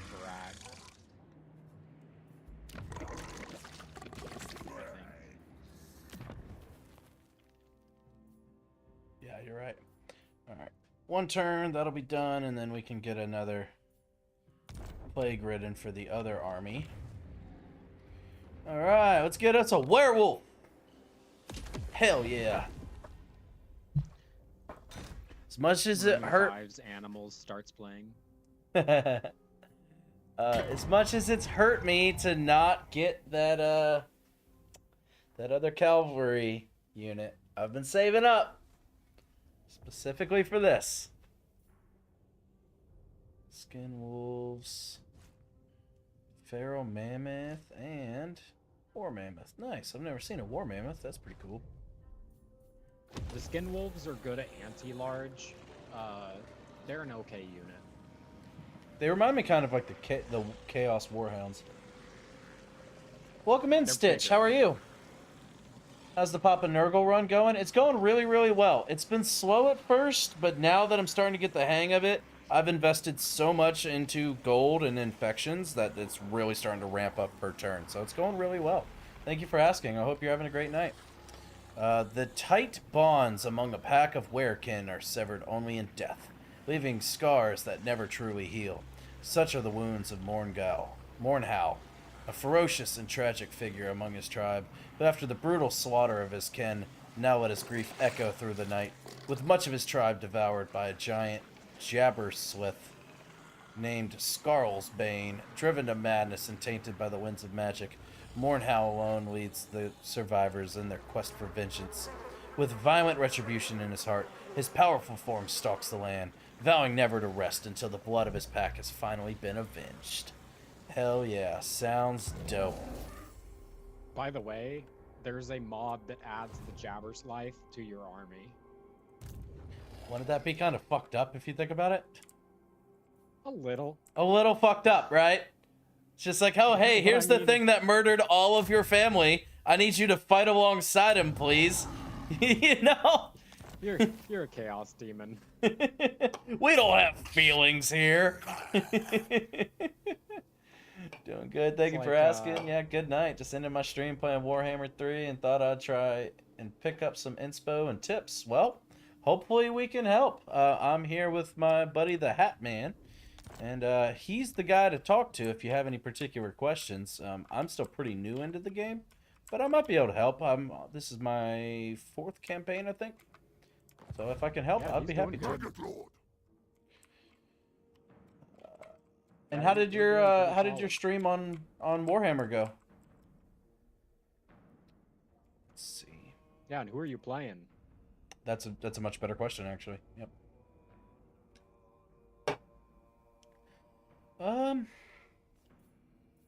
Is it time to start replacing some Nurglings? You have Regiments of Renown that you could get, right? So, yeah, if you want. Those are the regular ones. Get the Angels of Decay. Oh, there we go. Yeah. Nope. Yeah, the Angels of Decay are good. I'm broke. I have to wait till next turn.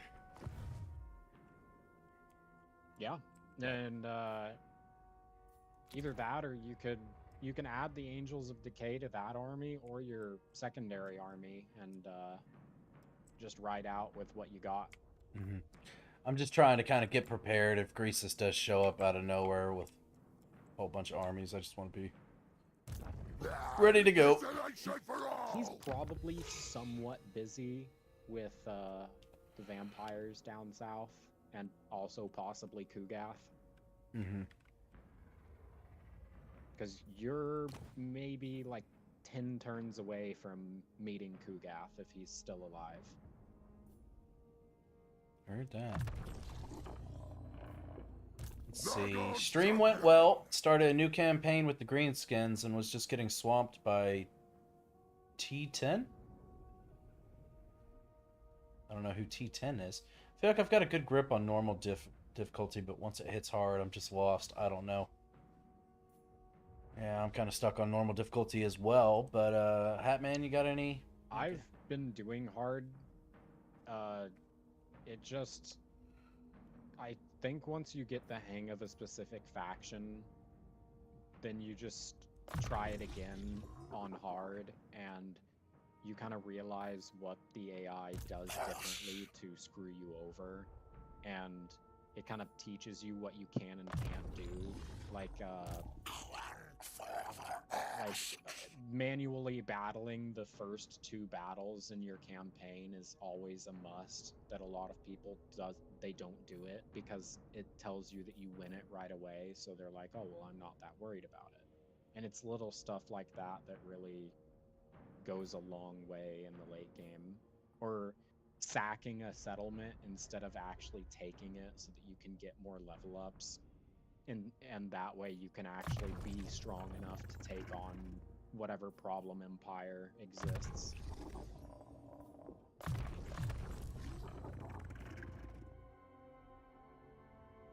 But there's some really good YouTubers out there that make amazing advice videos. I've found quite a few YouTubers that I've liked recently doing research on this game. I like Cultist of Corn, Legend of Total War, Blake's Takes, and then some of the kind of, funnier, more, sillier content guys like Brilliant Stupidity, Quepler, and then there's like 1 or 2 other ones that are more towards like comedy, where they do challenges.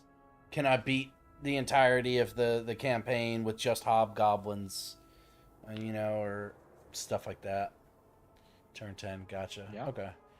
Yeah, I'm feeling like I'm snowballing with a small mistake each turn that just swamps me by turn 20-ish, yeah. Yeah.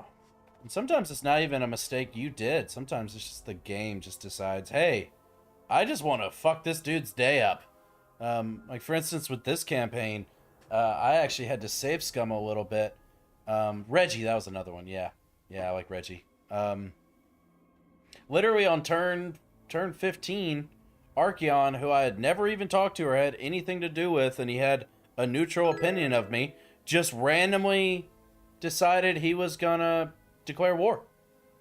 And if you haven't played this campaign, you start up here. Archeon's way over there. Again, I just went south. So like all of my armies are like down here fighting, and he declared war on me for no fucking reason. So that was stupid. And even my friends that have been guiding me through this campaign, they've played this campaign a bunch. They were like, "Why did he do that? He doesn't normally do that." So yeah, sometimes the game can just decide, yeah, you're not having fun today. Like with my dwarf campaign, when I was playing Malachi, In 3 turns, I had 2 different factions declare war on me. I lost 5 or 6 settlements. I got hit with a dilemma, which made me lose 10 growth per turn. And then I got hit with a plague and 2 settlements, I think. And a rebellion in another city. I'm just like, what the fuck do I do here? You know? It's going good. It's like turn 30, 35. I've got some good income. I've got 2 armies. I'm feeling good. And then the game's just like, yeah, no, him. Oh, yeah. That's who we want to go after. So I found him. I couldn't remember the name of the account, but Legend of Total War was the guy that I watched with a lot of the tutorials because he plays mostly on Legendary, and the description for his channel was like he does disaster campaigns where people send their save files on the verge of a campaign defeat, and he attempts to turn it around. And I've watched some of his videos on that, and there are some insanely, like, decisive defeats where he's like, oh yeah, I'm just gonna, like, not even use half of the army, and he'll just leave them in a corner and still win. And it's like, oh, okay. One of the most brilliant and also possibly incredibly stupid things I've seen he's done to save a disaster campaign was... I don't remember the faction he was playing, but he was going up against, I think, Bretonia, and they had like 4 armies, and I think he was a Chaos Dwarf faction, but he had like 1 army in a settlement. The garrison's basically destroyed. He had just sacked it and took it over, and his army was pretty weak, right?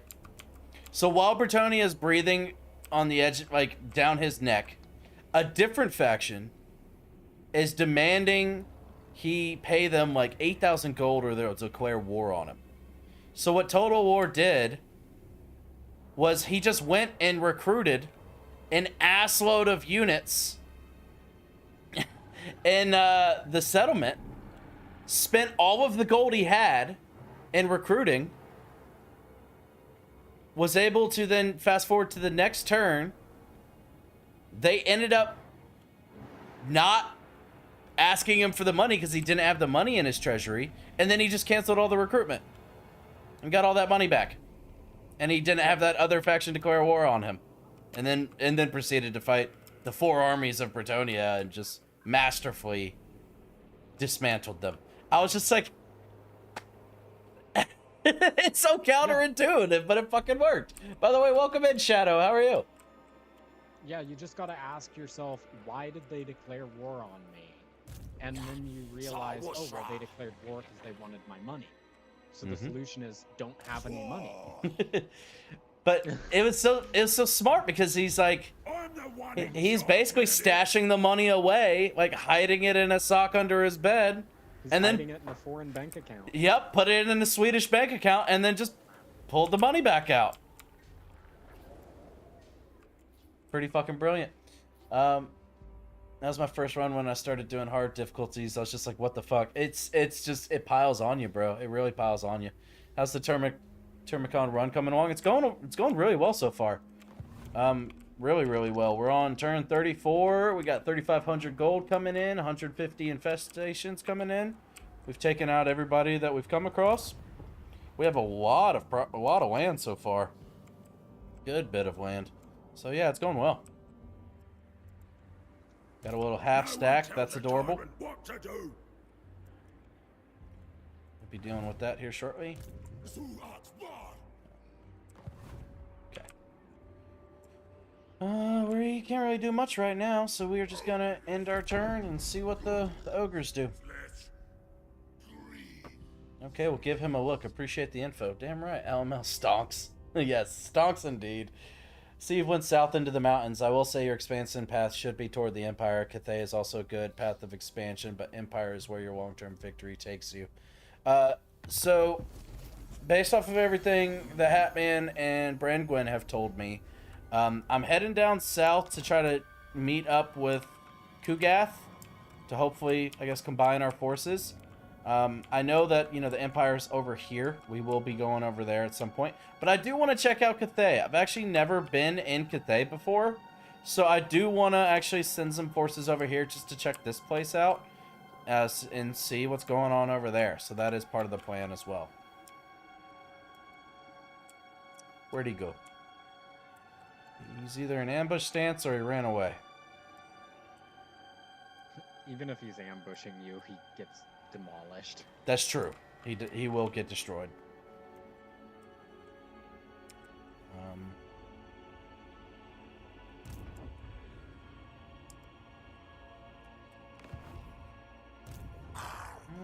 You're just not got some good units, but you're still just not don't quite have enough units just yet where I'd feel comfortable sending you down here, because we do have this army. Only one I listen to is me. Oh, never mind. You That's could always get a skin wolf. That's him right there. I thought he was wherever they went. That random faction. Okay, so he only moved a little bit over there, so that's not a big deal. I do want to keep these guys together, though, in case they do try to pull some bullshit. Yeah, you could add a skin wolf to the secondary army that has more in health, because he's the guy who recruits them anyway. True. True.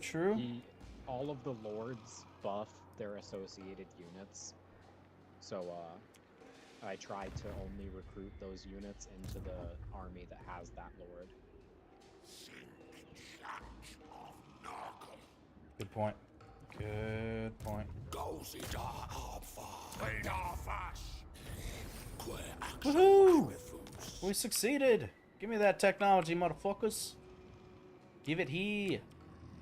Oh, we're up to 4,121 gold per turn. I think what I'll do is just not spend all of it right now and actually just give it another turn to build up. And that troop replenishment. How are we looking? Is this ready to go? The diamond building is ready to go. Beautiful, beautiful. Let's get a hero. Another plague ridden. And we'll actually do this one with the Nurgle. Recruitment cost minus 25% for War Beast units. And plus 3 recruit rank for War Beast units. That's pretty neat. Infectious character experience gain plus 15%. Affection cost to create a plague minus 10% for own army. And control minus 5 for local enemy army. I don't know how... this guy's name is Uncle for Uncle. Uncle for Uncle, huh? That is a wild one. By the way, Uncle for Uncle is actually in the lore. He is a canonical Great Unclean One. Of fucking course he is. All right, I have to recruit this guy just for that reason. That's what I'm doing. Uncle's great. He's a very, very pretty shade of blue for being a disgusting monster. Fair enough. Fair enough. Not sure how Nurgle is set up, but Cathay has buku ranged units, so might be cautious. I ain't worried about them. We'll fuck them up. By the time you get there, you should have chosen of Nurgle. That sounds good to me. That sounds The chosen will real, make short work. real nice to me. I am excited for these chosen. These chosen sound neat.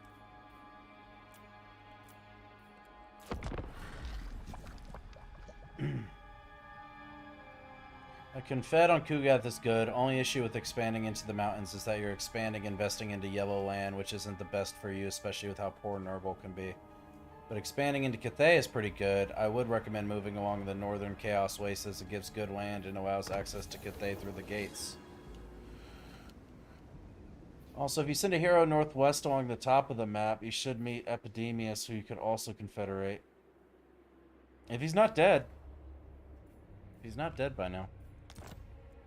That is true. I do not like the mountains. I've not been a fan of the mountains, actually. But Yeah, I'm they suck. trusting my friend here, and that's where we're at. Yeah, the mountains suck to get through, but once you get through them, you scale really fast with Cathay. Check this you can fucking go- thing out. They're Star Wars fans. They gotta be. Because you can go through the Chaos Gates to the north, through the Zatan's land, but if you go through Zatan's land and ignore Grimgor, then he probably declares war on you and destroys you from the side.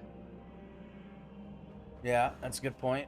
That was one threat I really did want to take out, so I'm glad we got him taken care of. Yeah, he's declared war on me in 100% of my games where I didn't declare war on him first. True. Let's see.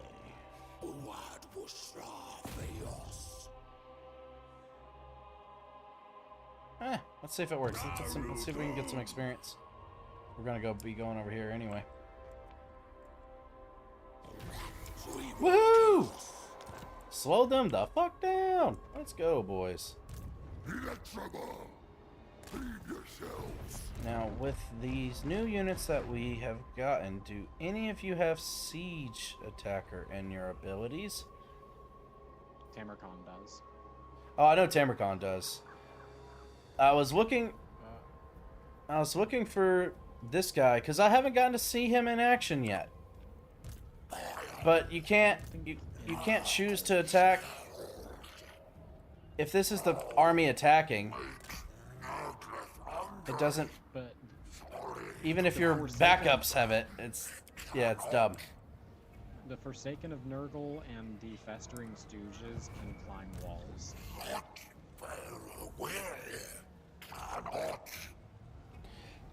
This is.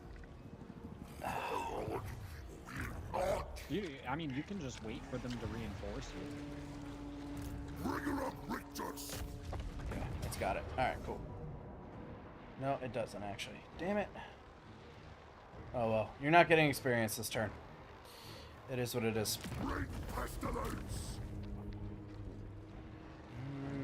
it's a very narrow pathway. It is, and that's kind of annoying with some of the larger character models. The worst was in the fucking jungle with the elves when I had 3 people all riding dragons. Oh my god, just trying to align it was such a pain in the dick.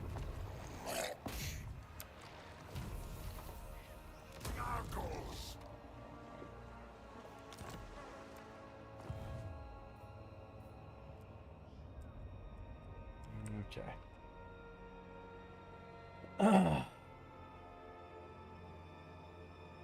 Uncle for Uncle is a good guy. I like that name. Getting Grimgor is a must, but past that is better to go through the northern wastes. Well, Shadow, you should have been here 2 hours ago and you could have argued your point then. I mean, Goldtooth is also a high risk.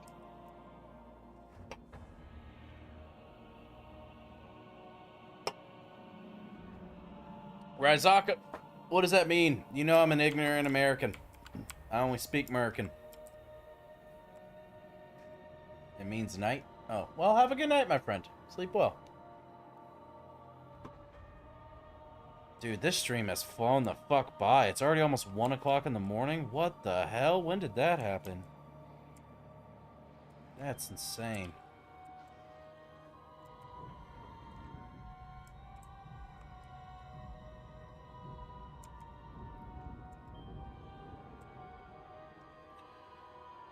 Okay.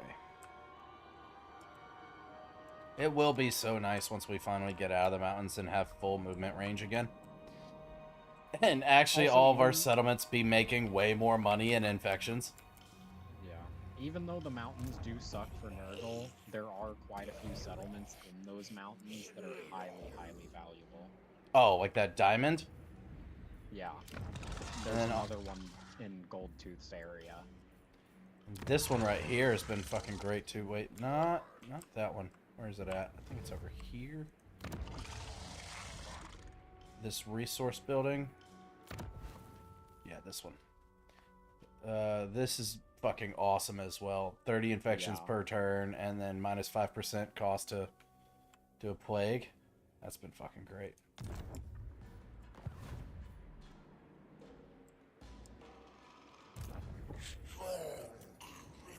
Alright.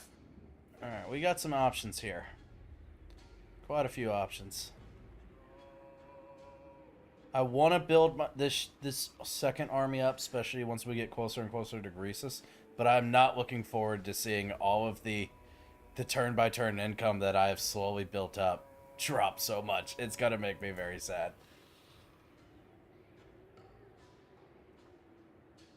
You can swap a unit that is a siege attacker into the small army and the other. Then when you besiege and circle somewhere, the model and zones of control no longer has collision, so you can move. Ooh, that's a good idea. Second army much closer, even in tight spaces like the mountains. Also gonna call it a night myself. Was a pleasure, homies. Good luck on the campaign. Thank you so much, Stitch. I appreciate you, bro. Okay, so we need to figure out what we're putting in here. We got rot flies, we got chaos furies, chaos warhounds, plague toads, Nurglings, Plague Bearers of Nurgles, Pestigores, Forsaken of Nurgle, and Chaos Warriors of Nurgle. What are we thinking? I would recommend the Plague Bearers and the Rot Flies are better than the Chaos Furies. So if you wanted a flying unit, they would be pretty solid. Okay.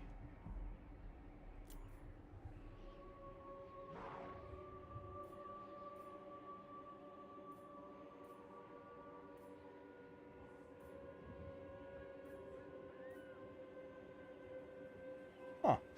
Cool.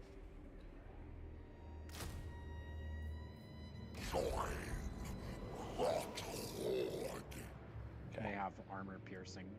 That is nice. And they seem tankier too, which is good to see for a flying unit.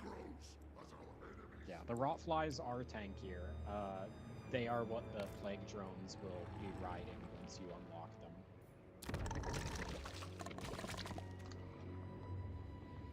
That's basically how all Nurgle progression for units work. It's, here's a monster. The upgraded version is now there is a man riding the monster. Fair enough. Hey, nothing wrong with simplicity. Simplicity gets the job done.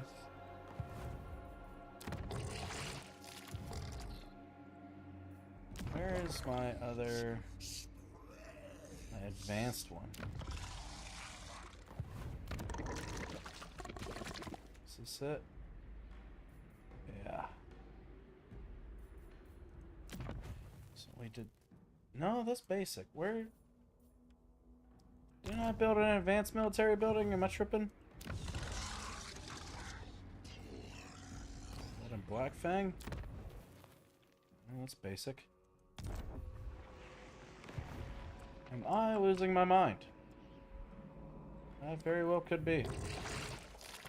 I think you didn't have enough infections yet when you were going to build it. Oh, that could... Yeah, that tracks. And I still don't, but I will in like a turn or two. I could have swore I did, because I had over 500, and I haven't made any plagues recently. Blizzard Peak. I think the most recent one that you built was the Plague Toad one. So I know I've finished all of the basic militaries. It's for those two. Yeah, you got that covered. Crack frag. Yep, I did. Okay, I did. It's still got 4 turns. Okay. But this will let me get the Pox Riders, the Plague Drones, and the Rot Knights. Mm-hmm. Yep, so I'm really, really excited for that one. But, so we have just one more advanced military to build then. But the advanced military, I gotta check them out, because isn't the There's a soul grinder of Nurgle. That's very, very tempting. Great Unclean One. Toad Dragon. This one's got some options. But what's the unit you were talking about that's... I think it's a melee infantry. It's really, really strong. Oh, the Chosen? Yeah. You get them from the basic military building, I'm pretty sure. The one that produces the Forsaken. Really? Yep. Should be the one on the last stage of the middle one. Yep. Pestigores, Chaos Warriors, and Nurgle Great Look. Wait a second. Do you not have them unlocked? It might be locked behind a DLC. Because of course it fucking is. I'm gonna look it up. Please do. Please do. You've talked these up. I want to try them. Yeah, the Chosen of Nurgle are great. Warriors are your best unit for both auto and damage. Your Plague Bearers are very tanky, but lower damage. Rotflies are okay. They're able to hop on ranged, but aren't very good into most infantry units. Here's a Toad Dragon. The upgraded version is Tamarkan. Huh. Yes. Chosen and Chaos Warriors are your mainstay units. Soul Grinders are basically artillery. Rot Knights are amazing anti-large cav with regen. I've enjoyed the fuck out of the Rot Knights. I definitely need to get me more of those. And Toad Dragons are solid anti-infantry monsters. Once Tamarkan got on his Toad Dragon, that's made a huge difference for him. So I would like to eventually get to a point where I have multiple of those as well.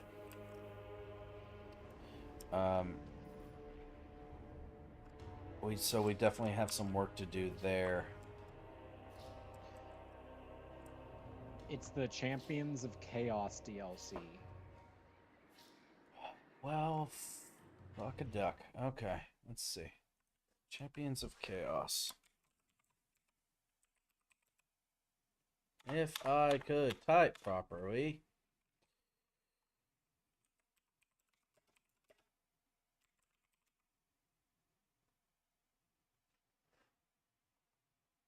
$16. It does, however, unlock 4 really cool factions. It's the Ecstatic Legions, the Fecundites, the Legion of the Gore Queen, and the Puppets of Misrule. Well, I've been saying I'm eventually gonna buy them all so I can unlock all the factions, so might as well fucking do it now. Hey, somebody tipped you that $100. It's perfect. That is true. That is true. It is technically already paid for. However, how YouTube works, I will not be seeing that until August, at the end of August. Oh man, it's a 1 month. It's one time per month payment at the end of the month. Damn. So even though it's still nice, but like, damn. It will be nice. Yes, it will be nice at the end of August. But yeah, no, I'm definitely. I'm definitely... it's a really good DLC. Okay, so I clicked install.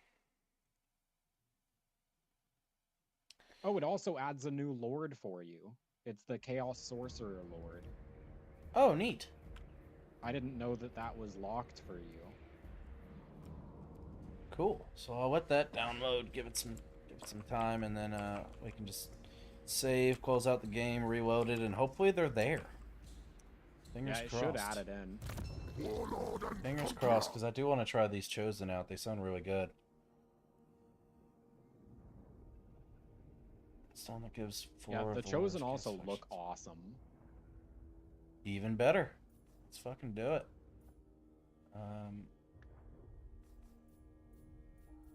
Piercing shots, we'll do that. Desolation for all! Yeah, this one's got the Spirit Leech and Replenish. That's great. We have a second one on the way to come down and join Thrombosa here soon.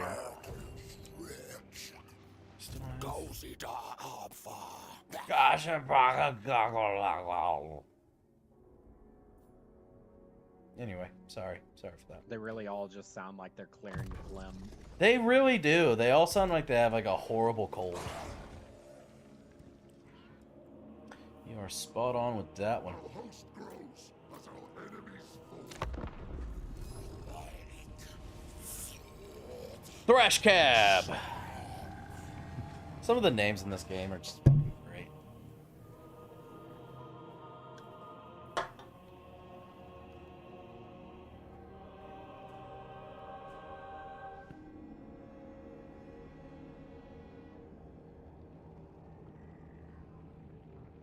Just whatever you do, if you ever see Andres in the chat talking about me paying him since he's a moderator, do not tell him that I got that $100 donation.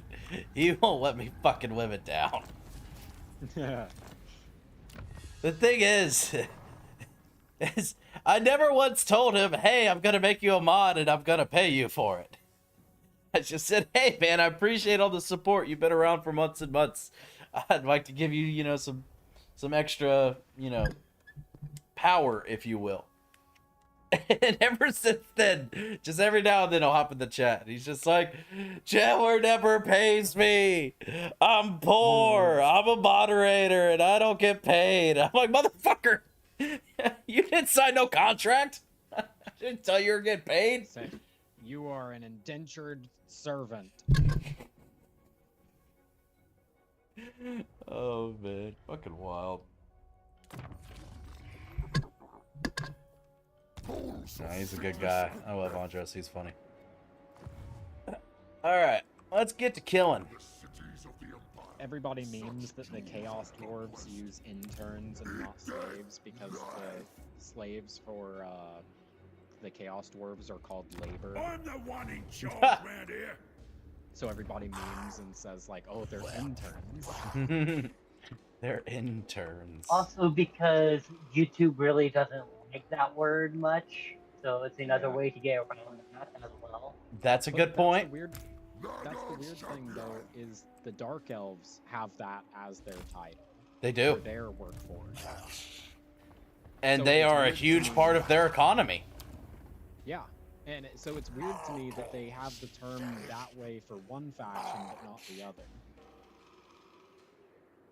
I guess the Dark Elves don't care about being PC. Yeah, the Chaos Dwarves are more PC. They said, we might kill you, but we'll be polite. They just don't want to Now get please canceled. face the wall. Now please face the wall.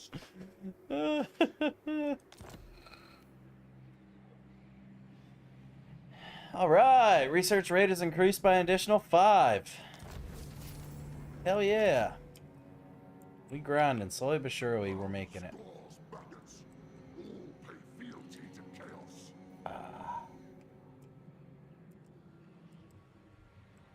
Ooh. Oh, yeah, there ain't shit in there.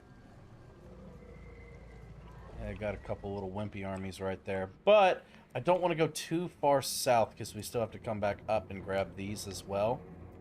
The problem is we don't quite have a full 2-stack army yet, so I don't feel comfortable separating them and having one go off and take one and the other go take the other one.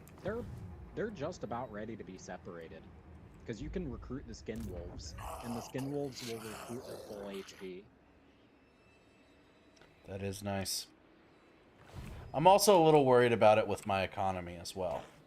Because I am consistently making 3,500 gold per turn. I'm not trying to make that go too much lower right now. At least until a lot of the stuff that I've built up continues to grow. And earn me more and more monies.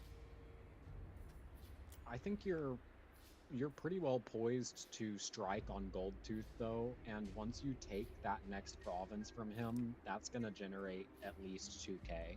No one tells a tyrant what to do. This one right here, the Mountains of Morn? Yeah. Okay. Yeah, that'd be nice. And I also haven't really... All these ones I've been taking... They're all kind of beat up, to be fair. Yeah. And once they regen, they're all gonna be making a decent chunk of change. Let's go ahead and do it because we need that growth. That's only 1,500. Yeah, we need to get this Veil of Titans so we can complete that province, get that growth going as well. Yeah, build the growth building in that province as well. That way you can get the extra Nurgle corruption and the growth. True dat. True dat, true dat. It'll help bring that province online a lot faster.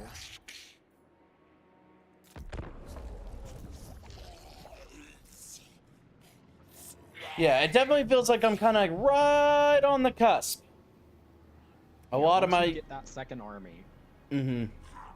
Like, and a lot of my settlements are right there around the tier 3, almost tier 4 kind of range. And by the time you hit turn 60, you'll have like 5 or 6 armies. Yeah. Yeah, I can definitely see the snowball starting to get crazy here soon.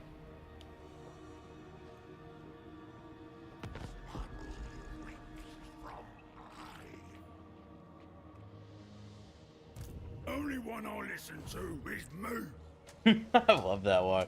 Only one I listen to is me.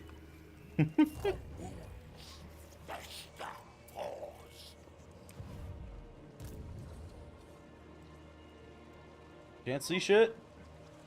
Oh, they shouldn't have walls because they're... Son of the sickly winds. He had trouble.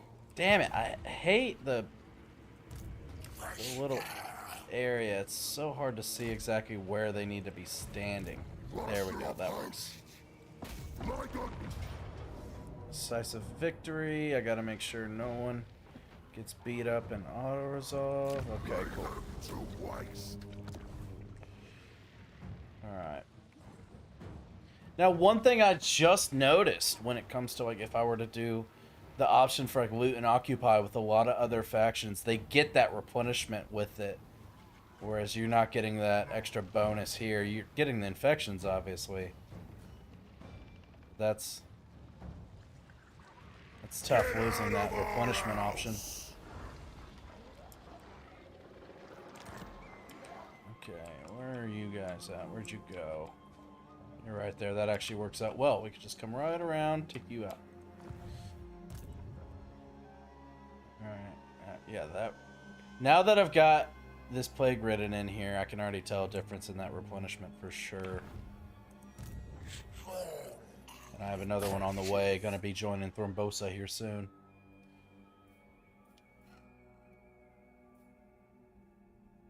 Ooh, we need this for the fire resistance, because he's got regeneration.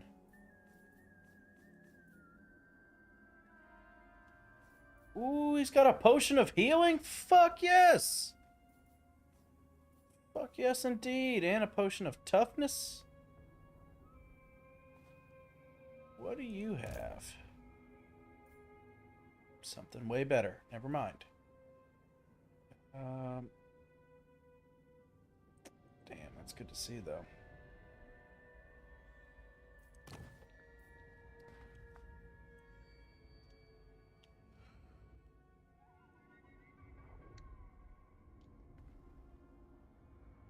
Now, the question here is, do I want to go down the army tree and try to buff them to oblivion, or do I want to start making Tamarkan a god? Depends on what army you're buffing. What are you thinking? Well, this is my main army right now, but as far as Tamarkan himself, I'm not entirely sure what my vision is for, like, his army, like, once we get further down the road. Right now, it's just kind of piecemealed together until, you know, I can really start being a little bit more picky and choosy. I typically like to go for the one right after it's the Armor of Malady. That's what it's called. Armor of Malady is really good because it affects the Chosen of Nurgle. Say less. And it affects all of your infantry. is basically the gist of it. Yeah, and we need them as tanky as we can make them. Desolation for all! But yeah, after you finish them, you skip all the way into the like middle part where it's like the 1-tier bridge section, and you upgrade that and ignore the rest. Oh, cool. Apparently, plague drones count as chariot units or cavalry. Yep. That's They're dope. flying cav. That is dope. So that's getting all these bonuses from Kasich. That's beautiful. Say cheese in a weird voice I'll like. Cheese. Oh yeah, easiest like I've ever gotten. Favorite of Nurgle, Boop. bringer of Rictus. Spirit Leech, foe to win. Okay.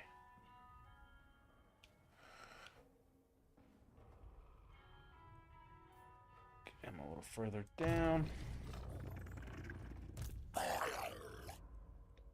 Warnhow. Charge bonus. There we go.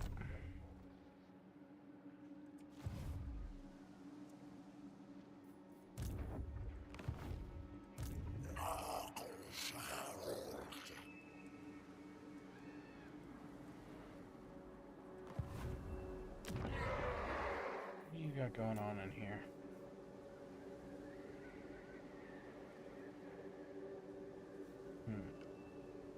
Oh, it's a settlement. I can't even attack it anyway.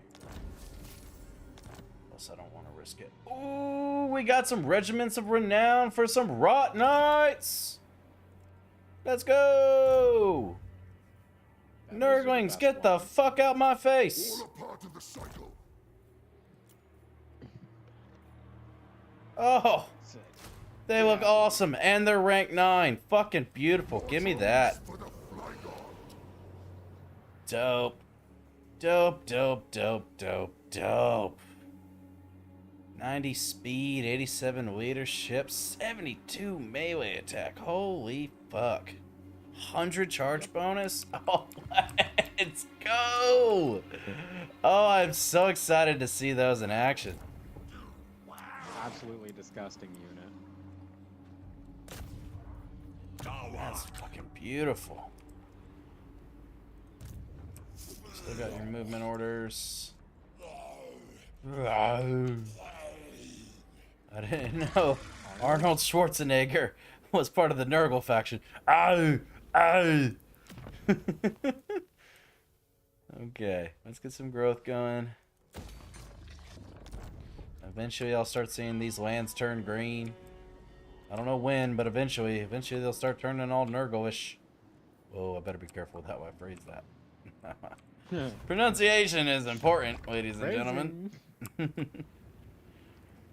Okay, we need income is what we need. We need more income because our armies are about to get expensive. Real expensive. Expansive. Damn right, my friend. You're damn right.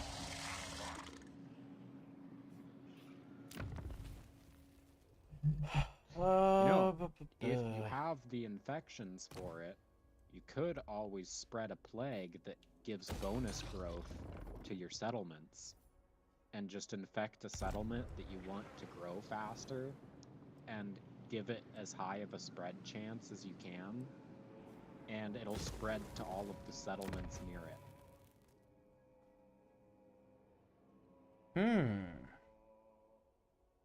That's one of the best ways to farm for early growth. You've definitely piqued my interest.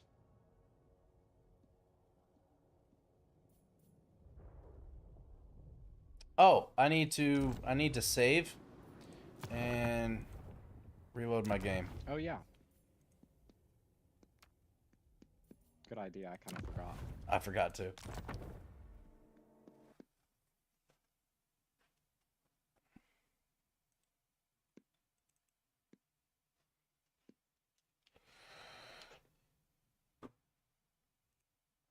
Wait, and let's check out the YouTube stats.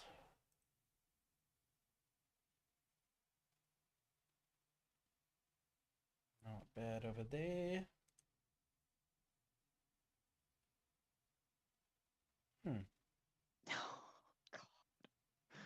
Yeah, that's a late game Tamercon, all right. What? I'm looking at the screenshot in your Discord.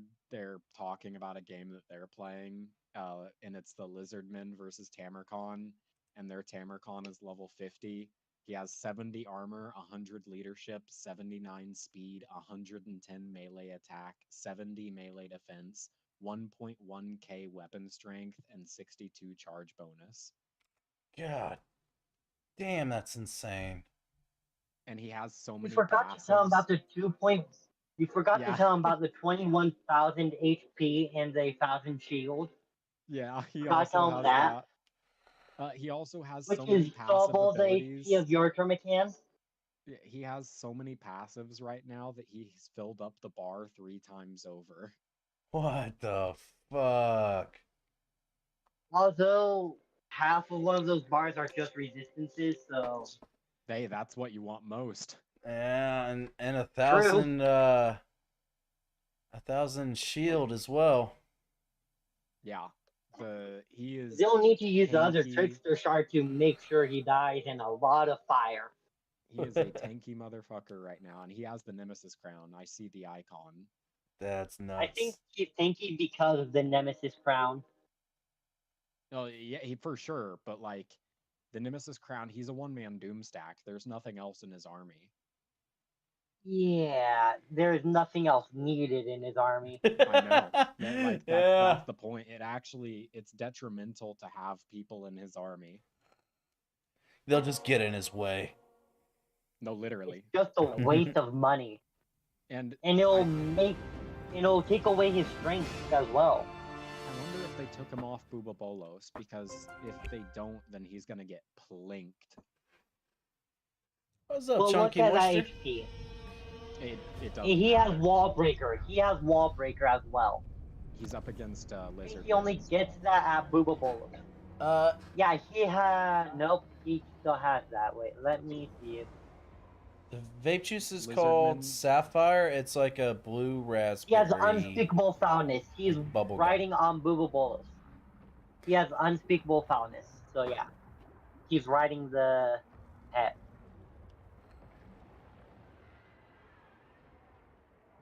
Got me salsa verde flavor yesterday. Spicy vapes hit different. Oh god, that sounds awful. That sounds so bad. I mean, I'm happy for you, but that sounds so not pleasant. I've heard of menthol, but brother, like what? Menthol is actually really fucking nice if you're sick. It actually helps clear up your sinuses. There's been multiple times I've been sick and I went out and bought menthol just to put in my vape for while I'm sick. Yeah, it can be nice. Vicks Vapor Rub goes hard. You ain't wrong.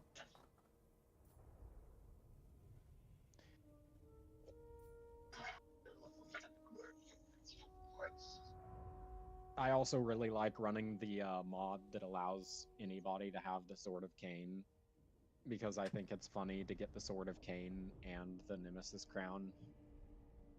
Well, anybody can have the Sword of Cain if they kill somebody with the Sword of Cain. But they cannot build the shrine. Yeah. Which is a problem. We got the chosen. So it is possible without the mod, but it's just difficult. Sadly, I play modless. I like pain. I like pain. I just like playing with the mods because it adds so much more potential for wacky shit to happen. Yeah, eventually I'll get me some mods. And I'll load it up. Now, Chaos War Shrine of Nurgle. Great Unclean Ones. Toad Dragon. I think this one was also the one that had Soul Grinder. Yes, this is the one I wanted to build. 6 turns.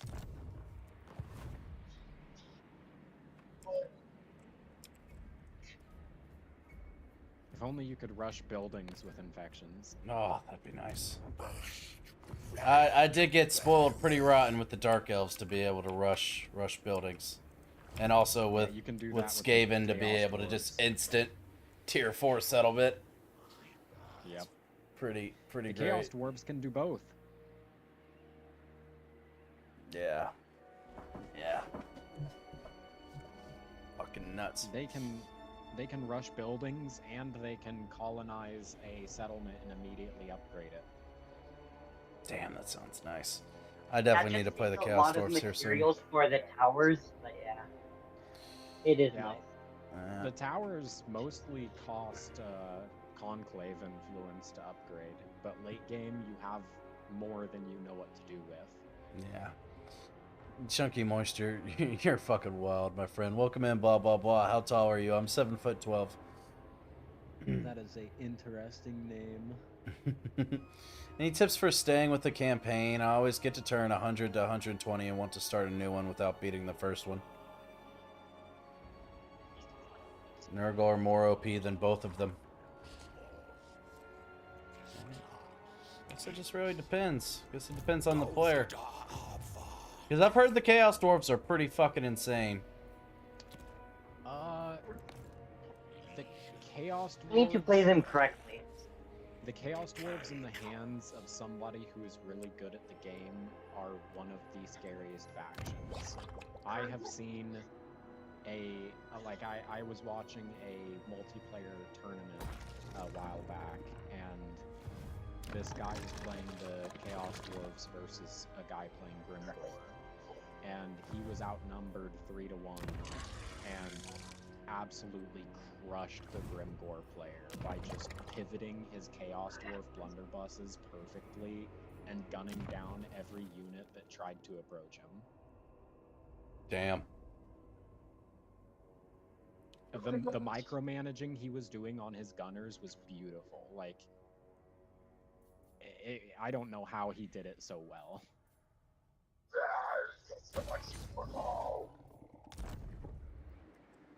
Yeah, There's one way he did it so well. One way you obviously know. It's called that he get good. He Yeah. get good, so he did it. Fair He enough. did indeed get good. I am hope poor someday again. I can get that good. I just want to get to the point where I can eventually just micro well enough where I don't feel like I have to pause every 10-20 seconds in the middle of a battle.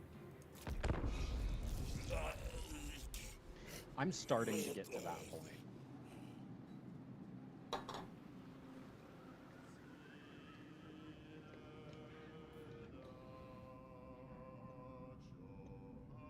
Man, I want to stick around for your streams because you're really likable, but I beg, please read chat more. It'll help your views. Trust me, dog. I got you, Chunky. He does read chat a lot. Don't worry. Sometimes, He's just in a VC right now who's getting help, so yeah, he's it getting is lost tough. in the fun.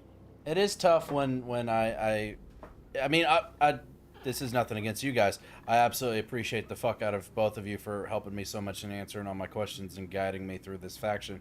Yeah. But it does make it a little bit tougher to kind of balance, because then it's like you got voice chat people talking with them, then you also have the game. In this game, you kind of have to be, you know, focused and locked in to really kind of, you know, be in it, but then also reading the chat as well. So I do apologize. That's my excuse for the night, and I'll leave it there. Bro locked in right now. You ain't lying, the moo man. Moo man. Use C-specific skill Q. That way you can have your heroes and lords be leveled automatically.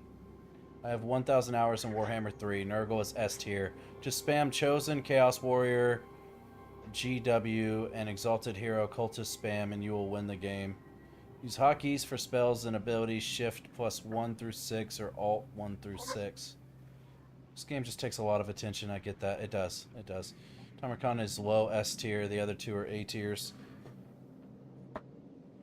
Yeah, as far as the hotkeys are concerned, it's definitely something I need to implement more. I can already tell a huge improvement in my gameplay, just efficiency's sake, just within the last couple weeks. Now, again, this is like my third campaign. our 4th campaign, so I'm still very, very new to it, but I feel like I've already improved quite a bit as far as that aspect is concerned. I do need to use the hotkeys more often, and just once I learn more about the different factions, the whole rock paper scissors aspect of anti-large versus armor piercing versus shock cavalry versus, you know what I mean, like once I learn more about the different factions and also the unit roster in each faction, I'll be able to see all of their unit cards and already kind of have an idea of a strategy before we even get on the battlefield versus halfway through the fight, I'm like, oh shit, oh shit, oh shit, oh shit, oh shit. These guys are losing. These guys are losing bad. Why are we losing so bad? And then I look and it's like, oh, they're anti-infantry. And I threw a not very highly armored infantry unit in front of them. No wonder they're losing so bad. So I'm getting there. Slowly but surely. Oh, both of these are nice. Both of these are so nice. I gotta get the casualty replenishment rate while I'm in the mountains and we're already hurting. I gotta get that. But damn, I also want the research rate too. Some bitch. At least in PvP. You can use Cream API to get access to all the DLC for free. Well, I have to go, so see you. It was nice talking with you and everything, but yeah. Okay, Brent. Sleep well. Thank you for all the help. I only spent $20 US on the game, and that's it. Unlocked all the DLC on my account with Cream API. That sounds awesome, but I also don't want to lose my account if CA ever decided they were in a bad mood one day. I have no problem buying the... I talk shit about it, but I have no problem buying the DLCs to support the creators, because...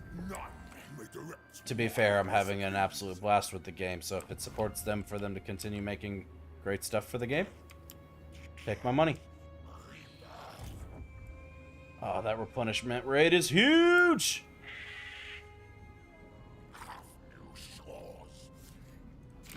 Just enough movement. Let's fucking go, baby. Let's go. Yeah, Stellaris is like that a lot too, by the way, with the DLCs. I mean, if the system works, I can't hate the game, you know? Son of the sickly winds. Crush them.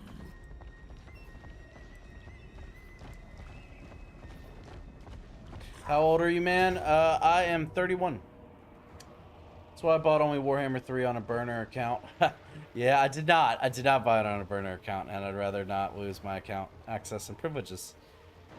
But thank you for trying to save me money. I do appreciate it.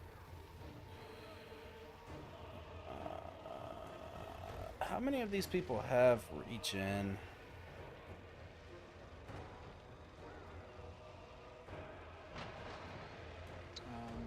Like, none of them, except for the Lord, and he's full health. Damn. I was gonna actually fight this weak ass army and just let those guys all sit back and heal for a bit. But it's not really beneficial. Not really beneficial. Burning Book of Corn. I see all that red and negative stuff. I don't know if I won't. I don't want to read. I'm not trying to read. It just you come on, come on, come on, come on, come on, come on, you son of a bitch. Do you not want healing? Fuck. None of you want healing. I shouldn't have sacked it. I should have just fucking occupied it. Wasting turns, wasting movement. Wasting turns and wasting movement. That's what I'd be doing. Good stuff. I mean, honestly, the second army will probably want to sit back for a second anyway while Tamercon pushes ahead. Yeah.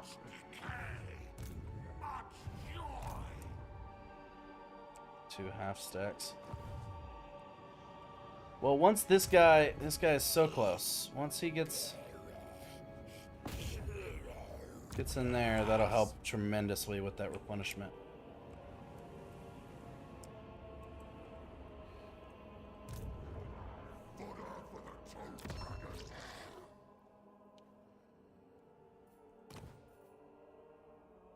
All right. Maxed out on the steel technology now. We're works. That'll do. That'll do, ladies and gentlemen. Let's fucking go. If you get the Also, the DLCs through an illegitimate way, you can basically never touch multiplayer.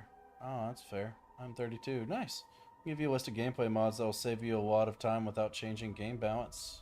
Yeah, that'd be dope. Do you have Discord? I have a Discord.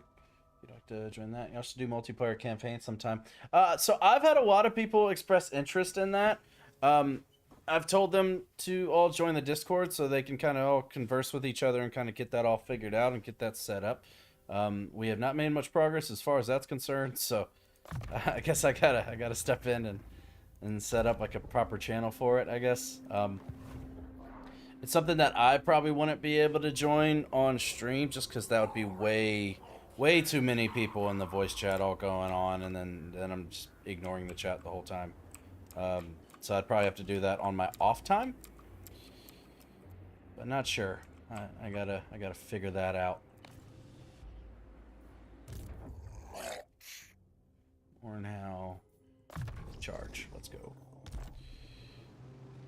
Okay. Slowly but surely, we're moving right along. These places. Okay. Tier 2. Don't mind if I do. Beautiful stuff. Beautiful stuff. Down over there. Black vein. Anything we can build up. Money buildings. Give me that. Thank you. Beautiful stuff. We're having a great time. If you're pizza when you're supposed to French fry, you're gonna have a bad time. Oh, I'm looking through all of my building browsers to see if I can upgrade anything, and I'm like, oh, I guess none of them are ready to upgrade. And then I look, and I'm like, oh, I have 286 gold. No wonder I can't upgrade jack shit.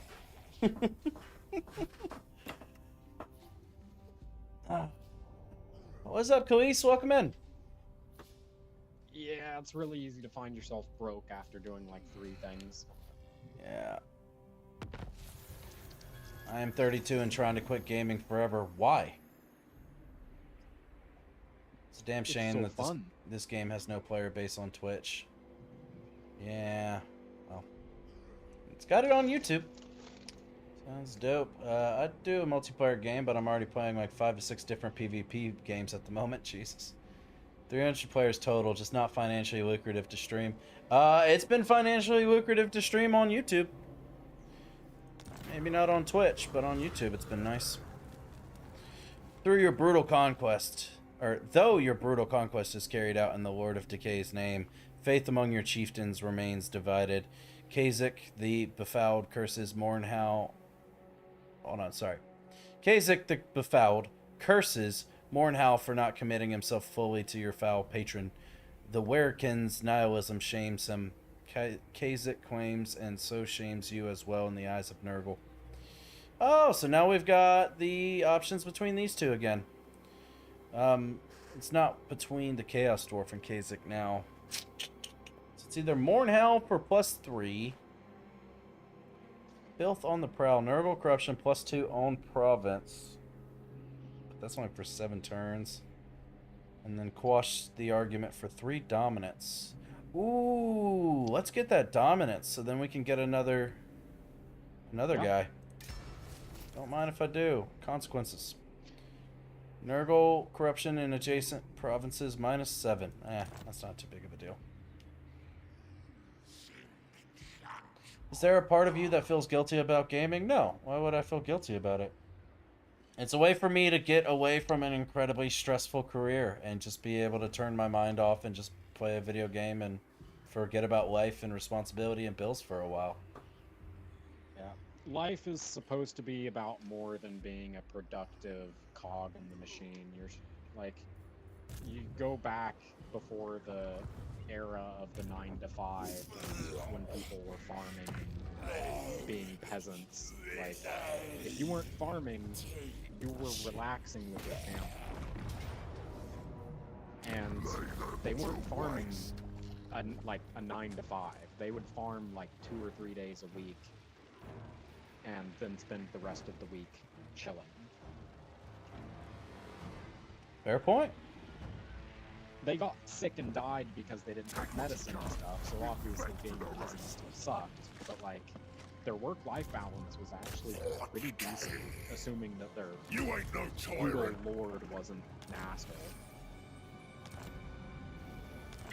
True that. They also didn't have a whole bunch of technology to distract them constantly. Exactly. That is also a very fair point. Corpses for the corpse How hot slaves. is this pizza? Alright, I'm the one in charge, man, here.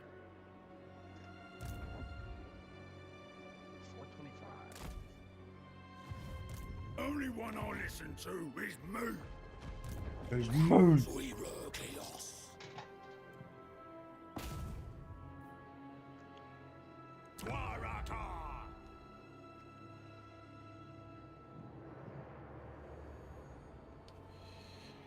It's really a one-of-a-kind game. Surprised more people aren't all over this Total War series in general. True. Because strategy games require you actually think about the moves you might make and doesn't offer an immediate dopamine reward. It is definitely a slow burn. By the way, welcome in, Vaporwave. Welcome back. Good to see you. Total War is just the type of game that takes a lot of time and ability. It does. It does. I agree with that wholeheartedly. Also, howdy. Hope the campaign is going well. It's going very well. It is. It is a huge time sink. I started this stream at 4 p.m. and it is 1:30 in the morning, and I have no idea where the time went. You basically just have a fast forward button like that remote from what was that? What was that movie? Click, where you can just Yeah, control I love time. that movie. I swear that's it. It's like you sit down, you start playing the game, you press a button, and next thing you know, it's like, fuck! It is 3 o'clock in the morning, and I have to work tomorrow. Oh, I'm gonna be in so much pain. Yeah, it's unbelievable. It's unbelievable how that happens. I mean, a lot of video games are like that. It's not just a Total War thing. But it is very interesting how that works. Jesus, so I see why he's strength rank 3. He has got so many armies, but they're all like trash and like got like a handful No of one units. tells a tyrant what to do. None of them are like intimidating.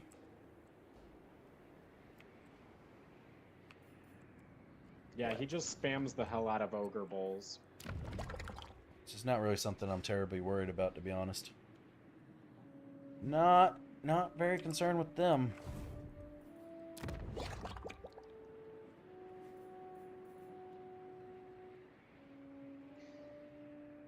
Just imagine, every difficulty tier you go up reduces the upkeep for enemy armies. So, Goldtooth on hard mode would have like 2 or 3 more armies. Oh, that's obnoxious. I bet the Skaven are really bad, too. Yep. Just millions and millions of Skaven slaves. I Just actually had a battle everywhere. Yeah, the other day I had a battle where it was 10,000 versus 500. I'll host growth Jesus when our Christ. enemies fall. Jesus. The 10,000 lost.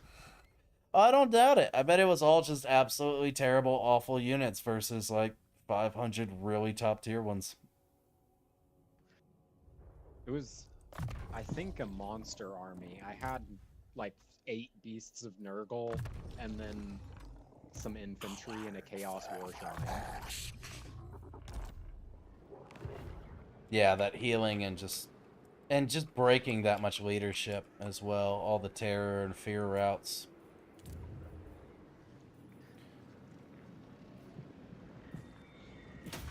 I mean, hell, sometimes it was just ridiculously easy. It was unfair, really, playing with Malachi versus so many, like, heavily melee factions. All chaos I'm just chilling in a helicopter.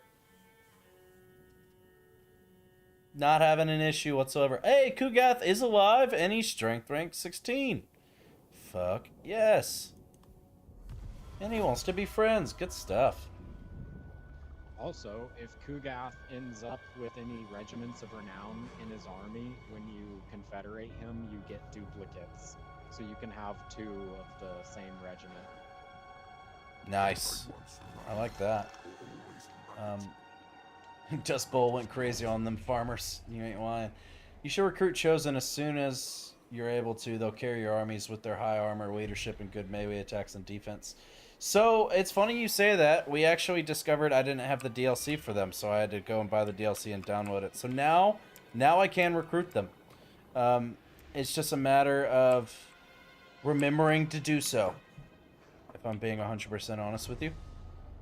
Speaking of which, now that you're in a safe place and you can survive a little bit, let's check out, see if we can get some, if it's the right turn for it.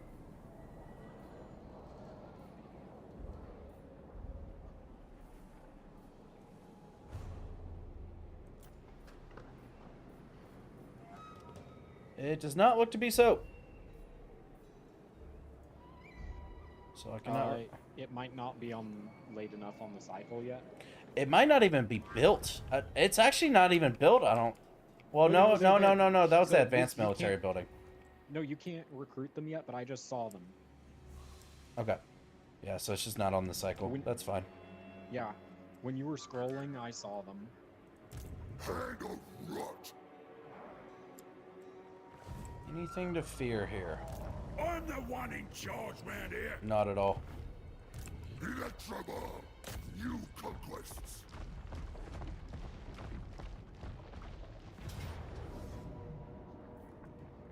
Fall upon their ranks.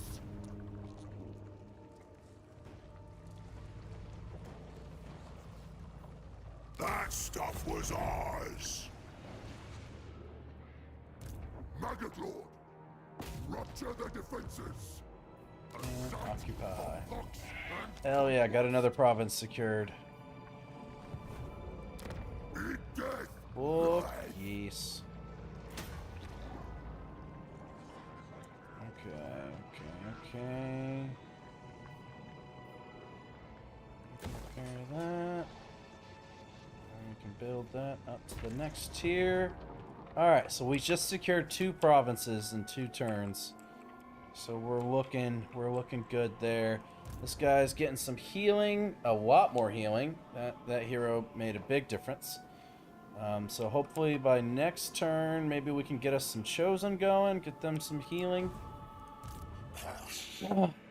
And then really start kind of destroying this dude and getting out of these damn mountains.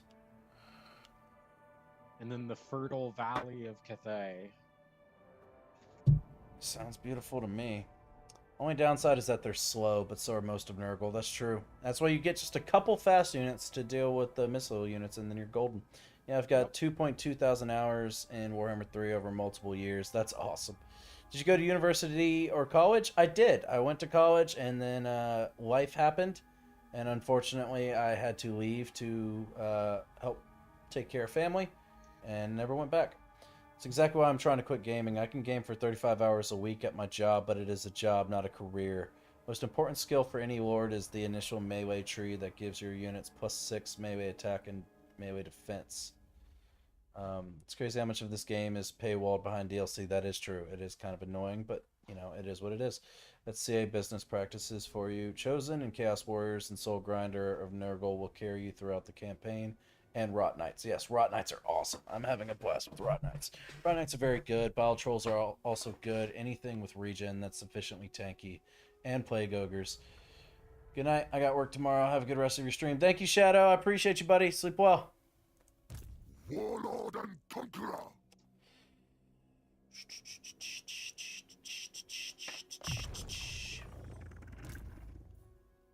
Yeah, I mean, I've obviously sunk a lot of time into not just this game, like all games in general.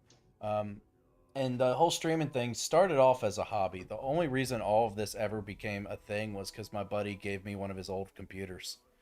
I mean, it was an old little shitty tower and a monitor, but I was just like, I'll try this out. Let's hook it up to my PlayStation and let's see, see how this goes, And I started really enjoying it, made a bunch of really good friends, made a Discord, and then I probably about 8 months to a year in, I was like, maybe I actually start making some money at this. Maybe I should continue doing it, and I did, and now I'm at the point now where I'm like, okay, I'm starting to see some growth. I'm getting some consistent viewership. I've, you know, made a bunch of friends along the way. It's so to me personally, not only like I said earlier, just kind of the escape from reality, escape from your jobs, your bills, responsibilities, you know, stress, everything that life has in store.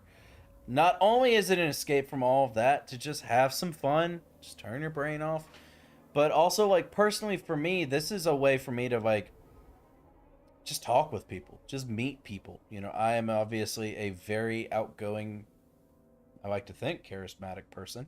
So it's cool to get to talk to people from all over. I mean, I've got viewers from Canada, from Brazil, from Europe, a bunch of different places in Europe, Russia, Germany. I've had people come in from Taiwan. I've had people come in from just kind of all over Australia, just all sorts of places. So that's super cool. And now I'm starting to make a couple dollars here and there at it as well. So like that's kind of my mindset when it comes to gaming. But I look at it differently than a lot of people. You know, some people might look at it as a waste of time. I personally don't. So that is my TED Talk for the night. Let's see. Okay, so we're on our Chaos Dwarf hero.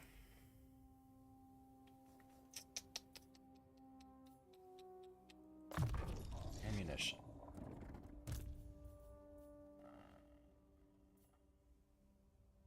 Respect of the Dread Knight. Leadership +8. Fuse magical attack. Can cause terror and fear. I like both of those things. Especially when it's against my enemies. Cool. Alright. So, you ain't got no more movement. You're waiting for them to heal up.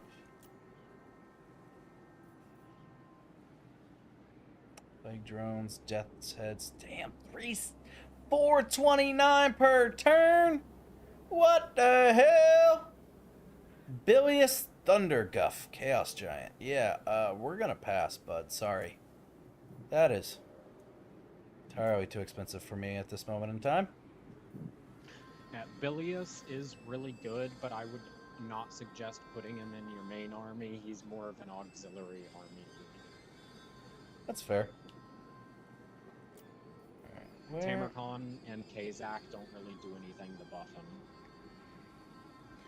Damn, the Chosen are expensive. 1,400 and then 341 per turn. Oof. Yep. Oof. I'm really excited to see them in action, but boy, I cannot really do a doom stack of those for quite a while. They are your top tier melee infantry. You will not get anything better. That works for me. Afraid I have to leave. I have to work open to close tomorrow. Good luck, friend. Alright, Vapors, sleep well. I appreciate you stopping in. Soul Grinders of Nurgle are the best soul grinders in the game. I like gaming, but it's hard not to feel guilty about chasing status while we are young. What software do you use to restream? So I use OBS, and I don't actually restream. I send out 4 different streams to different platforms. So I have 2 YouTube streams, a Twitch stream, and a Kick stream. So I send it all through OBS. So it is incredibly taxing on my internet and my PC.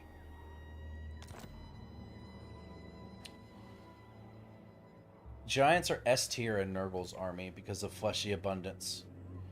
Your exalted heroes also have a 3-use AoE heal.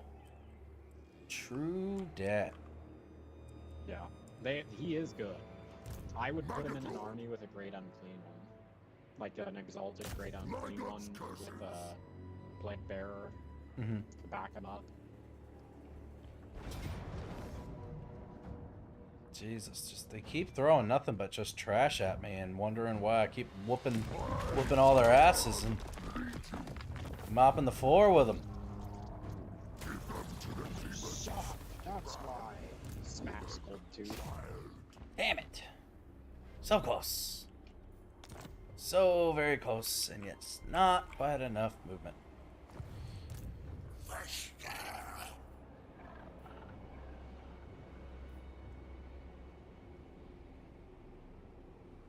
Okay, can't get them just yet. Alright, he's all fully healed up, which is great to see. 2,500 per turn. Jesus, my auxiliary army is just as expensive as my main army now, and it's got 8 less units in it. That shows these regiments of renown, man. That shows how ridiculously expensive they are, that's for sure.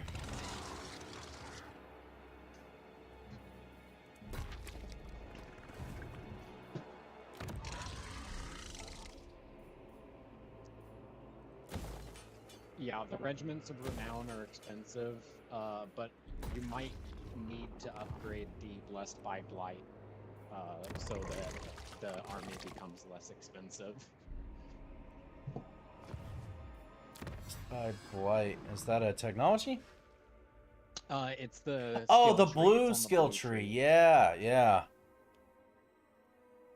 I thought I upgraded it to the fullest, but I could be wrong.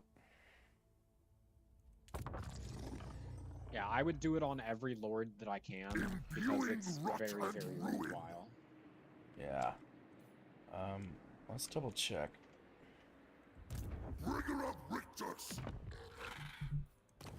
I have been invited by some friends to do some stuff, so I'm gonna have to dip out of here, but I hope you have a good rest of your stream and good luck with your Tamerconning.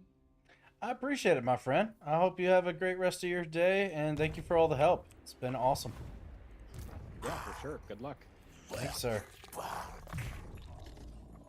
Okay, yes. So we did not do Blessed by Blight for him, so that will help out a lot. So we'll get those next 2 levels once he levels up some more, and that'll be quite helpful for us. You must have a great internet connection. You would think. You would think. It's great when it works. Just the fucking company I go with is mad inconsistent, bro. Mad inconsistent. You made me want to try streaming out. I have an Elgato and a second laptop. Hey, go for it. You never know. You might blow up. You might just blow way past me. You never know. It's worth a try. I love Total Warhammer 3 so much in gaming in general, but every minute I spend playing makes me depressed and guilty for not chasing money and status in order to be able to get hot, attractive women. Ah, brother, don't look at it like that. Don't look at it like that at all. You need to focus on whatever brings you true happiness and joy. Once you're truly happy and joyous and whatever you're doing, and you're healthy and you got a good mindset, hopefully then you'll find the right woman. You don't need to be chasing hot, beautiful women for status and money. That's not the way to look at it, my friend. That's not the way to look at it at all. Because the problem is when you do that, you end up attracting the wrong women that want all of your money and will do horrible, awful things to get your money from you. Those are not the women you want. Trust me. Not the women you want at all.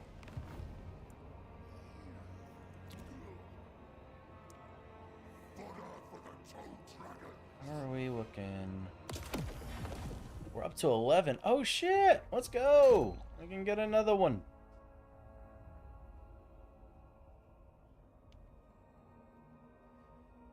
Income from sacking settlements, 5% faction wide. Wins a magic power reserve, plus 5 per turn. Punishes 25% campaign movement range after raising a settlement. Accompanying lord, income from raising settlements, plus 5% faction wide. Problem is I'm not really trying to raise a bunch of settlements, to be honest. I'm trying to occupy them and build up my income and my infestations. So I think we'll go here just from because we do sack a good bit. So we'll add him in. Okay, we got Ketzak Bimdarak. Though the Famir were long since abandoned by the malevolent gods of chaos, the mysterious power of their Bale Fiend sorcerers are still frequently used in the service of the ruinous powers. Among these dark magic users, there are few more dedicated to the cause than Ketzak Fimdarak. A Bale Fiend of rare skill and intelligence, he is prophesied by the Mirk to restore greatness to the Famir clans. Thus, a glorious destiny calls him forth on a quest of great importance to understanding the deepest arcane law of the word and wreak havoc in the name of his long overlooked race. That was one hell of a backstory, my friend. Hell yeah. Welcome to the team. We're gonna add you to this army. That's what we're gonna do. Let's go. You want lightning strike and replenishment from the blue line on every lord eventually. The hobbies that I enjoy are unattractive to women, unfortunately. I'm going to take your advice and give it a shot, though. I'd love to stream if I could make even $50 to $80 a day. Now, I will tell you, as far as streaming goes, don't expect it to just all of a sudden blow up and now you've got, you know, thousands and thousands of followers. That very, very rarely happens. It's like winning the lottery. So I'm just throwing that out there, man. It's a grind. The dream and the idea of it is just, oh, I get to make money playing video games. That sounds awesome. And yes, it is awesome. But it's also one of those things where it's like you don't just stumble on it and do it and then you're winning. It's a skill. You have to learn a lot of skills in order to become good at it. You have to learn how to make thumbnails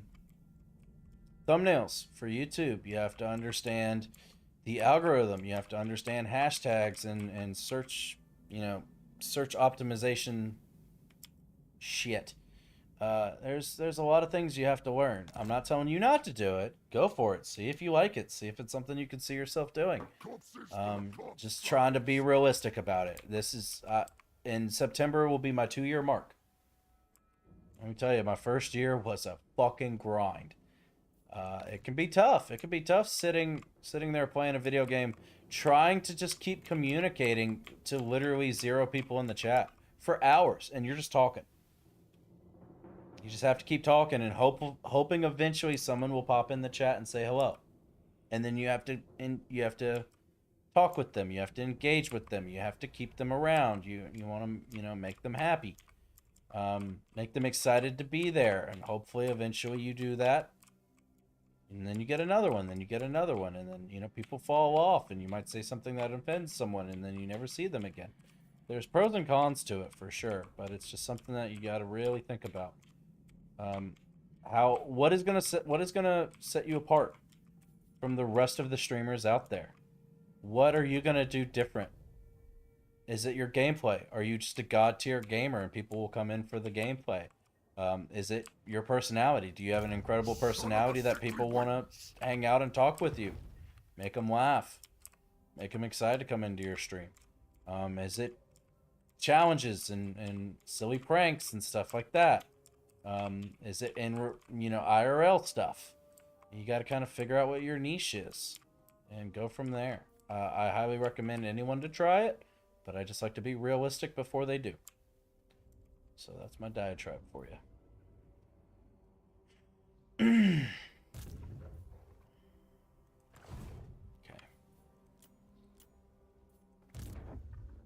Our host grows as our enemies fall. Oh, cool. He's a replenishment as well. That's nice. Now that army's going to be having double replenishment.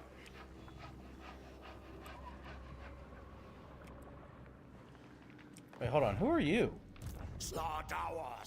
Oh shit! No, I'm not trying to put you in there. No, I'm trying to send you to do Steel Technologies. Oops, I chose the wrong one. Hetzak, I need you in this army. That's what I needed. I got confused between the two heroes. Oops.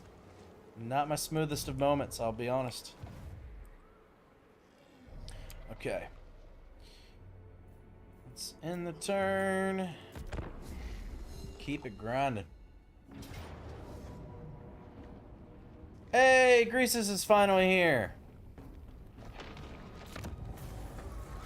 Been wondering when you were gonna show up. And he's got backup.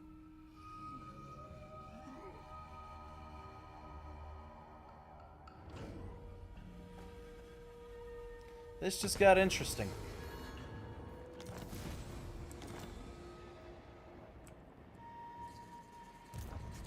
You do you, Nurgle Gaharamui.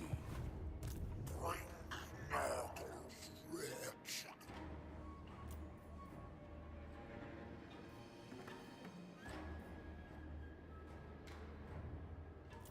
Damn, they still haven't shown up yet.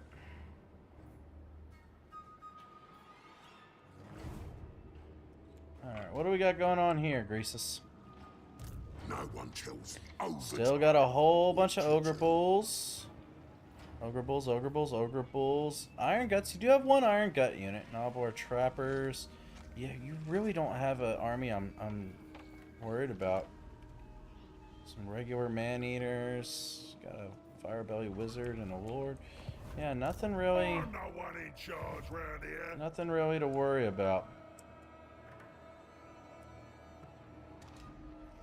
Greasus only listens to Greasus. Is that so, Greasus? Tell me more about it.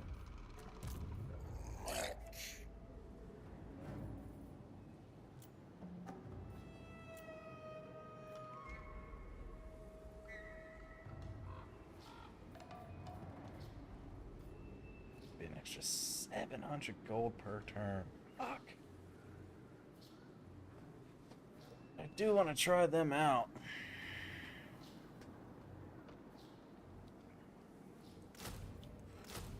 Fuck it. YOLO.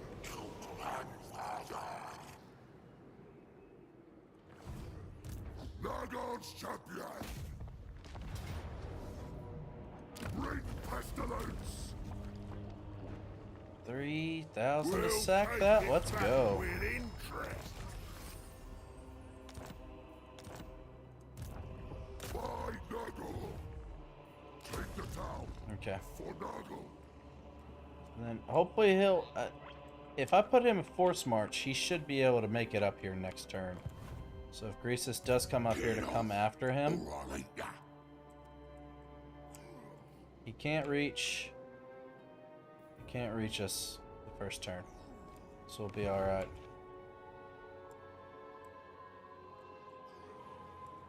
So we'll hold off. Hopefully next turn will get us some...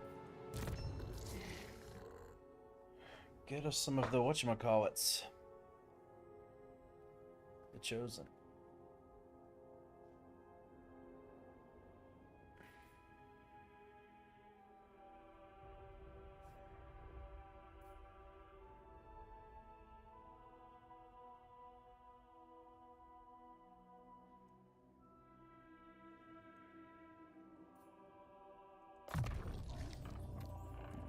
Electroball.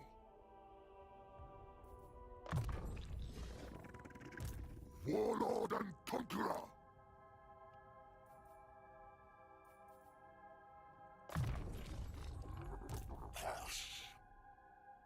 Mm.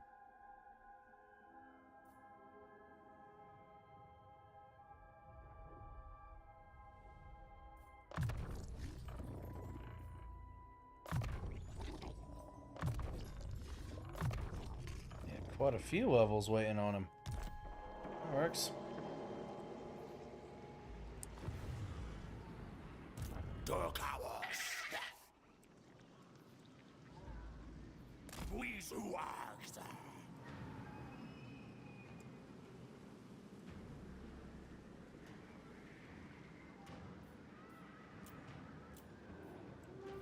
Damaged buildings. Why do we still have damaged buildings? Where? Here? Oh, the one we just took, probably? Yeah. Desolation for all.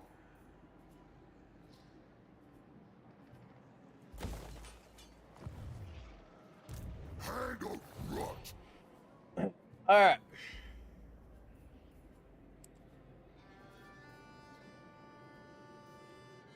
Let's see what Greasus does.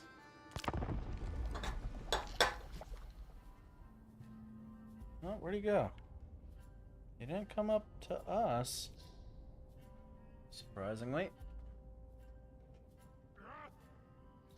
Go back down south somewhere?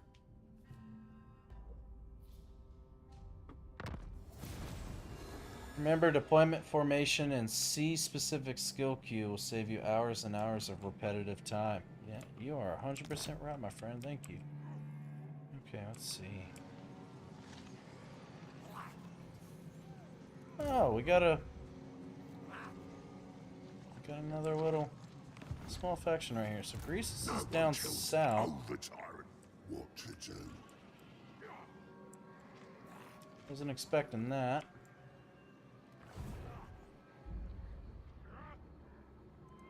Hands off that cash box!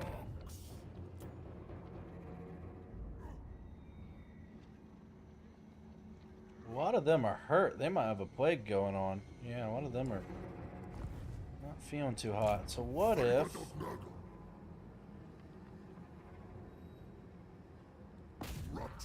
Come on down here and see how this goes.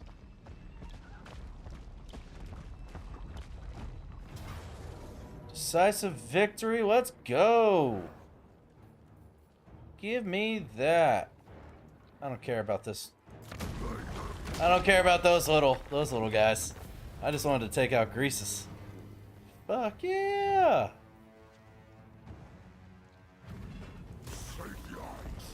That worked out really well.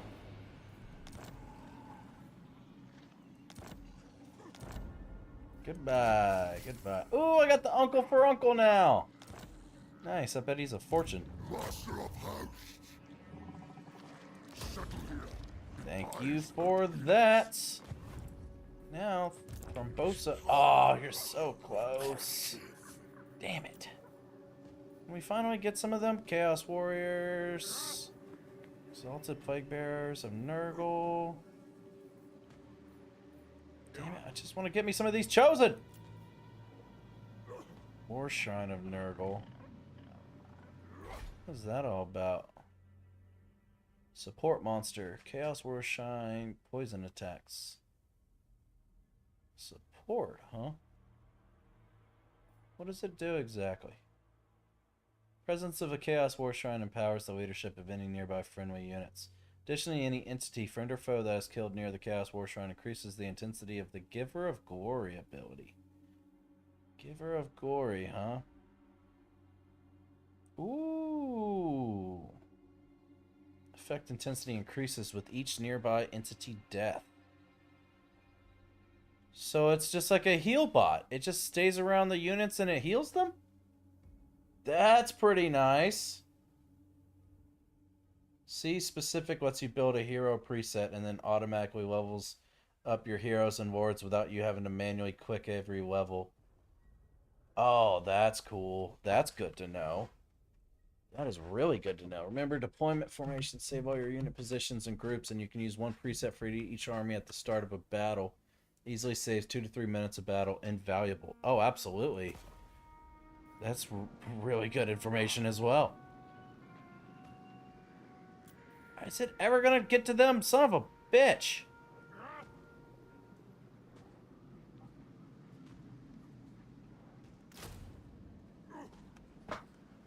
It's just never gonna get to them, apparently. Alright, I'm tired of you sitting on your ass not doing nothing.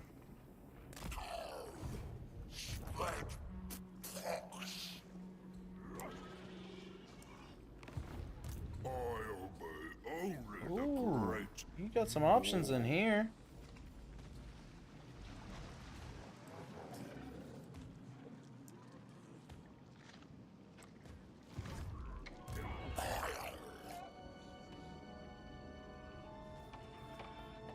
She's just gonna push back just a little bit because that's the first time I've seen an actually somewhat impressive army while I've been down here.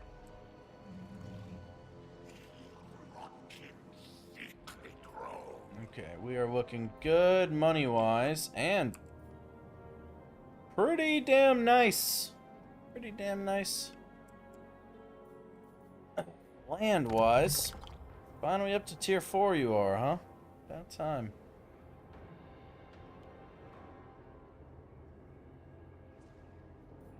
$6,800.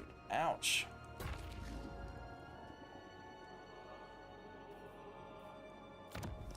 Gallows tree.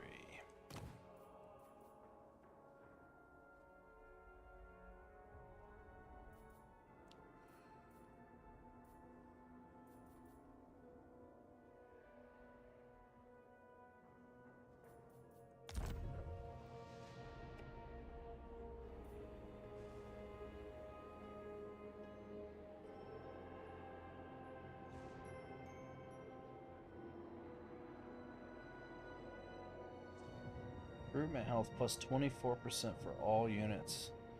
Chance of a plague spreading 9%. That's nice. That's nice stuff right there. Speaking of a plague spreading, I haven't used one of those in a while. We can drop it on this guy. I will butcher any who interfere. It's been a while since we've done a plague.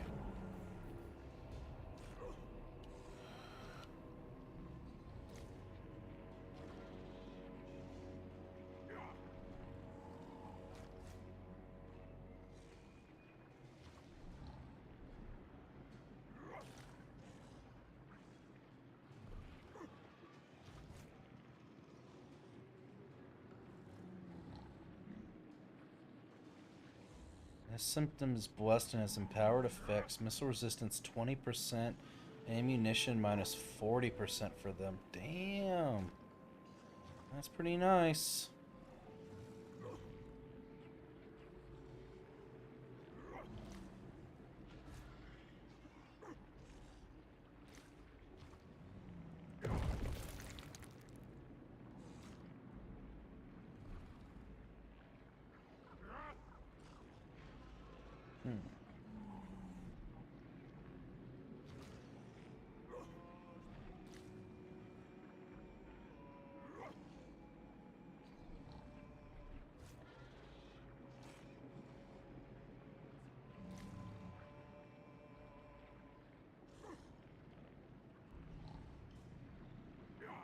I like the attrition, but I don't really care for the income from all buildings.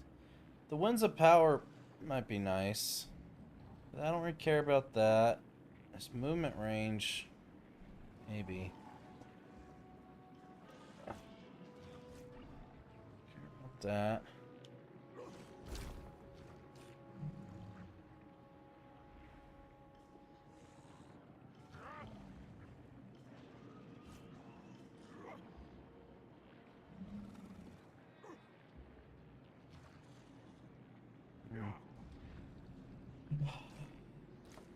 I think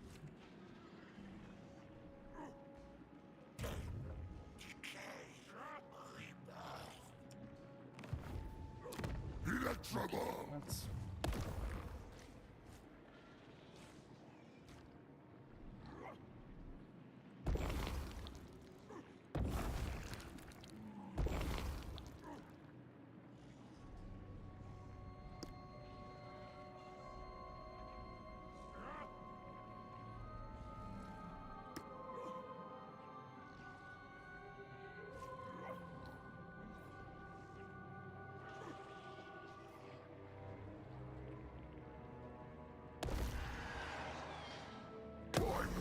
And sword.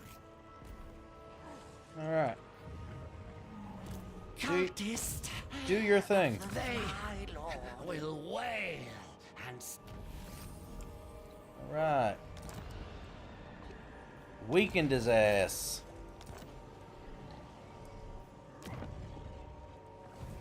Rigor of Rictus.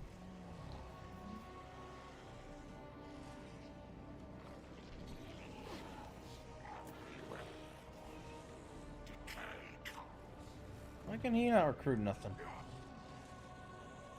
What's that all about?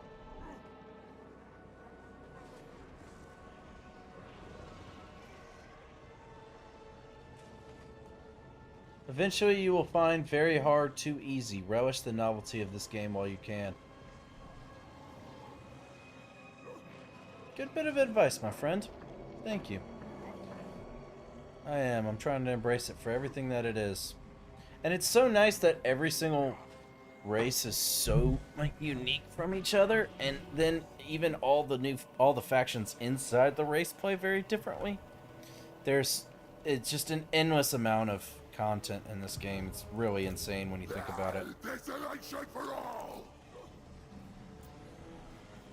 Oh, it's because we're at max right now. Is that what it is?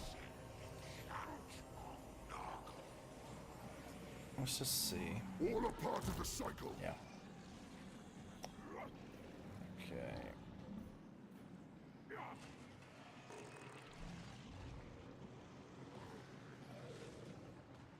This one really You got me curious. I wouldn't mind just a little heal bot near my army. That sounds kind of nice, actually. Nurgle's champion!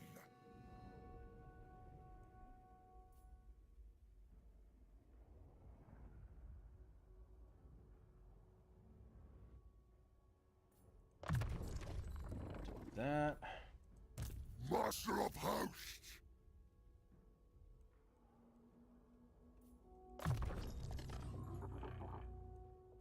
Okay.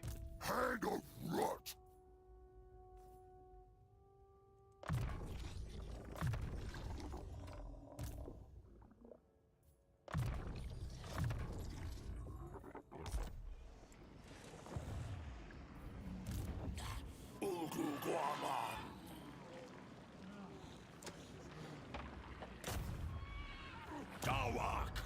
Dawak.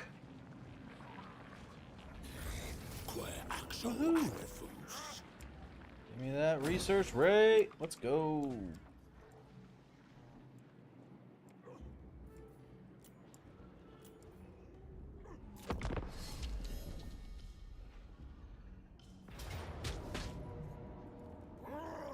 Oh, cool. We get to finally see this army in action. I'm surprised he was able to reach us. I'm really surprised he was able to reach us. We even moved farther back. He's got some pretty insane movement range.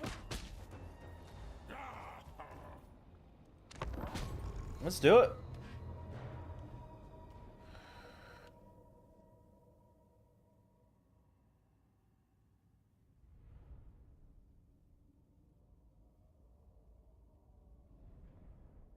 Yo. What up? Yeah, not a lot. I went to bed, and now I woke up. Now you woke up and now you're here. How are you, my friend? Yeah, pretty good. Pretty good. Hell yeah. Give me 1 second. I'm gonna go get a cup of water. Be right back.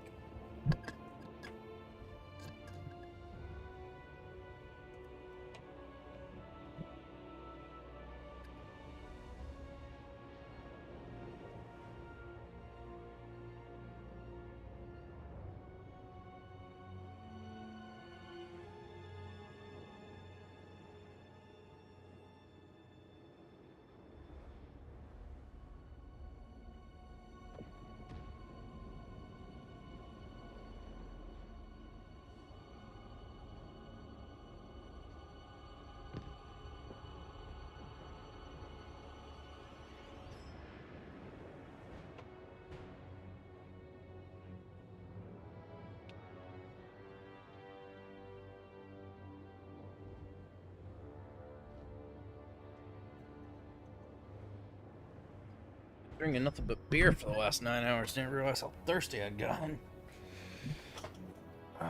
Dang. Alright. Let's figure out this army. So, I'm getting a cool experience. I've added some new units I haven't gotten to try yet to this army, and then I just had a guy attack me, so now this is going to be a first experience.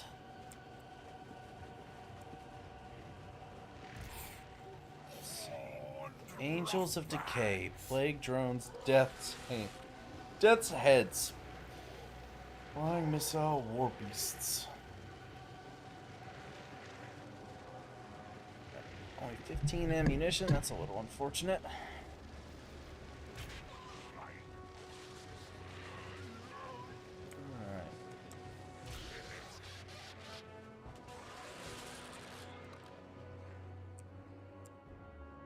Let's bring you up over here, keep all of you together, keep you up.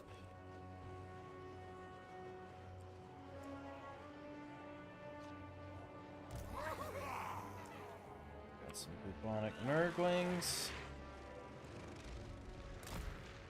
We got a giant up in this bitch.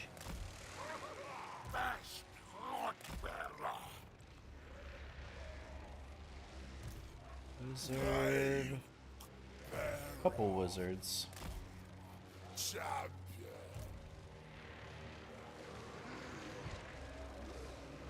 They don't really have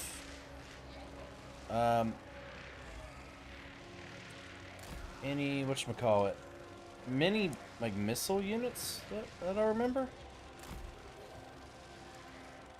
So what we might do is just see if we can get them to come up to us.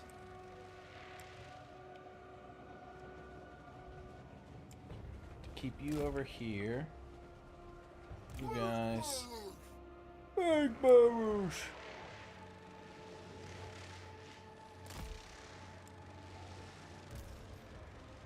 Oh, these guys got some missiles. Interesting.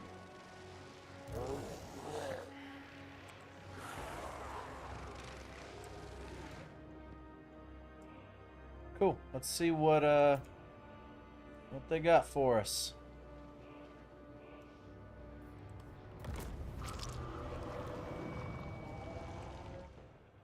Okay. A couple dogs. They do have the ogre pistols. Melee specialist, wizard lord, wizard. Do not like the fact that they have a couple wizards. Not a fan of that. Some saber tusks. Saber tusks. Nothing to really worry about there.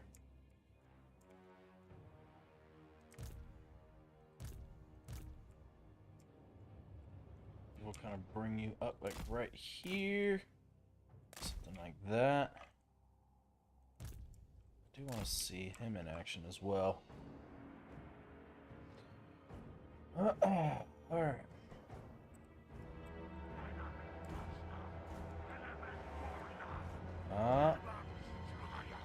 Got some Noblor flingers.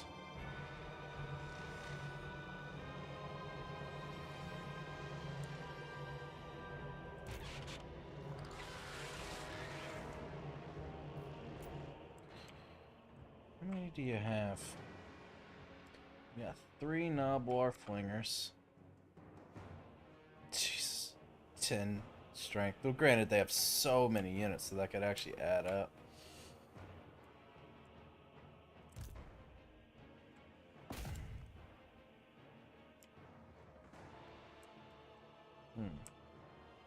This guy's already beat up pretty good.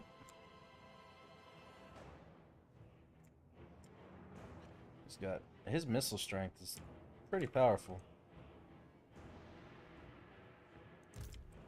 I think you guys go after him. You go after him.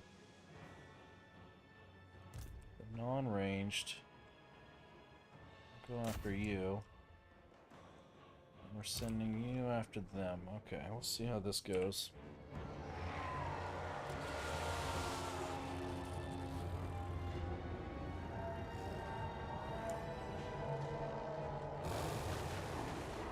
Werewolf versus Saber Tusks. We'll see how it goes. He's kind of whooping their ass right now.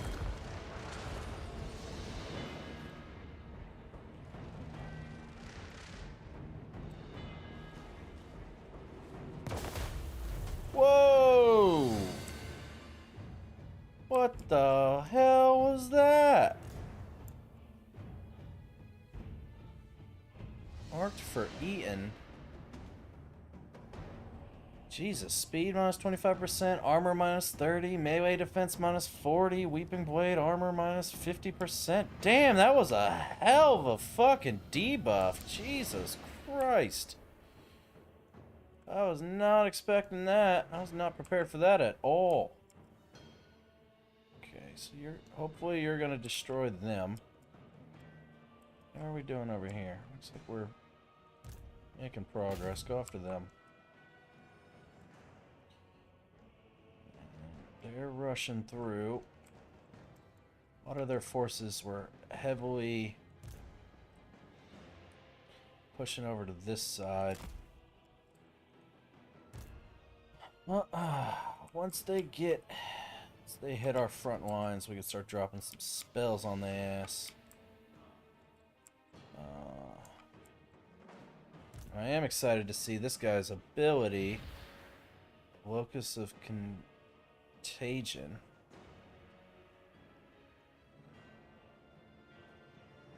That should be nice.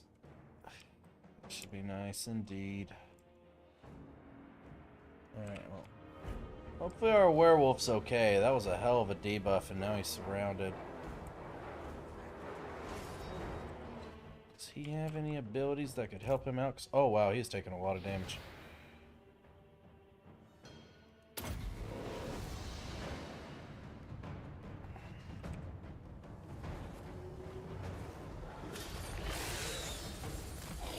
Yeah, let's get you out. Let's get you out of there. You're getting hurt pretty bad. You're getting hurt pretty bad. God damn.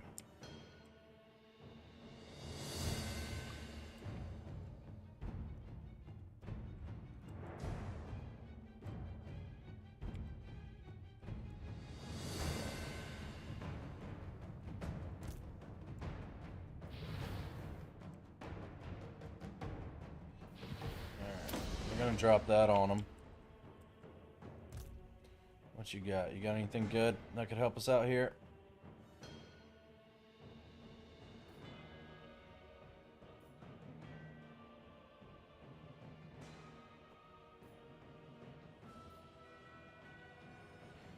They're all 1-unit spells. That's kind of annoying.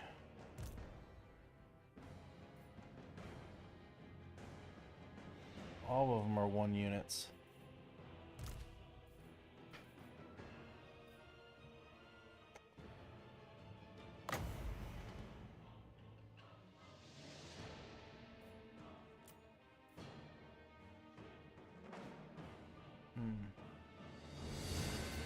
Not worth it.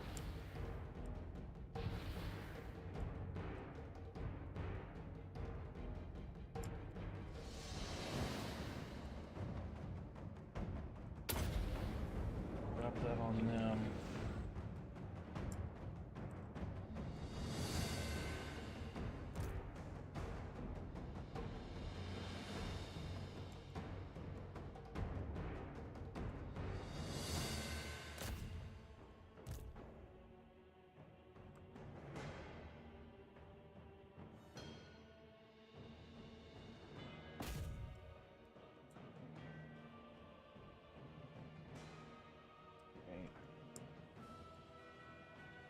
Now, whatever they fucking hit him with just wrecked his fucking world, bro. We can get you back over there and keep you healthy. That's the hope and the prayer right there. Just get home. Just stay home. Survive. Come on, boys. Take him out. Take him out. Take him out. Pretty please.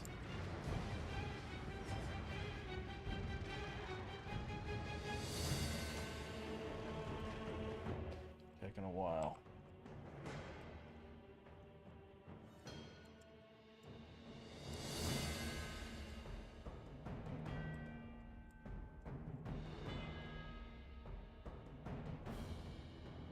Boy, this got sketchy quick.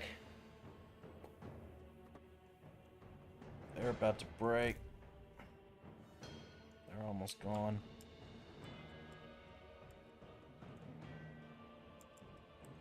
Shit, man.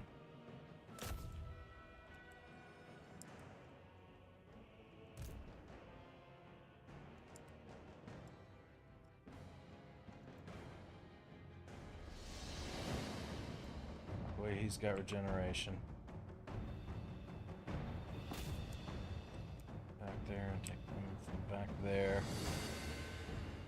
Our wizard's got to start dropping something crazy to change this fucking battle around. I don't know if we got it.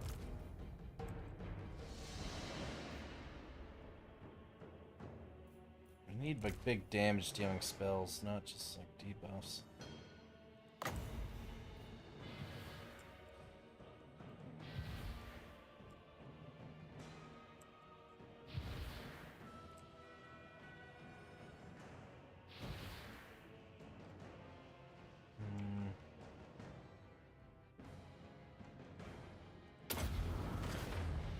There.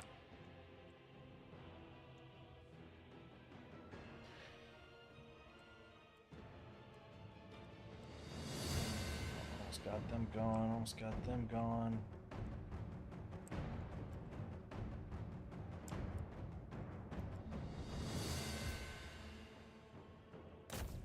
them out.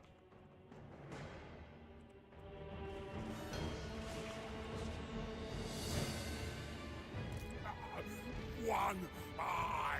Come on, take him out, take him out, take him out. One more shot, one more shot.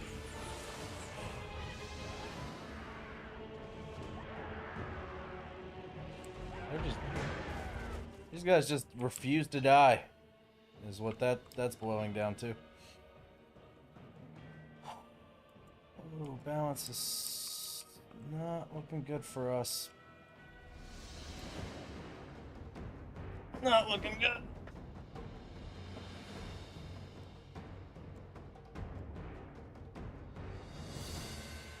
What you got?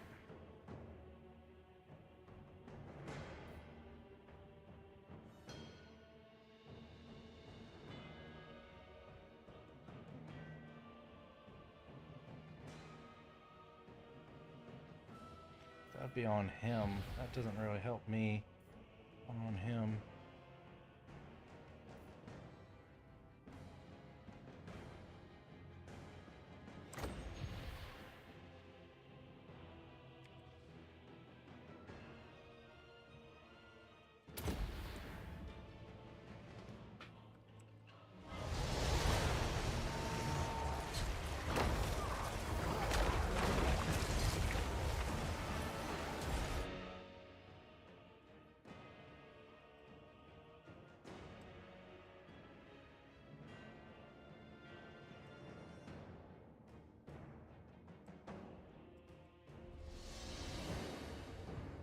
This line's about to crumble.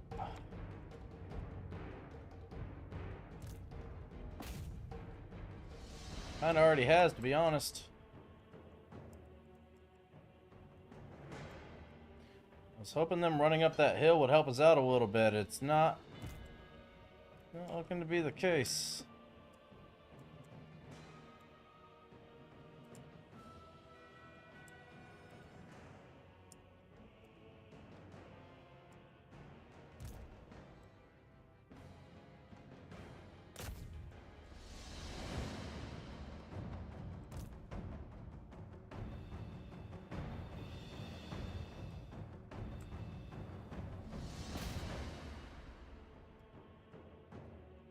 Love how these guys ran right here, and then we're like, yeah, no, we're coming back. That's obnoxious.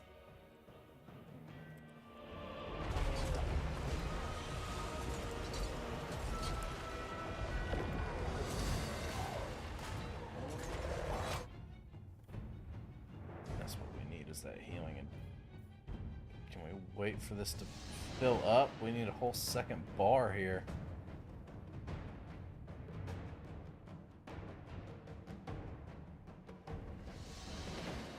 We just have to wait. We have to wait for that ability to charge up. If we have any units still alive at that point, that'd be nice. That'd be real nice.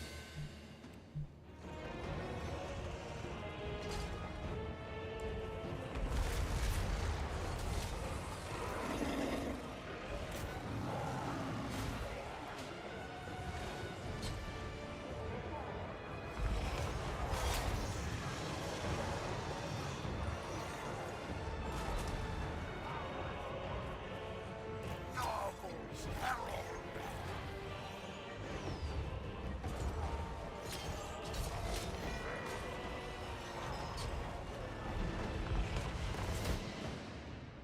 Okay. We got some of them fleeing.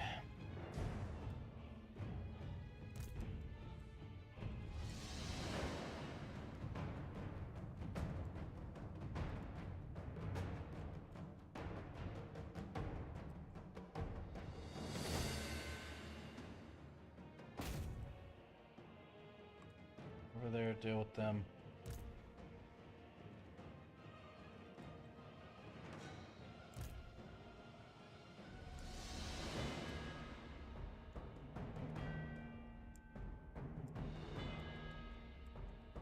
We got 3 ammunition left, and then they are done.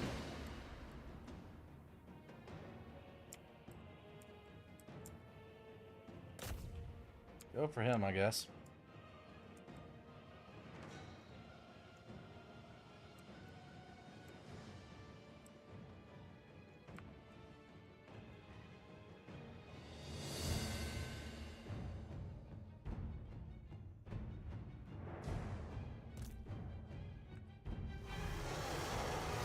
resistant.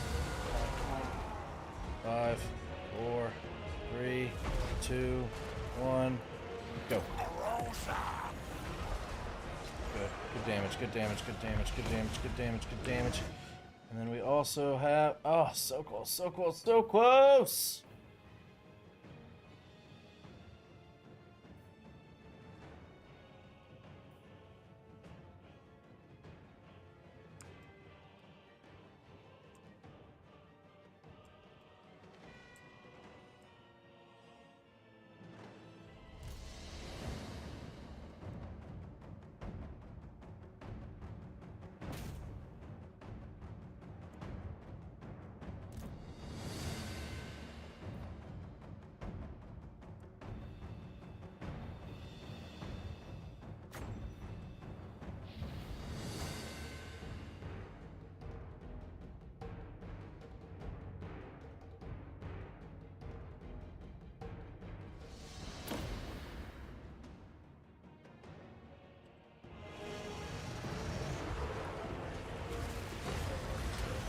Alright.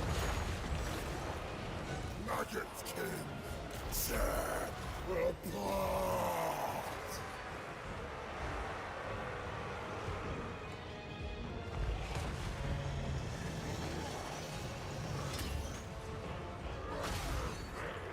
Circle purple!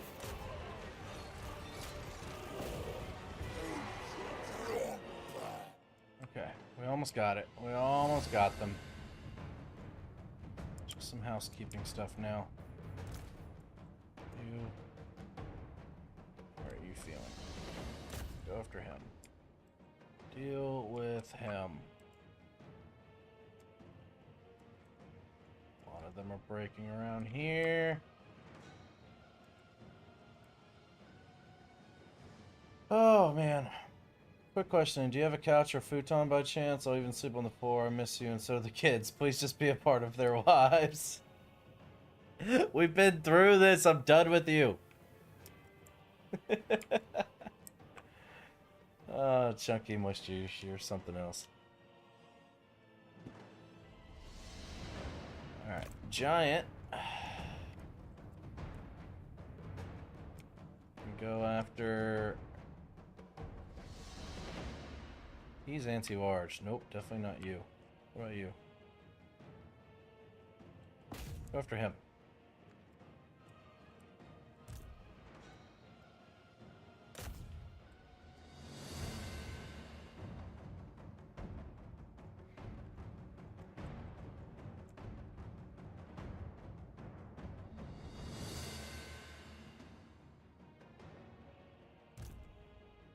I guess you guys gotta get in on the action now that you ain't got no more ammunition. Who to send you after? I guess after these guys? Let's chase them off, I guess.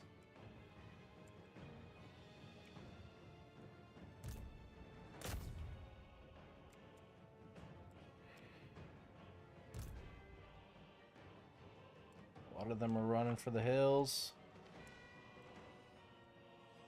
It's just their melee specialists in Wizard Ward now.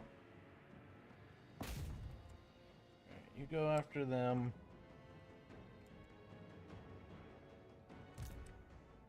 Both of you. After them. Ooh, ooh, ooh, ooh, ooh, ooh. Heal, heal time, heal time, heal time.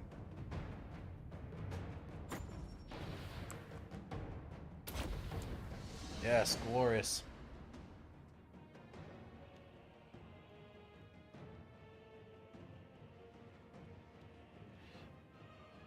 Whatever you say, Chunky.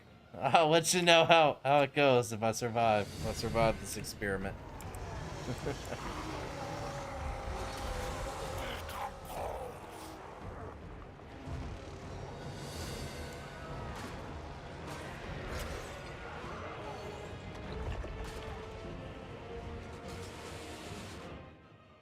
I know he's a wizard lord, but how is he in melee? He's only got 45 armor.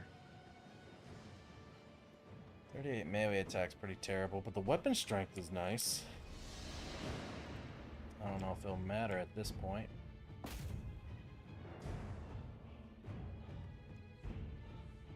shredding them now. Yeah, it's just a matter of time. Actually, you guys go finish them off. Alright, we got this. Especially with their ward running too.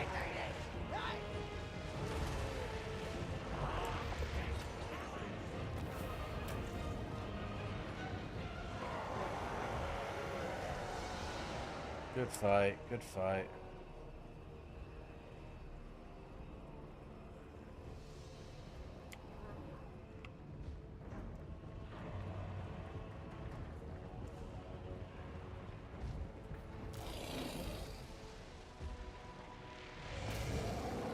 Don't let him escape. Take him out, my werewolfy boy. Oh, he's running you down.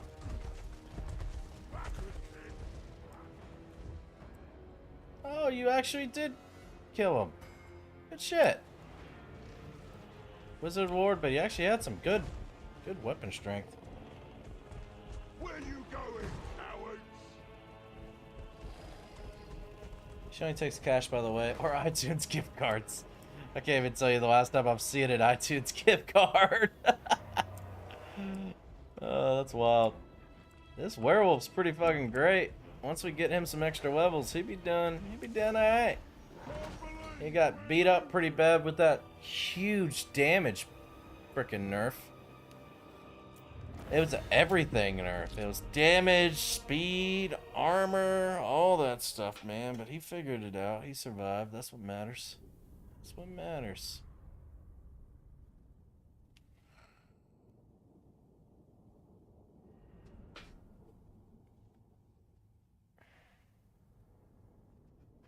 Damn, we've been streaming for 10 hours and 40 minutes. That's fucking nuts. And nuts indeed.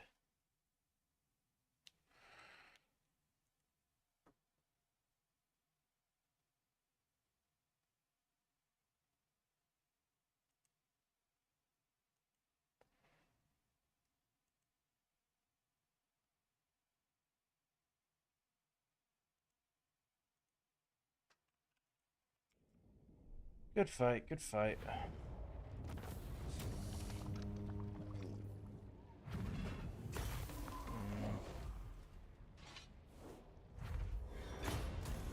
Punishment.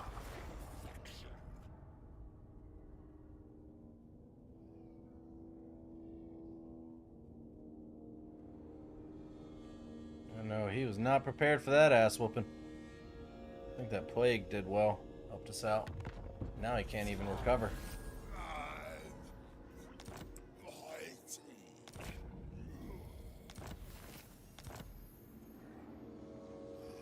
I will butcher any who interfere. You think so?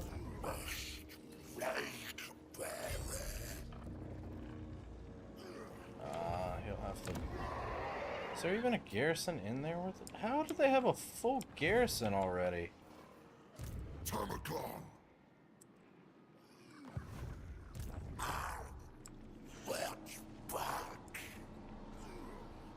Just needs you to get a little bit closer, buddy. Thank you. Rupture the defenses.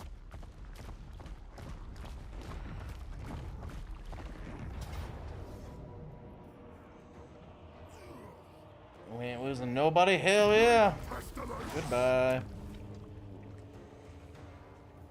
Take what you can. Get back to the rest.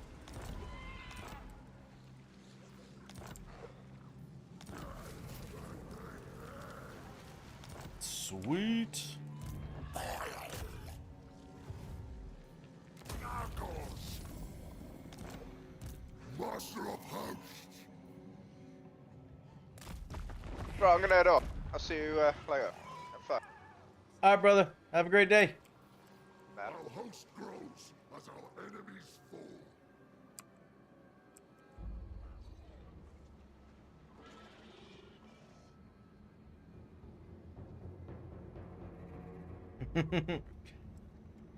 I'll let you know, I'll let you know, Chunky. I'm probably about to pass the fuck out here in a minute.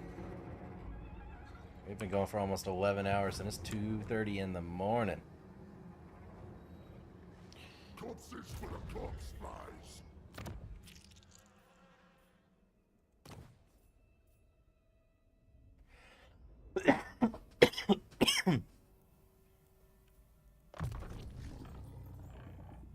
Ooh, we'll be getting white boil here soon.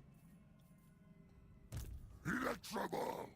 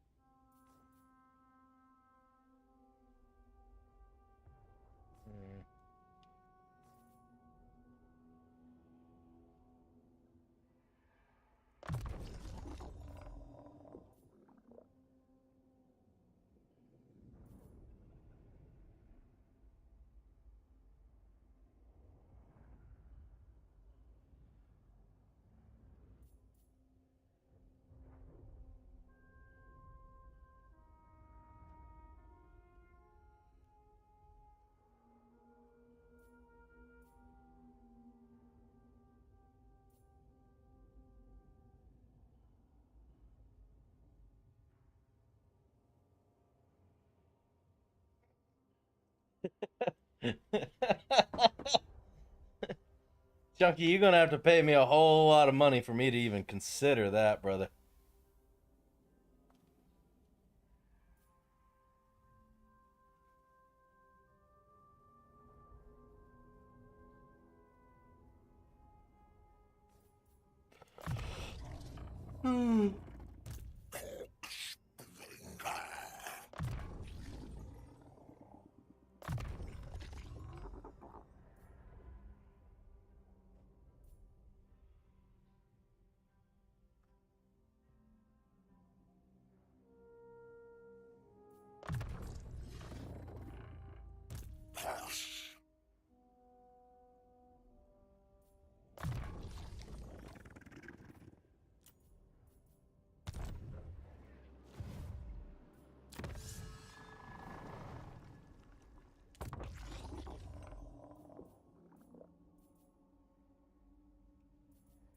Imbuing rot and ruin.